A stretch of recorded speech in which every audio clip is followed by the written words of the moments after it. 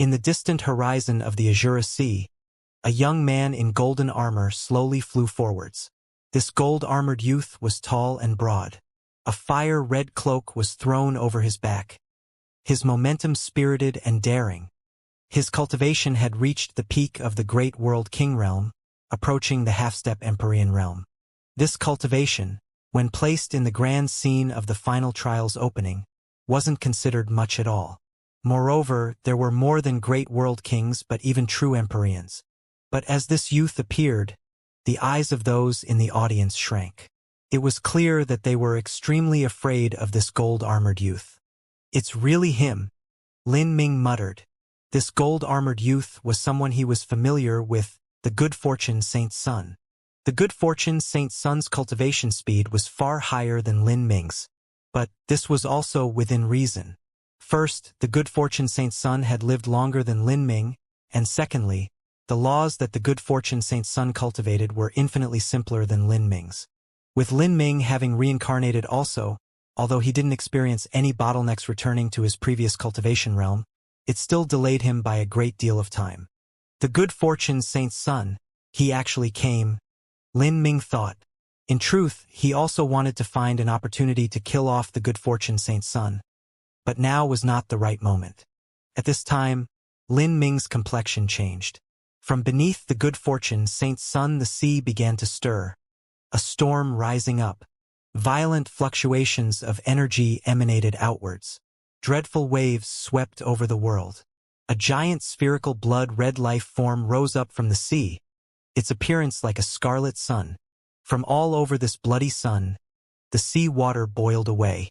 Water vapor evaporated all over, massive layers of clouds forming in the skies. Following this, a horrifying momentum rushed out. Even the god-beast that had arrived at the azure sea felt fear. It shrank backwards, filled with dread for this bloody sun. Many azure road martial artists were stunned. Most of them had never felt such a terrifying aura before. And amongst these people, even the originally silent Lin Ming felt a cold sweat seep out of his forehead. He almost tore through space to run away. No one was more aware than him of just what this blood-red ball was. It was the abyssal demon Famine. How is this possible? Lin Ming was panic-stricken. Why would Famine appear here? Did the good fortune Saint Sovereign also come? Lin Ming held his breath. If the good fortune Saint Sovereign arrived, then his bodily rebirth technique would truly be challenged. After all, Lin Ming had once fought against the good fortune Saint Sovereign. He didn't have any hopes that a newly reborn body would be able to deceive the sense of the good fortune Saint Sovereign. Something's wrong. Immediately, Lin Ming's thoughts stirred. Over half of that blood-red ball had appeared above the horizon. From the radius of the blood-red ball, the total volume was clearly far smaller than Famine had been before. Famine's true body was over 10,000 miles in diameter, as large as a planet. But this blood-red sphere was only several hundred miles in diameter. Moreover, although the aura of this blood-red sphere was similar to Famine's, it was much, much weaker. It was clearly not the true Famine.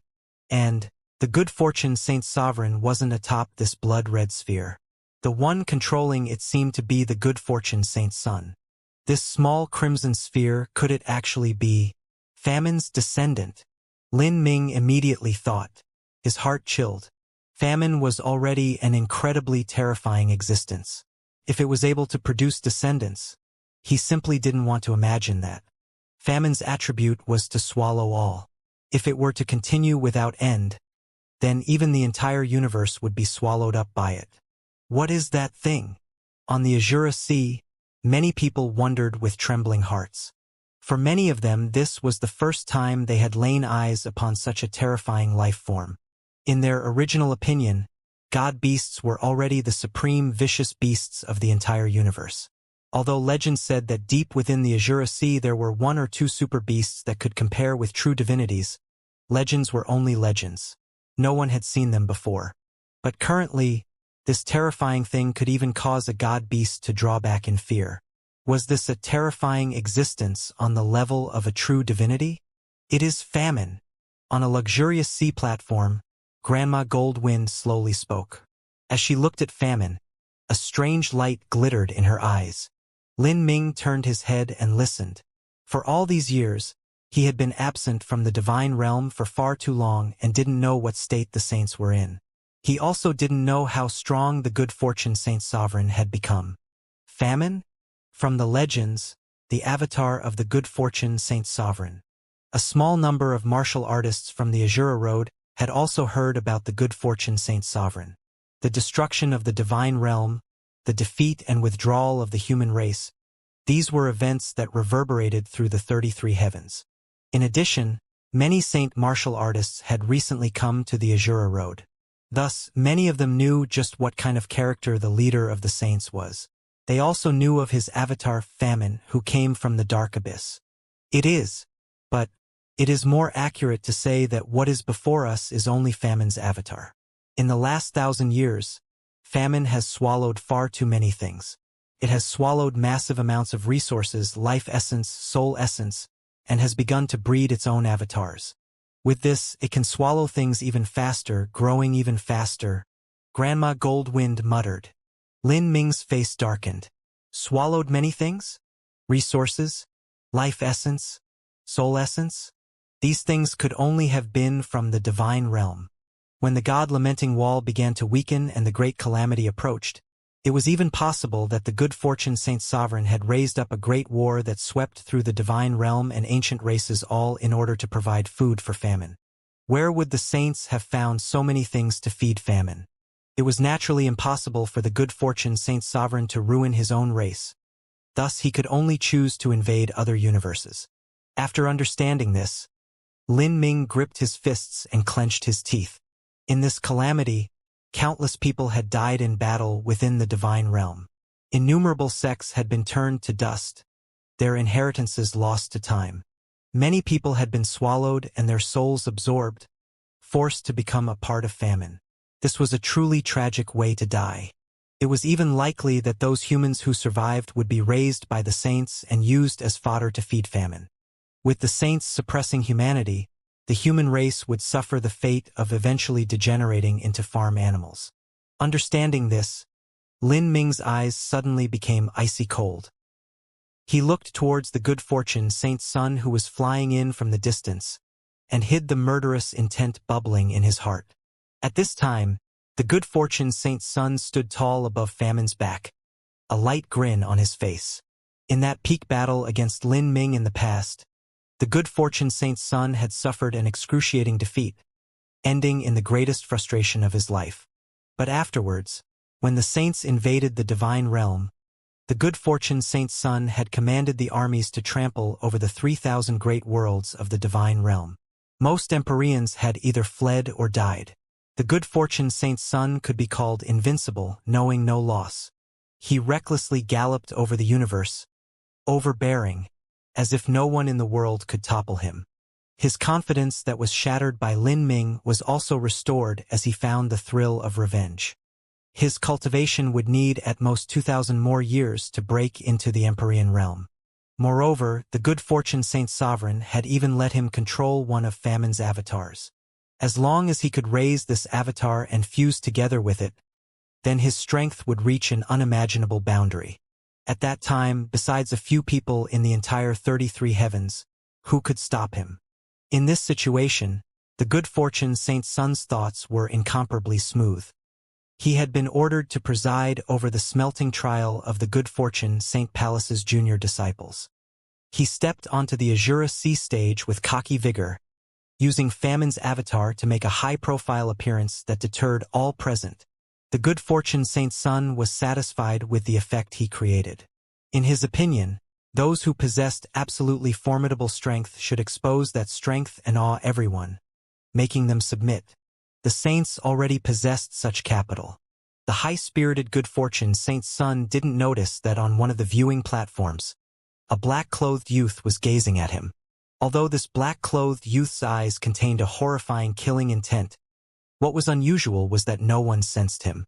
This was because the boundary of his soul force had far surpassed all others present. No one was able to sense him.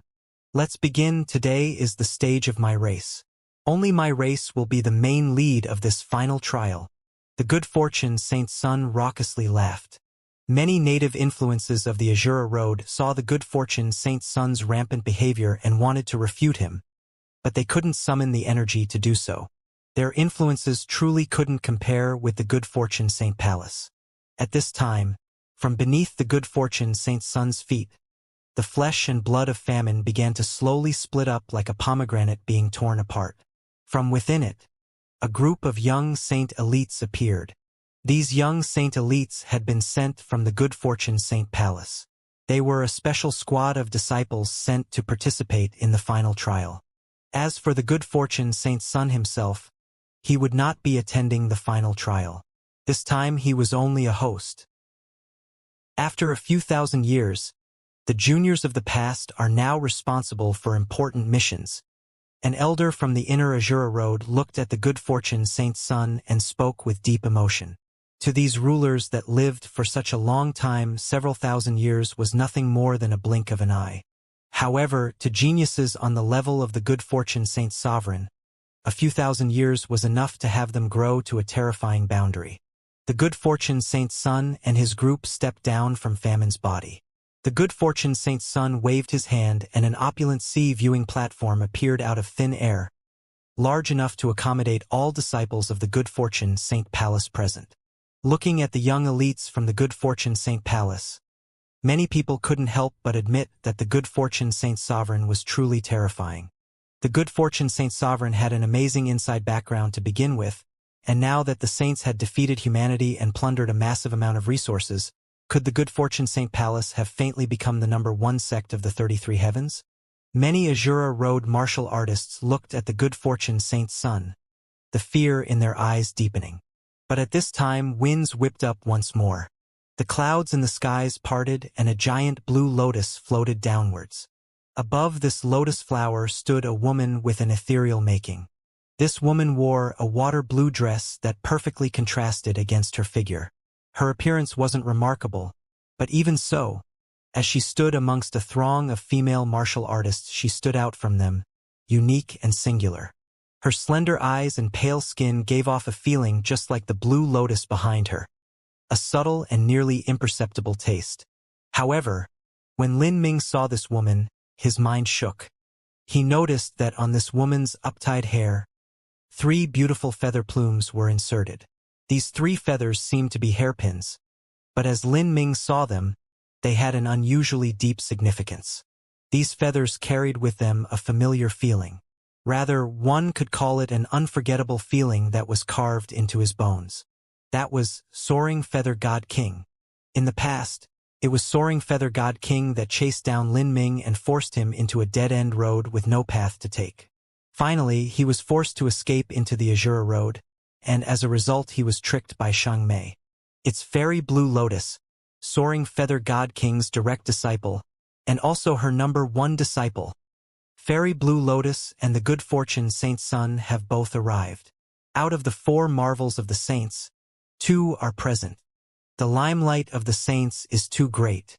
Elite after elite is born amongst their ranks, and there isn't another race that is capable of comparing with them. This smelting trial has become their stage.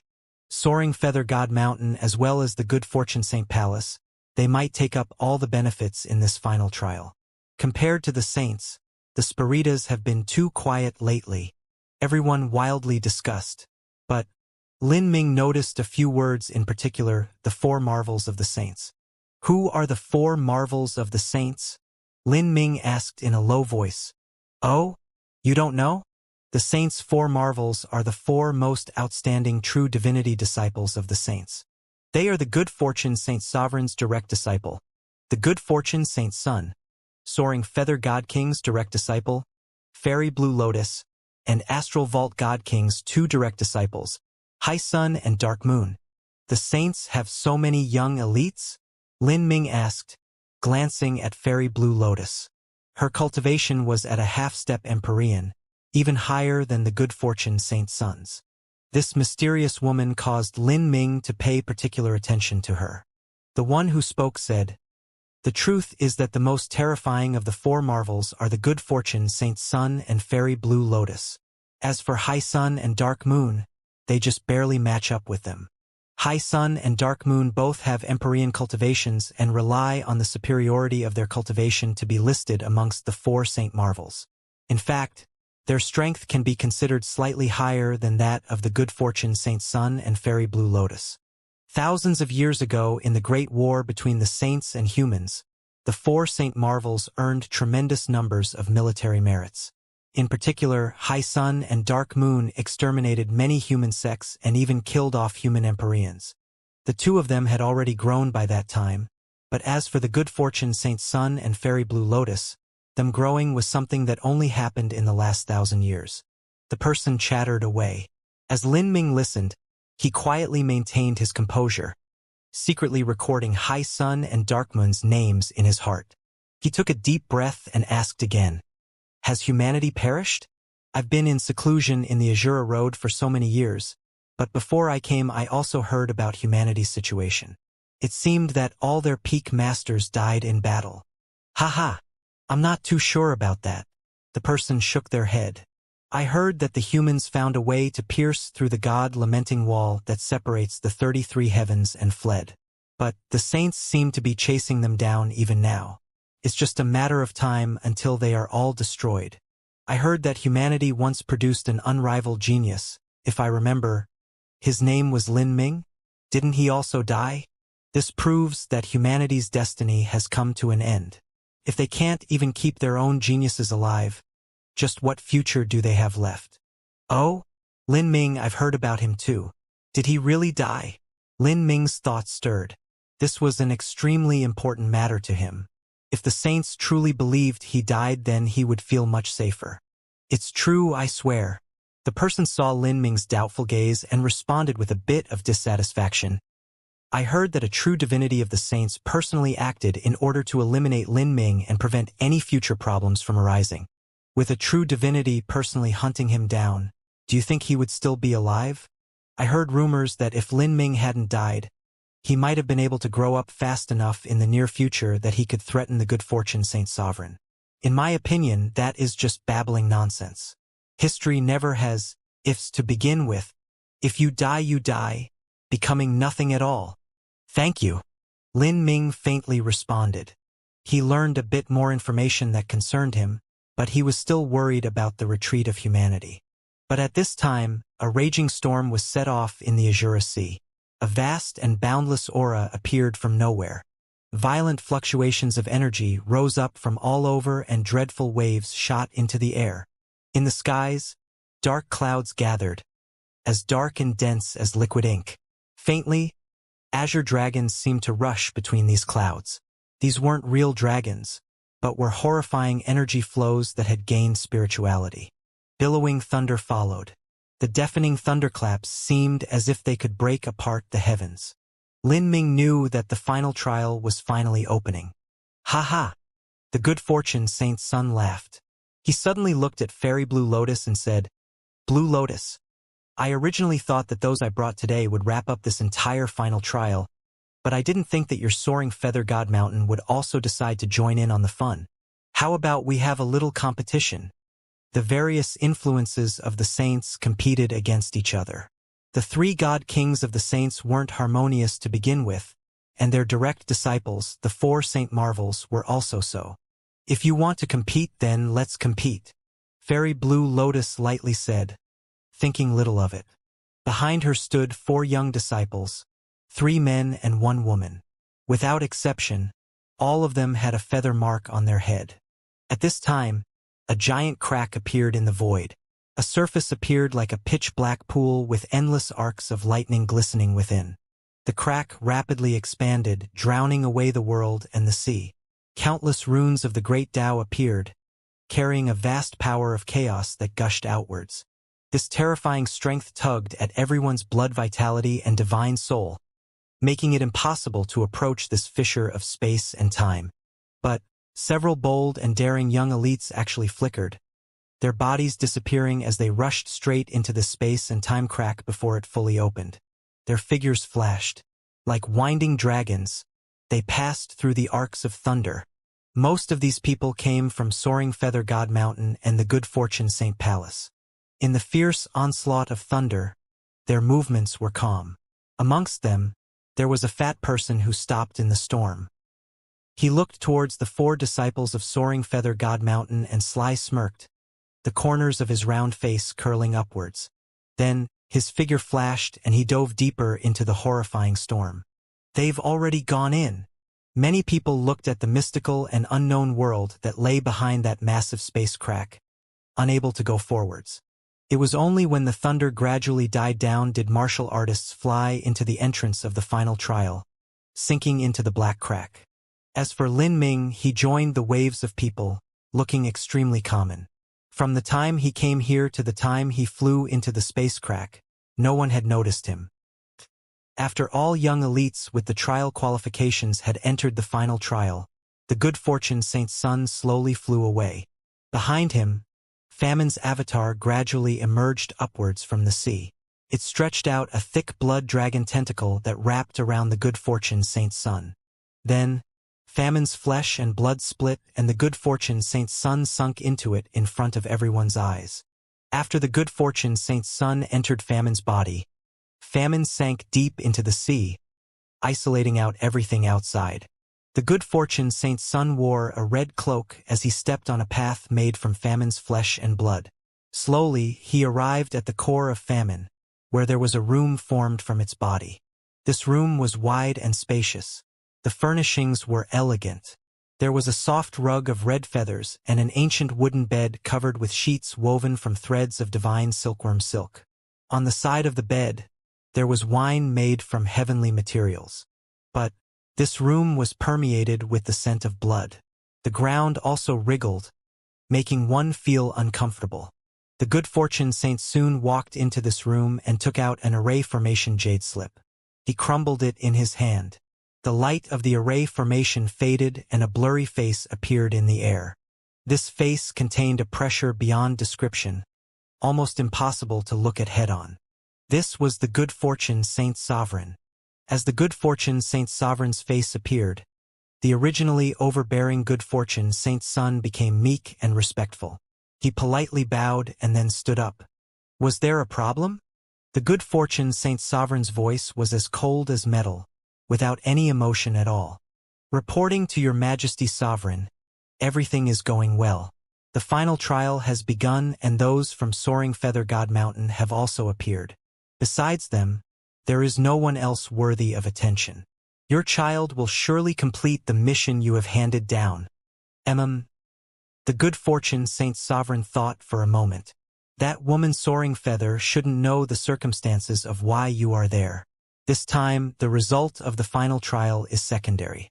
That thing must be found, no matter the cost. Understood, the good fortune Saint's son solemnly replied. But at this time, the jade slip array formation had already shattered to nothing and the good fortune Saint Sovereign's phantom disappeared. After the light faded away, the good fortune Saint's son took a deep breath. Not only must he complete this mission, but he also had to make sure the disciples of the good fortune Saint Palace bloomed in glorious splendor, so that they took all the benefits. This was the second time Lin Ming had entered the strange world of the final trial. This was an ancient ruin that the Azura Roadmaster had left behind. Lin Ming had undergone several reincarnations and now with his cultivation greatly increased. As he stepped into this place once again, what he felt was even deeper than before. He could even faintly feel that he shared some bloodline relation with this world. Who? Lin Ming could feel his own inner world breathing, and this breathing tempo seemed to have some inexplicable connection to this final trial world. And from the surrounding space, faint traces of remnant world power began to spontaneously merge into Lin Ming's inner world, causing it to rapidly grow far faster than it did in the past. The Azura Heavenly Tao is truly mysterious beyond compare. Lin Ming was well aware that the Azura Sutra cultivated the world of the universe. In terms of creating a world and developing a world, the Heavenly Sutra was much more useful than the Holy Scripture. Now, he paused in this final trial world, feeling the remnant world power nourish his own inner world. To be able to receive such a benefit was naturally because of the heaven-defying qualities of the Azura Heavenly Tao. Lin Ming quietly embraced this feeling and slowly moved forwards. But at this time, There was a loud roar as several giant Taotai phantoms hurtled towards Lin Ming. These were spiritual beings created by the final trial's array formation and were also the protectors of the final trial. Lin Ming thought little of them. He allowed the Taotai phantoms to leap onto him. But in the next moment, Azura runes fluttered out from Lin Ming's body and covered these Taotai phantoms, immediately causing them to vanish. Then, the heavens and earth spun around and Lin Ming was sent to a different world. This world was covered by a vast canopy of forests, and in these forests were great beasts. Lin Ming swept out his divine sense, immediately locating their strength and position. All of this was the test of the final trial's first level. This was a test with no handicap. It didn't look at skeletal age, cultivation, or comprehension of laws. All it tested was one's absolute strength. If one was weak, then no matter how lofty their talent was, they wouldn't be able to pass. In the past, when Lin Ming was at the Divine Lord realm, he had easily crossed this first level test. Now, at the peak of the World King realm, crossing this first level was easy. He didn't even need to enter the forest like the first time and temper himself within. He stopped in front of the forest and closed his eyes. Before him, in his mind, the forest had already disappeared. All that remained in its place was an inexhaustible number of Azura runes. For Lin Ming, no matter how great the scenery was or how powerful the beasts were, he could instantly see through to their essence. They were all things condensed from the laws. He heard a strange rumbling coming from the array formation. These were incomparably pure fluctuations of Azura energy, gently trembling. The array formation absorbed these fluctuations of energy to continue revolving. Lin Ming looked at it for a moment and then gently thrust out his finger. Pa! A rune broke upon Lin Ming's fingertip, dissipating into nothing. Then, Lin Ming pointed out his finger again and again, sometimes destroying runes and sometimes changing their position or trajectory. After doing this dozens of times, the entire array formation began to wildly shake. Then the entire forest illusion collapsed. The giant beasts lurking amongst the infinite maze of towering trees vanished in plumes of smoke, leaving nothing behind. What replaced them was a circle of energy. Within this, waves of energy surged like a night tide, forming a blue mirror surface. Lin Ming faintly smiled. This was the entrance to the second level. To pass the first level using this method was also a test of how well Lin Ming had grasped the Azura Heavenly Tao. Lin Ming stepped into this pool of energy and arrived directly at the second level. As the waves of energy flowed over him, a strange sensation filled Lin Ming's mind. He was suddenly informed of his own completion percentage, 20%. This was the same result from the first time Lin Ming had come to the final trial. It seems that 20% is the maximum percentage possible from the first level. As Lin Ming thought this, he had already stepped into the second level of the final trial. As he arrived here, he could see that the second level was slightly different from what it had been before. This was a boundless desert. Moreover, as Lin Ming arrived here, he instantly felt a suppression of laws pushing down on him. An irresistible strength enveloped his inner world. An intangible and invisible energy formed a thin film over his inner world. Of all the energy he possessed, half was locked it. The source of this was a suppression dependent on one's skeletal age. The higher a martial artist's skeletal age, the more they would be suppressed. If those ancient rulers of sects and families were to enter here, their cultivation might possibly be suppressed to less than 0.001% of their original strength, making it so that the strength they could use was even less than the juniors. Lin Ming was already several thousand years old. But his situation was special. This was because he cultivated the grand reincarnation art. When Shang Mei entered the final trial, it was also the existence of the grand reincarnation art that gave her unparalleled strength here. With the grand reincarnation art, the growth of a martial artist's skeletal age slowed down to a snail's pace. Moreover, the Holy Scripture itself was a cultivation method on par with the Azura Heavenly Tao. Because of that, it was hard for the rules of the final trial to restrain the grand reincarnation art. As Lin Ming walked through the final trial's second level, he did so with tremendous ease. No dangers could approach within 3 feet of Lin Ming. To the current Lin Ming, the first few floors of the final trial were much simpler than an adult adding one and one together. There just wasn't anything here capable of pressuring him. Soon Lin Ming saw that at the line of the horizon, a great metal gate loomed. The gate stood tall to the heavens, as heavy and towering as mountains, solemn and majestic. The gate constantly emitted golden rays of light. Countless runes revolved around the gate. Lin Ming was extremely familiar with this gate. This was the Gate of Laws. There were often many differences during the rounds of the final trial each time. But the Gate of Laws always existed every time the final trial opened. All trial challengers had to pass through the test of the Gate of Laws. When Lin Ming arrived in front of the Gate of Laws, he could faintly hear sounds of the great Tao rumbling from within. During the last time I was here, I already passed through the Azura difficulty Gate of Laws. I wonder what it will be like this time.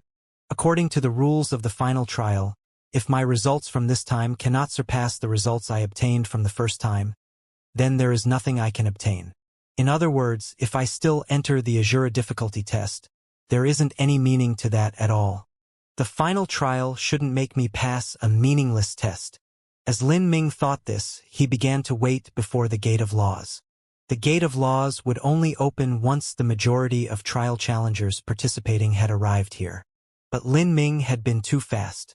Most people hadn't even gone halfway through the first level, but Lin Ming had already completed the second level trial. Lin Ming sat down and started to meditate. In the world of the final trial, he didn't want to waste a single second.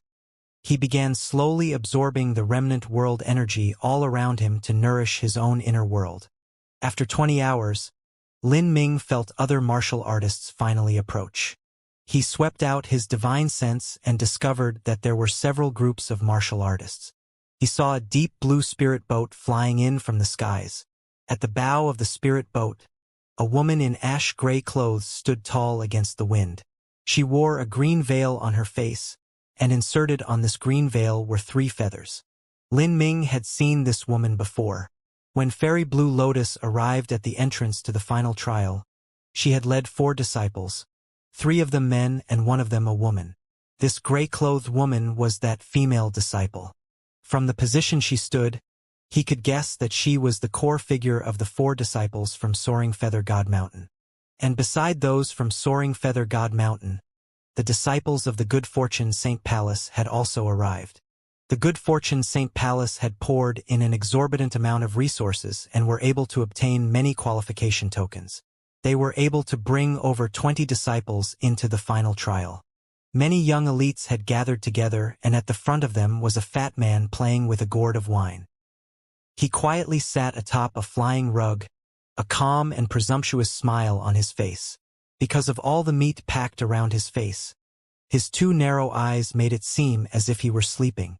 He had already noticed that his competition from Soaring Feather God Mountain had arrived, but he simply didn't place them in his heart. "We're about to arrive at the Gate of Laws," the fat man lazily said. "Yes." In sharp contrast to the fat man, the other disciples of Good Fortune Saint Palace were unusually energetic and cautious. Don't forget our mission. Not only do we have to obtain the trial rewards, but we also have to find that thing."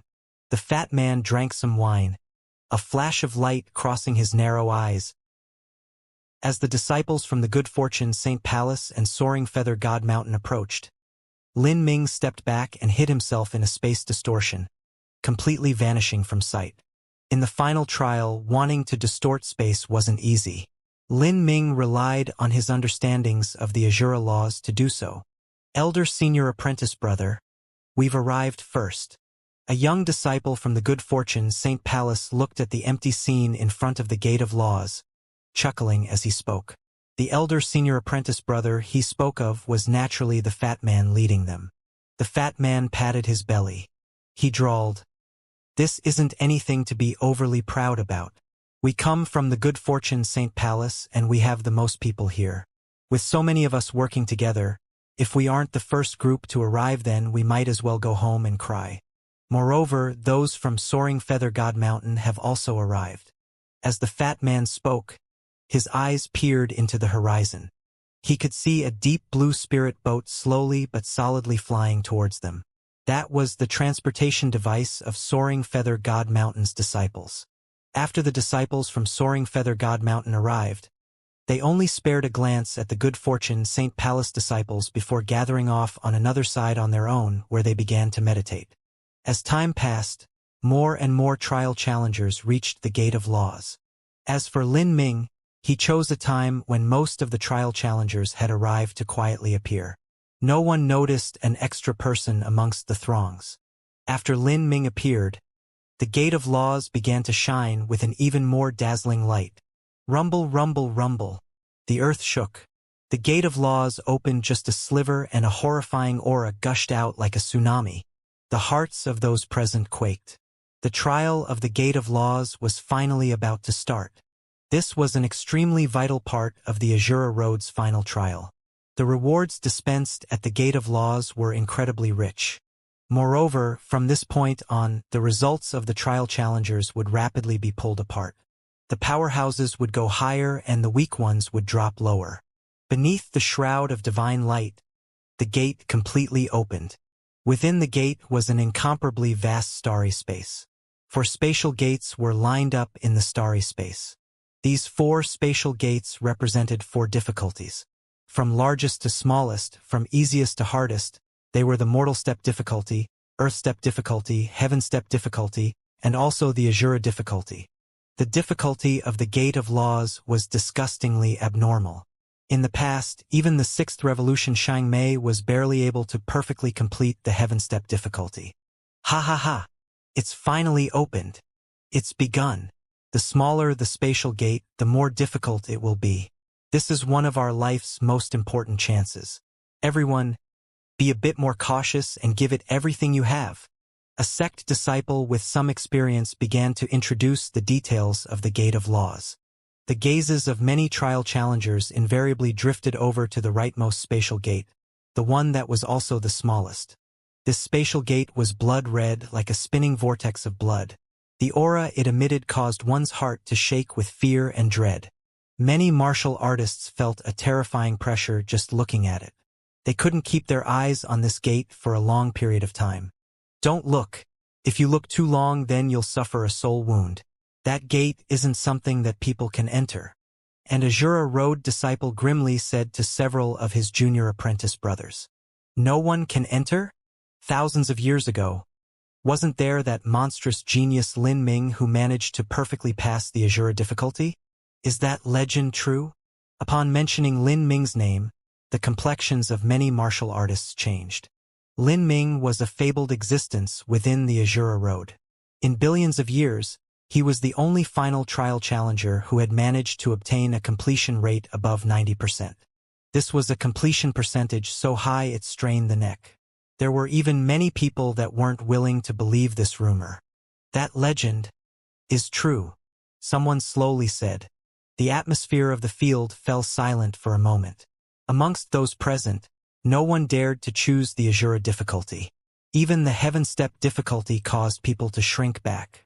As for Lin Ming, not only had he chosen the Azura difficulty, but he had perfectly passed it. This disparity was greater than clouds and mud. Elder senior apprentice brother. Some people mention that boy. A disciple of the good fortune St. Palace said in a hushed whisper. To the saints, especially talents of the saints, Lin Ming was a nauseating name. Their senior, the good fortune Saint's son, had originally been brutally beaten down by Lin Ming. Who cares if the legend is true or not? He's already dead. The fat elder senior apprentice brother loudly spoke up. Everyone turned their heads towards him. The fat man was casually lying back on his flying rug. He unhurriedly took out a bag of fruits from his spatial ring. These fruits were the size of longans and seemed to drip with jade-green juices, seeping with fragrance. Just by looking at them, one could see that they were precious heavenly materials. The fat man began speaking as he popped these fruits into his mouth. His voice was a bit slurred. A dead genius is no longer a genius. Who cares how talented Lin Ming was when he was alive? It was bad enough he was born in the wrong race, but he was truly an idiot. A mere holy lord thought that he could save the divine realm. Really, I want to laugh myself to death. For my saint race, killing him was easy. The only problem was that he hid behind the protection of peak Empyreans, so we had to use a true divinity. To die by a true divinity's hands, he should be honored. The fat man lazily spoke, his words careless. As everyone heard these words, they felt various emotions in their hearts. Some felt pity for Lin Ming, but there were even more people gloating in his downfall. Where there were people, there was bound to be jealousy. In particular, geniuses hated being surpassed by others. When someone was so terrifying that no one could see their back, these people naturally hoped that something bad would happen to them. Enough with the chit-chat. Choose your gate. The fat elder senior apprentice brother waved his hand, and the disciples of the good fortune St. Palace began making their choice.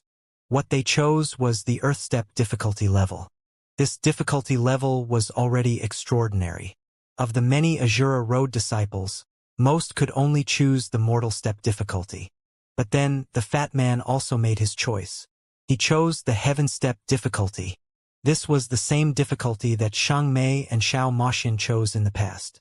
From this alone, it could be seen how hard it was. Of course, Shang Mei had perfectly completed the Heaven Step difficulty in the past. Moreover, she had done so calmly. It was impossible for the fat man to do the same, but he might be able to partially complete it. After making his choice, the fat man looked towards the disciples of Soaring Feather God Mountain. Finally, the gray-clothed woman from Soaring Feather God Mountain decided not to weaken her momentum at all. She also chose the Heaven Step difficulty. Interesting. The fat man's lips curved up in a happy and thoughtful smile. Following that, the others made their choice. No one could summon the courage to follow in the footsteps of the fat man and the gray-clothed woman. They only chose the easier difficulties. And by this time, Lin Ming still hadn't made his choice. He looked towards these 4 spatial gates and frowned. His divine sense repeatedly scanned the Azura difficulty spatial gate, but he didn't detect anything strange. This spatial gate was exactly the same as the one he chose in the past. After seeing that 99% of the people had chosen and the Gate of Laws trial would soon begin, Lin Ming finally started to move. But he still couldn't make a choice. However, at this time, the Gate of Laws suddenly shined with a divine brilliance once more. The earth wobbled and quaked, even fiercer than before. Everyone was panic-stricken.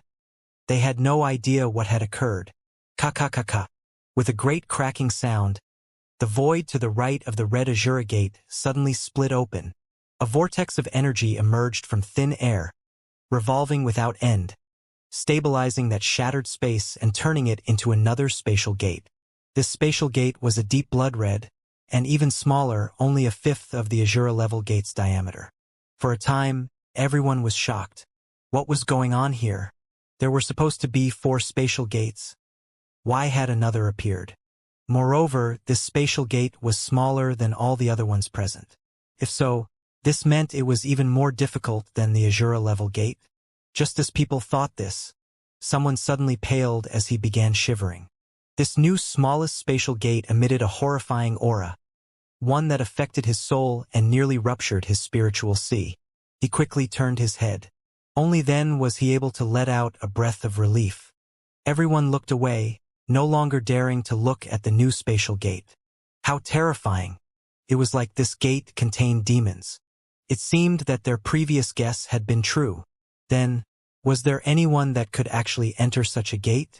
Everyone glanced at each other in dismay. No one knew what to say. Then, a breathlessly angry voice resounded in the air. Fuck! This is such a damn tease.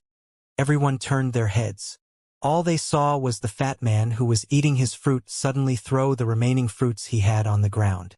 There already isn't anyone capable of entering that damned red Azura gate. And now one with an even higher difficulty popped up out of nowhere. The brains of the final trial creator are really, as the fat man was cursing, he suddenly forcefully swallowed his last words just before he was about to say them. This was because the reputation of the Azura Roadmaster was too dazzling. The fat man didn't dare to violate this final taboo lest he incur the wrath of the Azura Heavenly Tao laws. As the fat man spoke, the light of the final spatial gate grew increasingly bright. This blinding blood-red color made everyone feel as if they were about to tumble into hell, so suffocating that they couldn't breathe. As the luminescence reached its peak, they ever feared that glancing at the final spatial gate would cause their souls to fall into chaos. And in this situation, a person's blurry figure slowly approached this final spatial gate. However, because of the shroud of blood-red light, no one was able to clearly see him. "I think someone walked in," an Azura-robed martial artist hesitantly said with doubt, his eyes leaking tears.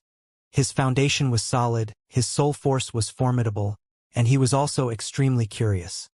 He persisted in looking at the new spatial gate for a little bit longer and seemed to have seen someone's figure vanish into it. "Are your eyes blind? You can die in this gate of law's trial, so who would dare enter that gate? Don't joke around. Those who enter that gate are either idiots or they are trying to kill themselves." Everyone began arguing with each other. But at this time, a powerful suction force reached out from every spatial gate. These suction forces contained the power of the Azura Heavenly Tao. All of the trial challengers were sucked into the spatial gates they chose. Then, after they entered, the Gate of Laws slammed tight behind them. The trial of the Gate of Laws had officially begun. After thousands of years, because Lin Ming had chosen an intensely difficult and steep road of martial arts and he had perceived the world of the universe and the world of the body to the peak, his strength hadn't risen too quickly. One could say he had done everything in perfect order. Now, facing this Gate of Laws that had never been revealed before, an unusual mood brewed in his heart. Thousands of years ago, what he had seen in the Azura level gate was also the same. A dark blue ancient plank road stretched to the horizon, vanishing into a boundless sea of clouds. Lin Ming stepped onto this ancient plank road. On the plank road existed the remnant pressure of the Azura Roadmaster. The deeper one ventured, the greater the pressure. Lin Ming summoned the power of divinity of the 33 heavens. Within his body, his self-created universe slowly revolved. The terrifying aura of the Azura Heavenly Tao laws barraged Lin Ming's mortal body without end. This strength and this pressure was absorbed into Lin Ming's inner world. As for what Lin Ming himself had to bear, it wasn't much at all. However, the further he walked down this plank road, the greater the pressure was. Slowly, Lin Ming realized that beneath the exertion of this pressure, all of his flesh and blood was being grinded down and his footsteps and even his breath became labored. This strength was as deep as a sea. Beads of sweat formed on Lin Ming's forehead. Lin Ming sat atop the plank road, withstanding the pressure on his body and drawing it into his self-created universe. Cracking sounds filled the air. Under this pressure, Lin Ming's inner universe began to emit the sound of breaking. He frowned. Focusing his mind, the laws of the Holy Scripture also revolved. A power of endlessness merged into Lin Ming's inner universe. Lin Ming closed his eyes, feeling the 100 tastes of 1,000 mortal generations. The great Tao of life and death, the samsara of the world, all of these feelings passed through his spiritual sea. Slowly, Lin Ming felt his inner universe not only withstand this pressure, but also become constantly compacted beneath it. Originally, Lin Ming's inner universe had expanded to 3,000 miles. But in this short period just now, his inner universe was forcefully compressed by 100 miles, reduced to 2,900 miles. This sort of change left Lin Ming overjoyed. The more his inner universe shrank, the more compact it would become. Although this wouldn't increase Lin Ming's strength, it would actually be a tremendous benefit to his future martial arts growth. Slowly, Lin Ming adapted to this pressure. Then he stood up and continued forwards. He didn't worry. He moved forward slowly. Whenever he felt that he couldn't withstand the pressure, he would sit down and meditate. Each time this would take him several hours.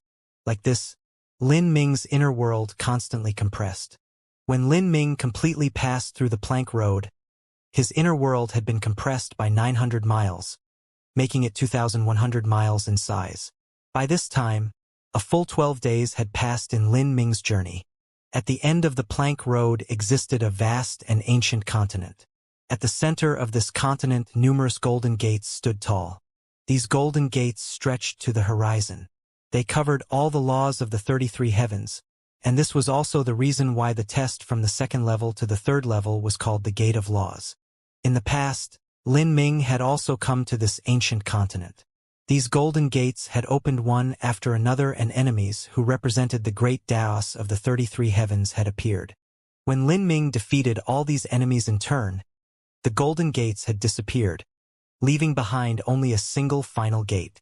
When this final gate opened, the Black Azura had appeared. The Black Azura, he had ridden a great black dragon, and he had also worn deep ruby red armor. His arms and his waist had been wrapped with thick chains. When Lin Ming first came to the final trial, he had to withstand 3 spears from this opponent in order to perfectly pass the Azura level difficulty. But this time, the Gate of Laws that Lin Ming stepped into was clearly far more difficult than the Azura level gate. He had no idea just what sights would greet him. Because of the grand reincarnation art, Lin Ming's skeletal age was actually much less than his true age. This also gave him an overwhelming superiority in the final trial. The endless golden gates shivered, but none of them opened. They shivered so hard that even the entire ancient continent started to quake. Lin Ming tensed himself and raised his guard, revolving his energy to the limit. He waited for the fierce battle to begin. With all of the golden gates shaking, Lin Ming even suspected that all the enemies would rush out at him together. If that occurred, then this would truly be a brutally frigid battle. However, he didn't think that a moment later, all of those golden gates would suddenly quiet down and vanish, without a single enemy appearing. Lin Ming was surprised. He gazed around and noticed that there was only a single gate left in the entire continent. This was extremely similar to the last time Lin Ming had come to the Gate of Laws. But what was different was that Lin Ming had leapt over the test of the 33 heavens laws, passing directly to the end. Then what would appear from this final sealed gate? Lin Ming slowly approached the gate. This gate was 1,000 feet high and as heavy as the earth. It was engraved with ancient reliefs. As Lin Ming saw these reliefs, he could no longer move his eyes away. These reliefs contained a beguiling demonic charm that was indescribable. The 1,000-foot square of reliefs seemed to contain a great universe. As Lin Ming looked upon this relief, he felt as he were gazing into a real world. The surface was engraved with daunting warriors, heaven-destroying magic tools, disintegrating worlds, and also countless demons.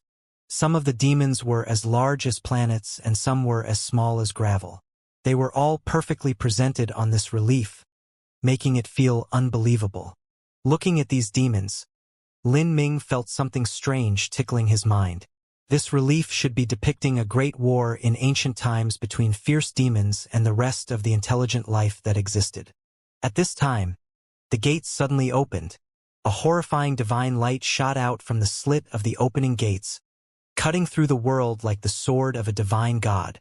Lin Ming subconsciously narrowed his eyes.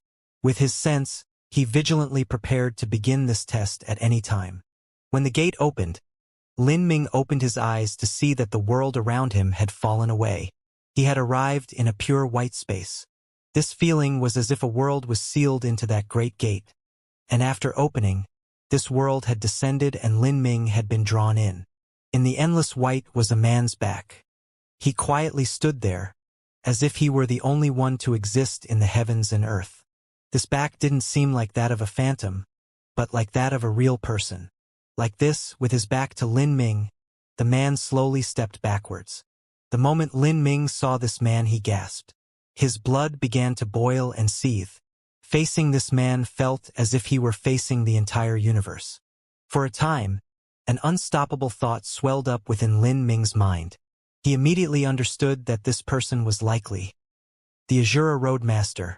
He was a mere 100 feet away from Lin Ming. Lin Ming could clearly feel the waves of aura that washed off his body. The man turned around. As he did so, a bright halo of light wrapped around him, blurring his face and making it impossible to clearly see his appearance. The man raised his right hand.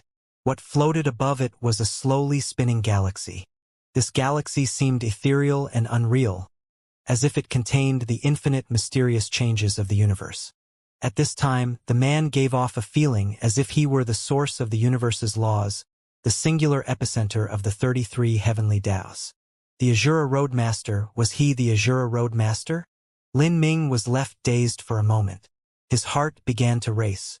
The legendary Azura Roadmaster that was said to possess unparalleled strength now stood in front of him. It was like this was all a dream. Could it be? The Azura Roadmaster was planning on giving him the final test? In the past, when Lin Ming passed through the Azura level difficulty, his final test had been to face the Black Azura. Lin Ming had speculated that the Black Azura was the Azura Roadmaster's avatar, or an incarnation, and where he was now was a difficulty far higher than the Azura level. It could even be said to be a gate of laws that was specifically opened for Lin Ming. The examiner of this gate of laws was actually the Azura Roadmaster himself. In the past, the Azura Roadmaster's incarnation had been at the true divinity level. As for the Azura Roadmaster's true self, he had likely surpassed the realm of true divinity. Senior. Lin Ming took a deep breath and respectfully bowed. In truth, he had already guessed that the man in front of him was not the true Azura Roadmaster, but a wisp of will that he had left behind in the past. Just what kind of test would he hand down? Lin Ming didn't know what it would be, but he knew it would be difficult beyond imagination. In the past, when Lin Ming faced the Black Azura examiner, he had to withstand 3 attacks. Then, if the Azura Roadmaster had come to personally conduct this test, would it also be a battle? If he were to fight with the Azura Roadmaster's true self, what sort of scene would that be? All sorts of thoughts raced through Lin Ming's mind. But what he knew was that regardless of what the result of the test was, the test itself was a great lucky chance. At this time, the Azura Roadmaster slowly walked towards Lin Ming. He gazed at Lin Ming, even when wrapped in dreamy threads of fog. His profoundly deep eyes were still incomparably clear. Through these eyes, Lin Ming seemed to see dimensions of universes being born and destroyed within them. And now, within these eyes, what was actually reflected was Lin Ming. This clear image was like a mirror, perfectly reflecting Lin Ming's demeanor and appearance. Then, the Azura Roadmaster arrived in front of him. By this time, the Azura Roadmaster was only 100 feet away from Lin Ming. He didn't say a single word but quietly looked on. The Azura Roadmaster didn't emit any aura. In fact, he seemed the same as an average mortal person. However, Lin Ming could actually feel a mind-boggling depth of strength from his body. He knew that this shock came from the Azura Roadmaster's body, from the inner universe he possessed. Like a mortal suddenly arrived in the boundless sea of stars. Even when facing the starry space, they wouldn't feel any pressure, nor would they feel the aura of the stars. But just by facing it, they would be shocked by how vast and beautiful it was. Lin Ming held his breath, quietly waiting for the Azura Roadmaster to give him his test. At this time, the Azura Roadmaster raised a hand. With his hand in the air, he used his finger as a pen and began to draw an arc in the void. This winding line was like a small snake. From start to finish, it formed a perfect circle. Then, the Azura Roadmaster lowered his finger and started to trace a new line. Then, the third and fourth. The Azura Roadmaster continued to draw marks. These marks floated in the void, pale and light, like ripples of water in the air. Slowly, these marks seemed to blend together with the world, becoming intangible and invisible. If the average person were to come here, they wouldn't even be able to see the Azura Roadmaster's finger. But Lin Ming was able to revolve the Azura Heavenly Tao within him to the limit and see these ripple-like marks. In truth, they were forming runes. These were Azura Heavenly Tao runes. The Azura Roadmaster was drawing runes, and the clear purpose was that he was preparing them for Lin Ming. Then Lin Ming understood. These runes could be called his own exam page. The test that the Azura Roadmaster was giving him was not a battle of strength but a debate of the laws. To debate with the Azura Roadmaster? Lin Ming took a deep breath, feeling this a bit inconceivable.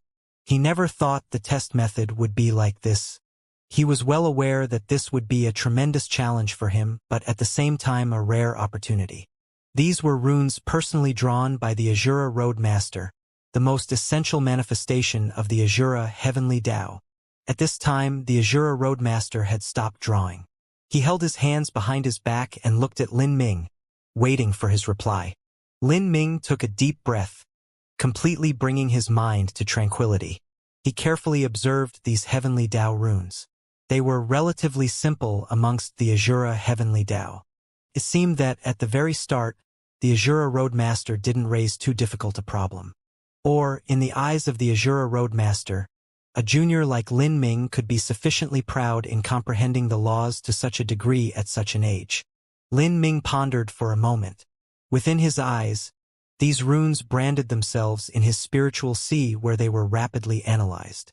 After several reincarnations, Lin Ming had tempered himself in the bustle of the mortal plane, and his state of mind had reached near perfection. He had even partially fused the concepts of the Holy Scripture into the Azura Scripture. Now, Lin Ming's understanding of the Azura Sutra had in truth begun to gradually separate from the Azura laws created by the Azura Roadmaster, as he stepped onto a different path. In this sort of situation, Lin Ming no longer simply accepted and studied the Azura Sutra, but was comprehending a version that belonged to himself. After sitting in meditation for half an hour, Lin Ming finally moved. Rays of energy gathered on his fingertip. Using his finger as a pen, Lin Ming began to portray his own Azura heavenly Tao lines. One stroke after another, the lines drawn by Lin Ming began to intersect with those left behind by the Azura Roadmaster. Compared to a heaven-shaking and world-destroying scene that would occur when top supreme elders fought, this confrontation of writing could be called simple and mediocre with nothing wonderful or dazzling about it. However, reality was different. When the lines of the Azura heavenly Tao that Lin Ming drew connected with those drawn by the Azura Roadmaster, a brilliant burst of light flashed out, impacting into the heavens like a divine pillar of light. A martial artist's cultivation method was in truth a manifestation of the laws. As for drawing runes, they were the condensation of the laws. They contained a terrifying momentum, in no way weaker than the cultivation method itself. When two martial artists who had reached extremely high attainments in the comprehension of laws began to engage in a vigorous debate using law lines, although the eruption wouldn't sweep through the world with energy that could shatter planets, it would still emit a horrifying aura and momentum that was similar to a martial artist's billowing blood vitality during the heat of battle. As it lit up the skies, its glory could compete with the sun and moon. Ka. Lin Ming's drawing speed became increasingly fast. The void of the final trial unexpectedly seemed as if it couldn't withstand the pressure of Lin Ming's strokes connecting with the Azura Roadmasters. With a crisp sound, it seemed to crack open. Then, the Azura Roadmaster's complexion changed. He never thought that the law lines he casually drew up would arouse such an intense fighting momentum from a junior. It seemed that he had underestimated this junior. Seeing the lines he drew being slowly swallowed up, the Azura Roadmaster's lips curved up. He smiled, and this was also a smile of appreciation and admiration.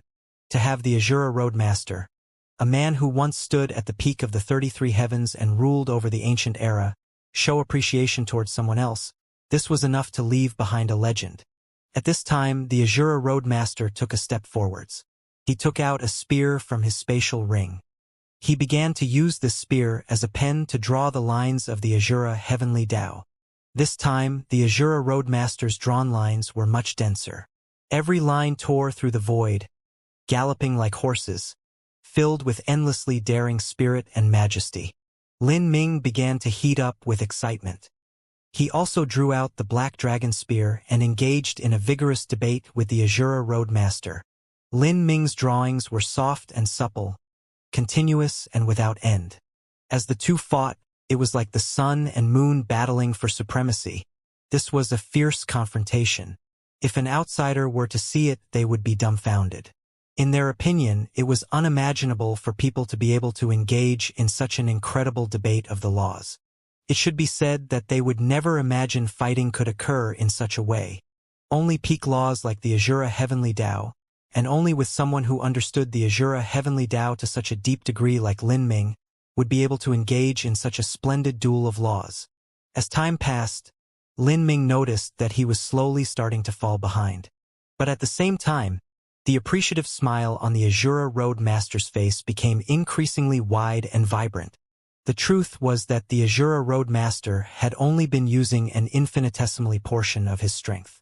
He had probed Lin Ming, and after discovering that Lin Ming was much stronger than he had anticipated, he had then begun to slowly increase the strength behind the laws he drew. Like this, Lin Ming was naturally worn down the longer they went. Ka. A connection of lines. Beads of sweat poured down Lin Ming's forehead. The lines he drew were swallowed up in massive amounts. Some strokes he drew shattered, turning into law fragments that scattered away in the void. After all of Lin Ming's drawings exploded, the Azura Roadmaster faintly chuckled and put away his long spear. And at this time, Lin Ming's body had reached exhaustion and he nearly slumped to the ground. A battle of laws didn't use energy, but it was an enormous consumption of one's soul force and mental strength. After Lin Ming had gone through several incarnations, his spiritual sea had been tempered enough that he could last until now. He held himself up with the black dragon spear, taking great heaving breaths. And at this time, in front of him, the Azura Roadmaster lifted his finger and began to draw once more in the void. This time, the Azura Roadmaster's drawing speed was extremely slow. His writing had become pale again. But the things he drew up were entirely different from what he drew just a while ago. Originally, the Azura Roadmaster's writings had contained a deep and profound Buddha-killing intent, swift and fierce, aggressive beyond belief. But now, the things the Azura Roadmaster drew up were soft and restrained, but also contained the great Tao of the world. They were things that were hard to feel, that were elusive to the mind.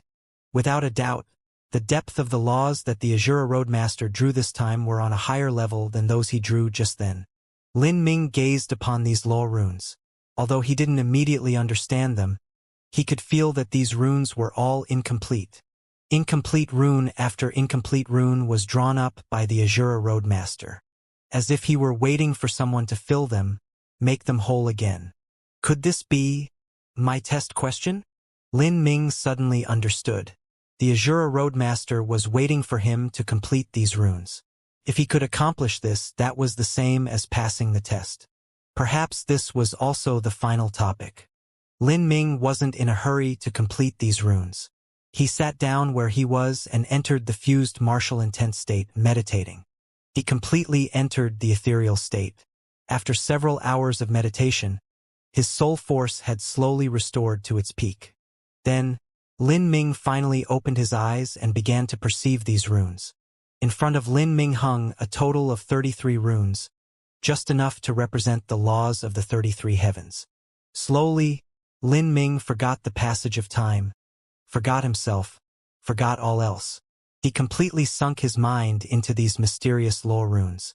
Within each rune seemed to be a phantom of the Azura Roadmaster. Lin Ming could faintly feel that these phantoms were incarnations left behind by the Azura Roadmaster in the past. And these runes contained the complete summarized understandings of the Azura Roadmaster's knowledge of the Azura Heavenly Tao. Every rune that the Azura Roadmaster drew up was only missing a very small part. Even so, making up this tiny part was as difficult as ascending to heaven. As Lin Ming was intoxicated in his enlightened state, the Azura Roadmaster slowly stepped back. He gently waved his hand and an energy enchantment fell over the world. This enchantment changed the flow of time. The Azura Roadmaster's understandings of the time laws had reached an incomprehensible degree. When he changed the flow of time, he could even avoid the distortion of laws that occurred in the enchantment, allowing Lin Ming to perceive the laws as he practiced his cultivation method. Tragic Death Valley had been such a situation. The flow of time within Tragic Death Valley had been at a 10-to-1 ratio compared to the outside world. Currently, this time enchantment sped up time to an even more incredible degree, achieving a ratio of 30-to-1. 3 days outside represented 3 months within the time enchantment. This was a time extension given to Lin Ming by the Azura Roadmaster. In order to make up the missing parts of these runes, that was something that required more than a few days and nights. But the final trial actually had a time limit, and once that time limit was reached, everyone within would be transmitted outside. As Lin Ming was diligently perceiving the laws, within the space of the final trial, other people were slowly passing the Gate of Laws. The Gate of Laws was the tunnel that connected the second level to the third level. After the Gate of Laws was the third level, and the third level had no dangers, only rewards. If some people didn't have full faith they could overcome the fourth level, then they could withdraw to the third level until the final trial was over. More and more people arrived at the third level. The first martial artists that appeared were those who had chosen the mortal step difficulty. Afterwards, more and more trial challengers appeared. They gathered at the end of the Gate of Laws, discussing their harvests and experiences during their trials. Many of them beamed with joy. With so many juniors gathered together, it was natural for them to begin comparing who was better and worse. And as all of these people were discussing, the Heaven Step level Gate of Laws began to tremble. All of the martial artists looked over. As they saw the Heaven Step Gate of Laws begin vibrating, their eyes started to shine with awe. They faintly guessed just what was occurring.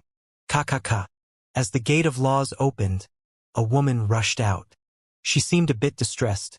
Her clothes were torn in many areas, and there was even a trail of blood flowing from the corners of her lips.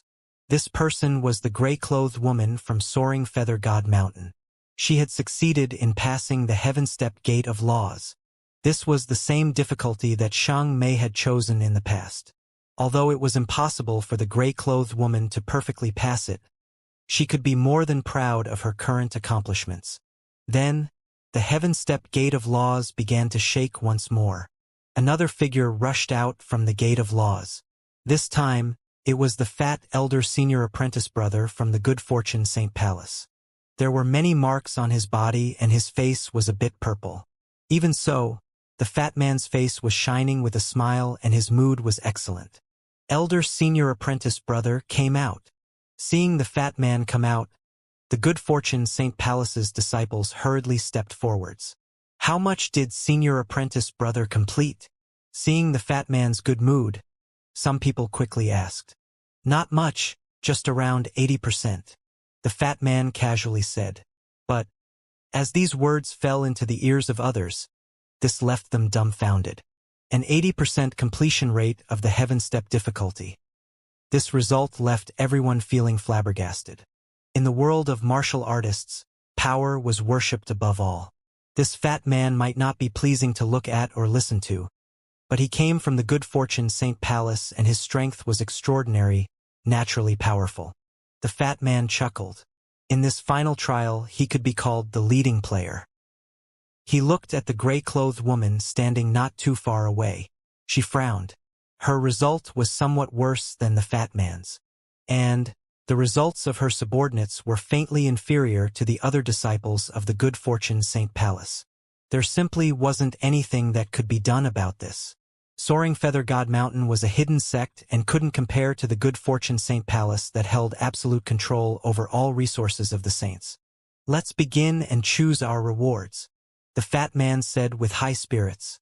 The third level of the final trial was completely covered with immortal palaces. Every immortal palace held treasures and the trial challengers could enter them according to the total completion percentage they had obtained so far. The moment he chose his reward, the fat man had a strange tingling feeling at the back of his mind. He turned around and looked at the blood-red gate on the right side of the Azura level gate, the one that was smallest. This spatial gate emitted fluctuations of energy that shook the heart, as if something earth-shaking was occurring within. If one had to forcefully describe this new fifth gate of laws that had appeared, then calling it the Gate of Hell would be the most appropriate. After Azura was hell. For some unknown reason, the fat man was a bit uneasy as he stared at this spatial gate. Time passed, day after day. Within the Gate of Laws, Lin Ming continued to feel out the runes that the Azura Roadmaster had left behind. After 3 months, Lin Ming still hadn't attempted filling in these 33 runes. He had drawn countless deductions in the air, but all of them had dissipated in failure. These deductions consumed a tremendous amount of mental strength. Even though Lin Ming's soul force had been tempered for such a long time, he still had to regularly stop and meditate to restore himself. A 4th month, 5th month, soon half a year passed. From deep in his trance, Lin Ming's eyes suddenly popped open. His 2 pupils gleamed like bright stars. He lifted his hand and finally drew in a key part on the first rune. And after he drew this, he felt the entire rune come to life, slowly starting to change. Turned into a burning flame. This flame began to beat with an unusual tempo. This was the fire of the universe's most source great Tao. Although it wasn't too blazing, every flame that Lin Ming had ever experienced in his life, whether it was fires of the forests, fires beneath the earth, fires of the sun, the fires of jealousy or the fires of hate, every fire had their shadow within this beating flame. Lin Ming pondered for a moment and then drew another stroke. As the stroke went down, the feeling of the rune changed again. In this rune, Lin Ming could see flashing thunder. This was a vast sea covered with dark skies, with violent winds rising from all over. A terrifying sword of thunder cut through the skies like the spear of a divine god, destroying all things in its way. The thunder changed without end. From time to time it was brutal, from time to time it was quick. Lin Ming even saw thunder souls and thunder sources amongst them, the most essential force of the power of thunder. Even the different types of thunder that he absorbed with the heretical god tree began to flash before him. As if struck with inspiration, Lin Ming drew a third stroke. With this stroke, thunder and flame seemed to fuse as one. This was the core of Lin Ming's heretical god force, the fusion of thunder and flame. When Lin Ming first stepped on the road of martial arts, he had relied on thunderfire annihilation to recklessly sweep his way through the South Horizon region. Now, Lin Ming had become aware of the highest Azura heavenly Tao laws, opening up his own road of martial arts. He smoothed out and paved the laws he comprehended. Lin Ming fell quiet. Then he added several more strokes to this rune, making it even more perfect. Next, Lin Ming turned to a second rune. This time he didn't take too long. After a mere hour he moved. His fingertip was filled with the power of divinity from the 33 heavens. He drew out a trace of blue. As this line appeared, the surrounding space twisted up. Light was swallowed, vanishing without a trace. This simple stroke had caused a mutation in the space laws. He continued without stopping. With a turn of his pen, he drew out another stroke. This stroke was purple and gave off an extremely strange feeling, as if it weren't a marking but the endless vicissitudes of time itself. These two markings were respectively the manifestations of space and time. Lin Ming drew all his comprehensions of space and time into this rune. Lin Ming's pen didn't stop there. He drew line after line, causing space and time to be muddled and distorted, making it impossible to distinguish its size, making it impossible to distinguish whether it came from the past or future. Within Lin Ming's writing, time and space also fused as one. In truth, the Azura Roadmaster's incomplete runes had no singular answer. As long as Lin Ming could fuse the laws he learned into the 33 Heavens Azura laws and complete the runes, then he would pass. Lin Ming started to draw upon the third rune. This time, countless starlight seemed to fall with the stroke of his pen. Every movement seemed to depict a star. These stars became more and more realistic. As they floated in the void, 7 were bright and 2 were dark. Faintly, Tao palaces lay atop these stars. These were the 9 stars of the Tao Palace that Lin Ming had comprehended. In the past, the Azura Roadmaster's 33 incarnations had comprehended the great Taos of the 33 heavens. The 9 stars of the Tao Palace was one of these. Lin Ming's understandings of the 9 stars of the Tao Palace were fused into the Azura rune. Stroke after stroke, Lin Ming tirelessly and diligently drew. Every drawing Lin Ming made resonated with the laws around him. As his inner world sympathetically resonated with the surrounding laws, it was also baptized. The great Tao was boundless and the laws were infinite. Lin Ming's inner world compressed once more, and this compression was even more thorough than before. His inner world was now only 1,000 miles. Compared to the 3,000 miles it was when he first entered the Gate of Laws, it was 3 times smaller. Even the gaps that had been left over in Lin Ming's self-created world began to be eliminated during this compression. Lin Ming's condition became increasingly vivid. The pen he wielded seemed to fly as the power of divinity wildly gushed out. His mental strength also entered an impassioned state. He even fused in the awareness he had gained after reincarnating several times, the enlightenment of the samsara of life and death, of the changes and emotions of mortals. All of these things were fused into the runes. The Holy Scripture and Heavenly Sutra were originally top cultivation methods that lay at the peak of martial arts. In so many billions of years, Lin Ming was the only one able to achieve such high attainments in both cultivation methods. Even so, it was extremely difficult for him to fuse them together. But today, after Lin Ming entered this utterly entranced state, he had forcefully added the charm of the concepts of life and death into these Azura Heavenly Tao runes. Under these actions, the Holy Scripture and Heavenly Sutra began to subtly unify, becoming increasingly close. Rune after rune was completed. Yet Lin Ming didn't complete the runes in order but was wildly drawing where his instinct brought him, as if he were drawing some splendid yet incomprehensible work of art. Suddenly, Lin Ming felt that the laws he wrote down had neared perfection.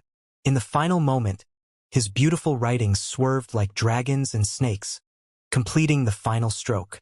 In that instant, Lin Ming fell to his knees in exhaustion.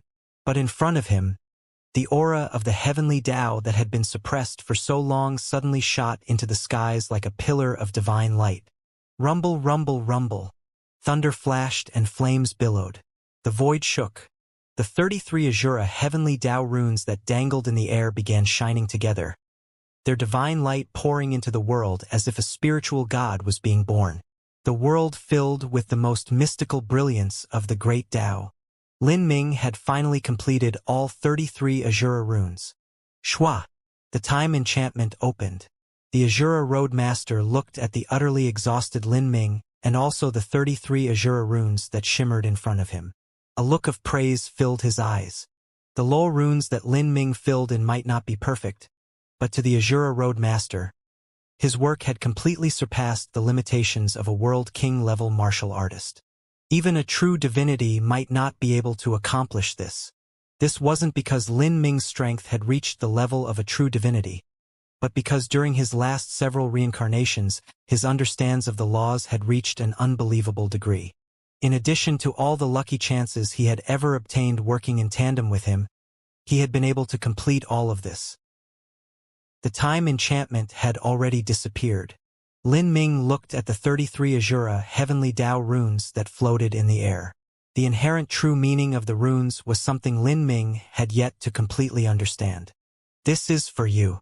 At this time, an illusionary voice echoed in Lin Ming's mind. He turned to see the one speaking. It was the Azura Road Master. He spoke using the ancient common language of the 33 heavens. The ancient words were directly thrust into Lin Ming's spiritual sea through spiritual strength. This was the first time Lin Ming had heard the Azura Road Master send a message. Before this, the Azura Road Master had only looked at Lin Ming or smiled at him with appreciation. As the Azura Road Master spoke, the 33 runes dissipated into 33 wisps of golden light that sank into Lin Ming's body. These runes locked themselves into Lin Ming's flesh and blood, becoming a part of his body. The 33 Azura runes possessed a strength in themselves. As they fused into Lin Ming's flesh and blood, he could feel them forming a strange connection with each other. His bodily strength was directly increased and his understanding of the Azura Heavenly Tao became far more profound. Thank you for the guidance, Senior. Lin Ming was happily surprised. And as he spoke, he saw the Azura Road Master turn to leave. Senior, could you wait a moment? Lin Ming had many things he wanted to speak to the Azura Road Master about. For instance, questions about the Dark Abyss, whether or not the Azura Road Master himself and the creator of the Holy Scripture were alive or dead, or the truth about the Great War of the ancient races 10 billion years ago, or why the primal god race had to suffer such a pitiful fate. The 33 heavens and the Azura Road Master shared a deep karma together. Now, with the 33 heavens undergoing a great calamity, the good fortune Saint Sovereign and the Soul Emperor were both hatching their own plots, hoping to subvert the world with their ambitions of swallowing up the 33 heavens. With chaos and clouds rising from all directions, if the Azura Road Master were truly still alive, would he just sit idly by and do nothing? As Lin Ming shouted out, the Azura Road Master didn't stop. His figure gradually faded away. At the same time, ancient words echoed into Lin Ming's mind once more. In truth, you saying anything to me is meaningless. The future is not something given to you, but something that you struggle for yourself. Behind the backs of enemies you defeat lies your own road of growth. The peak of martial arts has never been something that you can reach by piling up resources or accumulating your background. Rather, it is something you slaughter towards even as you slowly explore your way towards it. When the vast cosmos of the 33 heavens surges with chaos, that is a time when heroes pour forth from the ranks of creation. A calamity to end the world may be a graveyard for the weak, but it will also set the stage for the strong. I am only a guardian here, a wisp of divine sense left behind by my true self. As for your reward, it is kept for you in the immortal palace. Take it yourself. As the Azura Road Master spoke, his figure had already vanished. For a time, Lin Ming was the only person left over in the endless white world. To struggle myself, find the road of growth behind the backs of my enemies. A world-ending calamity is the graveyard of the weak, but also the stage of the strong. Lin Ming slowly mulled over the Azura Roadmaster's words. The Soul Emperor had once spoken similar words to him, and although the Soul Emperor was his enemy, his words weren't wrong either. Shwa. Then, the deep white space tore apart and a spinning spatial gate emerged from thin air. This was the exit. Lin Ming took a deep breath and stepped towards his future. At this time, in the third level of the Azura Road's final trial, a group of martial artists that weren't able to enter the fourth level had gathered here. Some of them were meditating and some of them were perceiving the laws. But there were also many people that were bored out of their minds and were fumbling about, randomly boasting to each other. Do you all think that after the saints deal with the humans, they will then move against the Spiritas? There's a chance. The limelight of the saints is too bright right now, especially since they swallowed up humanity and have recklessly plundered their resources. They are naturally strong to begin with, otherwise how could the good fortune Saint Palace have developed so quickly in these last several thousand years? I think that the saints have already surpassed the Spiritas. You're not wrong. The Spiritas have been silent for far too long. But when you look at the saints, not only do they have the good fortune Saint Palace shocking the stage, but they even have innumerable geniuses beneath them. That fat man from the good fortune Saint Palace might not be able to achieve 80%, but he might be able to reach 78 to 79%. As for that gray-clothed woman, at most she'll be a tiny bit lower. As everyone was gossiping, at this time the space around them began to violently shake. What's happening? Someone cried out in alarm. All those that were sitting in meditation immediately woke up. They leapt up from the ground, all of them raising their guards. They began to panic. Originally, they had heard that the third level was safe, but who knew if some accident could occur? As everyone was at a loss, they could see that at the exit from the Gate of Laws, the rightmost gate of hell was beginning to rapidly revolve. A wild and fierce energy gushed out from the Gate of Hell. This Gate of Hell already emitted a terrifying aura, making it impossible to look at. Otherwise, one's spiritual sea would suffer great damage and they might even lose their soul. And at this time, the Gate of Hell's changes caused the martial artists present to feel a tremendous pressure. Many of them started to drip with a cold sweat. Whoosh! A divine beam of light shot out from the Gate of Hell, breaking towards the horizon. In the skies above the third level, countless immortal palaces floated in the air. These immortal palaces were of different sizes. According to the completion that a trial challenger had attained so far, they could enter different immortal palaces. And at this time, the divine light that shot out from the Gate of Hell rushed towards the largest immortal palace. This immortal palace was the size of a small planet and was extremely far from the ground. Many martial artists were stunned. What was going on here? The Gate of Hell had changed, shooting out an arc of divine light towards that planet-sized immortal palace. Looking carefully, this beam of divine light seemed to become a tunnel of light. This tunnel lasted for an incense stick of time. Then it slowly vanished. As this divine light vanished, the area it originated from, the Gate of Hell, also quieted down. The spatial gate began to slow down, shrinking in size until it contracted into a sphere of light that collapsed into nothingness. As for the other 4 spatial gates beside that Gate of Hell, they continued to slowly spin. as if that spatial gate had never existed to begin with and it had all been an illusion. What was that just now? Many martial artists looked at each other in dismay, not sure what had occurred. A tunnel of light shot out from the gate of hell towards that planet-sized immortal palace. Some people muttered. This situation inevitably caused them to speculate. But, because these speculations were too ridiculous and simply impossible, they couldn't help but say, it shouldn't be that. Someone emerged from the gate of hell and entered that immortal palace along the path of light? That's impossible, someone immediately denied. Let alone the gate of hell that just appeared. Even passing the Azura level gate is as difficult as ascending to heaven. Just several thousand years ago, even that monstrous freak Lin Ming was likely bloodied from head to toe when he passed the Azura level gate. Moreover, Lin Ming is already dead. Although we can be called geniuses, reality is reality.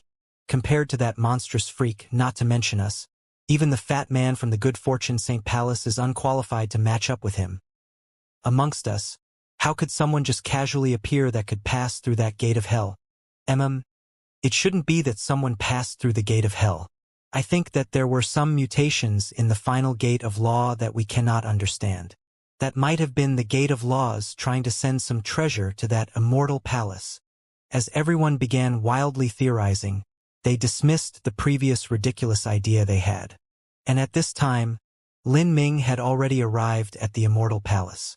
He had come to this planet-sized immortal palace before. He could see the same blue stone road ascending to the horizon. Lin Ming began walking up. Previously, Lin Ming had enlightened himself on the power of the great Tao that was left behind in the blue stone road. This time, he walked up even faster. He used a mere quarter hour to arrive at the end of the blue stone road. Here, in front of him, was a completely dark space. The last time Lin Ming was here, he had obtained the Azura blood from that dark space. But what would be here this time? Lin Ming took several deep breaths and lifted his foot, stepping into that separate space. This separate space was something Lin Ming was already familiar with. It was filled with a faint mist. The mist wasn't ordinary. It consisted of the three great source energies of the universe: Grand Mist Energy, Genesis Energy, and Spirit Source. Just a single wisp was incredibly valuable. Even this immortal palace didn't hold too much of it.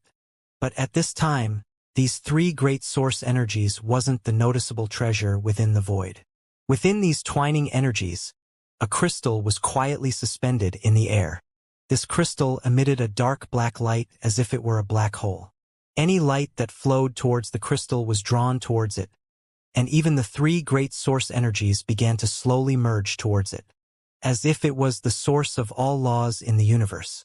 Lin Ming cautiously stretched out his divine sense towards this crystal. To his amazement, even his sense was absorbed by it. He quickly drew back his sense. But after a brief probe, Lin Ming was able to grasp the strange aura around the crystal. This sort of aura was actually somewhat similar to the magic cubes. But compared to the magic cube, the aura of this crystal was far, far weaker. Just what is this? Lin Ming was at a loss for what to do. But at this time, the ancient voice echoed within his spiritual sea once more. What lies before you is the condensed source energies of the universe. At a certain day, at a certain time, let it absorb the scattered world power from a shattered world. It will slowly store power, and when it reaches a critical point, it will completely explode. All of the matter, energy, and heavenly Tao laws stored within will spill out, slowly evolving into a new universe. This is the Big Bang of a universe.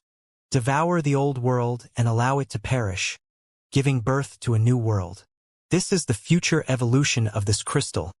You can call it a world seed. As the Azura Road Master's voice echoed out, his heart shook. World seed. This mysterious crystal could evolve into its own world.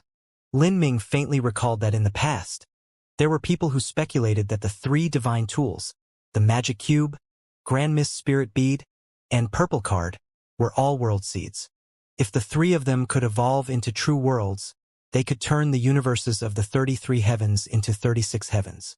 If so, Then it wasn't strange for this world seed in Lin Ming's hand to have an aura similar to that of the magic cube. It was only that the black crystal's aura was much weaker than the magic cube's.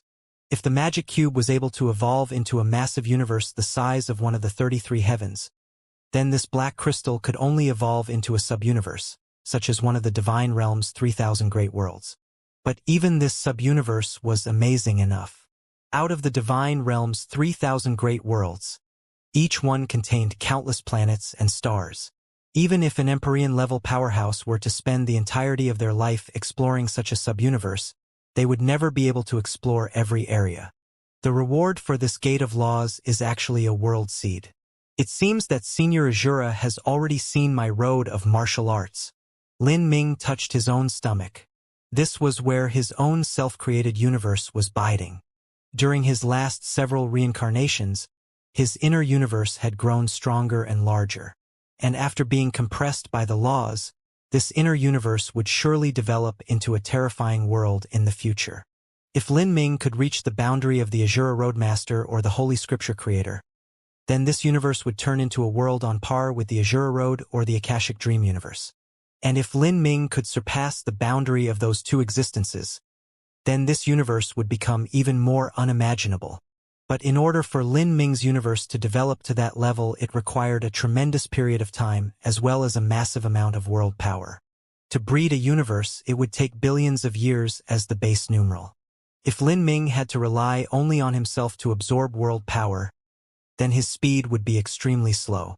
Moreover, the world power that Lin Ming absorbed would be impure, far inferior to this world seed in front of him.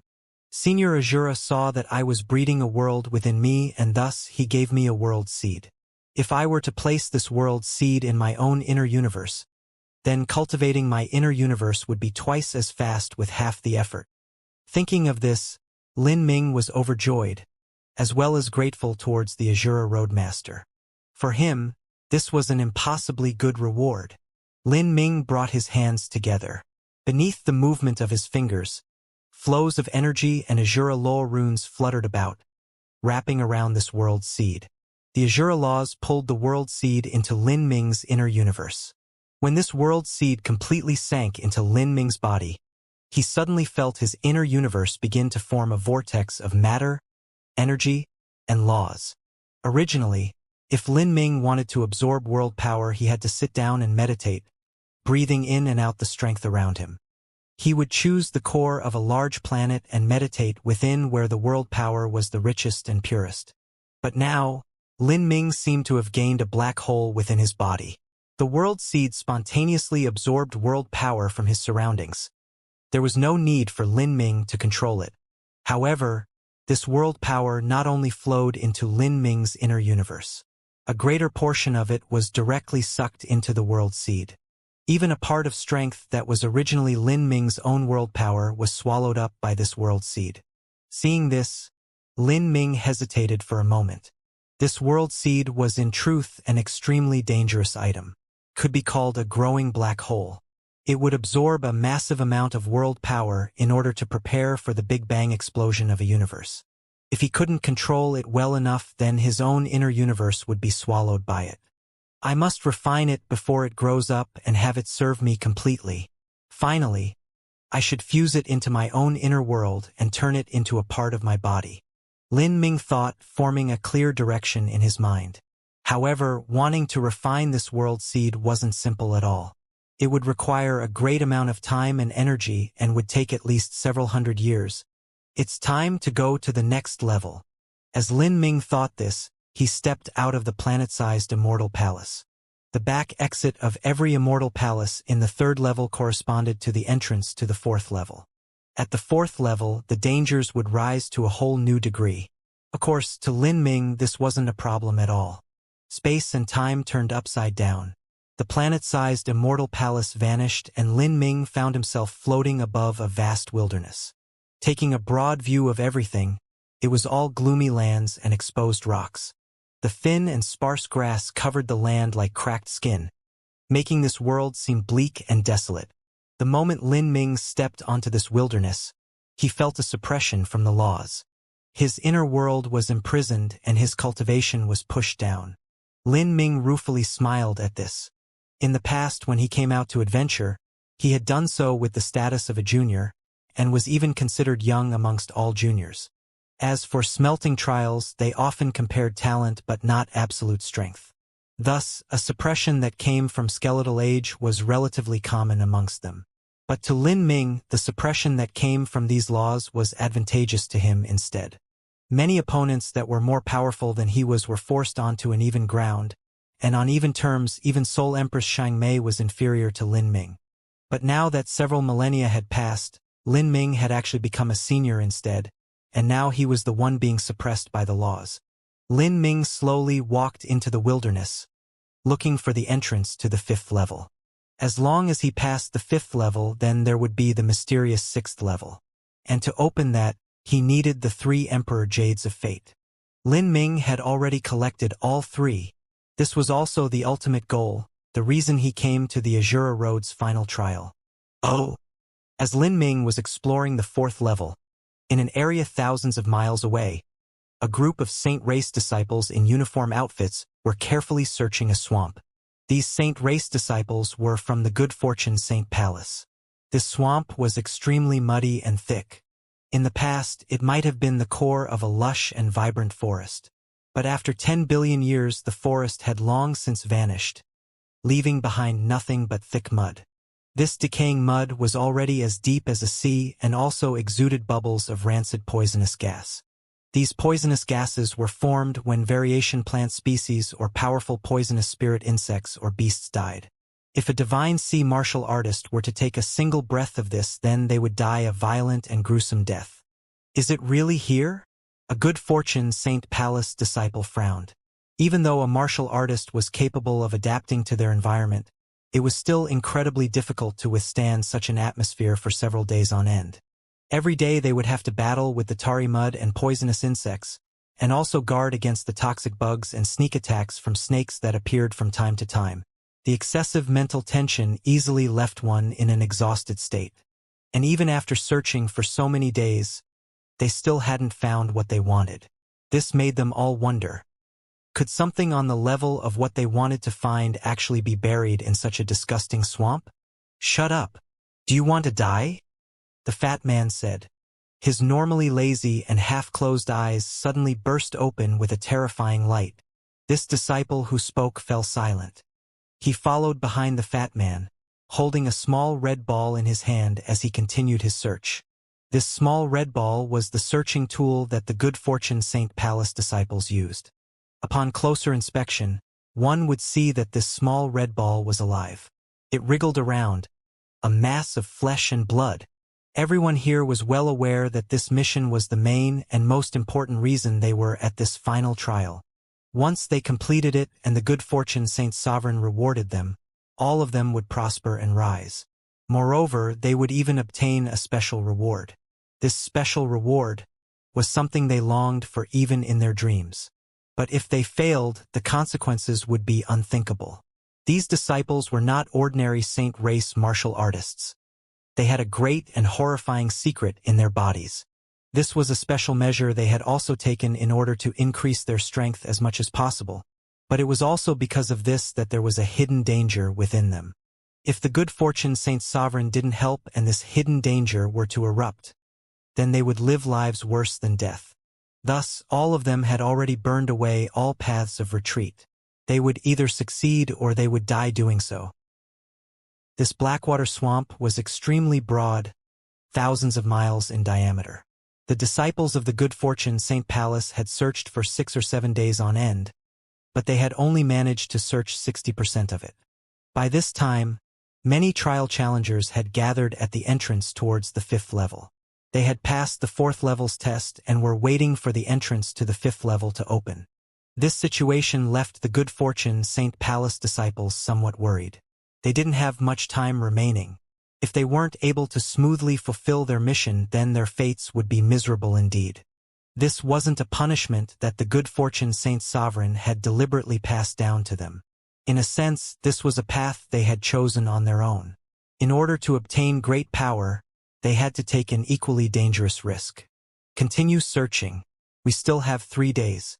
Once the 5th level opens, No one is allowed to stay on the 4th level. You can either return to the 3rd level or enter the 5th level.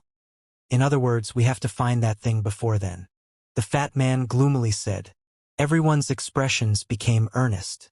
The truth was that they were afraid they had missed something in the 60% of the land they had just searched. If they did that, then the consequences would be unimaginable. Time passed. Every now and then, trial challengers would pass close by and see that the disciples of the good fortune St. Palace were searching the swamp, and guessed that they were seeking out some sort of peerless treasure. But because the good fortune St. Palace was too strong, they didn't dare to have any wild ambitions and left beneath the threat of the fat man and the others. Nightfall. The disciples of the good fortune St. Palace tirelessly worked away. The dark swamp was filled with perils. They had killed dozens and hundreds of poisonous insects and snakes without stopping. And as the sun dawned, one of the disciples suddenly felt their arm stiffen. Within his palm, the red ball of meat was gently trembling. Elder senior apprentice brother, the disciple cried out. What is it? The fat man's mind had been incredibly taut these past several days. When someone called out to him, he reflexively turned his head. As for his beady eyes, they didn't look towards the man's face but towards his hand, where the red meatball was wriggling about, faintly distorting. Quick! Search over there, the fat man hurriedly instructed. Immediately, all of the good fortune St. Palace disciples that were spread out within 10 miles began arriving at this area. The truth was that the balls of meat in their hands were the flesh and blood of famine. The thing they searched for was buried deep in the earth, and its laws were extremely high. With their strength, they were unable to sense it at all. This was the reason this thing had been buried in the 4th level of the final trial for such a long time, and yet no one had obtained it before. But by using famine's flesh and blood, they could form a connection to this thing. By relying on this connection, they could locate the final position of this thing. It's close. Yes, it must be that thing. The fat man's breathing quickened, his entire mental state extremely tight. If he could bring back this thing, then his future path would be unimaginable. At this time, the good fortune St. Palace disciples felt the flesh and blood of famine in their hands become increasingly soft and viscous. From a solid state, it dissolved into bloody water. It turned watery, one disciple muttered. The flesh and blood of famine in his hand completely melted away, streaming down from between the seams of his fingers and down into the black swamp. Then something amazing occurred. The melted flesh turned into little red meat worms that gradually sank into the swampy ground and drilled deep into it. Start digging, the fat man decisively said. This? Someone hesitated as they heard the fat man's order. When a rare treasure is born, it will definitely send out a terrifying aura. At that time, many trial challengers will be drawn. Hearing the junior apprentice brother's words, the fat man diabolically grinned. If they come, then they come. It won't be easy to dig this thing out. It has a demonic nature and there needs to be a blood sacrifice. As the fat man spoke, a faint killing intent exuded from him. Even the disciples of the good fortune St. Palace felt their hearts quaking. If this were normal times, then no matter how strong the disciples of the good fortune St. Palace were, they wouldn't be able to use their 20-some numbers to defend against the onslaught of all the other trial challengers. Unless they were to use a forbidden power. However, they didn't want to use this power. When a rare treasure is born, it needs a blood sacrifice. Is this accurate news that senior apprentice brother obtained? It is what the God Sovereign has speculated. It shouldn't be wrong. All right, enough with the chatter. Let's start digging. This swamp was formed from mud. To the martial artists here, wanting to dig into it was as simple as cutting into tofu. The black-clothed martial artists thrust out their weapons, stabbing a pit hundreds and thousands of feet deep. However, they weren't digging long before they discovered that the ground resistance began to increase. This change left the fat man disgruntled yet overjoyed. He knew that they were digging closer and closer to the rare treasure. Oh, I have to say, are you planning to enter the 5th level? In a corner of the 4th level, several trial challengers were rummaging through a pile of junk-like scraps of magic tools that they had unearthed from an ancient ruin. However, As time passed, they bitterly found out that these magic tool fragments weren't left behind from the era of the Azura Roadmaster. At most, these fragments were around 100 million years old. In other words, 100 million years ago, there were some trial challengers that entered the final trial and experienced dangers that caused them to all perish here. This left everyone frustrated. They had spent so much effort in finding these things, but they had turned out to be garbage. They had spent a great deal of time in the 4th level and had overcome many dangers, but the harvests they obtained were very few. They could only blame their bad luck and poor destinies. As for the even more dangerous 5th level, they couldn't help but mull over whether or not they actually had the ability to enter that area.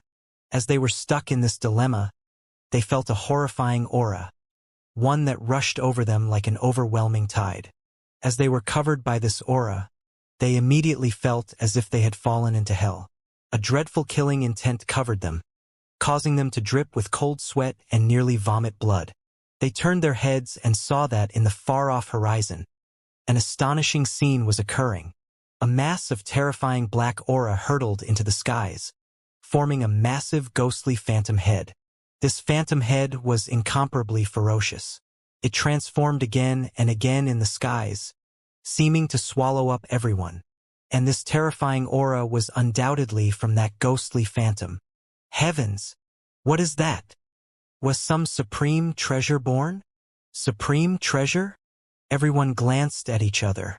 If such a rare treasure were born and it also possessed such a strong demonic strength, if they were to recklessly rush over, then they might experience some great danger. But with the opportunity placed in front of them, they weren't willing to give up without a struggle. Look! Some people are headed over. Several people looked up to see black spots moving in the skies, hurtling towards that ghost head phantom at an extremely fast speed. With others flying over, although the competition would become even more difficult, it also gave a sense of security. People believed that if so many went over, with so many other people there, the chances of them dying wouldn't be high, right?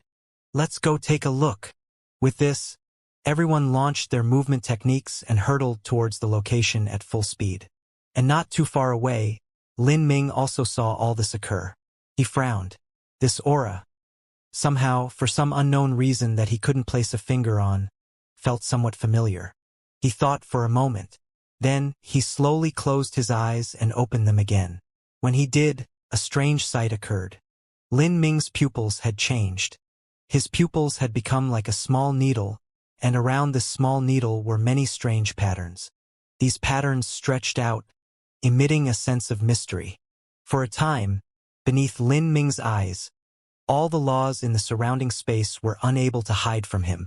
This arcane skill was 3 lives old man's 3 lives pupils. In the past, when the divine realm was invaded by the saints, humanity was in peril. 3 lives old man had decided to end his life in a fleeting moment of glory. But before he left, he had used some time to pass on the 3 lives pupils technique to Lin Ming. Lin Ming had originally opened the Davik I Dao Palace. When combined with the 3 lives pupils, both abilities complemented each other. And beneath the gaze of the 3 lives pupils, what Lin Ming saw was completely different. He saw a monstrous flame seething into the skies, burning pitch black. And in this black flame one could faintly see countless pained souls caged within. There were also the skeletons of kings, floating amidst it. This is... Lin Ming sucked in a deep breath, his heart shaking. Originally, Lin Ming believed that the so-called geniuses who entered this final trial were nothing but a bunch of rabble. Compared to Shang Mei and Xiao Moxian from the past, they were far worse. Thus, Lin Ming hadn't cared much about them or paid much attention to them. He thought that whether in the Gate of Laws or the 4th level, they wouldn't be able to cause any chaos. The Gate of Laws had confirmed this point. Amongst all of the people here, the most formidable was the fat man from the Good Fortune St. Palace, but not even he was able to perfectly pass the heaven step difficulty. But Lin Ming never would have thought that these people had unexpectedly managed to stir up such a strange scene in the 4th level. This wasn't something ordinary, but a truly terrifying existence. It was either a supreme world treasure, or the birth or a super demon. Regardless of which it was, Lin Ming was interested either way. Moreover, he also felt that this aura was familiar, so why wouldn't he go and take a look? Lin Ming casually stepped forwards. Space twisted beneath his feet. Although his pace seemed slow and steady, he rapidly strode the thousands of miles towards the black swamp. The black ghost head was far too large. All the trial challengers on the 4th level had noticed it. For a time, more and more people arrived. Oh! And at this time, just outside the space of the final trial in the immeasurably deep Azure Sea, Famine's avatar was immersed 100,000 feet underwater. Within the deepest depths of the mass of flesh and blood, the good fortune Saint's son was sitting atop a giant chair covered with the skin of an ancient rhinoceros beast. He quietly gazed at a projection crystal in front of him. This crystal showed the entrance to the final trial. No matter what magic tool it was, nothing could spy upon what was occurring within the final trial. That space was completely isolated from the outside laws. Although looking at the final trial's entrance was meaningless, the good fortune Saint's son's eyes didn't leave the crystal projection. He was someone that loved to drink fine wines, and even today he was holding onto a wine glass in his hand. But he actually had no interest in drinking wine. After all, what was occurring within the final trial was of great importance to him. If any accidents were to happen, that would be catastrophic for him. As the good fortune Saint's son found it hard to relax, the projection crystal suddenly shivered. A blurry phantom appeared in the air above the projection crystal. Seeing this phantom, the good fortune Saint's son immediately straightened. He stood up and politely bowed. "This child greets your majesty, sovereign ancestor." The phantom who had appeared was the good fortune Saint Sovereign. The good fortune Saint Sovereign's voice was slow and haunting. He said, "I just felt my connection with those several pieces of Famine's flesh and blood suddenly disappear. That flesh and blood should have been swallowed." The flesh and blood of Famine were the red balls of meat brought into the final trial by the fat man and the others in order to seek out the treasure they were searching for. Those lumps of flesh had melted away and drilled into the swamp where they were then swallowed. The good fortune Saint Sovereign had been able to instantly sense this. If it wasn't for that flesh and blood having stemmed from Famine and shared a life link with it, then the good fortune Saint Sovereign would have had no way to know anything about what was occurring in the final trial.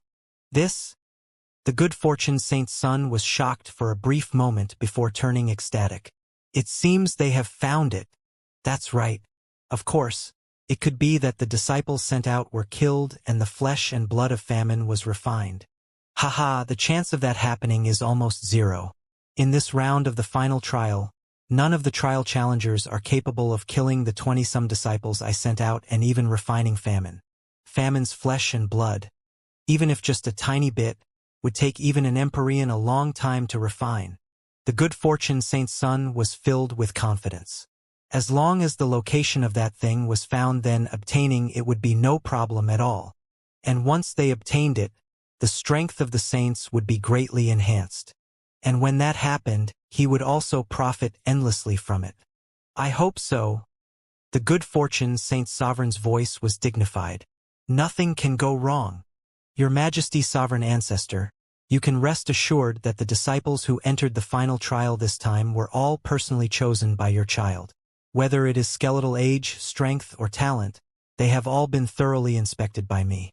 Amongst the younger generation of the good fortune Saint Palace, they are the most suitable talents capable of completing the mission.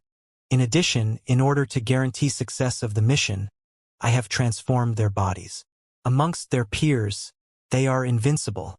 Your child has personally handled every aspect of this mission. If there is any problem, then your child will personally sever his hands and feet and suffer any other punishment." The good fortune Saint Son's voice was decisive, disallowing any escape route. The good fortune Saint Sovereign slowly nodded. His phantom gradually faded away. The moment the good fortune Saint Sovereign completely disappeared, the good fortune Saint's son leapt up, excitement flashing in his eyes. He subconsciously gripped his fists together, as if the entire world could be captured in his palm. He had his own ambitions. Once they found what they wanted, then the saints might even be able to defeat the Spiritas and dominate the entire 33 heavens. At that time, he would be able to break into true divinity and even reach extreme true divinity. afterwards inheriting the position of Saint Sovereign of the Saint race. Famine's life was infinitely long. When the good fortune Saint Sovereign was lying in bed, dying from old age, then famine would surely be passed down to him. At that time, whether it was in the heavens above or earth below, he alone would reign supreme. Oh, Lin Ming used several breaths of time to cross thousands of miles, as smooth as if he were taking a stroll through a park. He arrived in the skies above the Blackwater Swamp. Here, Lin Ming could clearly see the disciples of the Good Fortune Saint Palace. They had actually dug out a great pit in the Blackwater Swamp, and that terrifying aura had come from the pit. Looking at these Good Fortune Saint Palace disciples, Lin Ming's eyebrows arched up. It seemed this mess really had been stirred up by these people. Lin Ming easily hid himself away in a space distortion. With his strength, no one was able to discover him. He wasn't worried. First, he wanted to take a look and see just what they were doing. But at this time, more and more trial challengers were rushing here. They encircled the great pit, standing dozens of miles away and floating up and down in the void. Everyone's eyes were tightly glued onto that pit. In their eyes there were hints of excitement, greed, and even fear. It's the disciples of the Good Fortune Saint Palace. That phenomenon really occurred because of them. When I saw the position of that phenomenon, I already guessed it was them. Several days ago, I saw those people searching for something in that Blackwater Swamp, and now they are still searching. I think they already knew the swamp isn't ordinary. That's right. I also saw them before. I thought it was strange. The space of the fourth level is so large, and yet they all gathered in that small Blackwater Swamp, spending an entire 7 or 8 days searching without going anywhere else. It's obvious that they had already prepared all of this before coming here. But that's puzzling. This final trial space is so mysterious, so how did they obtain that information? This is too suspicious. No matter how they obtained that information, that treasure shouldn't be able to be easily obtained by them. Perhaps there might be some ancient ruin in there with many treasures. If we are able to wrest it away, then everyone will have a share. Of course, they all had to be careful. These sorts of ancient ruins usually held layers upon layers of dangers.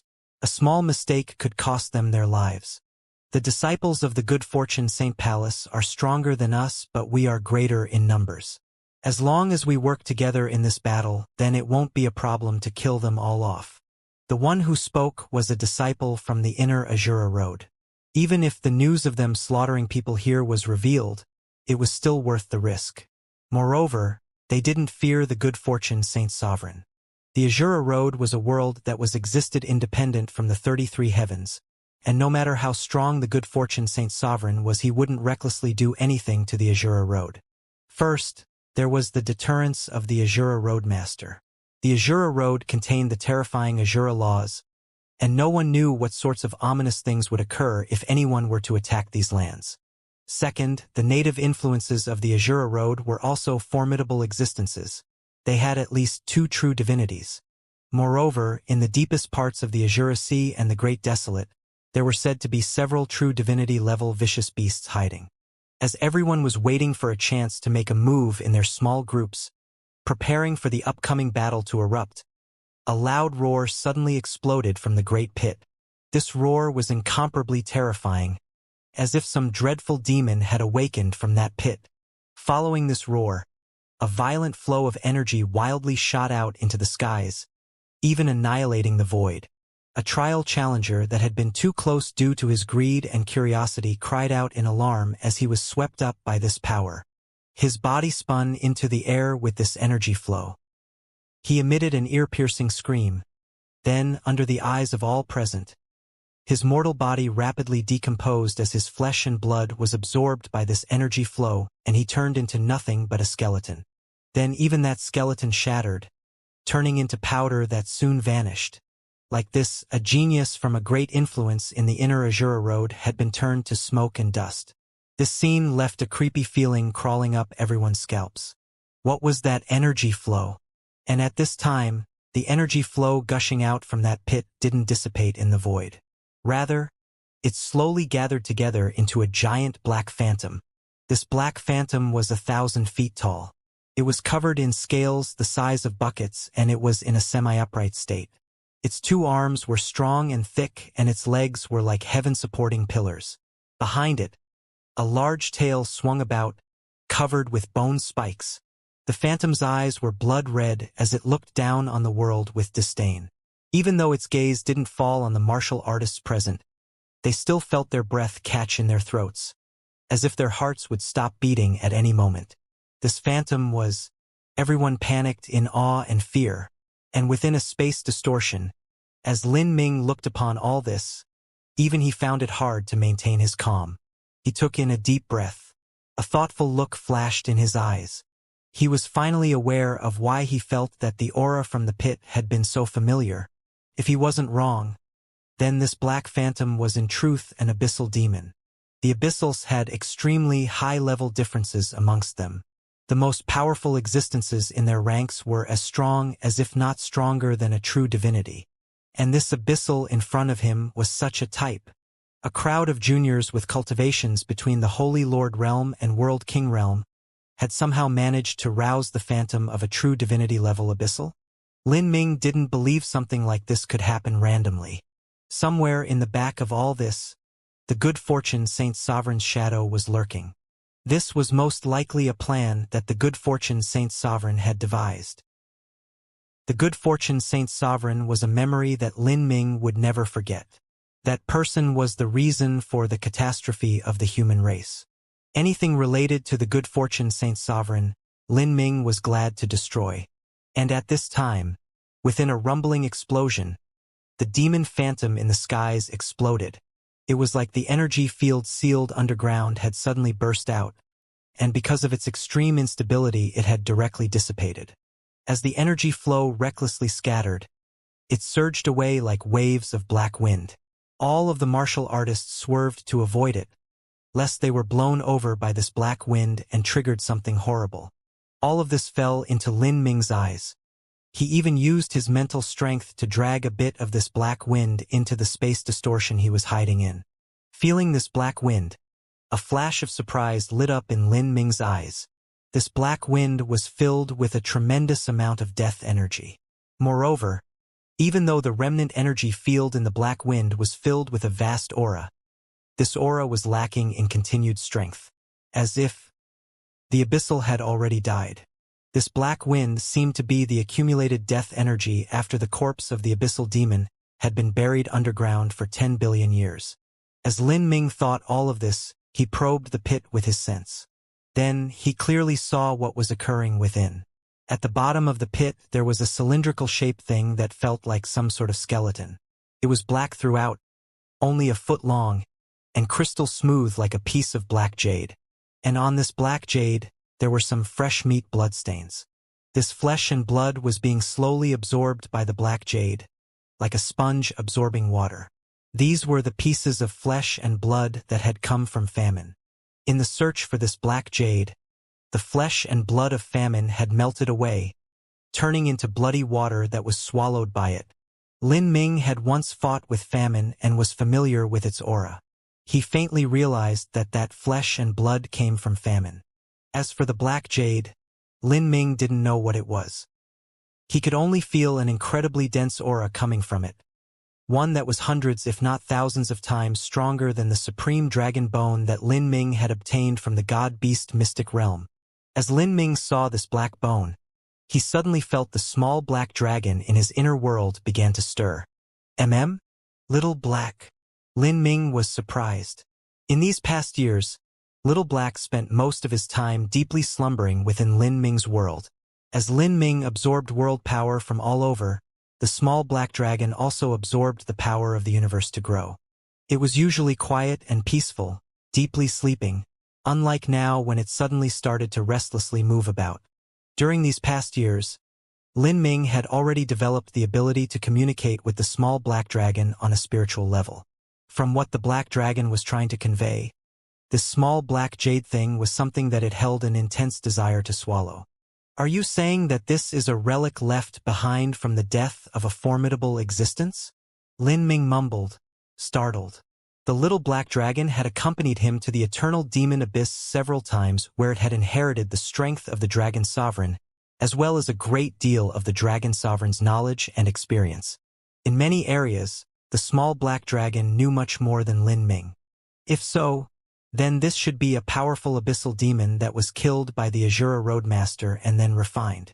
The Azura Roadmaster left this demon relic behind, and now the good fortune Saint Sovereign is looking for it.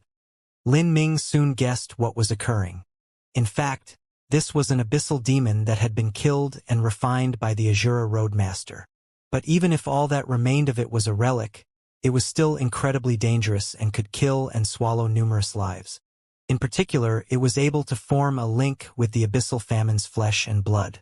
Using this, the good fortune Saint Sovereign was able to locate the demon relic. The goal was to dig up this relic and allow famine to eat it as food. During the years that the good fortune Saint Sovereign had invaded the divine realm, famine had already swallowed far too many things. It was now on the precipice of evolution. Currently, the good fortune Saint Sovereign needed something that could bring about a qualitative change and allow famine to complete its evolution, furthering his strength. This demon relic was the key to accomplishing all of this. At this time, the good fortune Saint Palace disciples had gathered at the bottom of the pit. The death energy that erupted from the pit was so corrosive it was able to instantly dissolve a person's flesh and blood. But somehow, these disciples were unscathed. None of them were even injured.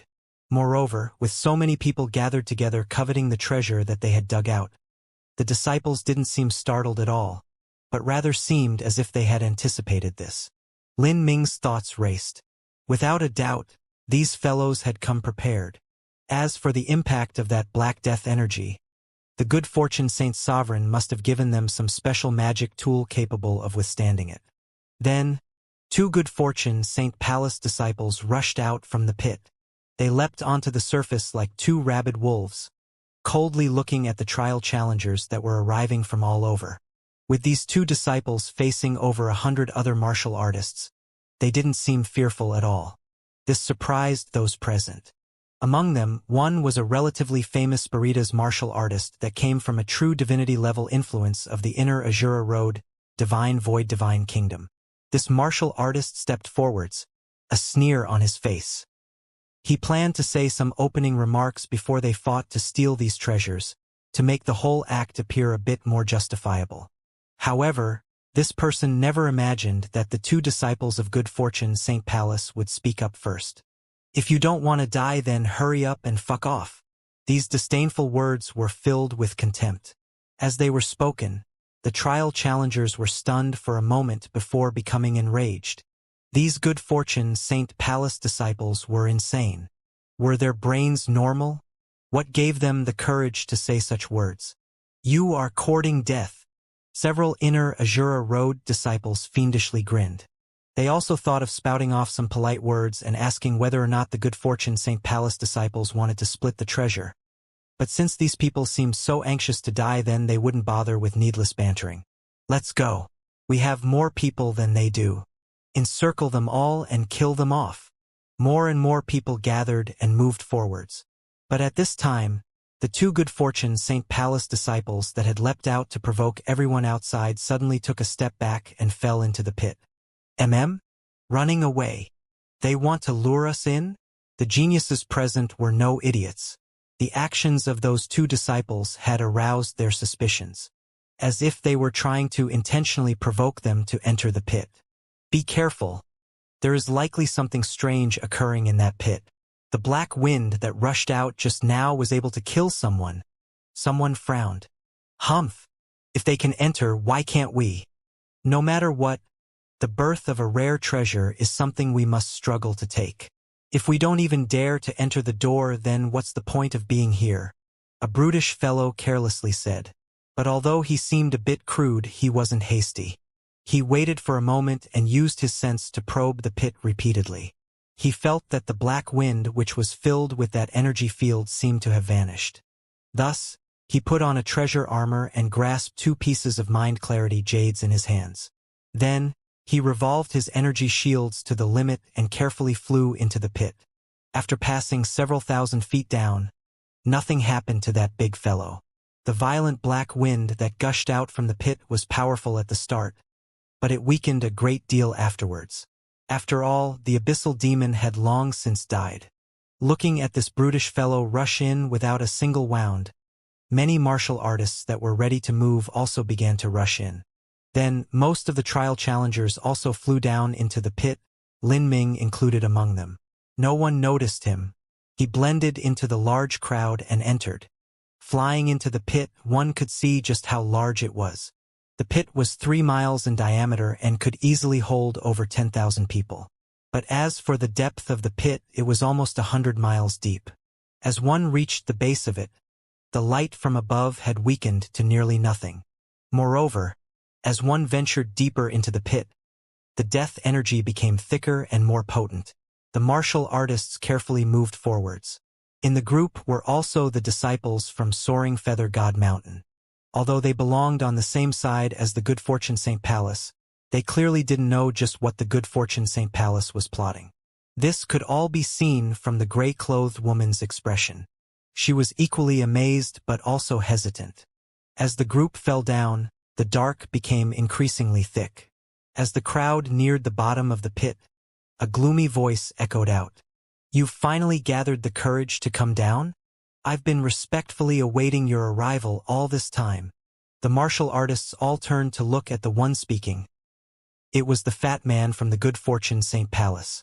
The fat man stood at the bottom of the pitch-black pit, coldly smirking as he looked at the crowd of trial challengers. "Who dash?" Blazing balls of fire suddenly lit up and illuminated the bottom of the pit. The light shined upon the fat man's vicious face. Because the fat man was extremely obese, this should have been a humorous sight, but in this situation, it seemed as if he had become a man-eating demon. The trial challengers all raised their guards. Although they had the advantage in numbers, they couldn't be reckless in such a strange place. "You sure like to shamelessly boast. Do you think that your Good Fortune St. Palace can deal with so many of us? You all dug out such a deep pit. It seems you wanted to make your own tomb. The Black Swamp is a naturally formed graveyard of the heavens and earth. After you die, you'll stay in here and rot away, and good riddance." Several inner Azura Road disciples scoffed. As they spoke, they had already formed a battle array, ready to deal with any situation that could occur. "Graveyard? Your viewpoint is quite interesting, but you seem to have made a simple mistake. This place is only your graveyard. Since you came down, then stay behind." The fat man suddenly roared. This didn't seem like the roar of a human, but the roar of a savage beast. In the next moment, explosive popping sounds crackled from all over his body. The thick layer of fat on his body violently wriggled. Fierce blue veins stuck out all over him and steel-like muscles started to rise. Saint Race's body metamorphosis? Lin Ming immediately thought. This was also what the others were thinking. Amongst the saints, those with outstanding bloodlines were able to undergo body metamorphosis. The Good Fortune Saint Sun and Imperial Prince Naki were such examples. But soon, Lin Ming discovered that something was wrong. The fat man's body metamorphosis was far too strange. All of his flesh had burst open, and from the crevices of his body bone spikes drilled out, looking like ferocious swords and spears. His skeleton also began to lengthen, growing taller. His body rose to over 10 feet high, and was growing even taller all the while. An aura that Lin Ming was extremely familiar with suddenly rushed out from the fat man. This aura came from famine. Famine?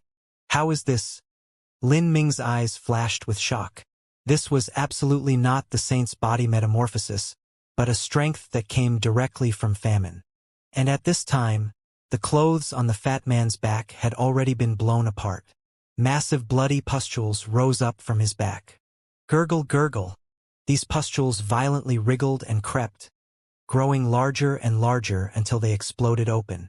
As blood and plasma flew into the air, several python-like tentacles rose out from these pustules, dancing all about.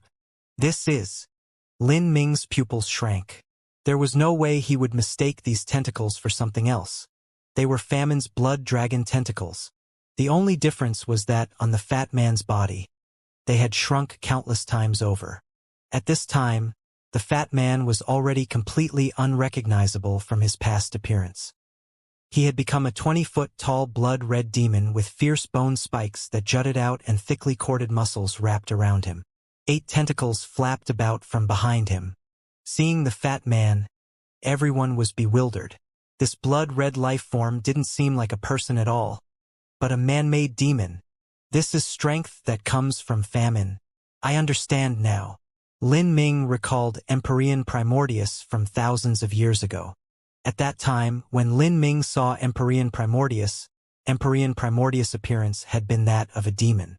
But he didn't have famine's tentacles. Instead, what he had were sharp bone blades. Empyrean Primordius had seized the body of an abyssal and had turned into that appearance. This fat man was likely in a similar situation. Someone had artificially implanted famine's flesh and blood within his body. The body of an abyssal demon was nearly impossible to seize. After Empyrean Primordius seized the body of an abyssal, he had lost his sense of self. And the fat man's strength was clearly far inferior to that of Empyrean Primordius. To have him attempt to seize the body of an abyssal was the same as delivering food to it instead. However, if his body was implanted with the flesh and blood of famine, then that was different. This was because famine's flesh and blood was under the control of the good fortune Saint Sovereign.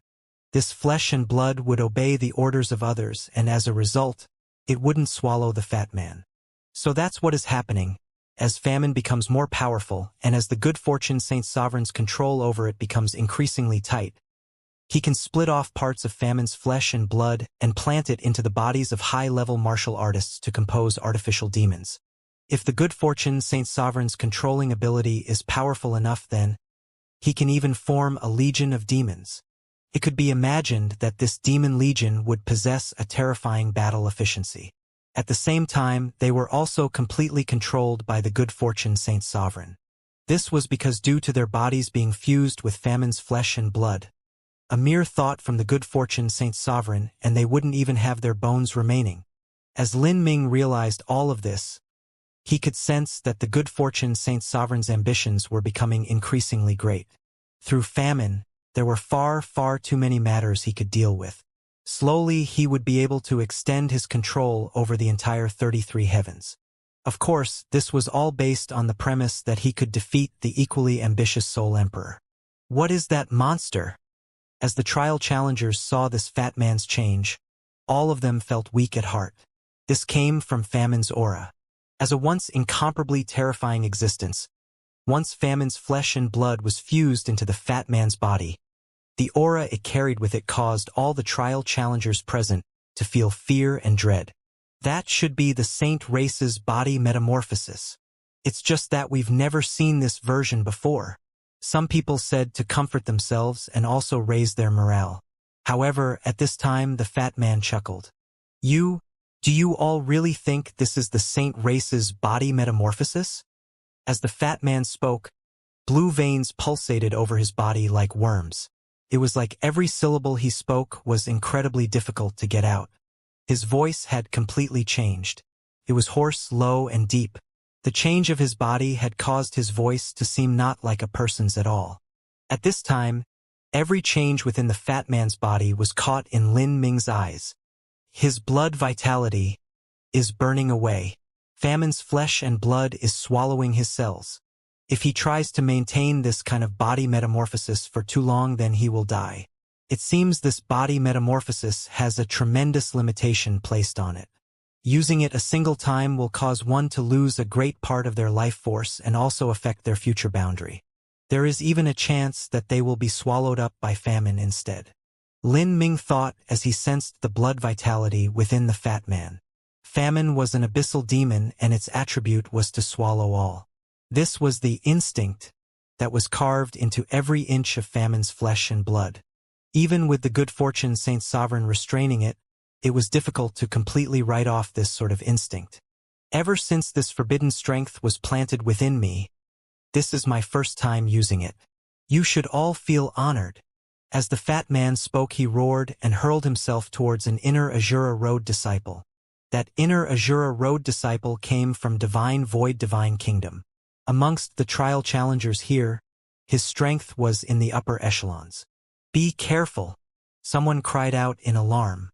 But the fat man was too fast. His speed surpassed the reaction ability of those present. The divine void divine kingdom disciple had been tempered through numerous tests of life and death. Although his brain didn't respond, his body already started to reflexively move, independently acting in this critical moment. He leapt backwards. At the same time, he took out a thick saber and chopped downwards. A thick and sticky darkness spilled out from his saber like ink. This darkness contained a powerful divine soul attack. "Who?" The thick darkness roared, forming a death god phantom. The death god phantom grasped a scythe as it rushed towards the fat man's spiritual sea. This was a transcendent divine might of divine void divine kingdom, an arcane skill specifically used to strike the spiritual sea. This divine void divine kingdom disciple was smart enough. Seeing that he couldn't dodge the fat man's attack, he decided to use offense as defense instead. The fat man's body metamorphosis could immediately be seen to augment the mortal body. It was the obvious choice to attack the opponent's spiritual sea instead. Gotcha! The divine void divine kingdom disciple's saber was caught by the fat man. At the same time, the death god's scythe came slashing down at the fat man's head. This fat man completely disregarded the death god's scythe. Rather, he reached out, grasping towards the divine void divine kingdom disciple's heart. "You!" The divine void divine kingdom disciple's eyes flashed with deep disbelief. He stared helplessly on as the death god's scythe cut into the fat man's head. But at the same time, a cold feeling bloomed in his chest. The fat man's sharp claws had thrust into his chest and grabbed onto his beating heart. No dash! The feeling of having one's heart held was indescribable. Fear and helplessness covered the divine void divine kingdom disciple's eyes. Before he could finish speaking, the fat man cruelly grinned and twisted his right hand, twisting apart the divine void divine kingdom disciple's blood vessels and ripping out his heart. Puff! Blood shot out. The divine void divine kingdom disciple's expression stiffened and his body toppled over like a dead dog. As he tumbled away, he could see the fat man holding his beating, dripping heart, and then directly swallowing it whole. "Ah!" A trial challenger cried out in fear. This body metamorphosized demonic fat man had actually eaten someone's heart.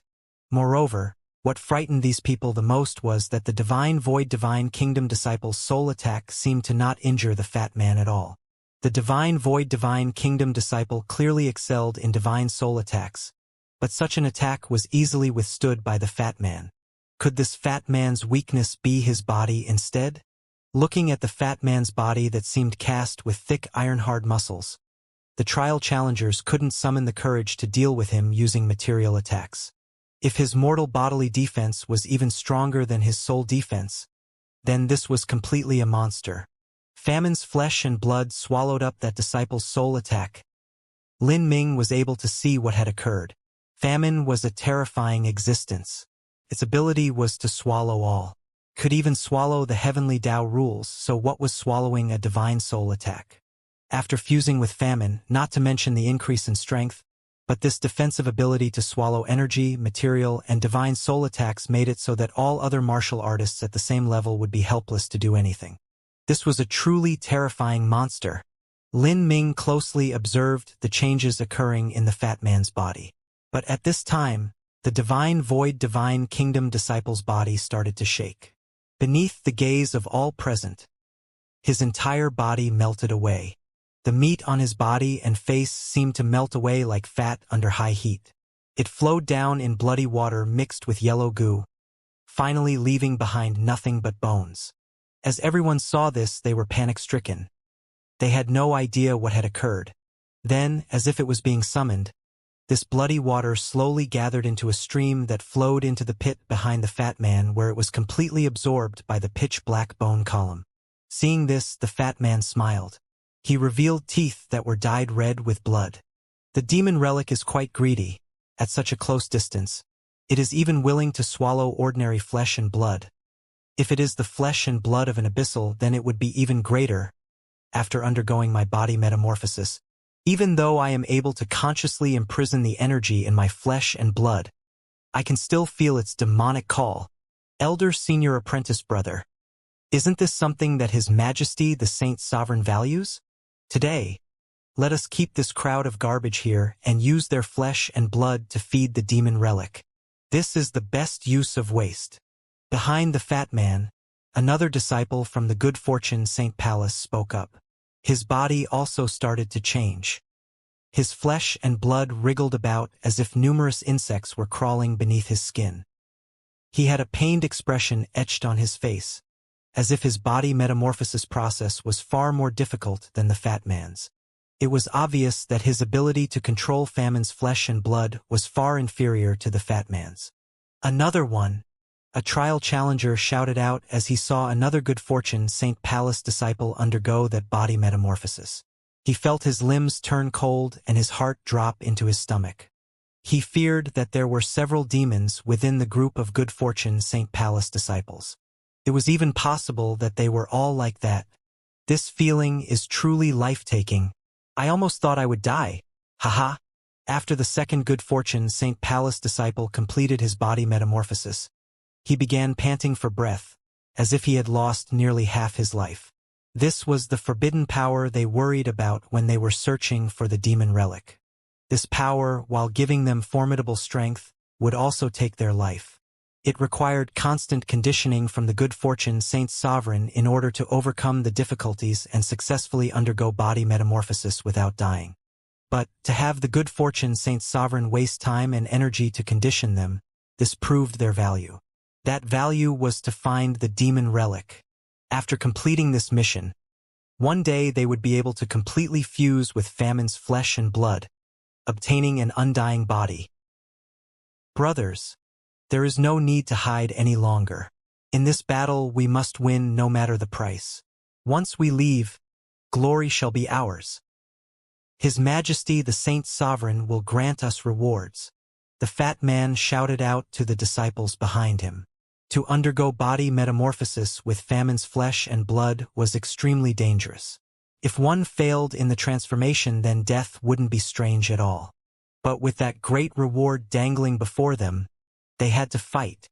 When it came to rewards, the good fortune Saint Sovereign had never been stingy.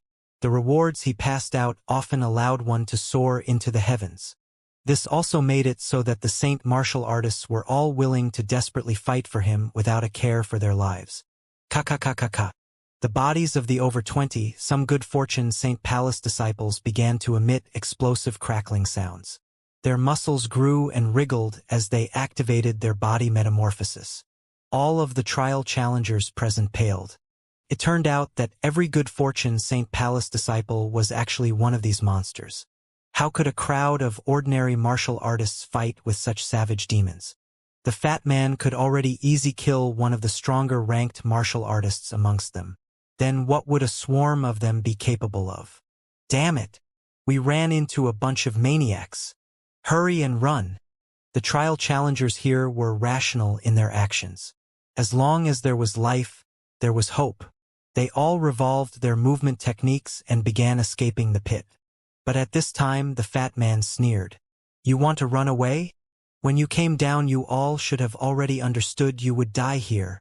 As the fat man spoke he roared out loud.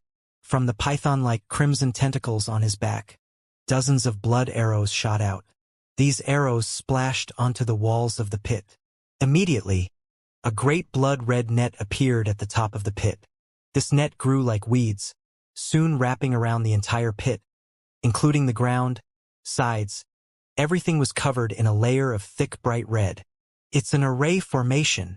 Seeing this blood-red net, the many trial challengers turned waxen. These people had already prepared a trap for them. This was an array formation that surpassed the understanding of the trial challengers present. In other words, it was impossible for the fat man and his group to have created it. They must have used incredibly precious one-time use array disks as well as a massive number of energy stones to power it. This sort of array formation that borrowed power from energy stones wouldn't be able to continue revolving for too long. But this period of time was more than enough for these monsters to slaughter to their heart's content in this pit. With this, let alone the inner Azura Road disciples, even the disciples of Soaring Feather God Mountain began to panic. They never expected that such a change would occur. These disciples of the good fortune St. Palace, they wouldn't kill them too, right? Although they were allies, if anyone died in this final trial, it would be impossible to verify just how it had happened. If they were attacked here, then that wouldn't be strange at all. You, start killing everyone for me. Otherwise, I'll kill you along with them. The fat man's muscles violently twitched. His savage blood-red eyes stared at the gray-clothed woman from soaring Feather God Mountain. His look as wicked as a demonic wolf. The gray-clothed woman was completely flustered. Facing this terrifying fat man, she had no other choice. Do you really think we are fish that you can slaughter as you want? Everyone, attack together. Before they complete their body metamorphosis. An inner Azura Road disciple loudly shouted. Currently, the good fortune St. Palace disciples had only finished their body metamorphoses halfway. This was the perfect time to counterattack them. Too naive. The fat man grinned. He rushed out, and from his back, 8 blood-red tentacles rushed out like poisonous snakes with unstoppable momentum. These tentacles were hundreds of feet long and could easily pierce through the energy barriers of those present as if they were nothing more than paper. 2 martial artists were immediately pierced through the chest by these red tentacles. Their organs burst apart. As they wildly struggled, their blood was recklessly sucked in through the tentacles. Many people nearly collapsed where they stood. Originally, even if this fat man didn't undergo body metamorphosis, his strength still surpassed all those present.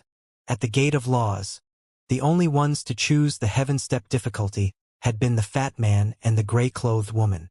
But now, the fat man's body metamorphosis had increased his strength by several times. And that gray-clothed woman seemed as if she was intending to take his side. This was because the 4 disciples from soaring Feather God Mountain were already standing behind the fat man. They came from the same faction to begin with, and beneath the threat of death, it would instead be strange if they didn't take the hand offered to them. Only an outstanding talent can recognize the current trends. A wise man knows when to submit. Seeing the gray-clothed woman surrender, the fat man chuckled. The gray-clothed woman clenched her teeth. Although she was humiliated, she had no other choice she could take. After all, they were together to begin with. Focus on defending and kill some of the weaker ones. The gray-clothed woman ordered the junior apprentice brothers and sisters she had brought along. Once everyone here is dead, will they let us live? A soaring Feather God Mountain disciple worriedly asked. If we don't try to steal their treasure, then there shouldn't be any reason for them to waste their blood essence to kill us. This body metamorphosis they are undergoing isn't easy on them, and if we don't surrender to them, then we will immediately die instead. For a time, an atmosphere of despair filled the pit, covering all the trial challengers present. Kill them all, the fat man yelled. Let the grand slaughterfest begin. The artificial demons of the good fortune St. Palace were far too strong. The strength brought about by this body metamorphosis was the same as them wildly burning up all their blood essence. In addition, these disciples were originally all a cut above the rest. From the very start of this battle, it was nothing but a one-sided massacre. Another trial challenger was killed, and after they died, all of their blood essence and energy was completely absorbed by the demon relic. This sort of death where they turned into red and yellow blood and were then swallowed up by the strange bone was really far too miserable. The fat man had gone crazy. The 8 tentacles behind him danced like an octopus, wildly harvesting all life. As for the soaring Feather God Mountain disciples, they mostly found a few trial challengers that were on the verge of death to finish off. They didn't strike on their own initiative. But when the fat man had killed just less than half the martial artists present, and his killing frenzy was rising, his heart shook and he turned around with disbelief in his eyes. 200 feet behind him, a man had appeared. This shouldn't have been anything special, but this man was standing where the demon relic was, using a hand to gently grasp it. This person was Lin Ming. From the start, all of his attention had been focused on this demon relic. The fat man would never have even dreamed that something like this would occur. In Lin Ming's hand, the demon relic was still dripping with the bodily corpse fluids that it hadn't been able to absorb in time. With such a fierce and evil-spirited demon relic, Even the fat man would have to carefully consider whether or not to touch it. He would probe it repeatedly first in order to avoid any dangers and to prevent any ominous events from occurring. But this man was lightly holding onto the demon relic in his hands, as if he wanted to take it away. Moreover, what shocked the fat man the most was that the surrounding scene was of everyone desperately trying to escape or crying out in sorrow and pain. Yet this man actually had the idea and courage to dig up the demon relic. Was he insane? "You are seeking death," the fat man wildly bellowed, like the roar of a demon. The martial artists all around froze from what they were doing. For a time, all the good fortune St. Palace disciples held back from their killing feast. This battlefield was a one-sided massacre to begin with, and even if they stopped now, they could still easily finish off everyone later. The pit fell silent. Only the sound of flowing blood was heard. Everyone looked towards Lin Ming. At this time, Lin Ming was holding onto the demon relic. There was no panic or fear on his face. His expression was calm and his eyes were a bit thoughtful. When Lin Ming thought of taking the demon relic, he had first probed it with his divine sense.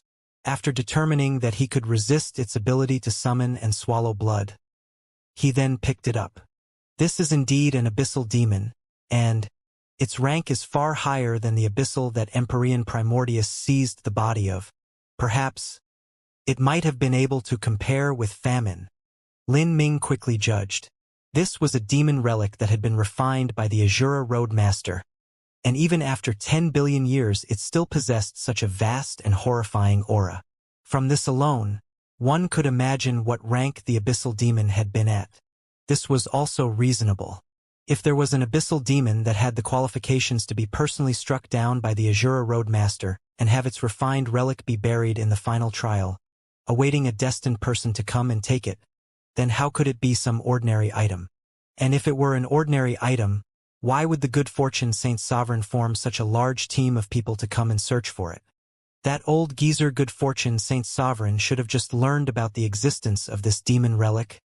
Otherwise, he would have tried to take it long ago. He might have found some ancient ruins and accidentally obtained a letter, jade slip, or some other piece of information left behind by the Azura Roadmaster, from which he then locked onto the location of this demon relic. As Lin Ming thought this, he weighed the demon relic a bit in his hands and then placed it in his spatial ring. Seeing this occur, the fat man was utterly dumbfounded. This sort of feeling was like an emperor going on a parade through the streets. But then a beggar walked in front of the emperor and plucked out the largest gem from his crown beneath the gaze of all present. Then, he placed that gem in his dirty pocket and patted the emperor's shoulder before strutting away. "I never thought that in this world there would be such a crazed idiot." The fat man's voice was vicious. His blazing eyes locked onto Lin Ming as he started walking over. The other good fortune St. Palace disciples also slowly approached, surrounding Lin Ming in a circle. As they looked at Lin Ming, they did so with disdain and mockery in their eyes. The fat man's pace was slow and gradual, but this plodding pace also brought about a deep restraining feeling. The other inner Azura Road disciples looked at Lin Ming. They already expected to see him be cruelly dismembered. "This fellow, what bad luck. We can't even save ourselves. So stop trying to care about others. Prepare yourselves and wait for a chance to break out." Some Azura Road disciples gathered together. They rapidly passed sound transmissions, preparing to take advantage of the moment the array formation weakened to flee this pit. Of course, the premise of all this was that they were still alive when the array formation weakened. By this time, the fat man had already arrived in front of Lin Ming. "You are a human? How interesting. In these many years I've mutilated and killed countless humans. Although you humans are nothing but a bunch of trash, your brains aren't too stupid. At the very least you know when to fall to your knees and beg for mercy. If you were to beg for mercy, I might even spare you death, so you can continue living like the dogs you are." The fat man stood in front of Lin Ming like a tower. After undergoing body metamorphosis, the fat man was over twice as tall as Lin Ming. His aura erupted around him as tentacles danced in the air, filling the battlefield with an intensely oppressive feeling. However, the oppressive aura he released didn't achieve the effect he wanted. Instead, Lin Ming's eyes suddenly turned freezing cold, like the Arctic flames of the Nine Nether Abyss.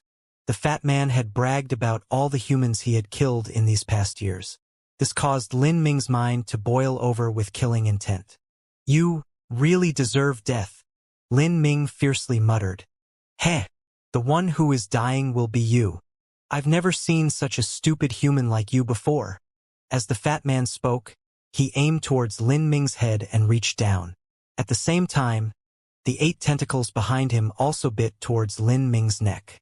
When the fat man killed the previous trial challengers, as long as they were bitten by this tentacle, then all of their blood essence would be sucked out. Paka! 8 tentacles all bit down on Lin Ming's neck and shoulders. The fat man demonically grinned. However, in the next moment his smile froze. He could feel Famine's tentacles biting down on something impossibly hard, not able to pierce through half an inch, as if they had chomped down on divine iron. "How is this?" Before the fat man could respond, at this time he was suddenly horrified to discover that he couldn't move his body at all. He could barely speak through his throat. It was like a terrifying strength had imprisoned him. "As I thought, to allow Famine's flesh and blood to seep into your body and transform it." Lin Ming's sense had penetrated into a microscopic field. He was able to clearly see every cell in the fat man and how his cells had fused with Famine's. "If I were to sever this fusion and draw out Famine's flesh and blood." As Lin Ming thought out loud, he lifted a hand, slowly reaching out to the fat man. "You..." The fat man was panic-stricken. With his entire body rooted in place, he could only stare helplessly on as this human man's hand thrust into his chest. Puff! Blood flowed out. Lin Ming's hand penetrated into the fat man's body as easily as if he were slicing into tofu. The fat man wildly and desperately struggled, but no matter how much he tried, the only response was a slight trembling of his body, like he was a pig tied up to a cutting board, unable to move at all. This left everyone stunned. The mouths of the inner Azura Road disciples all fell open, unable to believe what was occurring in front of them. That formidable fat man was actually being played around with by this human man so easily, like a child playing with an insect. Who was this man? How could he be so strong? It had to be known that in this level of the final trial, what was tested was not absolute strength but one's level of talent. Although the fat man couldn't compare with existences like Shang Mei or the good fortune Saint Sun, he was absolutely not a weak individual. Now, with his body metamorphosis completed, he was even more terrifying than he ordinarily was. If this other person could easily play with him in the palm of his hand, just how horrifying was his talent? If he was so amazing, why didn't they see him at the Gate of Laws? Everyone looked at each other in a daze, like they were living some dream. All the people here had already gone to the 4th level by the time Lin Ming left the Gate of Laws. Thus, they didn't see the changes occurring in the Gate of Hell, otherwise they would have recalled that event. Lin Ming didn't care about these people. The reason he exposed his strength now was because of the demon relic. As for those who saw him, he had the means to deal with them. He couldn't let news of his presence here be revealed to the outside world. Although there was no one here able to see through his appearance-changing technique, if others were to know that someone with his degree of talent existed, then there would always be those who would associate him with the name Lin Ming. That would be disastrous. Elder Senior Apprentice Brother. Boss. The good fortune Saint Palace disciples were inexplicably flustered. Even as they were horrified, their eyes turned red with rage, but they didn't dare to attack right now. The fat man was in Lin Ming's hands and they didn't want to do anything lest there be collateral damage to him. Moreover, Lin Ming was too strong. Their attacks likely wouldn't have much effect. Before the good fortune Saint Palace disciples could come up with a plan for how to deal with the situation, the fat man's face suddenly twisted. His body shivered and veins stuck out on it. Big drops of sweat rolled down from his forehead. He was clearly withstanding some kind of agonizing pain. Blood, flesh. The fat man struggled to say, even as blood started pouring down from the top of his head. From within his body, every bit and piece of Famine's flesh and blood was being severed by Lin Ming using small energy flows and then forcefully drawn out. With Lin Ming's understanding of the life laws in addition to his incredible true essence control, he could accomplish all of this. Then, the several tentacles waving behind the fat man started to wither, like worms that had their fluids sucked out. The fat man's giant and towering body also started to rapidly deflate like a pierced rubber ball. At the same time, in Lin Ming's palm, a blood-red ball of meat started to grow. This was the gathered bits of Famine's flesh and blood. Pa! Lin Ming drew out his hand and pulled out this bloody ball. The bloody ball was the size of a person's head, and it also palpitated like a heart. It violently struggled in Lin Ming's hand, but no matter what it tried, it couldn't escape his grasp. And at this time, the fat man didn't seem like a person at all anymore. His body metamorphosis was forcefully cancelled, and he had reverted to his original form. But this so-called original form was in truth much worse than the original. His fat body had shrunk to nothing, and his face had turned sallow like paper. He looked like an old smoker who had used opium for far too many years. His life essence had been drawn out along with Famine's flesh and blood. All of it was pulled out by Lin Ming. "Little Black," Lin Ming called. He threw out the ball of meat in his hand, and at the same time there was a happy howl from his inner world. A small black wolf rushed out and bit down on this ball of flesh, casually chewing it a few times before swallowing it down. The small black dragon licked its lips and patted its belly with its claws, appearing extremely satisfied. This time it was in its minimized form. Besides a single horn, it resembled a wolf. The first reason Lin Ming came here was because of Famine's flesh and blood and the intense swallowing desire shown by Little Black. Now that Lin Ming pulled out Famine's flesh and blood from the fat man's body, he did so to experiment with it and also to let Little Black swallow it. As this scene fell into everyone's vision, their eyes nearly popped out of their heads. This mysterious and terrifying man had easily overpowered the horrifying fat man and then drew out his flesh and blood essence. Then, he fed it to a dog. This was too incredible. Damn it! The good fortune St. Palace disciples' eyes nearly cracked open with rage. They originally feared Lin Ming, thus they didn't attack him. But now that they watched him draw out Famine's flesh and blood to feed a dog, their fury burned to the extreme. Attack together! Kill him! The 20-some good fortune St. Palace disciples rushed forwards together. With more people attacking together, it always felt somewhat safer. But, to their horror and despair, they discovered that they were all wrong. Just as they reached within 100 feet of Lin Ming, they suddenly froze, like their bodies had fallen into a thick and viscous swamp of chaos. Their bodies were locked in place, none of them able to move a single inch forwards. It was like all of them had been suddenly locked in ice. Whether they were flying through the air or rushing over the ground, all of them froze as they were without exception. Whether it was controlling the fat man or controlling this group of people, Lin Ming's countenance didn't change, nor did he seem to use any strength. This. The inner Azura Road trial challengers were left at a loss for words. If this mysterious man had only suppressed the fat man, then they would have summed it up as a talent on the same level as Xianxia.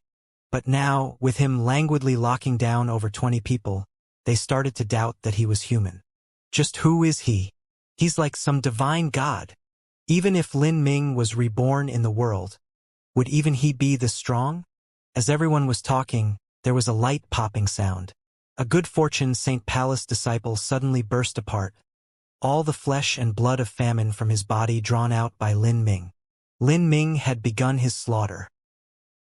Slaughter. In the world of martial artists, this sort of behavior was common. Not to mention slaughtering a village, slaughtering a city, or even slaughtering all lives living on a star was something that occurred often. In the incomparably vast universe, even a large planet like the Sky Spill planet wouldn't arouse any concern if it was destroyed in a single day. Even if some people learned about this event, they would only think that a bunch of talentless, useless, and unimportant divine sea people had been killed off. But slaughtering geniuses in groups, and in particular slaughtering a crowd of geniuses from a true divinity-level influence, was something that was incredibly rare in the world of martial artists. There was a scant number of true divinity-level influences in the 33 heavens. Who would dare to provoke them or even have the ability to do so?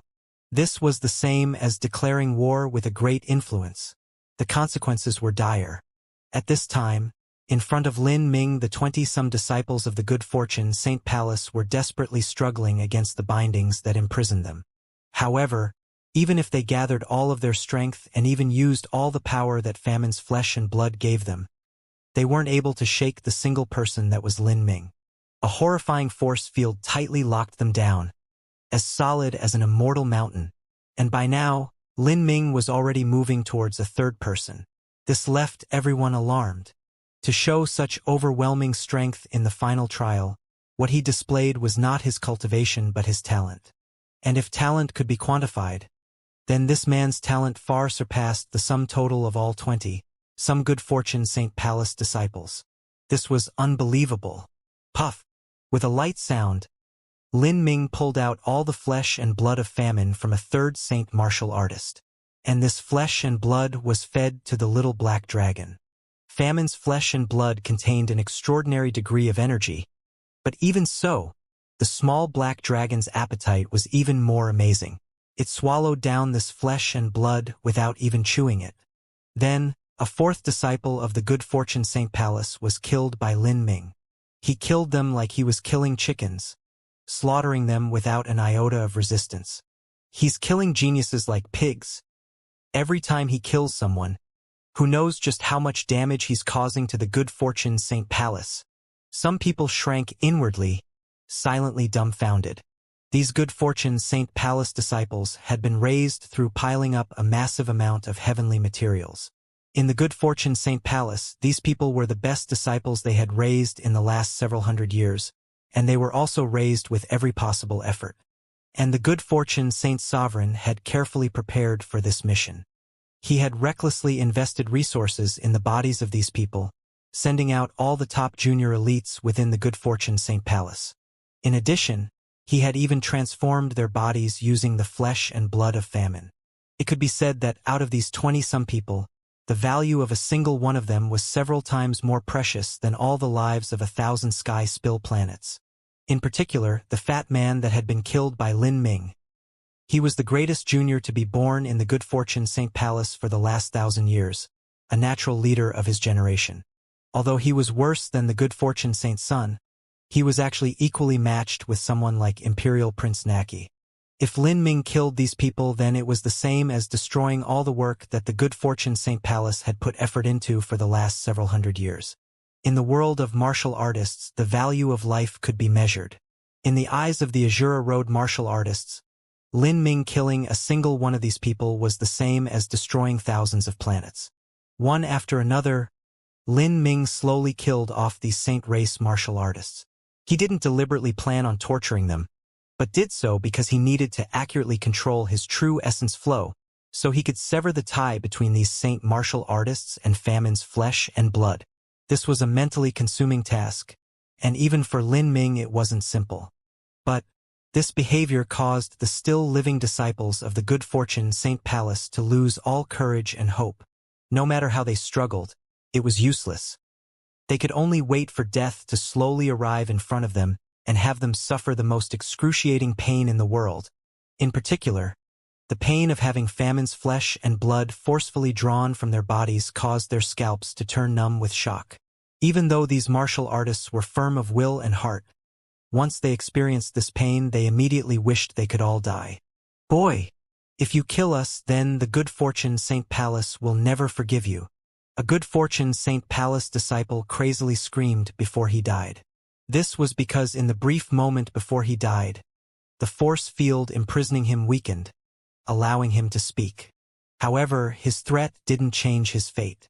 Famine's flesh and blood was also pulled out from his body. Those who killed should expect to be killed.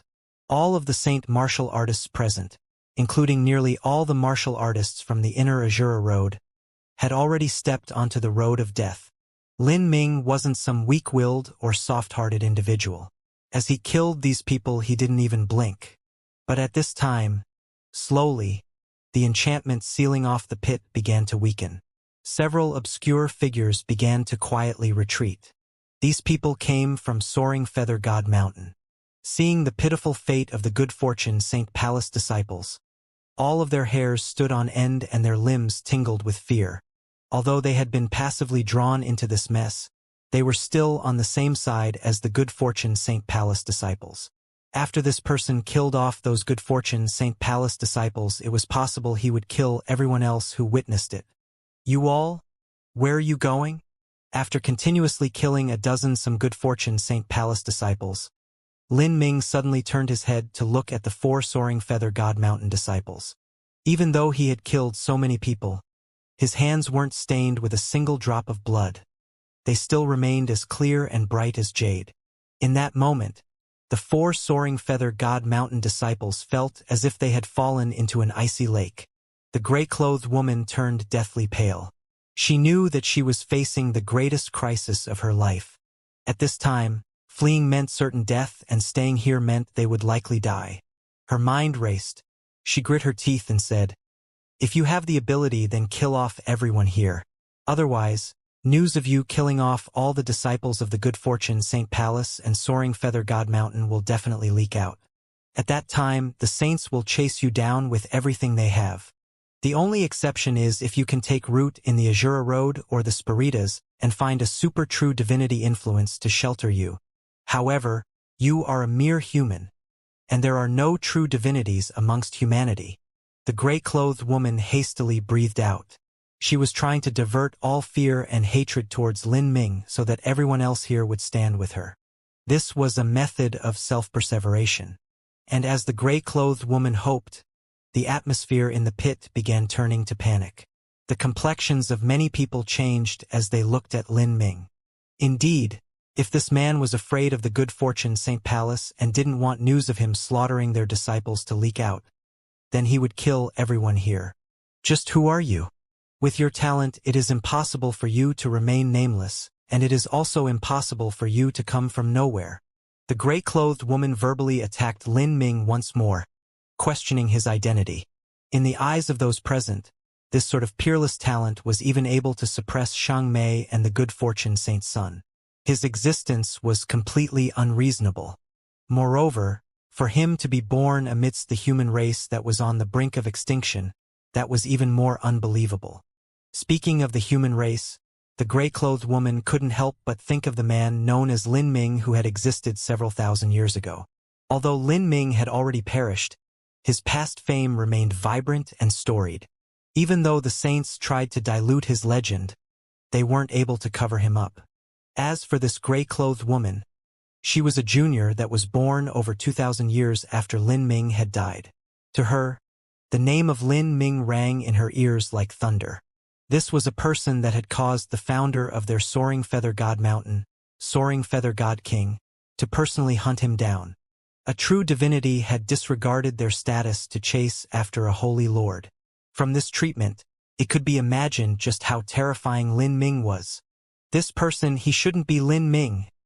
The gray-clothed woman immediately denied the thought that crossed her mind. The final trial was aimed towards juniors, and this concept was supported by the laws that permeated this space. Even if Lin Ming was still alive, his skeletal age would be several thousands of years. He would not be a junior.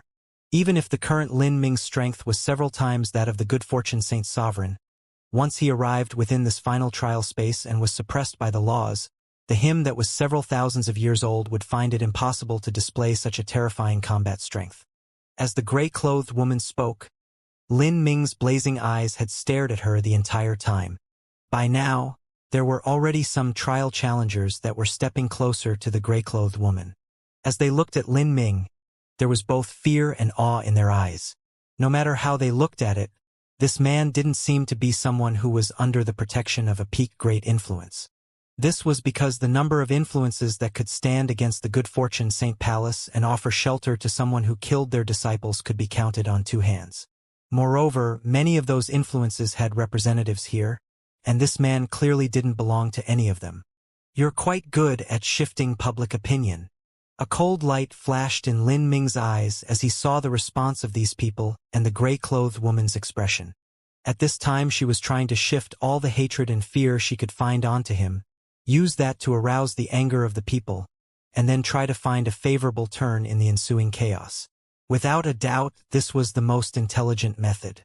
But what a pity! All her plans were meaningless. As the one who possessed absolute power, he could control the life and death of all those present. Those with me, live. Those against me, die. Lin Ming watched as more and more trial challengers were pulled over to the side of the gray-clothed woman. He coldly smiled and then said, I will give you all a choice. You can choose to stand behind that woman and die with her, or leave her and have a chance of living on. Lin Ming's words were like the whispers of a demon's bargain. The trial challengers felt their hearts turn cold. Some of them had already subconsciously started to move far away from the gray-clothed woman. Stop being naive. Do you really think he will let you live? Seeing this scene, the gray-clothed woman desperately shouted in panic, not caring whether or not this move would really allow her to live. However, no matter how much she shouted, more and more people drew further away from her. The logic was simple. To resist that man was hopeless. But if they chose to submit to him, he might not necessarily kill them. Soon, the only ones left with the gray-clothed woman were the 3 other disciples from Soaring Feather God Mountain. At that time, Lin Ming attacked. His speed was mind-bogglingly fast. Spear light cut through the void. It was an arrow striking true, instantly piercing through the gray-clothed woman's protective astral essence. Blood shot out and she miserably coughed as her ruptured body was sent flying backwards. Another Soaring Feather God Mountain disciple also died with her. 2 people died without any suspense. Lin Ming showed no mercy. In the war between humanity and the saints, Soaring Feather God Mountain was also involved. All the disciples of Soaring Feather God Mountain were equally stained with the blood of humanity. However, there was still a man and woman disciple of Soaring Feather God Mountain left remaining. Lin Ming didn't kill them because he had a special use for them. He waved his hand and locked down those 2 people with a force field. The 2 people shook. Their faces paled. As they looked at Lin Ming, both hate and fear clouded their eyes. At this time, the only ones left alive were the 2 disciples from Soaring Feather God Mountain and the several dozen Azura Road disciples. When Lin Ming turned his eyes towards these Azura Road disciples, all of them held their breath. Among these people, Lin Ming could see several youths wearing a uniform robe as well as having 7-colored feather crowns on their heads. He recognized this clothing. These people came from Divine Void Divine Kingdom. Divine Void Divine Kingdom was one of the 2 true divinity-level influences of the Azura Road. The one who established Divine Void Divine Kingdom, Soul Emperor Divine Void, was Empyrean Divine Mist's brother. But at the same time, they shared a deep-seated blood hatred with each other. The lot of you, come over here. Lin Ming pointed towards the disciples from Divine Void Divine Kingdom. The group of them turned pale white. However, they obediently followed Lin Ming's orders and walked over.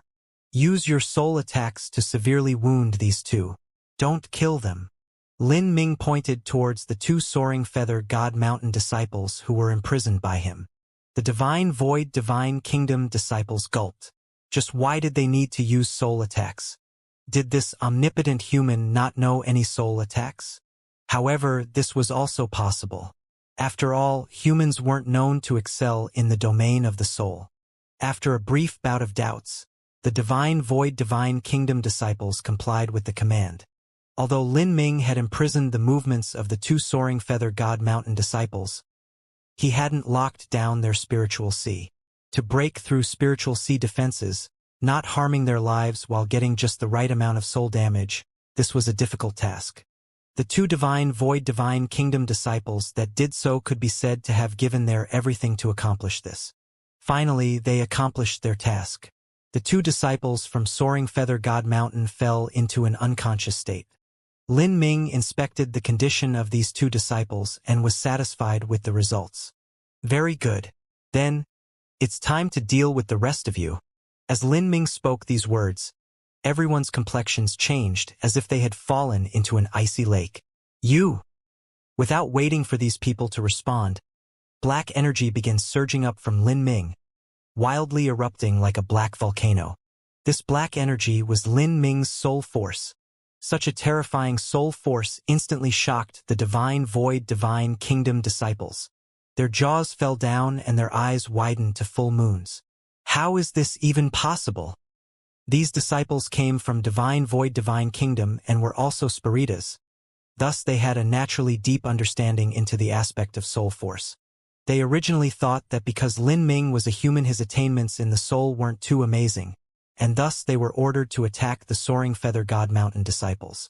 But now, seeing this human erupt with such a dreadful soul force, they were all frightened to death. It had to be known that this was all occurring beneath the suppression of the final trial laws. If this were outside, to what extent would his soul force reach?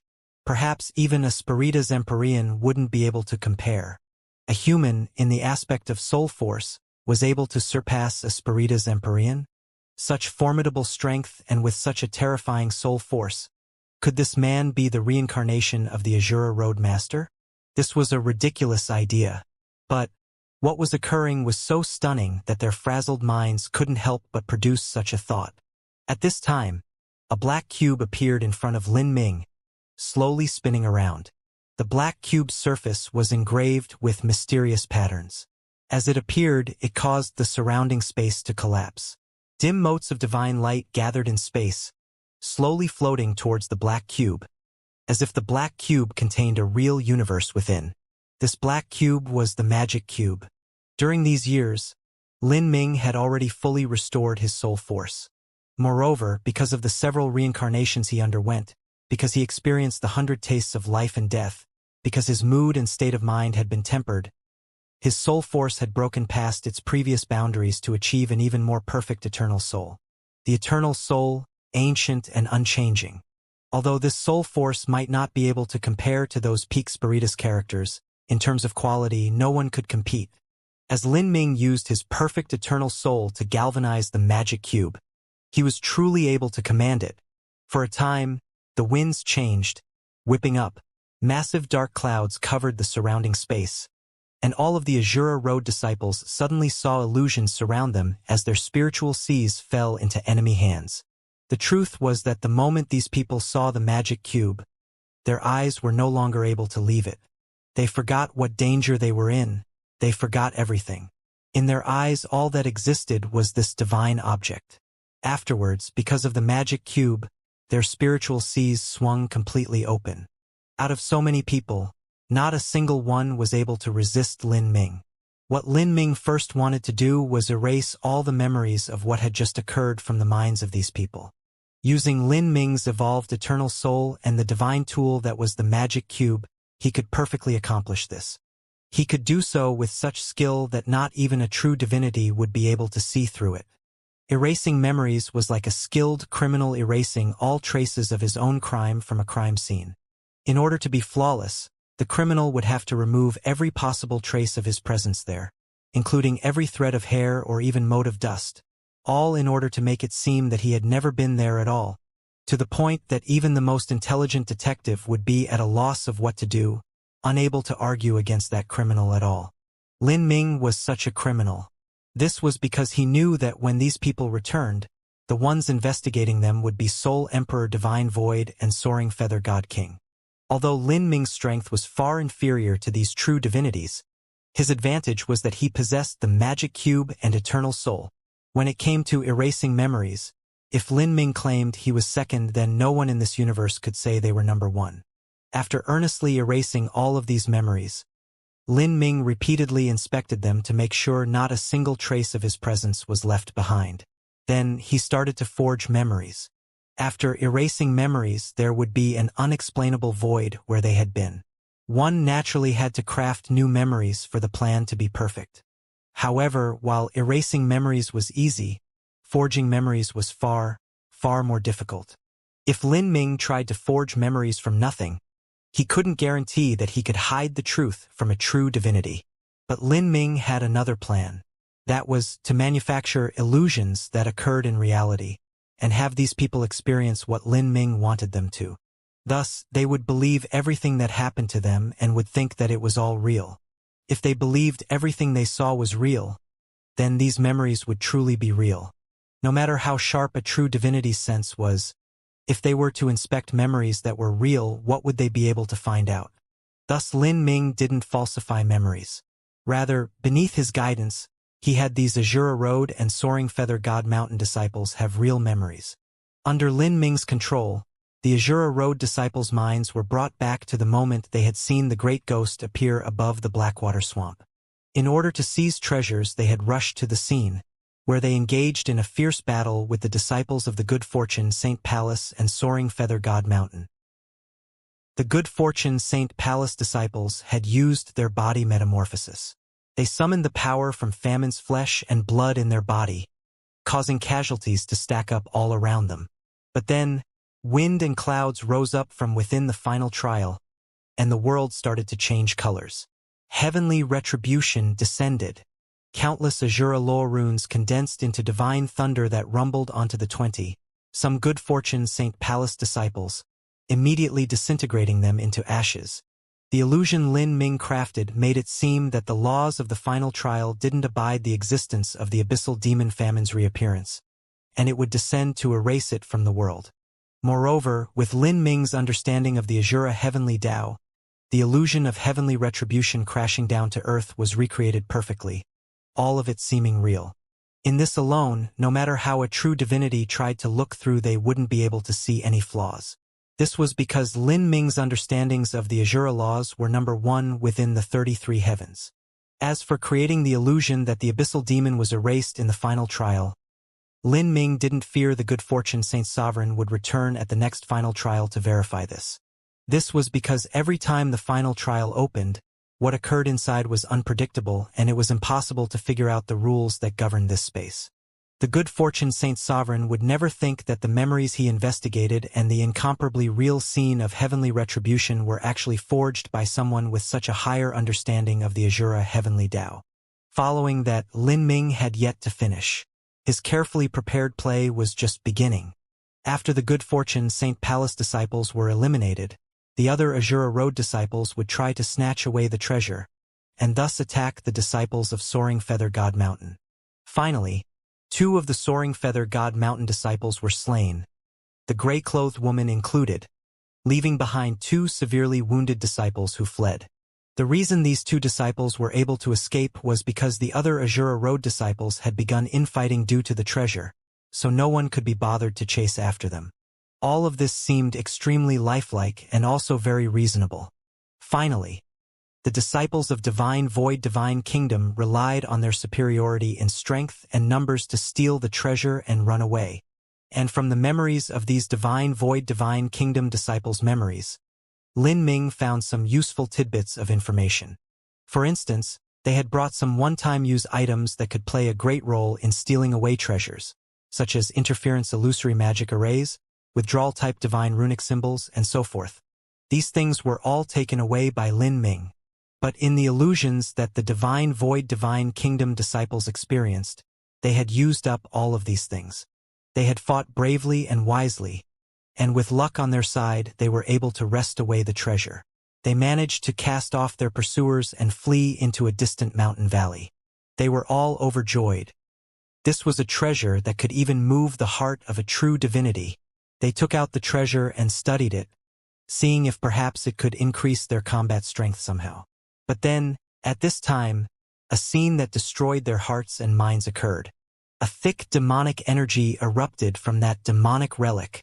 This demon energy condensed into a giant ghost head in the skies, similar to the ghost head that appeared above the Blackwater swamp at the start. This phenomenon was too great. Everyone from thousands of miles away could clearly see it. Thus, everyone was drawn to this area, and the disciples of Divine Void Divine Kingdom had their positions revealed. The other inner Azura Road disciples rushed towards this location, and even the 2 severely wounded disciples from Soaring Feather God Mountain came here with looks of deep unwillingness etched on their faces. The disciples of Divine Void Divine Kingdom were panicked. They had relied on luck to escape the previous mess, and now facing so many people, there was likely no way they could win. In a worst-case scenario, they would follow in the steps of the Good Fortune Saint Palace disciples and turn to dust. And at this time, that massive ghost head in the skies suddenly spread outwards, dissolving into a force field that covered the surrounding area for hundreds of miles. Everyone lost consciousness as they were covered in this black energy. This was also Lin Ming's final illusion. From this point on, false memories transitioned into real memories. Even if Lin Ming's skill in forging memories far surpassed anyone else in the 33 heavens, he couldn't guarantee that these little white mice wouldn't experience traces of confusion and loss during the transition period of the memories from false to real. Although this was only a minor flaw, the sense of a true divinity had a high chance of discovering this. But, if they were to faint and then reawaken, they would believe that everything that just occurred was realer than real. No matter how a true divinity investigated, they wouldn't discover anything wrong with these real memories. When Lin Ming had been conjuring up these illusions, these little white mice had already been transferred to the mountain valley. Moreover, it wasn't Lin Ming that moved them. Under the thrall of his illusions, they flew there themselves. All the scenery they witnessed along the way was real. Even their movements in the air, their offensive and defensive maneuvers, everyone's expressions, it was all lifelike. As for the two severely wounded soaring feather god mountain disciples, they also joined the encirclement. Even when the ghost head appeared, they still weren't willing to leave. Then, when the ghost head exploded into a wave of energy, they too fell unconsciousness. All of this was perfectly done. Of course, when these people woke up, it would be many days later. At that time, the final trial would be on the verge of ending. These people believed they had all fallen unconscious due to the force field formed by the demon relic, and that force field was also what protected them from the attacks of the vicious beasts on the 4th level. But they wouldn't be happy at all. In particular, the disciples of Divine Void Divine Kingdom. This wasn't because they had missed out on continuing the final trial, but because after they woke up, they discovered that the demon relic had vanished after the eruption of the force field. They didn't know where it had gone. And the worst stroke of luck was that the others believed that the demon relic was still in their hands, and yet they had no way to explain what had occurred. Oh!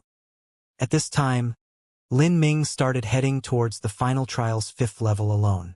The demon relic was taken by Lin Ming and placed within his spatial ring. As for the little black dragon that had eaten its fill, it was deeply slumbering in the magic cube. After it swallowed the flesh and blood of famine, all of it turned into a red ball of meat in its stomach. This meatball would require some time to digest. This time, Lin Ming could be said to have had a rewarding trip. However, he didn't have time to study the demon relic more in depth. All he felt was an incomparably pure strength contained within it. If he could refine this strength, then whether it was him or the small black dragon, there would be a tremendous benefit. From between the 4th level and 5th level there also existed a test, just like the Gate of Laws between the 2nd and 3rd levels. When Lin Ming came to the final trial last time, the checkpoint here was the 33 Heavens Divine Seal Altar. Lin Ming had easily climbed it. This time, the test was different. It was not an illusory killing array. Of course, he had no problem this time either. Lin Ming easily stepped into the 5th level. At this time, a voice echoed in his mind. "Your methods are quite cruel." This voice was somewhat weak and somewhat ethereal. Lin Ming was extremely familiar with it. It was Empyrean Divine Mist. During these past years, beneath the sustaining effects of the magic cube, Empyrean Divine Mist's soul force was like a candle in the wind, but it never extinguished. Most of the time he was deep in slumber. Lin Ming faintly smiled. "Senior has awakened?" "I've awakened. It seems I slept for another 1,000 years? To be exact, you've slept for 1,058 years. Lin Ming smiled. Over 1,000 years ago, Empyrean Divine Mist had awoken for a short 10 days. Then he fell asleep once more, resting until this moment. The magic cube had the effect of stabilizing the soul. Empyrean Divine Mist wasn't in a bad or good situation. As long he went through his period of slumber, then his soul force wouldn't weaken or increase. What you did this time could be called giving Divine Void a good deal of trouble. Empyrean Divine Mist lightly said. The good fortune Saint Sovereign had done all of this in order to obtain the demon relic. He wouldn't give up on it so easily. And in terms of strength, Divine Void Divine Kingdom was weaker than the good fortune Saint Palace. However, within the Azura Road and with the protection of the Azura Road's laws, the good fortune Saint Sovereign shouldn't dare to do anything reckless. Perhaps, Cause and effect runs in circles. Divine Void and Senior have a grudge with each other. And since I've received help from Senior, it's normal for me to pay some interest back to Divine Void Divine Kingdom. Lin Ming's response was calm. He was someone who remembered grudges and gratitude. When he attacked the disciples of the Good Fortune Saint Palace and Soaring Feather God Mountain, this was because they were on opposite sides to begin with, not to mention that they had already killed many Azura Road disciples when they took the treasure. If Lin Ming were to let them go, then in the next several thousand years, the number of young human elites they killed would only increase. Regarding Divine Void Divine Kingdom, Lin Ming only wanted to deal with Soul Emperor Divine Void. As for the disciples of Divine Void Divine Kingdom, Lin Ming had no problems with them, thus he let them live. Is that so? The samsara of gratitude and grudge, the circle of karma? Upon mentioning his enmity with Divine Void, Empyrean Divine Mist had a strange feeling stir in his heart. Ever since he was sealed in the magic cube, Divine Void probably thought he had died. But everything you've done today will only give Divine Void some trouble. It's impossible to shake his foundation. Divine Mist quietly murmured. Lin Ming nodded. I'm not hoping that this matter will provoke some great war. At most, it will divert the attention of the Good Fortune Saint Sovereign. And I also feel that I can't hide the truth of this matter from the Good Fortune Saint Sovereign. He will likely discover some questionable points. Lin Ming didn't care whether or not his actions would provoke a war. His main goal was to conceal his whereabouts. Making sure you are safe and ensuring no news that you are alive spreads is more important than anything else.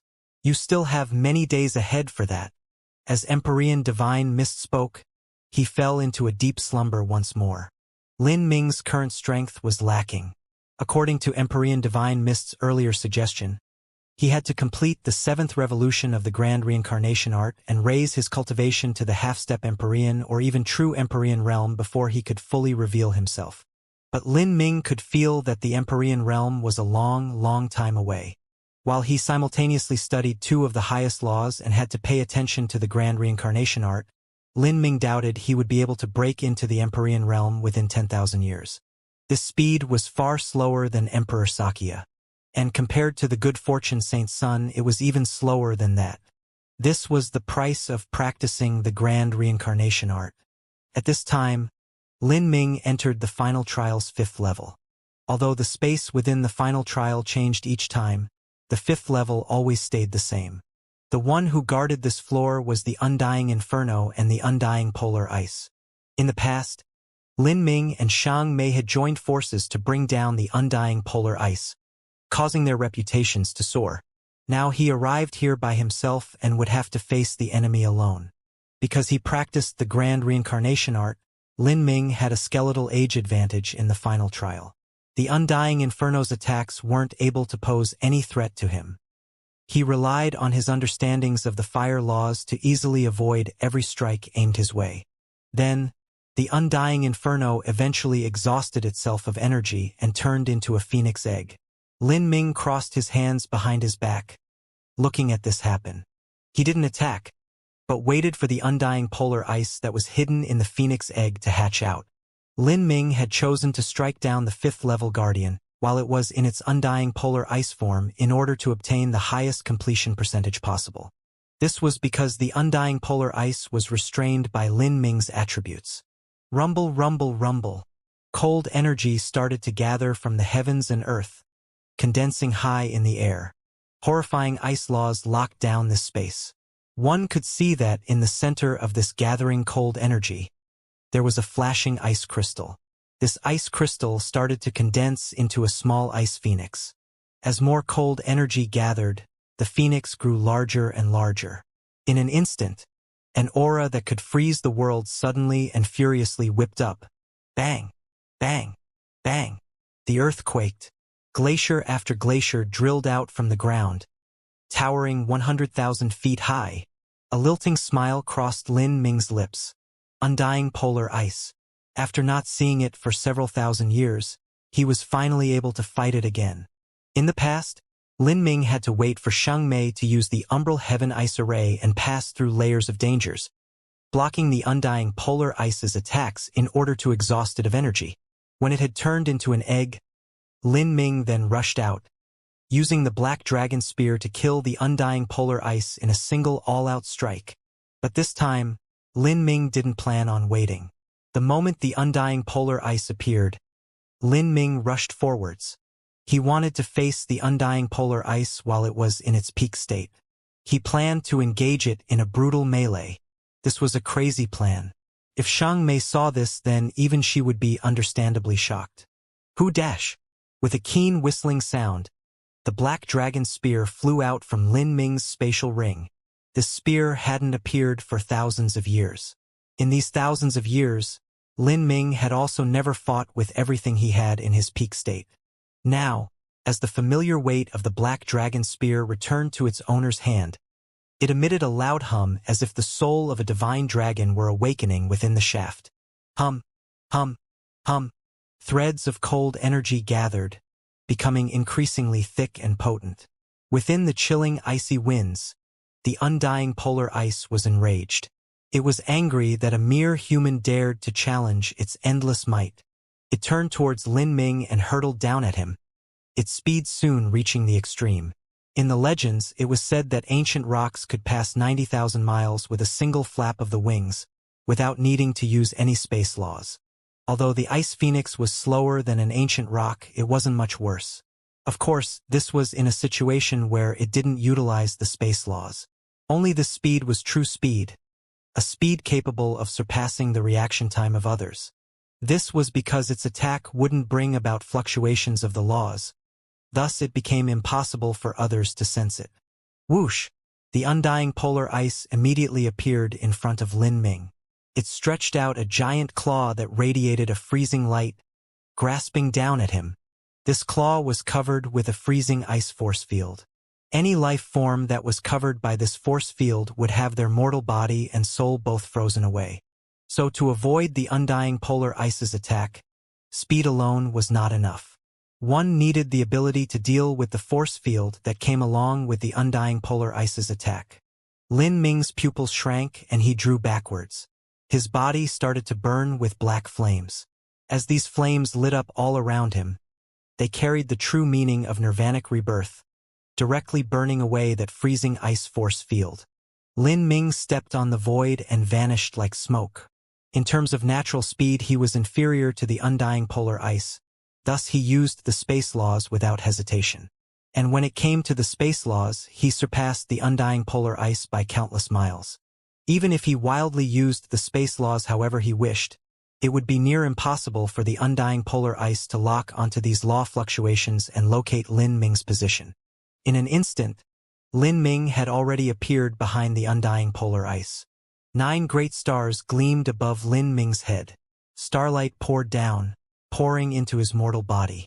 From within him, the Purple Temple Tao Palace, Heavenly Retribution Tao Palace, Extreme Polar Tao Palace, Davik Eye Tao Palace, all of them began to open one after another. The black dragon spear was infused with the power of 9 stars. It crushed through space with overwhelming momentum as it savagely pounded down. Kacha! Like a bolt of divine lightning falling from the highest heavens, it smashed into the undying polar ice's back. The phoenix's back could even carry a mountain. But as Lin Ming's spear smashed into it, not only did the freezing ice force field shatter apart, but those beautiful ice feathers also cracked open, leaving bits and pieces of ice flying out. Icy blue blood flowed out from these wounds. In truth, this wasn't blood but liquid condensed from the purest ice energy in the world.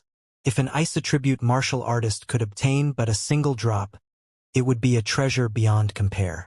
The undying polar ice was incensed. It had protected the final trial's 5th level for billions of years, and during this period there had been people capable of shattering the egg it transformed into, but there had never been someone capable of wounding it in direct frontal combat. It roared out once more as it hurtled towards Lin Ming. Ka-ka-ka. The void froze, cracking open. A deep blue beam of light shot out from the undying polar ice's mouth, straight towards Lin Ming's chest. This freezing cold beam of energy was horrifyingly powerful. It far exceeded Lin Ming with his suppressed cultivation. After all, the undying polar ice was in its peak state. When it was created in the past, it was formed in a default state so that no one would be able to defeat it in its peak condition. Lin Ming didn't defend. His two pupils suddenly contracted, turning as thin as pins. Around his pupils, mystical patterns appeared. In that moment, he had opened the Three Lives pupil. Three Lives pupil, all existence to void.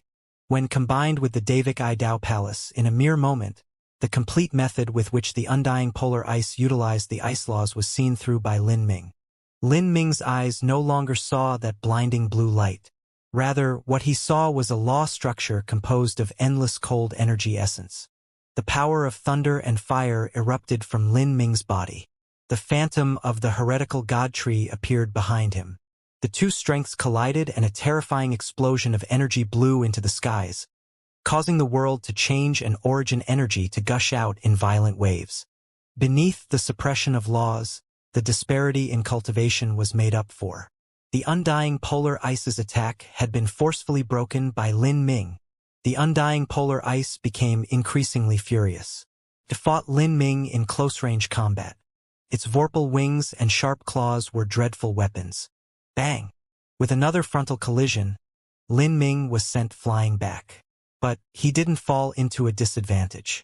He rushed out once more, engaging the undying polar ice in brutal battle. A battle of bodies, a showdown of energy. The black dragon spear in Lin Ming's hand seemed to turn into a black dragon that flew about in the air. In the skies, a dragon and phoenix contended for supremacy. The numerous 100,000-foot-high glaciers were unable to withstand this terrifying storm of energy. All of them crashed down in rumbling avalanches. Mountain-sized chunks of ice crashed into the ground and dissolved into icy rivers of water. This was an apocalyptic scene. In close-range melee combat, Lin Ming was finally struck by the undying polar ice. Its terrifyingly sharp phoenix claws brought with them a cold light that shimmered for dozens of feet as they cut into Lin Ming's body. Blood flew out, instantly freezing into icicles. Lin Ming turned into a meteor that smashed into the ground. Bang! The frozen earth cracked as a giant crater formed, fissures spreading outwards like a spider web. With this successful strike, the deep blue eyes of the undying polar ice flashed with pride. It shrieked and flew straight towards the icy crater. However, the moment that it approached the crater in the ice, a black spear light thrust out, bringing with it a dreadful power and momentum that tore through all. This spear light ripped into the undying polar ice's chest. The undying polar ice released a sad and pained scream. Its blue feathers were stained with blood once again. Lin Ming's strike contained the condensed laws of the Azura Heavenly Tao, and gathered the supernatural strength of the 33 heavens, and it was even supported with the 9 stars of the Tao Palace. This was nearly his strongest strike, but it still wasn't able to pierce through the undying polar ice's body. The undying polar ice was submerged in endless black light as it came wildly tumbling down from the skies. For thousands of miles around, all the clouds of frost in the air were blown away. At this time, the blood-drenched Lin Ming rushed out from the broken debris of ice. He moved forwards, seeming to teleport as he smashed his spear down behind the undying polar ice. Kacha! With a loud explosion, it wasn't just blue blood that flowed out from the undying polar ice's back. This time traces of a crack appeared. This meant that in the ice laws which composed its body, a crack had appeared. The undying polar ice was weakening. Although Lin Ming couldn't kill the undying polar ice in a short period of time, he could still fight it to a standstill. In other words, this meant that Lin Ming would eventually win. According to the rules of the final trial, the guardian of the 5th level, whether it was in the form of the undying inferno or undying polar ice, once it gathered all its strength it would slowly use it all up in a series of attacks.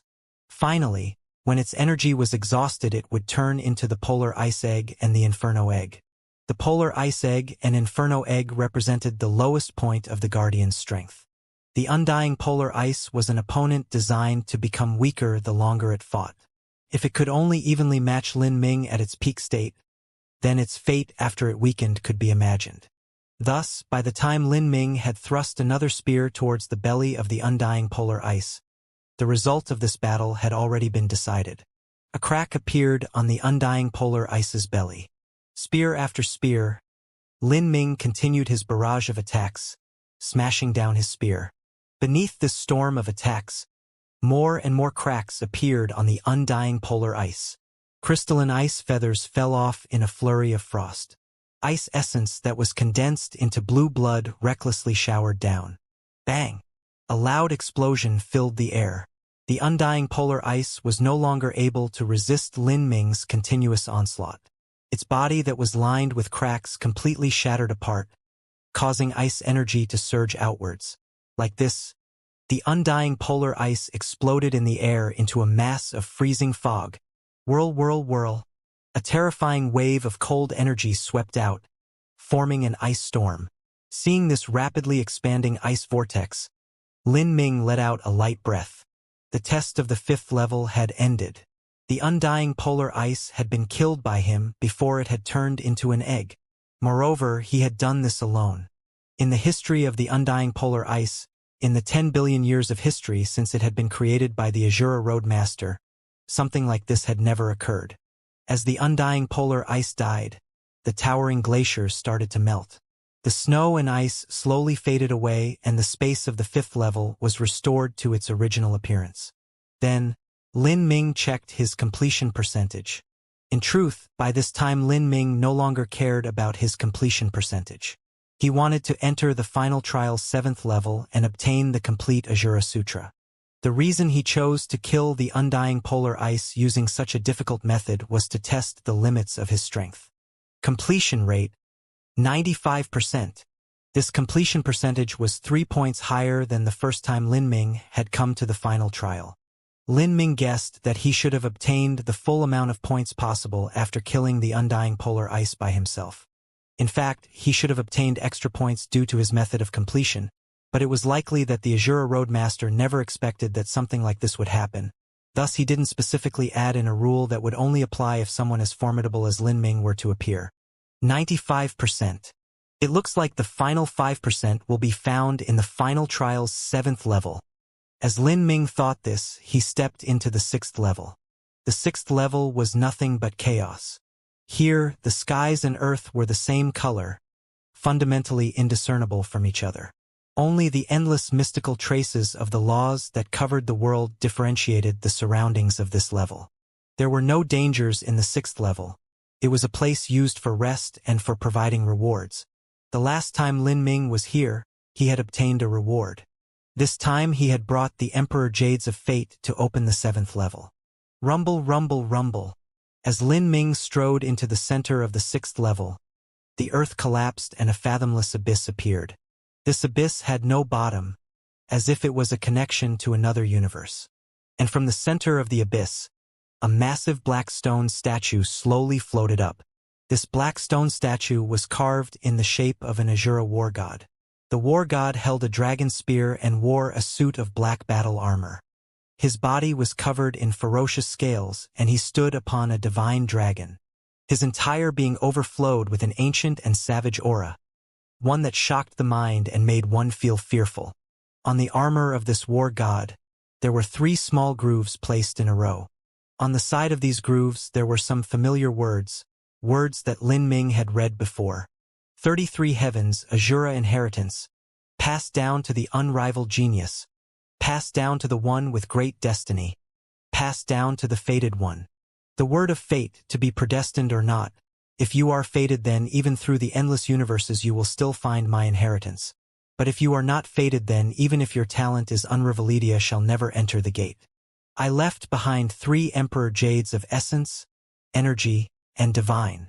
The Emperor Jades have spiritual powers, and if you are fated, then they shall fall into your hands.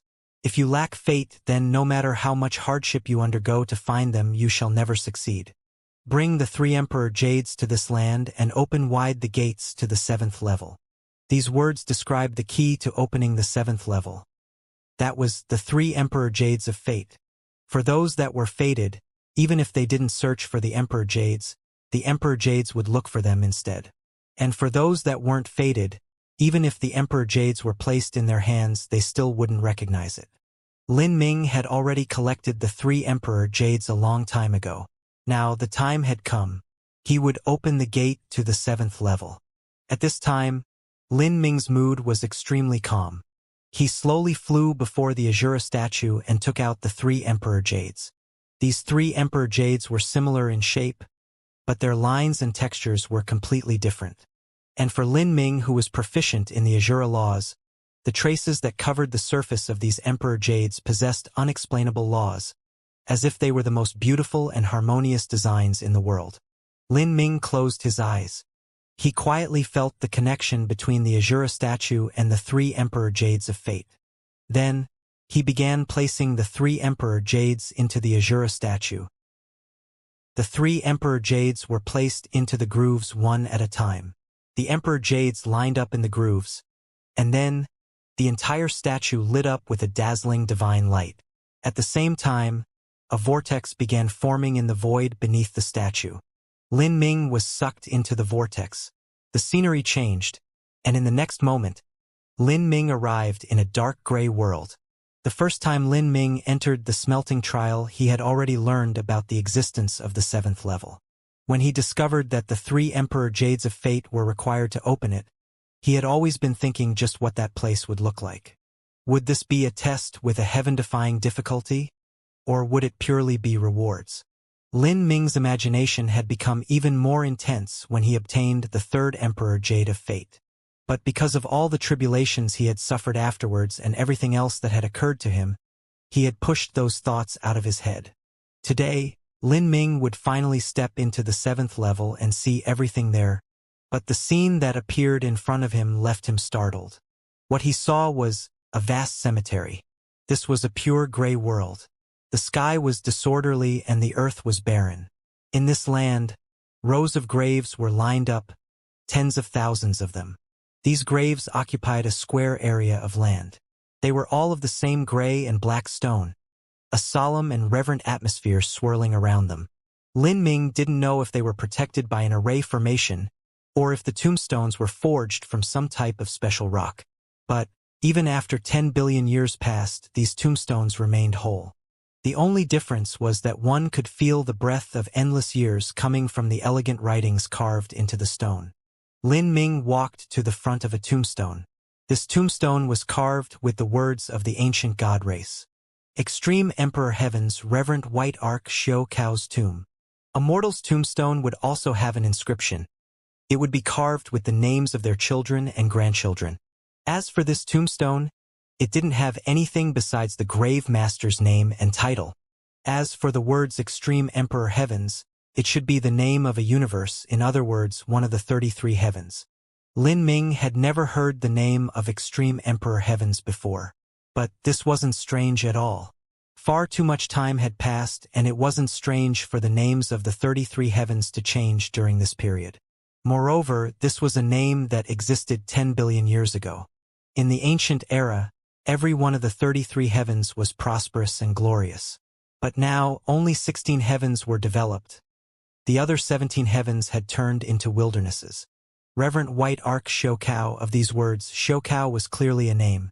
It was a strange surname and an even stranger first name, but perhaps in the ancient era 10 billion years ago, this might have been a normal or even popular name.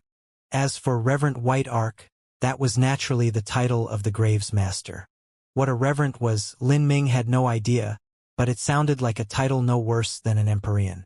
If so, then in this cemetery where there were unknown tens of thousands of graves, was an Empyrean level or above powerhouse buried in each one? Lin Ming found this hard to imagine. It had to be known that, in the entire divine realm, there had only been a mere 200 to 300 Empyreans. Even for the saints and spiritas, when their Empyreans were added together from each of their 7 heavens, they only had 1,000 or so. Compared to the cemetery in front of him that had tens of thousands of Empyreans buried here, Lin Ming simply felt this was too unbelievable. The ancient era 10 billion years ago was a time when 100 races strove for supremacy. It was a time when the primal god race and the celestials dominated the 33 heavens. At that time, heroes rose up from the ranks and young elites were innumerable. However, If it were said that several tens of thousands of Empyreans were buried here so casually, Lin Ming would still think that it was quite odd. As Lin Ming thought like this, he walked behind the tombstone. This part was similar to a mortal's tombstone, and was carved with the epitaph of the grave's master. There were a few hundred words written into the stone. As Lin Ming read these words, he was inwardly flabbergasted by what was written. The master of the grave was indeed an Empyrean-level powerhouse. Moreover, he hadn't been an ordinary Empyrean. From the vague information given, Lin Ming speculated that if this person were placed in the current era, he would be similar to a middle or even upper Empyrean. However, this proud son of heaven that existed 10 billion years ago had actually suffered such a fate. Bones unfound. His sword is buried here. This grave was only the tomb of a sword. Xiao Cao's body was not here. Lin Ming sighed. He looked at the next grave, Sky Zenith Heaven's demon concubine Yuan Chun's tomb. Lin Ming had never heard of a Sky Zenith Heavens before. If there was a heavens that dared to call itself by such a name, then perhaps 10 billion years ago, the Sky Zenith Heavens had been one of the peak universes. The master of this grave Yuan Chun was a woman, and according to her epitaph, she had been a peerlessly talented and proud woman. Her life had been dazzling, but her final fate was died in battle within the great calamity of the 33 heavens. Her feather robe lies buried here. This grave was only a tomb for Yuan Chun's clothes. Lin Ming continued looking. He saw many outstanding figures of the ancient past. Their origins and lives were briefly described on their graves.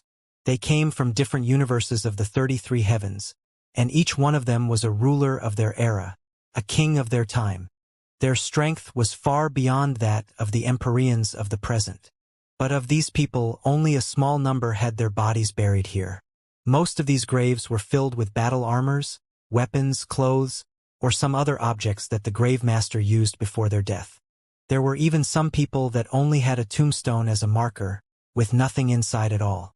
In addition, on their epitaphs, the words 33 Heavens Calamity appeared more than once. Demon concubine Yuan Qi had died in battle within the great calamity of the 33 heavens. Martial Saint Huang Qi had died in battle within the great calamity of the 33 heavens.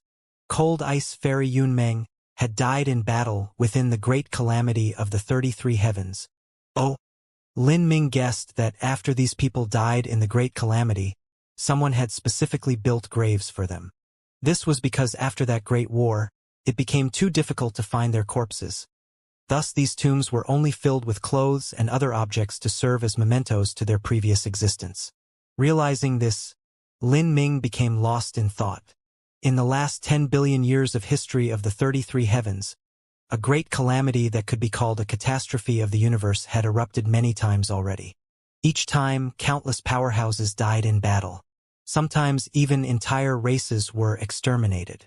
The 33 heavens calamity that was written on these epitaphs clearly affected a much larger area than humanity's calamity, and the influence it left on the world was even greater. In the past, these peerless powerhouses that died in the great calamity once shook the earth and heavens, ruling over vast domains through force. But even for these people, after they died, all that was left behind were these square graves that didn't even hold their bodies. No one remembered their names, no one remembered their history. All that remained in remembrance of them was a cold tombstone. Thinking of this, Lin Ming deeply sighed. No matter how powerful a person, no matter how powerful a race, when they were placed in the endless river of time, they were nothing more than a tiny wave. When they rose up, they shined in blinding brilliance, but soon, they quickly vanished into the never-ending stream, leaving nothing behind. This was also the reason why so many martial artists were unwilling to turn to ash, the reason they continued to climb up and seek out the road to eternal life. However, no one had ever succeeded. Perhaps this calamity of the 33 heavens is the great war that erupted 10 billion years ago, and that war was the catalyst that started the primal god race's decline from their peak. After the war, the Azura Roadmaster and Holy Scripture creator also went missing, and they left behind their own places of inheritance, the Azura Road and the Akashic Dream Universe. Then, could these graves have been left behind by the Azura Roadmaster? Lin Ming suddenly thought. But no matter how he turned it around in his mind, there was no way he could verify this. He moved deeper into the cemetery. A light gray fog wafted in the air here. As Lin Ming moved forwards, the fog gradually diverged from before him, and he saw what lay at the end of these tombstones. This was a great cliff, and beneath this cliff was not an abyss, but an endless starry space. This sort of feeling was as if a part of an ancient continent was thrust into space, and here was where it broke off. Lin Ming stood on the edge of the cliff, looking at the trillions of stars that shined in the distance. As they sparkled in the far-off distance, they seemed cold and lonely. They had existed there for a long time and would continue existing. And in this starry space, a long distance away from Lin Ming, a massive white altar floated. As he saw this white altar, his eyes were captured by it and were no longer able to move away. This white altar was as large as a planet and was like a pyramid in shape. From the top to the bottom, the altar consisted of 33 steps. Divine Seal Altar. Lin Ming's pupils shrank. In the past, when Lin Ming attended the semifinals of the Divine Realm First Martial Meeting, the test site had been the Divine Seal Altar. But that Divine Seal Altar had been a replica created by Empyrean Vast Universe. A long time ago, Empyrean Vast Universe had stumbled upon a fragment of the Divine Seal Altar that was forged by Empyrean Divine Seal, a human true divinity who existed 3.6 billion years ago. Empyrean Vast Universe had fused this fragment into the replica he created, allowing that replica to obtain a portion of the ancient Divine Seal Altar spirituality. However, the truth was that the original Divine Seal Altar that Empyrean Divine Seal created 3.6 billion years ago was also a replica. If Lin Ming wasn't wrong, then Empyrean Divine Seal had participated in the Azura Road's final trial in the past, and when he moved from the 4th level to the 5th level, he too had to face the test of ascending the Divine Seal Altar. But even so, the difference between the sizes of that Divine Seal Altar and the one before him was far too great. The Divine Seal Altar in front of him, whether it was in the aura it exuded or the horrifying energy it contained, all of it left Lin Ming fearful and apprehensive, nearly unable to withstand it. Perhaps the Divine Seal Altar that was placed as the test between the 4th and 5th level was in truth nothing but a projection of the true Divine Seal Altar. And the Divine Seal Altar was likely not even called the Divine Seal Altar. It should have another name. The name of Divine Seal Altar was only bestowed upon it because of Empyrean Divine Seal. As Lin Ming thought this, he slowly soared upwards. Carefully, he flew towards the Divine Seal Altar that was deep in the starry skies. After some time, he began to slow down. As he looked at the Divine Seal Altar that was far off in the skies, a look of amazement crossed his eyes. At the top of the 33 Heavens Divine Seal Altar there were clearly people. And not just one person, but two. Although they were extremely far away, Lin Ming could see two blurry figures. And as soon as he swept out his divine sense, he could clearly discern their appearance. These two people wore white long robes and their faces were wizened and elderly. They had wide, thoughtful smiles, as if they were waiting there especially for him. Lin Ming paused. He hesitated for a moment, and then continued flying towards these two old men. Lin Ming observed these two old men from afar. In truth, Lin Ming had seen similar trial examiners multiple times during the final trial.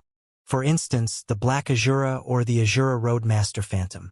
Yet these two people were nothing but a wisp of divine sense left behind by powerhouses of the past. They were not their true form. But as for these two old men standing at the top of the Divine Seal Altar, Lin Ming could see that they were true living people. This left him surprised. These two people, they wouldn't be related somehow to the Azura Roadmaster, right? From the ancient era that the Azura Roadmaster once lived in, there should be no one capable of living for such a long time. The Divine Seal Altar was several thousand miles from the cliff Lin Ming had been at. He flew through the void and stepped onto the Divine Seal Altar. This was the smallest level of the Divine Seal Altar, but even so it was spacious with an area that was hundreds of miles wide. The two old men stood 100 feet away from Lin Ming. Their expressions were kind and gentle, and they had wide smiles on their faces. It was hard to tell just what race they came from. Junior greets seniors. Lin Ming politely bowed. he discovered that these two old men were surprisingly similar in appearance, as if they were twin brothers. The two old men didn't speak. They only looked at Lin Ming and nodded in satisfaction. Seniors, is there a preference in how you wish to be called? Lin Ming looked up. He had too many questions he wanted to ask and didn't know just where to start from. I am called Clear, a single word, one old man said as he stroked his beard. Ink, the other old man said. Upon further inspection, Lin Ming could see that there were some differences between these two old men. The old man called Clear had eyes as blue as liquid ice, as clear as a spring lake. As for the other old man, his eyes were pitch black. It seemed that their names were related to the color of their eyes. What puzzled Lin Ming the most was that these two old men were clearly extremely old, and yet their eyes were as bright as a baby's. It was simply too amazing. Lin Ming couldn't help but be curious as to what realm these two old men were at. From first glance, they didn't seem different from an average person. Junior would like to venture a question. May I know who the two seniors are? Lin Ming asked. We are the guardians of the final trial, as well as the guardians of the Azura Road. Guardians? How long have seniors been guarding this world? Lin Ming was shocked. The truth was that he had already guessed this, but when he thought about how long the final trial had existed for, it would be inconceivable for someone to have guarded it this long. We've been guarding this land for 600 million years. I'm not sure of the exact time. Clear smiled as he spoke. Lin Ming's heart skipped a beat. 600 million years. Could even a true divinity live that long? Lin Ming didn't know what the lifespan of a peak true divinity was. Generally speaking, after breaking through a boundary, one could extend their life by 3 times what it would have been. This also applied from the Empyrean to the true divinity realm. If so, then a true divinity would only be able to live for 300 to 400 million years. 600 million years was just a tad too unbelievable. My race has long lifespans to begin with. Moreover, we have methods that can prolong our lives. Most of the time we are deeply slumbering or awake in a time enchantment. Seeing Lin Ming's confusion, Clear began to explain. However, Lin Ming was also dumbfounded. Humanity's 3 lives old man had also used similar methods to extend his life, and he had managed to live for 300 million years. But aftereffects had still surfaced. Although he had been alive, his entire body exuded death energy, almost as if he were rotting away. These two old men before him were clearly in good health and hardy in spirit. It's better to say that we are of the temple spirit race. In this world, all things possess a spirit. My race manifests from the spirits of all creation, and our lives are much longer than those of humans.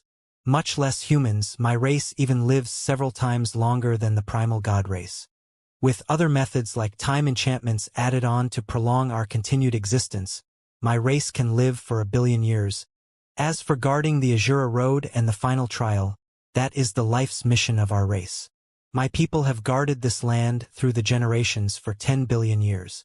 Clear slowly explained the secrets of the temple spirit race. Although he had explained why they were able to guard the final trial up until now, Lin Ming was still left inexplicably dazed. 10 billion years was just far too long a time. During this period, the 33 heavens had experienced numerous calamities. During this period, countless races had emerged, prospered, and then gone extinct. As for those sects and various dynasties, their rises and declines were simply uncountable.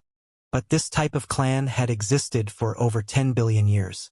Moreover, for 10 billion years they had kept to a singular mission. How could this not shock Lin Ming? Temple spirit?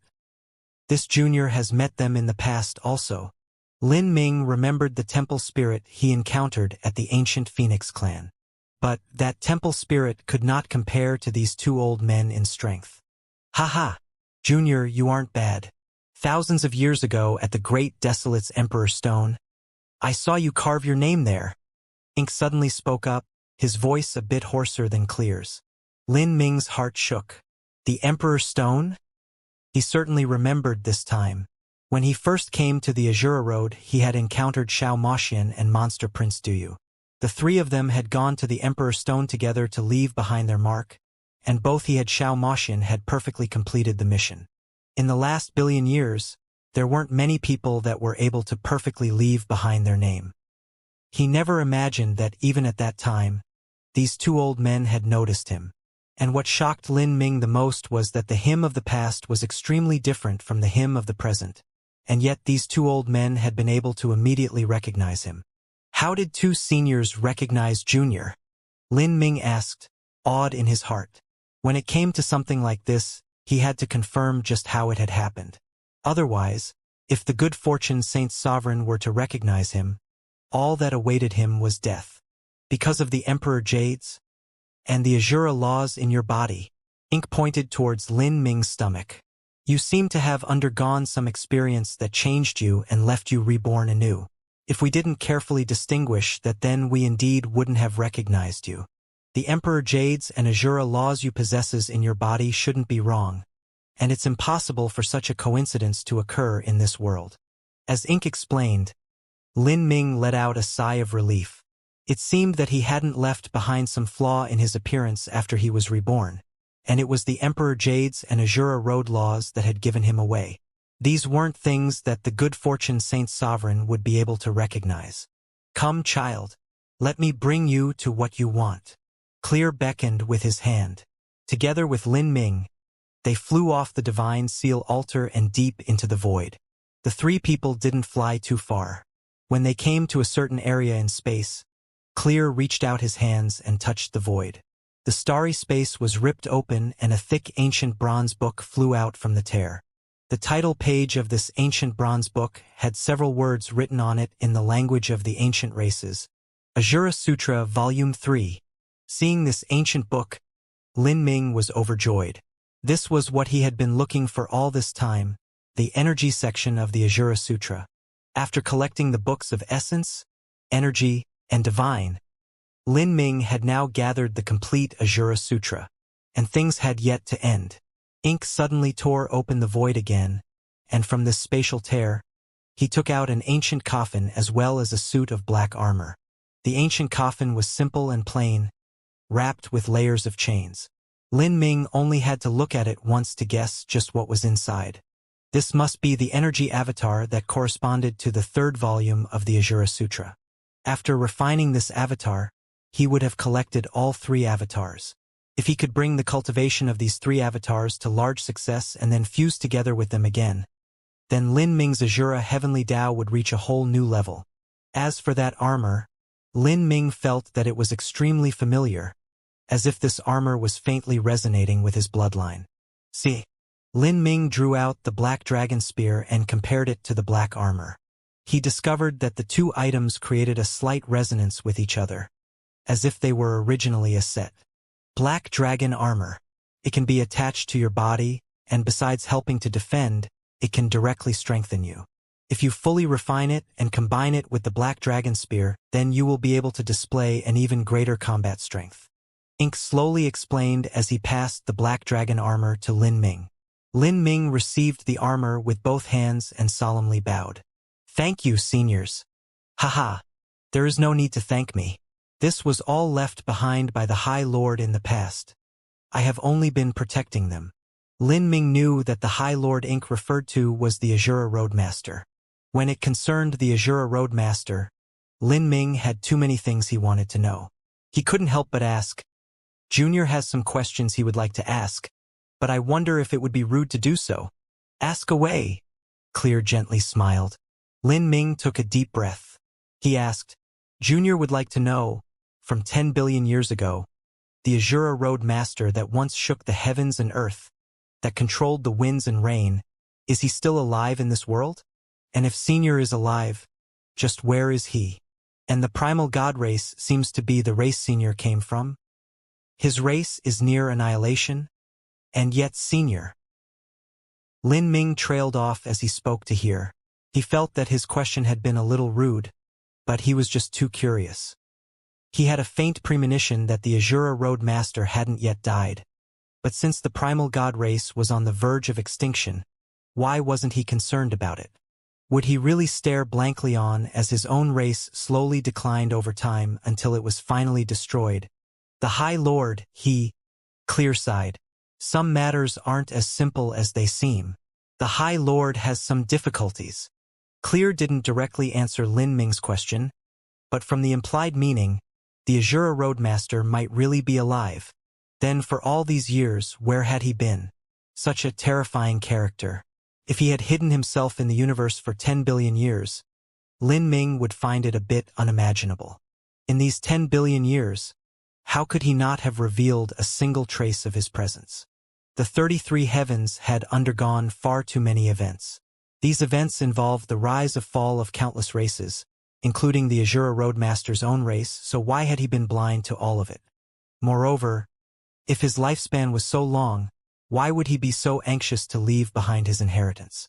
This Azura Road and even the Akashic Dream universe that was formed by the Holy Scripture creator, just what meaning was there in them? When Senior Azura created the Azura Road in the past, was it only to choose a successor? Lin Ming thought it a bit far-fetched if the Azura Road Master had created such a vast world in order to select a successor. The Azura Road is a single chess piece laid down by the High Lord. In short, when you need to know, you will naturally know, but when you have no need to know, asking is useless. Ink quietly said, diverting Lin Ming's question. Lin Ming thought for a moment and then asked, then, when Senior says need to know, when will that be? You should already know yourself. That is when you can control your own destiny and transform from a chess piece to a chess player. Clear's words were succinct. Lin Ming sucked in a deep breath. To control his own destiny and become a player in the great game. The road ahead was still too long. Seeing Lin Ming's expression, Ink laughed. There is no need to belittle yourself so much.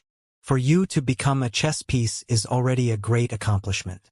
The great game that is spread through every universe of the 33 heavens is far too large, but there aren't actually that many chess pieces. Each person that can be considered a chess piece is an outstanding existence amongst all peerless geniuses.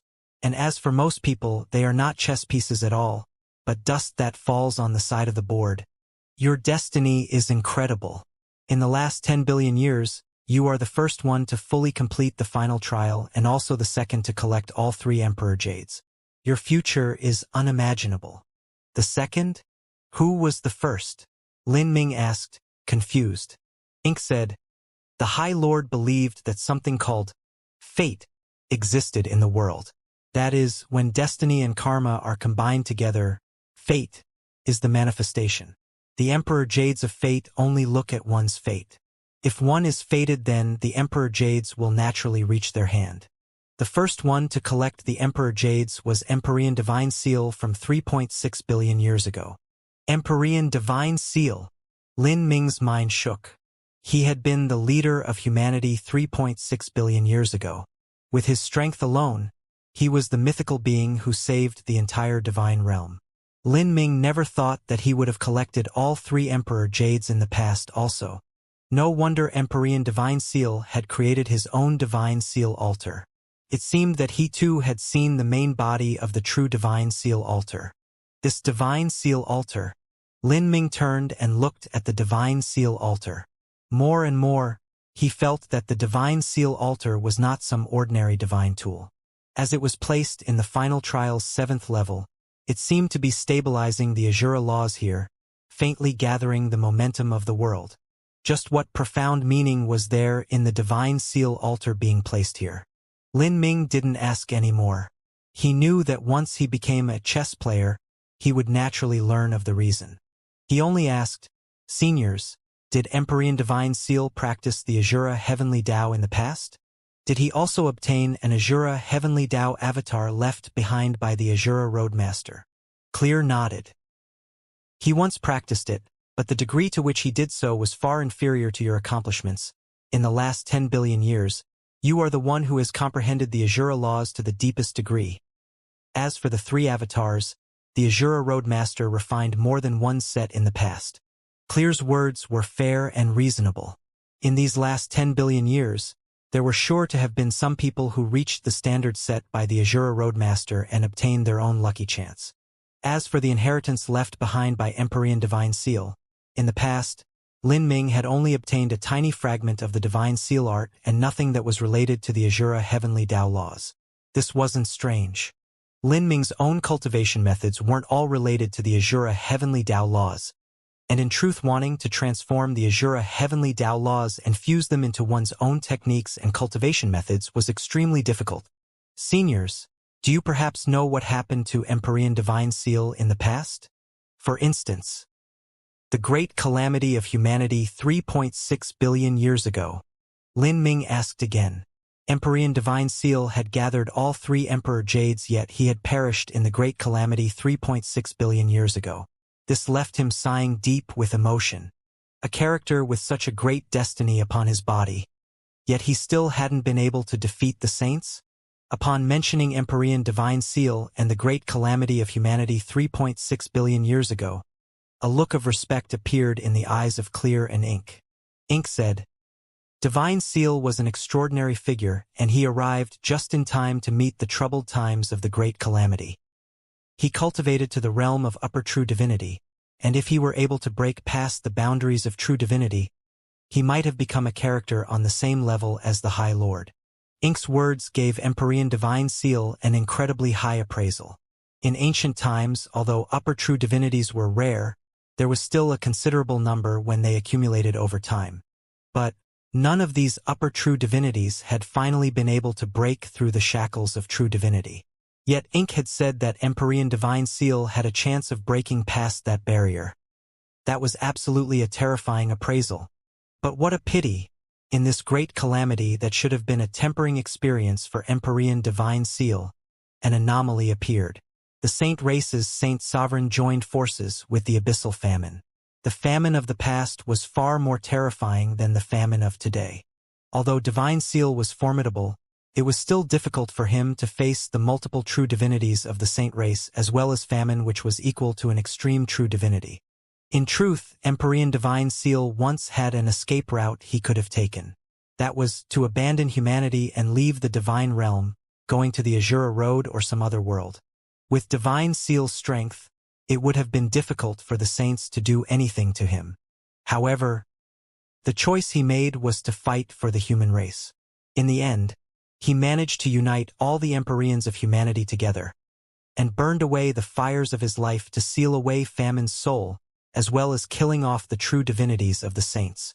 Ink's description of history was brief, but Lin Ming could still imagine just how cold and tragic that war had been 3.6 billion years ago. In that war, Empyrean Divine Seal had sacrificed himself for the sake of the human race. Lin Ming felt nothing but the deepest respect to him for doing so. The inheritances of humanity, through the blood and sacrifice of those like Empyrean Divine Seal, Empyrean Primordius, and the countless unknown Empyreans, the inheritances of humanity managed to continue onwards. If it weren't for them, it would have been impossible for Lin Ming to grow to where he was now. Even if he obtained the magic cube and ascended to the divine realm, all he would have discovered was a human race in decline, with nothing but a crowd of mortals barely trying to maintain a living. In such a broken world, where would Lin Ming go to seek inheritances and resources? Lin Ming silently engraved all these words in his mind. Just as he wanted to say something else, a sudden thought lit up in his mind. What Ink had said just now. He managed to unite all the Empyreans of humanity together, and burned away the fires of his life to seal away famine's soul, as well as killing off the true divinities of the saints. Seal away famine's soul? Lin Ming suddenly recalled that in the past, there had been the mysterious Divine Seal array that was hidden deep beneath immemorial Imperial City. If it hadn't been for Fishy, it would have been impossible for Lin Ming to find this array formation. Ancient Elysium Seal, Divine Seal Array. Then, what was sealed within the Divine Seal Array was famine's soul. When Lin Ming had seen that ancient array in the past, he had already found it strange. Just what sort of character had Empyrean Divine Seal been? The sealing array he personally laid down, just how powerful would it be? In addition, there was the ancient Elysium Seal that had suppressed the seal for 3.6 billion years. Just what existence was able to live on beneath such a terrifying suppression seal for 3.6 billion years? And from the words of the ancient Elysium Seal's artifact spirit, and the tone with which it spoke, it seemed that it would have to continue suppressing the seal. The artifact spirit had even needed to use all sorts of arcane techniques to extend its life. If what was sealed beneath was that thing which possessed an unimaginably vast life force, which had a lifespan beyond comprehension, the abyssal demon famine, then everything could be explained. Thinking of this, Lin Ming's thoughts began to race. The good fortune Saint Sovereign was able to recklessly control famine, even using all sorts of matter, energy, and divine souls to fatten up the creature. He was also able to split off famine's flesh and blood and use it as a tool. And all of this was possible because famine's soul had been sealed away. Without a soul, famine was nothing but a big ball of meat with instinct. In addition to the fact that the good fortune Saint Sovereign possessed the Grand Miss Spirit Bead, he could do as he pleased with it. If he found some way to control famine's soul, just what would that be like? The words that Clear and Ink spoke had given Lin Ming an extremely important piece of information. In order to confirm this, Lin Ming asked, "Seniors, since you know about that war, do you know about the weapon that Empyrean Divine Seal used in the past? The ancient Elysium Seal? And did Empyrean Divine Seal use the spirit treasure to seal away famine's soul?" Ancient Elysium Seal? Ink thought for a moment before saying, "The ancient Elysium Seal and Divine Seal Altar were two items forged with materials that Divine Seal had obtained from the final trial in the past. These two items were Divine Seal's most important magic tools. But the Divine Seal Altar was shattered into pieces during the Great Calamity, and in order to finally seal away famine's soul, what he used was the ancient Elysium Seal."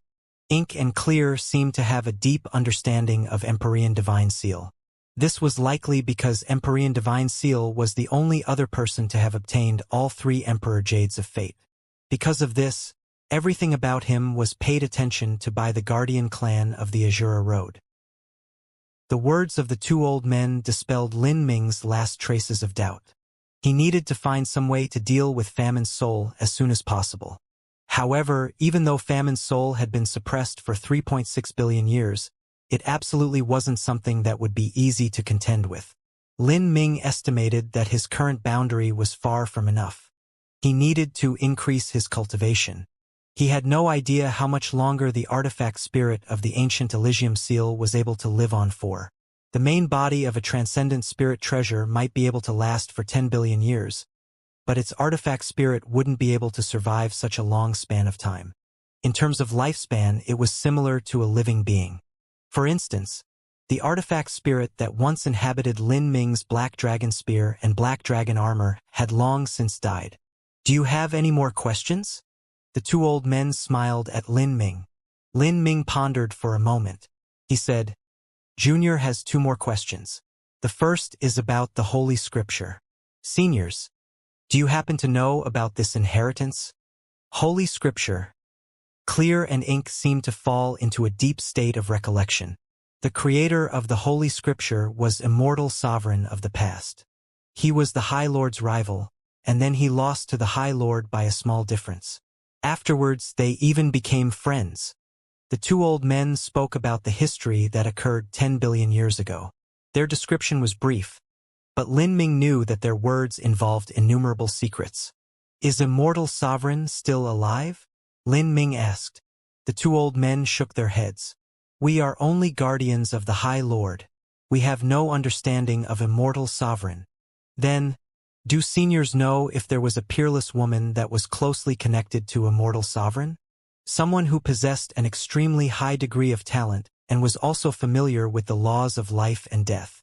What Lin Ming most wanted to know was who the mysterious woman he had seen in the Azura Forbidden Land's ice-cold mirror was. She was a peerless woman that resembled Xianxia and also Lin Ming's final opponent there. He wanted to know just how she was related to Xianxia. However, the two old men shook their heads at this question. It was clear they didn't know much about Immortal Sovereign's affairs from 10 billion years back. Lin Ming was slightly disappointed, but his intuition told him that this secret shared a profound link to Xianxia's own secret. Lin Ming then asked, "My final question is, I wonder if seniors know about the three divine tools, the Stone of Eternal Life, Grand Miss Spirit Bead, as well as a purple card?"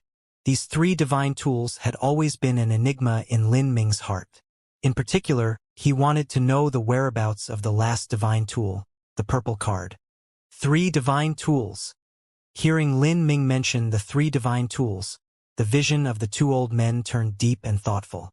The 3 divine tools are the most mysterious items in existence. They have existed since time immemorial, and even before the High Lord was born, there were already legends concerning the 3 divine tools. From different times, from different people, they had different names. For those things, names have no meaning at all. The High Lord believed that these 3 divine tools were things left behind by a previous universal era. They might be great worlds that weren't able to grow, or they might even be formed from the collapse of the previous universe. Universal era? Lin Ming asked, stunned. This was the first time he had heard something like this before. The High Lord believed that even the universes of the 33 heavens existed in a state of birth and death, creation and annihilation. The 33 heavens that we currently live in grew out of nothing, having formed from a giant explosion. But before the eruption of the universe, there should have been another super-universe before it. Perhaps it also possessed 33 heavens, perhaps it was 36 heavens, or perhaps only a single heaven. No one can say for sure what the heavenly Tao laws that govern that universe were like. The High Lord called the birth, development, and destruction of a universe a universal era. The 3 divine tools respectively represent the condensed forms of essence, energy, and divine. They correspond to the matter, energy, and heavenly Tao laws of a universe. The High Lord speculated that these 3 divine tools were condensed from the matter, energy, and heavenly Tao laws of the previous super-universe when it was destroyed. Their existence is filled with infinite mysteries, and the High Lord once obtained one in the past. That is the purple card which you speak of. Hearing the words of these 2 old men, Lin Ming was shaken. The Azura Roadmaster had obtained the purple card. In truth, he guessed that something like this had occurred. He even suspected that the entire Azura Road was created by the Azura Roadmaster using the purple card as its foundation. Is the purple card still in the hands of Senior Azura? It once was. Ink lightly shook his head. But not afterwards. This? Lin Ming was surprised. Could there have been someone who stole away the purple card from Senior Azura's hands? Or did Senior Azura pass down the purple card to someone else? To give away such a precious divine tool was a bit too unbelievable. I am not sure as to specifically what happened. In the codex left behind by the High Lord, the purple card is mentioned. In the era before the High Lord was born, there was once a peerless powerhouse who wanted to gather all 3 divine tools. This peerless existence believed that by collecting the 3 divine tools, he would be able to reign supreme over all of creation and become an immortal being. It was even because of this that a great stormy war of blood and death was whipped up through the entire 33 heavens. But in the end, the peerless powerhouse who tried to vainly gather the 3 divine tools was slain, and the countless remaining powerhouses scrambled and struggled to obtain the divine tools. But even so, the 3 divine tools disappeared and no one knew just where they went. After hundreds of millions of years, the divine tools appeared. With their appearance, a great storm rose up yet again. Then they disappeared once more. They were like a curse of the world, their appearance frequently followed by a great calamity of the universe. These 3 divine tools once created peerless powerhouses, but they caused even more overlords to perish and sects to be destroyed. Even entire races were exterminated. But to these 3 divine tools, all those ups and downs were nothing more than passing history. No matter how the world changed, those divine tools never changed. As if they would continue spreading for all time, existing until the day that the universe is destroyed. The High Lord even thought that once the universe was destroyed, a new universe would appear, evolving from the 3 divine tools and using them as the foundation to be born. If things occur like this, then those 3 divine tools are nothing more than travelers and witnesses passing through this universe. They were originally existences that stood above all, and what martial artists can utilize is only a tiny, almost trivial part of what they truly are. In the end, how far one can walk down the road of martial arts depends on oneself. They disregard the world, even though countless chaotic tribulations and disasters are brought about by them. To these 3 divine tools, They are nothing more than insignificantly small events, as unworthy of mentioning as dust that falls on their surface. Because of this, the High Lord's desire to pursue and obtain all three divine tools faded away. He concluded that everything came down to fate. The three divine tools could create a peerless being, but they could also summon a great disaster. Everything depended on fate. In the High Lord's writings, he didn't mention the purple card too much. He only wrote that, if possible, it would bring about inconceivable events and changes to the world, and it might give the one who possessed it the chance to turn the world for the better. But he also warned his descendants to not obsess over this, because one cannot force the hand of fate. As the two old men finished speaking, Lin Ming was lost in thought. Everything depended on fate. Lin Ming himself had once wanted to chase after the purple card. The Grand Miss Spirit bead was in the good fortune Saint Sovereign's hands, so it was impossible for him to obtain it. Thus, he wondered whether it was possible that the purple card was hidden in the Azura Road. But now, after listening to the two old men, Lin Ming's desire to chase after the purple card dimmed by a great deal. As the Azura Road Master said, the three divine tools were objects that surpassed the limits of this world. But in truth, they were only witnesses to this world. While they could create powerhouses, they actually destroyed even more. The true road of martial arts was a path one could only walk down with their own 2 feet. Thank you, seniors. This junior understands. Lin Ming respectfully bowed towards the two old men. To resist the saints, that was a battle he would have to rely on himself to fight. The two old men smiled. There is nothing you need to thank us for. We only told you what you need to know. The demon relic you obtained is a treasure refined from an extreme true divinity abyssal demon that the High Lord slayed in the past. If you can refine it, then your mortal body, blood vitality, and even cultivation will greatly increase. When combined with the 3rd volume of the Azura Sutra, you will obtain an unbelievable advantage. Lin Ming nodded. During this return trip to the final trial, his harvests were far too great. Lin Ming didn't know, but as he finished speaking with the two old men and started to read through the 3rd volume of the Azura Sutra, the day of the final trial's opening had arrived. At this time, many influences of the Azura Road had gathered above the Azura Sea.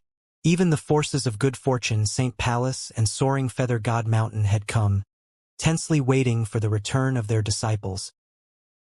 Great sea viewing platforms were set up on the boundless Azura Sea, and on these viewing platforms, numerous holy lords and world kings had gathered. These people were powerhouses that had come from the Azura Road and 33 heavens. In the depths of the sea, the good fortune Saint's son stood on a silk rug, his hands held behind his back. He looked at a projection crystal floating before him. In just several more hours, the final trial would open, and the disciples that the good fortune Saint Sovereign sent would bring out news related to the demon relic. This group was personally chosen and raised by the good fortune Saint's son. Besides implanting the flesh and blood of famine in the end, which was done by the good fortune Saint Sovereign, the good fortune Saint's son had managed everything else. This squad of disciples could be called the good fortune Saint's son's direct descendants, as well as an important moment for him to prove his own abilities. Moreover, once he brought the demon relic back, the strength of the saints would rise tremendously. The good fortune Saint's son himself would receive many advantages in the process. On the other hand, if he were to fail such an important mission, then he would surely suffer punishment and castigation in the good fortune Saint Palace, and the good fortune Saint Sovereign would be deeply disappointed in him. Although the good fortune Saint's son had already been designated as the next successor to the title of Saint Sovereign, his status was not completely unshakable. After all, the good fortune Saint Sovereign still had a long life ahead of him. Who knew what would happen in the future? Perhaps there might be a junior born in the future who was just as talented as the good fortune Saint's son, or who possessed an even higher degree of talent. Thus the good fortune Saint's son had to grasp every chance he could to consolidate his influence and increase his strength. So, as the time of the final trial's opening approached, the good fortune Saint's son found it hard to keep himself composed. He looked at the projection crystal in front of him, pacing back and forth in his opulent room with worry thick on his mind. At this time, the projection crystal began to tremble. The good fortune Saint Sun's heart shook. He knew just what this sort of aura was. The good fortune Saint Sovereign was initiating contact from his side. During the days of the final trial, the good fortune Saint Sovereign had only contacted him once. This was the second time. If the good fortune Saint Sovereign didn't have some important matter to discuss, then he wouldn't appear. Your Majesty, Sovereign Ancestor. The good fortune Saint Sun reverently fell to his knees as the image of a middle-aged man appeared through the projection crystal. The good fortune Saint Sovereign's complexion darkened as he looked at the good fortune Saint Sun. Out of the flesh and blood of famine that is in the disciples sent out, about a third has been lost. The good fortune Saint Sun's heart skipped a beat. A third was lost? This meant that out of the 20-some disciples sent by the good fortune Saint Pallas, 7 or 8 had died. These losses were already considerable. For each one of those disciples, the good fortune Saint Pallas had invested an enormous amount of resources, time and energy, all in order to raise them. According to any reasoning, their strength should far surpass the average amongst the other disciples in the final trial.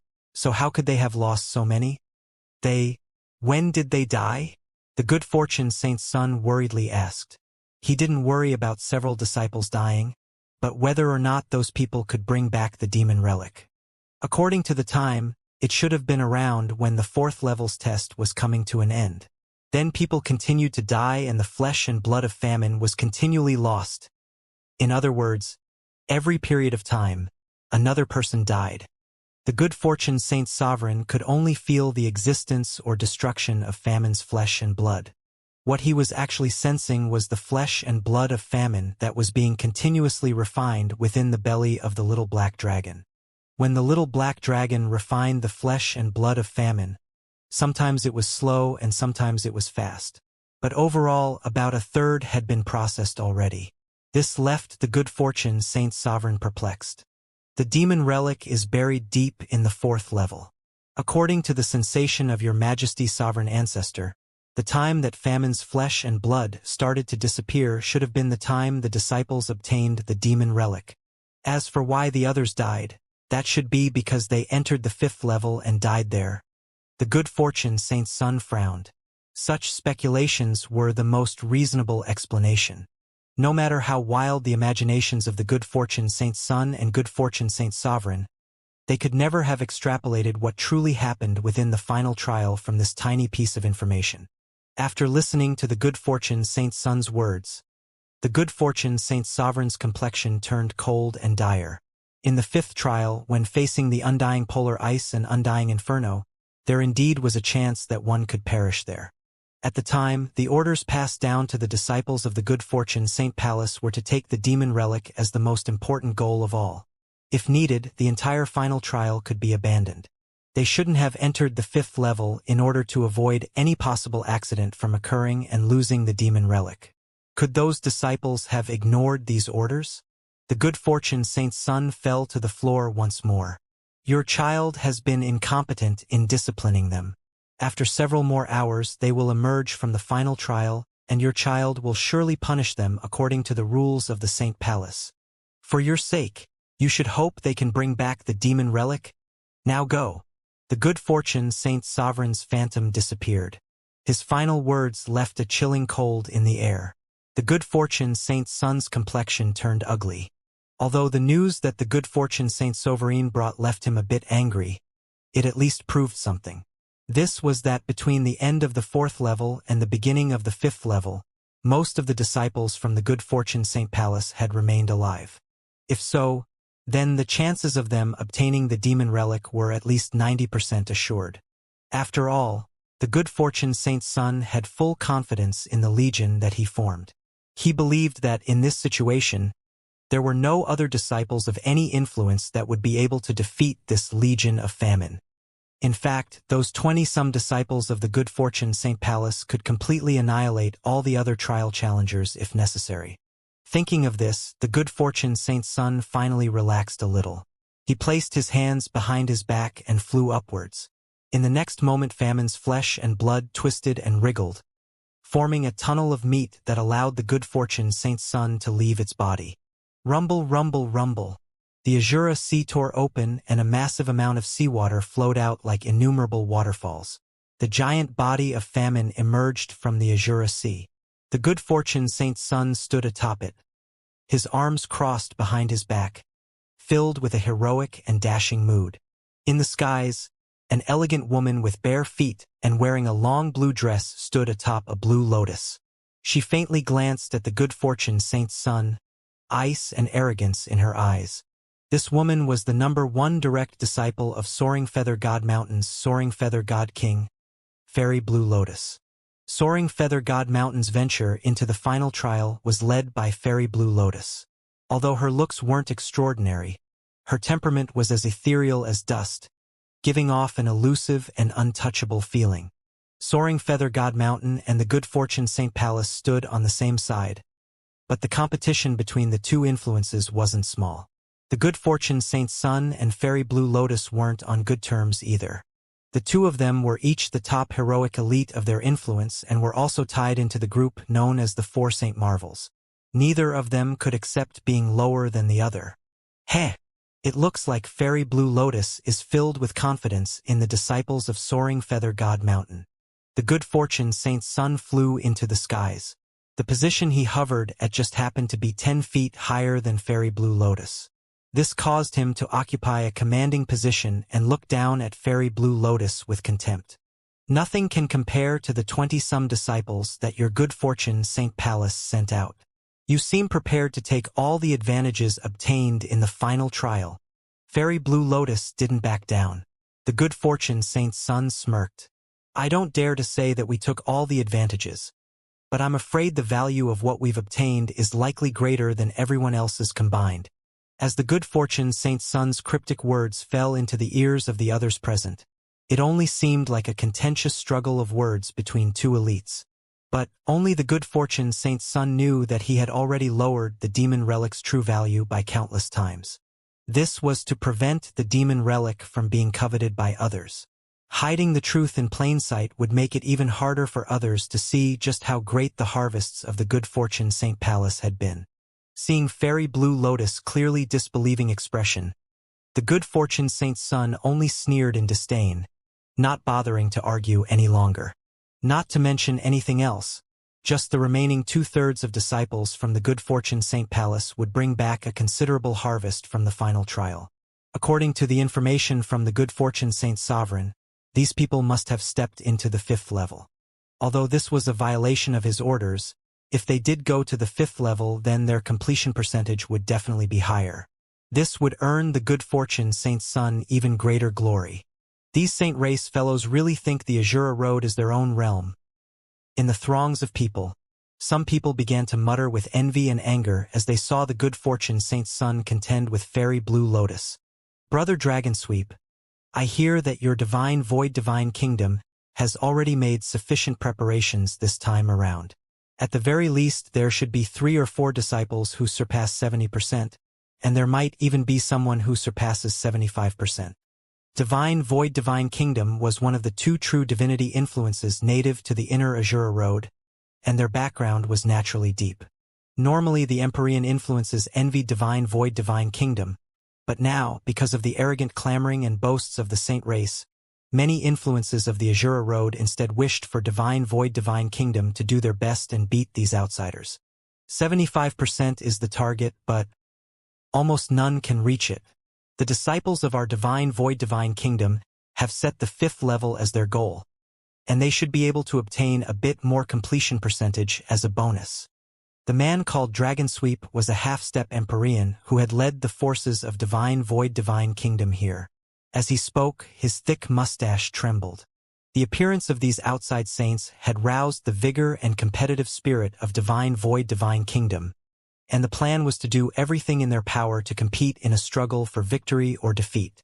Dragonsweep may have spoken some modest words, but his innermost feelings were actually blazing with impatience as he waited for the results.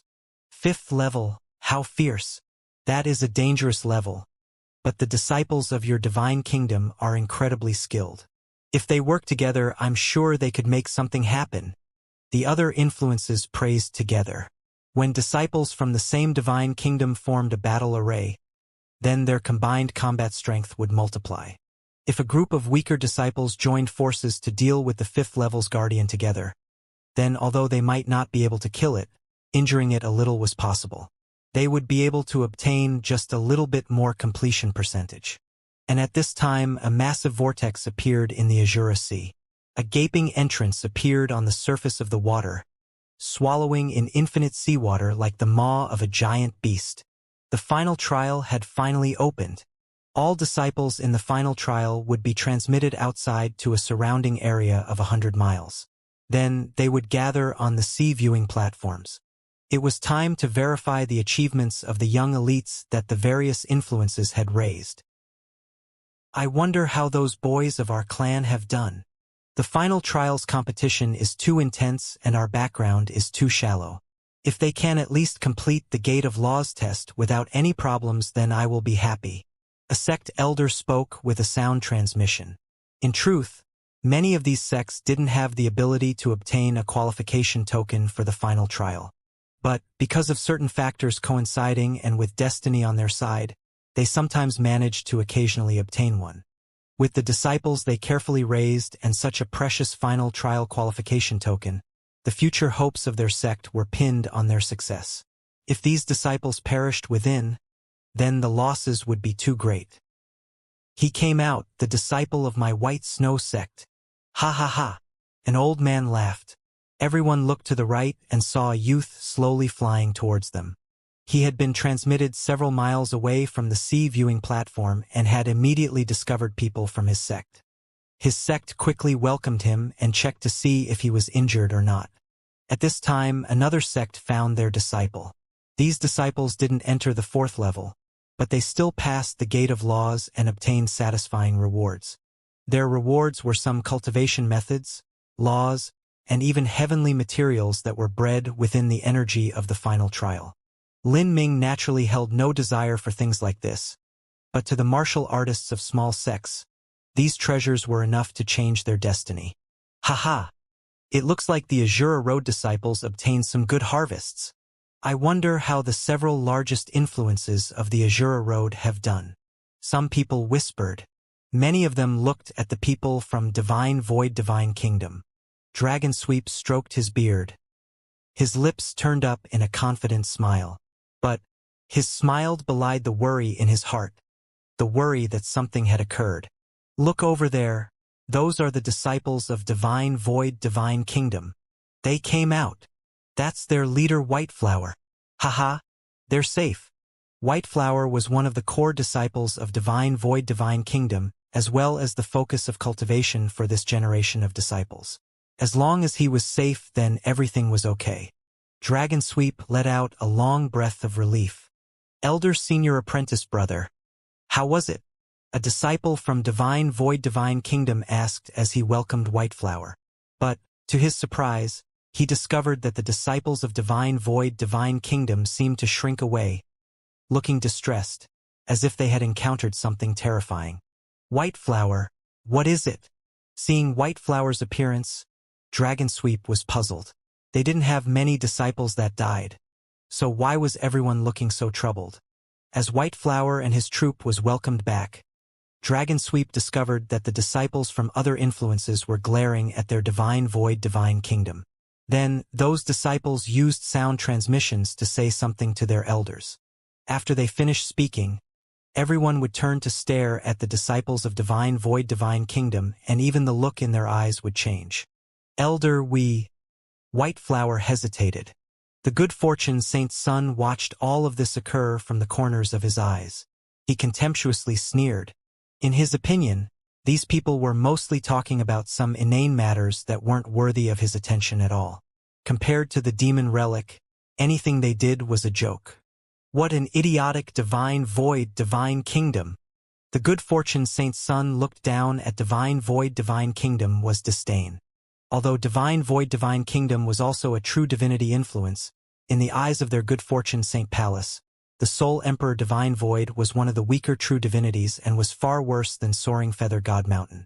But still, how come the disciples of the good fortune Saint Palace didn't completely kill off the disciples from Divine Void Divine Kingdom? As these dark thoughts swirled in the good fortune Saint Sun's heart, he waited expectantly for the good fortune Saint Palace to come out. At least 2/3 of their disciples should still be alive. However, at this moment, the good fortune Saint Sun's smile froze on his face. He could hear some people speaking about divine void divine kingdom. It's true, absolutely true. The disciples of divine void divine kingdom obtained a black bone that shined like crystal. Its value cannot be estimated. Black bone? Inestimable value? The good fortune Saint Sun's heart skipped a beat. Could it possibly be that? He immediately shot down this thought. There were many lucky chances in the final trial, and it wasn't surprising for there to be some similar object. But at this time, the disciples of Soaring Feather God Mountain also came out. They only had 2 disciples remaining, and they had obvious wounds marring their bodies. Who injured you?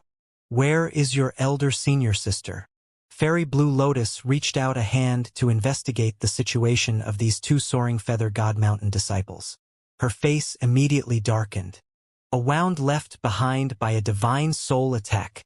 In these past years, the Saint race had sent many disciples to the Azura Road. Fairy Blue Lotus traveled to the Azura Road many times and had a good understanding of the cultivation methods of some large influences of the Azura Road. The injuries of their 2 Soaring Feather God Mountain disciples seemed to have come from the cultivation methods of divine void divine kingdom. Elder senior sister died. The 2 disciples muttered with hate thick in their voices. As Fairy Blue Lotus heard this, her face turned into a mask of frost. And at this time, the vortex leading to the final trial began to slowly shrink.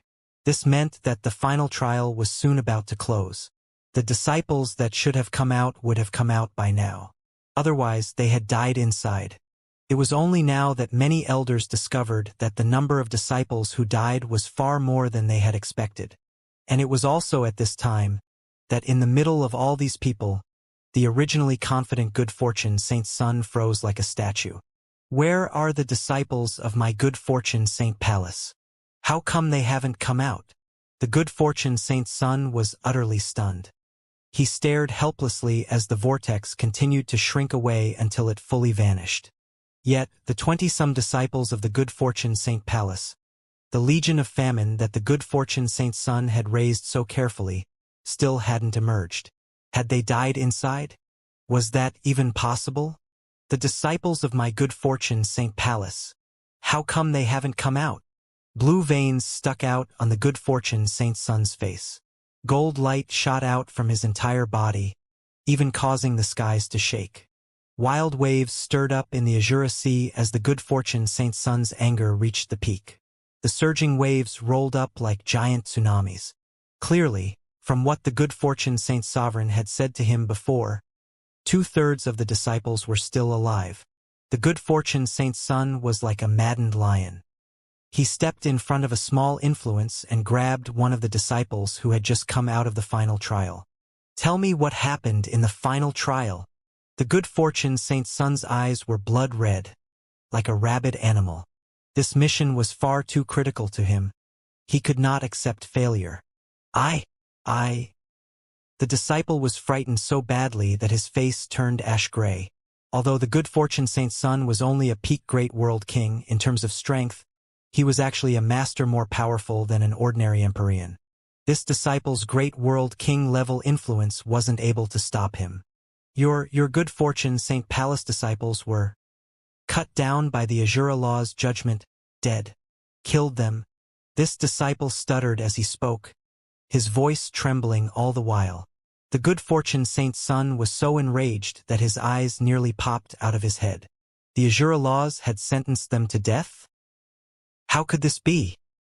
For a time, the good fortune Saint Sun felt his mind go blurry and a ringing sound echo in his ears. How was he going to explain this to the good fortune Saint Sovereign? And the demon relic? Where was the demon relic? That's right. Some people had just said that the disciples of Divine Void Divine Kingdom had obtained a black bone. Was that the demon relic?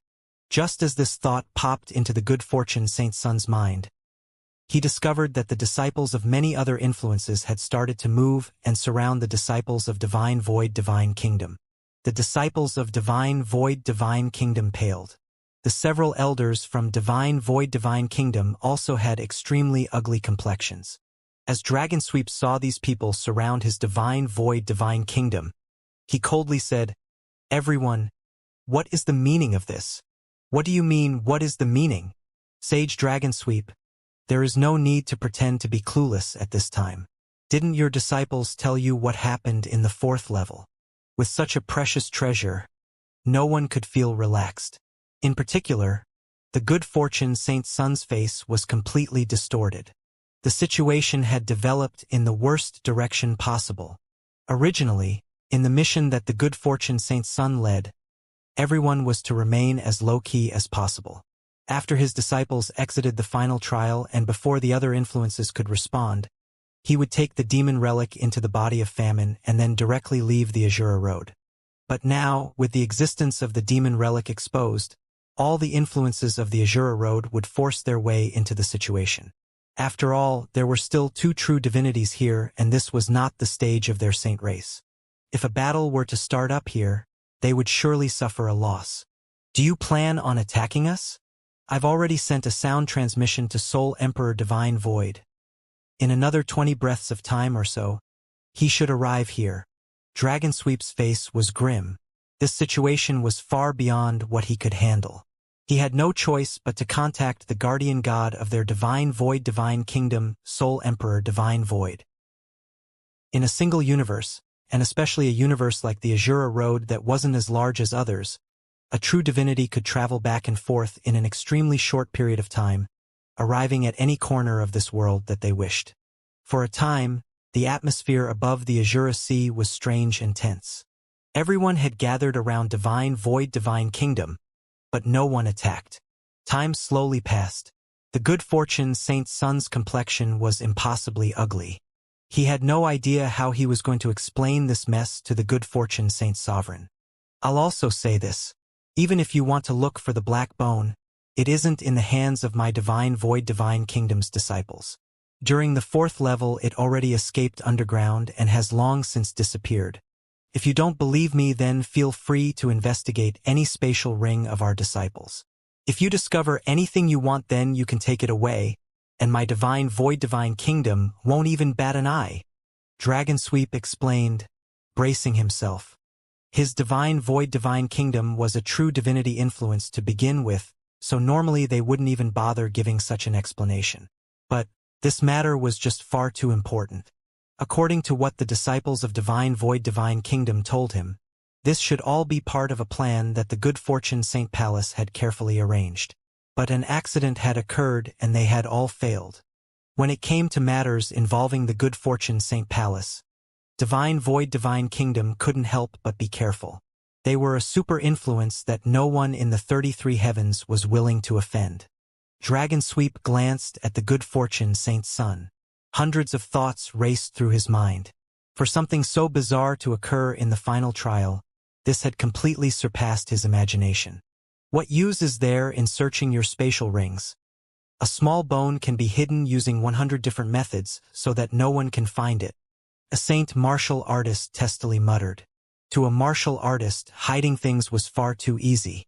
For instance, they could hide something in an unknown space distortion at a certain location only known to them and not carry that item on their body. If so, even a true divinity would be helpless to do anything. At this time, Dragonsweep was really in a mess. Although he felt bitter about this whole situation, there was nothing he could do. The atmosphere above the Azura Sea became increasingly tense and cloudy. No one spoke. Only the sounds of the sea wind and great waves smashing into the columns of the viewing platforms rang through the air. Some people suspected that Soul Emperor Divine Void had already arrived but simply hadn't made his presence known. With a true divinity here, they were helpless to do anything. It was even possible that the demon relic was already in the hands of Soul Emperor Divine Void. We're leaving. Some Azura Road influences began to withdraw. As for the good fortune Saint's son, he didn't leave. He looked at Dragonsweep and prepared himself for what was to come.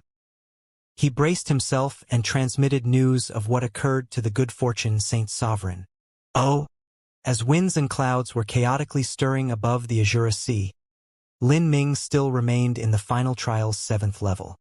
His trial would continue for a long time. Perceiving the Asura Sutra required an immense amount of time, and he also had to refine the demon relic. Lin Ming slowly paced around in the cold and endless starry sky, his form mixing in with the chaos surrounding him. The space and time laws seemed to lose all effect on his body. Planets, stars, all was easily crossed by him like a river or mountain. Although his steps seemed slow and measured, every movement crossed 10,000 miles. His goal was the centermost region of this starry space. Finally, after an incense stick of time, he arrived at this central point. Here he sat down, wrapping himself in the inexhaustible darkness. At this time, stars that seemed dead and lonely, on the verge of annihilation, suddenly bloomed with the most dazzling light. Finally, this incomparably potent and vibrant starlight condensed into a transparent furnace as large as a mountain. Vast amounts of chaos energy swirled within the furnace, carrying with it laws of the heavens and earth that stabilized the furnace to an extreme degree. Like this, Lin Ming sat in the centralmost point of this starlight furnace. The figures of 2 old men slowly appeared before Lin Ming. These 2 old men were the guardians of this world, clear and ink. Absorbing the demon relic is incredibly dangerous. This is because when the Abyssal was slain by the High Lord, its strength was equal to that of an extreme true divinity. The Abyssal's body was refined by the High Lord, leaving behind only a portion of its body's essence. And even though this essence was sealed and suppressed in the final trial for 10 billion years, with a great deal of its demonic energy having weakened, your cultivation is simply far too low. If you want to absorb it, it will create an unfathomable burden upon your body. There will be the likelihood that your body explodes from the energy, bringing you death. Ink slowly cautioned, seeing Lin Ming sitting firm in the void. So, the 2 of us have prepared this galaxy void furnace for you. By borrowing the power of a galaxy, it can suppress the power of the demon relic. This time, the one who spoke was clear. Galaxy void furnace? Hearing the name of this furnace, Lin Ming was startled. Originally, he shouldn't know about this sort of ancient inheritance. But it just so happened that when he was perusing the ancient texts of the primal god race, he had seen records concerning the Galaxy Void Furnace. The Galaxy Void Furnace was not some magic tool, but a secret technique that consisted of combining a cultivation technique and array formation. Billions of years ago, or even 10 billion years ago, this inheritance was created by the lineage descendant of the Asura Roadmaster. That person had been an array formation and alchemy grandmaster of the primal god race. This array master was able to use the secret technique of the Galaxy Void Furnace to refine pills without the need for a true pill furnace or fire. Rather, by utilizing the vast power of the starry skies, he was able to refine pills. He could even use the power of the stars and universe to suppress and refine his own body. The effects and uses of this technique were extraordinary. However, in order to lay down this array formation and begin burning the surrounding power of stars, one had to consume a great deal of blood vitality. In addition, one had to deduce the secrets of the changes of heaven. Because of this, arranging the Galaxy Void Furnace was extremely difficult. In the current primal god race, this inheritance had long since disappeared. All that was recorded was superficial description of the Galaxy Void Furnace. Lin Ming never thought he would be destined to see it with his own eyes today. Seniors are really helpful, Lin Ming sincerely said. Lin Ming didn't know what the Asura Road Master had been planning when he created the Asura Road, but just from the actions of these 2 guardians, it seemed that they truly considered him the Asura Road Master's successor. In order to help train him, they had put forth a painful amount of time and energy. Besides the Galaxy Void Furnace, we also have some heavenly materials. First, place the demon relic in the furnace to boil it down. Once these heavenly materials have been mixed with the power of the demon relic, they can be used to make spirit juice that is useful in tempering your body. This will reduce the demonic nature brought about by the demon relic and will help you absorb it and refine it. As Clear spoke, he began tossing all sorts of mind-bogglingly precious materials into the Galaxy Void Furnace. An abyssal was difficult to tame, whether it was alive or whether it was dead. In the past, Empyrean Primordius had seized the body of an abyssal and had assimilated its soul, turning himself into a demon. And the good fortune Saint Sovereign had to rely on the Grand Mist Spirit Bead in order to control the soulless famine. Thus, in order to help Lin Ming refine the demon relic, Ink and Clear had taken all possible precautions. They wanted everything to be perfect and to ensure that nothing could go wrong. Some seemingly yellow and withered grass that had been tossed in suddenly started to emit the roar of a true dragon. It exploded within the power of stars, turning into strands of clear holy energy. Some strange pile of dirt was tossed in, and it began to bloom with a blinding light as it was stimulated by the power of stars. It grew, becoming as heavy as a brown continent, wrapping around Lin Ming and forming a brown armor. In this instant he felt as if he had an indestructible diamond body, immortal and undying. Broken pills were tossed in. As they mixed with the chaos, the sounds of the highest 9 heavens began to ring out. In the air, one could make out the phantom of a divine king sitting down, immortals chanting by his side even as the thick scent of medicinal efficacy wafted in the air. One after another, innumerable precious heavenly materials were tossed into the furnace where Lin Ming was, colliding with the black jade-like demon relic. This demon relic was a massive vortex in the center of the furnace. With loud explosions, a pitch-black blood energy shot out, combining with the strange juice formed from all the heavenly materials. Then, this juice started to gurgle like boiling water, shimmering with a black sheen. Even the holy energy within was tainted by the demonic energy, turning as black as ink. As that juice that was tainted by the demonic relic touched Lin Ming, his entire body shook. He could feel an amazingly powerful strength within. It was filled with the destiny of the great Tao, and followed along his body as it desperately tried to drill into him. The feeling was like countless giants smashing his body with iron hammers. Some of his acupoints that were impacted became even more stable and functional, able to accompany a greater strength. His body was already like a diamond Vajra form, but beneath the continued impact of this strength it became increasingly tough. This really is good, Lin Ming thought, overjoyed. After training his mortal body for such a long time, he had already reached an extreme peak and had arrived at a bottleneck. Even the tiniest bit of progress was filled with suffering and hardship at such a stage. If he could break through this bottleneck, then the intensity of his mortal body would dramatically rise to a whole new level. This was something that was as difficult as ascending to the heavens. But today he saw a thread of hope. Little Black, come and join me. At this time, Lin Ming hadn't forgotten about the little black dragon. The power within this demon relic was far too formidable.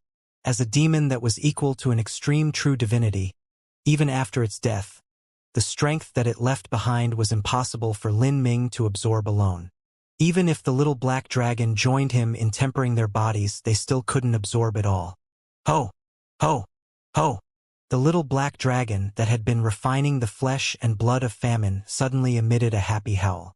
It plunged into the constantly growing medicinal juice and exuberantly drank up that inky black spirit water. As a god beast, it possessed an extremely wise spirituality, and its body was as tough as divine iron. Normal body transformation medicines wouldn't have any effects on the little black dragon, and it could eat them like rice without any response at all. But when it swallowed this black juice, even though it only drank a little, it felt as if it were full and couldn't drink much more. The little black dragon started burping and its dark face turned red, as if it had become drunk. And from its skin, acupoints, flesh, and blood, infinite light burst out, wrapping around the little black dragon.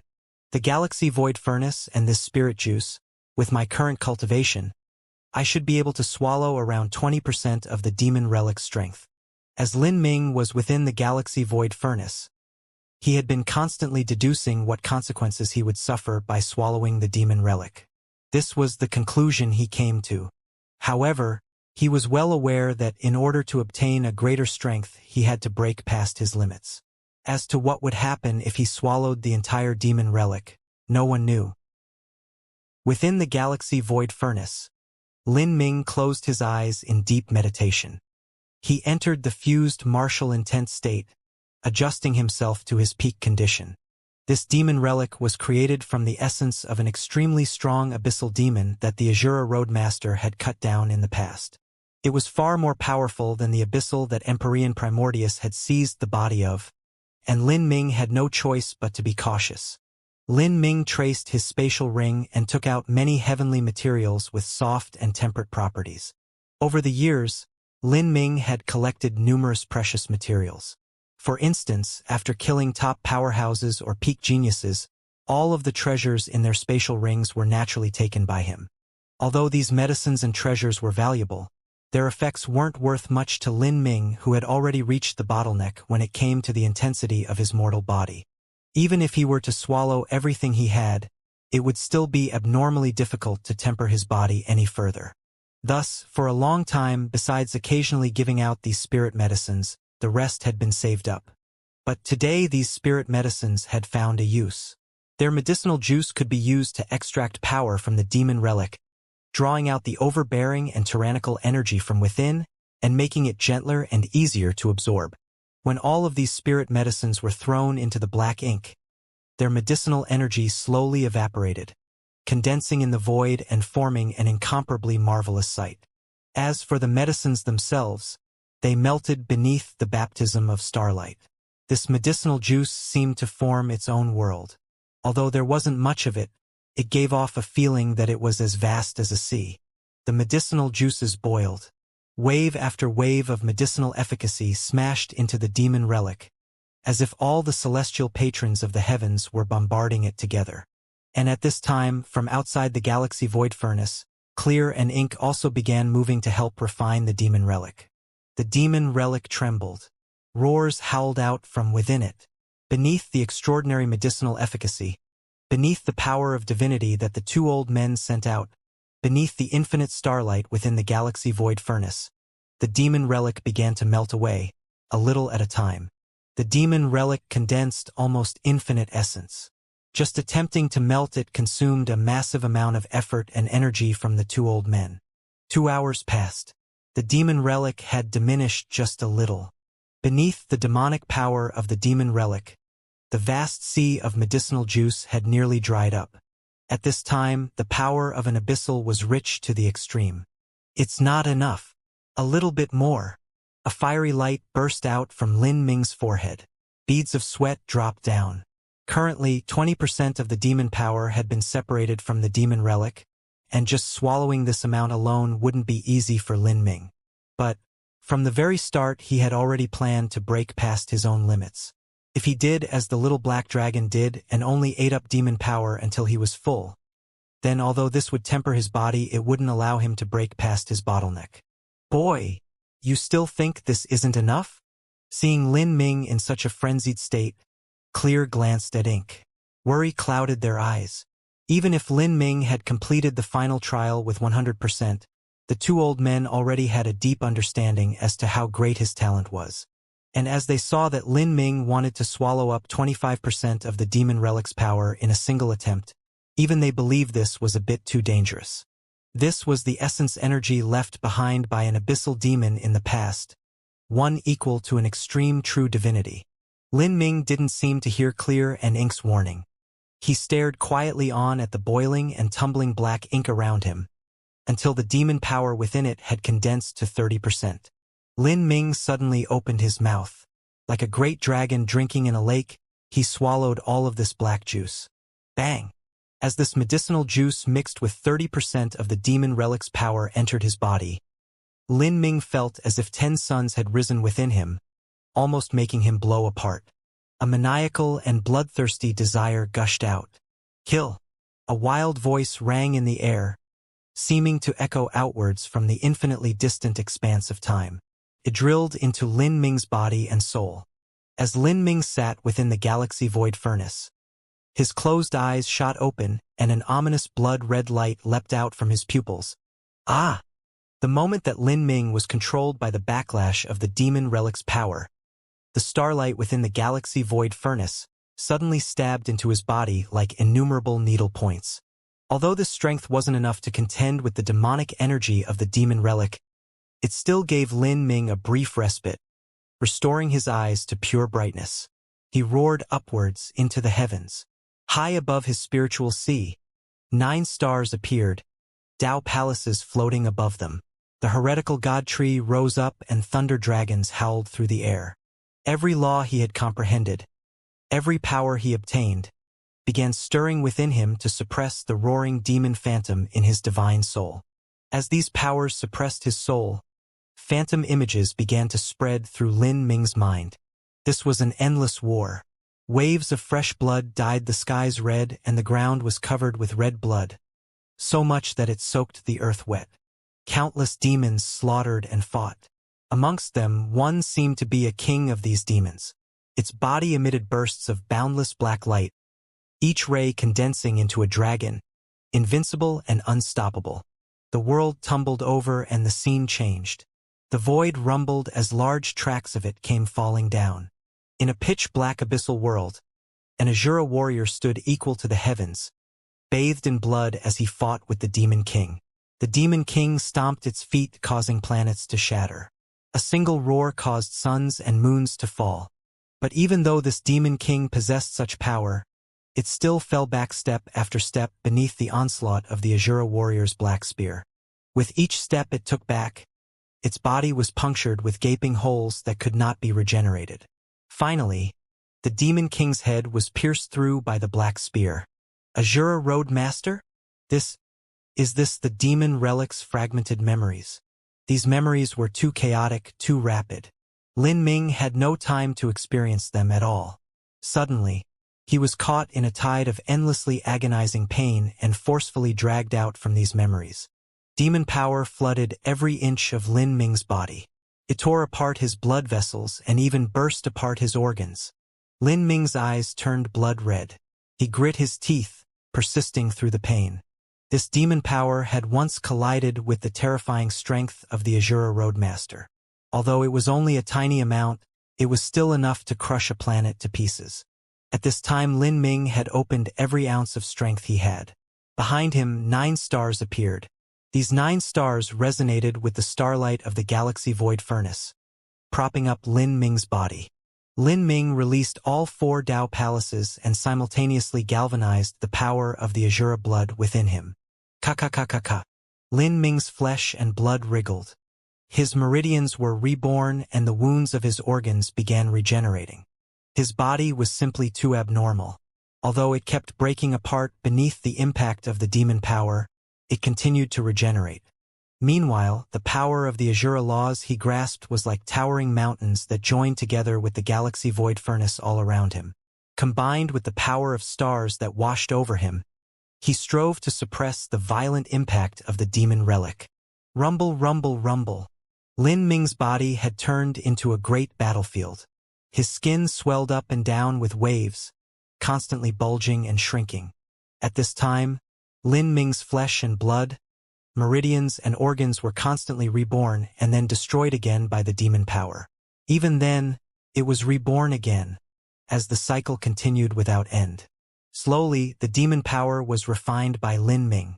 Faint traces of black energy mixed into Lin Ming's bloodline, fusing into his inner world, melting into his spiritual sea.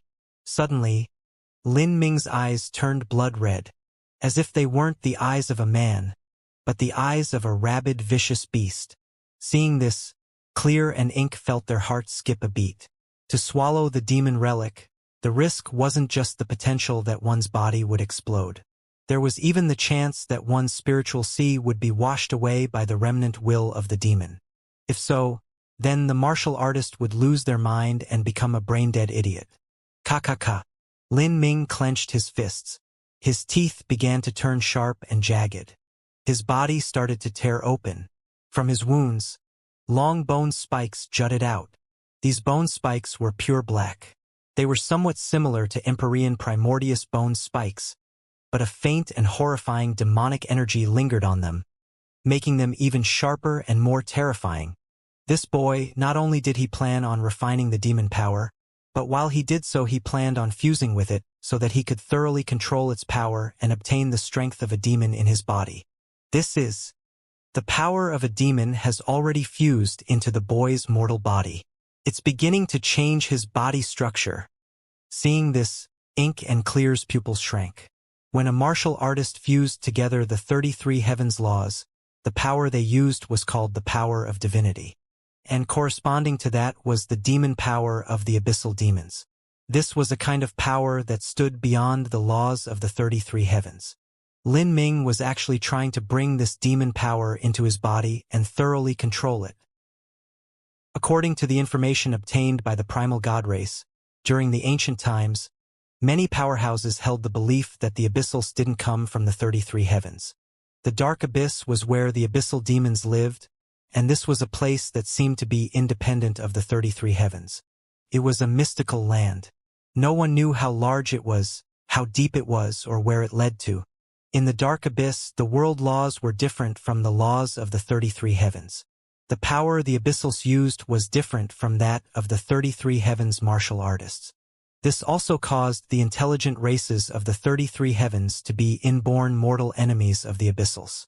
When the intelligent races of the 33 heavens captured an abyssal, they weren't able to tame it nor seize its body without dire consequences. As for the abyssals, once they captured an intelligent life form, they simply ate them up. Now, the method Lin Ming used to refine this demon relic wasn't the same as seizing the body of an abyssal, but there were similarities. That was that he would have to defeat the abyssal demon's will. The advantage was that Lin Ming didn't need to fuse with the abyssal soul, nor did he need to use its body. This was an incredibly dangerous process. If there was the slightest mistake in the way Lin Ming controlled the demon's power, he would turn into a half-man, half-demon monster. Time passed, a minute and a second at a time. The little black dragon also awoke from its deep sleep. It looked at Lin Ming, whose body was constantly shifting, and its large black eyes were filled with curiosity as well as worry. At this time, what Lin Ming was doing was equivalent to adding a demon body metamorphosis onto the foundation of his Azura body metamorphosis. Black bone armor wrapped around his body and his spine stuck out, forming giant spikes from his back. From his neck down, the spikes became increasingly long and deadly. The muscles of his arms bulged, looking like black stone, and from his elbows bone blades jutted out just like on Empyrean Primordius. Roar! Lin Ming roared into the skies. His wild howl shook the void, and even the starlight within the galaxy void furnace was torn apart. Lin Ming's eyes had turned blood red. All that was reflected in them were the blood ponds of hell, and in this hell, there were demons slaughtering powerhouses, ripping them apart and devouring their flesh. This scene continued for an hour. Lin Ming's hair was scattered about him. He looked as if he had already transformed into a demon. During this time, Clear and Ink were both wary and tense. Their eyes were focused on Lin Ming, noticing every tiny change that was occurring within him. They were shocked more and more. It's been so long and yet clarity hasn't returned to his eyes. It seems that he is fighting with the abyssal's will in his spiritual sea. The boy was too confident in himself. He didn't follow our suggestions to slowly refine the strength of the demon relic into pure source energy and then gradually absorb it. Rather, he planned to directly tame this strength and make it his. Although this is the will of an abyssal that died 10 billion years ago, wanting to control it is as difficult as ascending to the heavens. According to any reasonable logic, it is impossible for a human to control the will of a demon. Even if the boy has temporarily suppressed its strength, that will which belongs to an abyssal will still survive in fragments within the boy's body. As long as his will weakens, then the will of that abyssal will erupt and attempt to invade and take over his spiritual sea. If that were to occur, then the consequences would be unimaginable. The two old men's eyebrows wrinkled more and more as time passed. They were extremely worried now. Lin Ming couldn't even temporarily tame the power of the demon.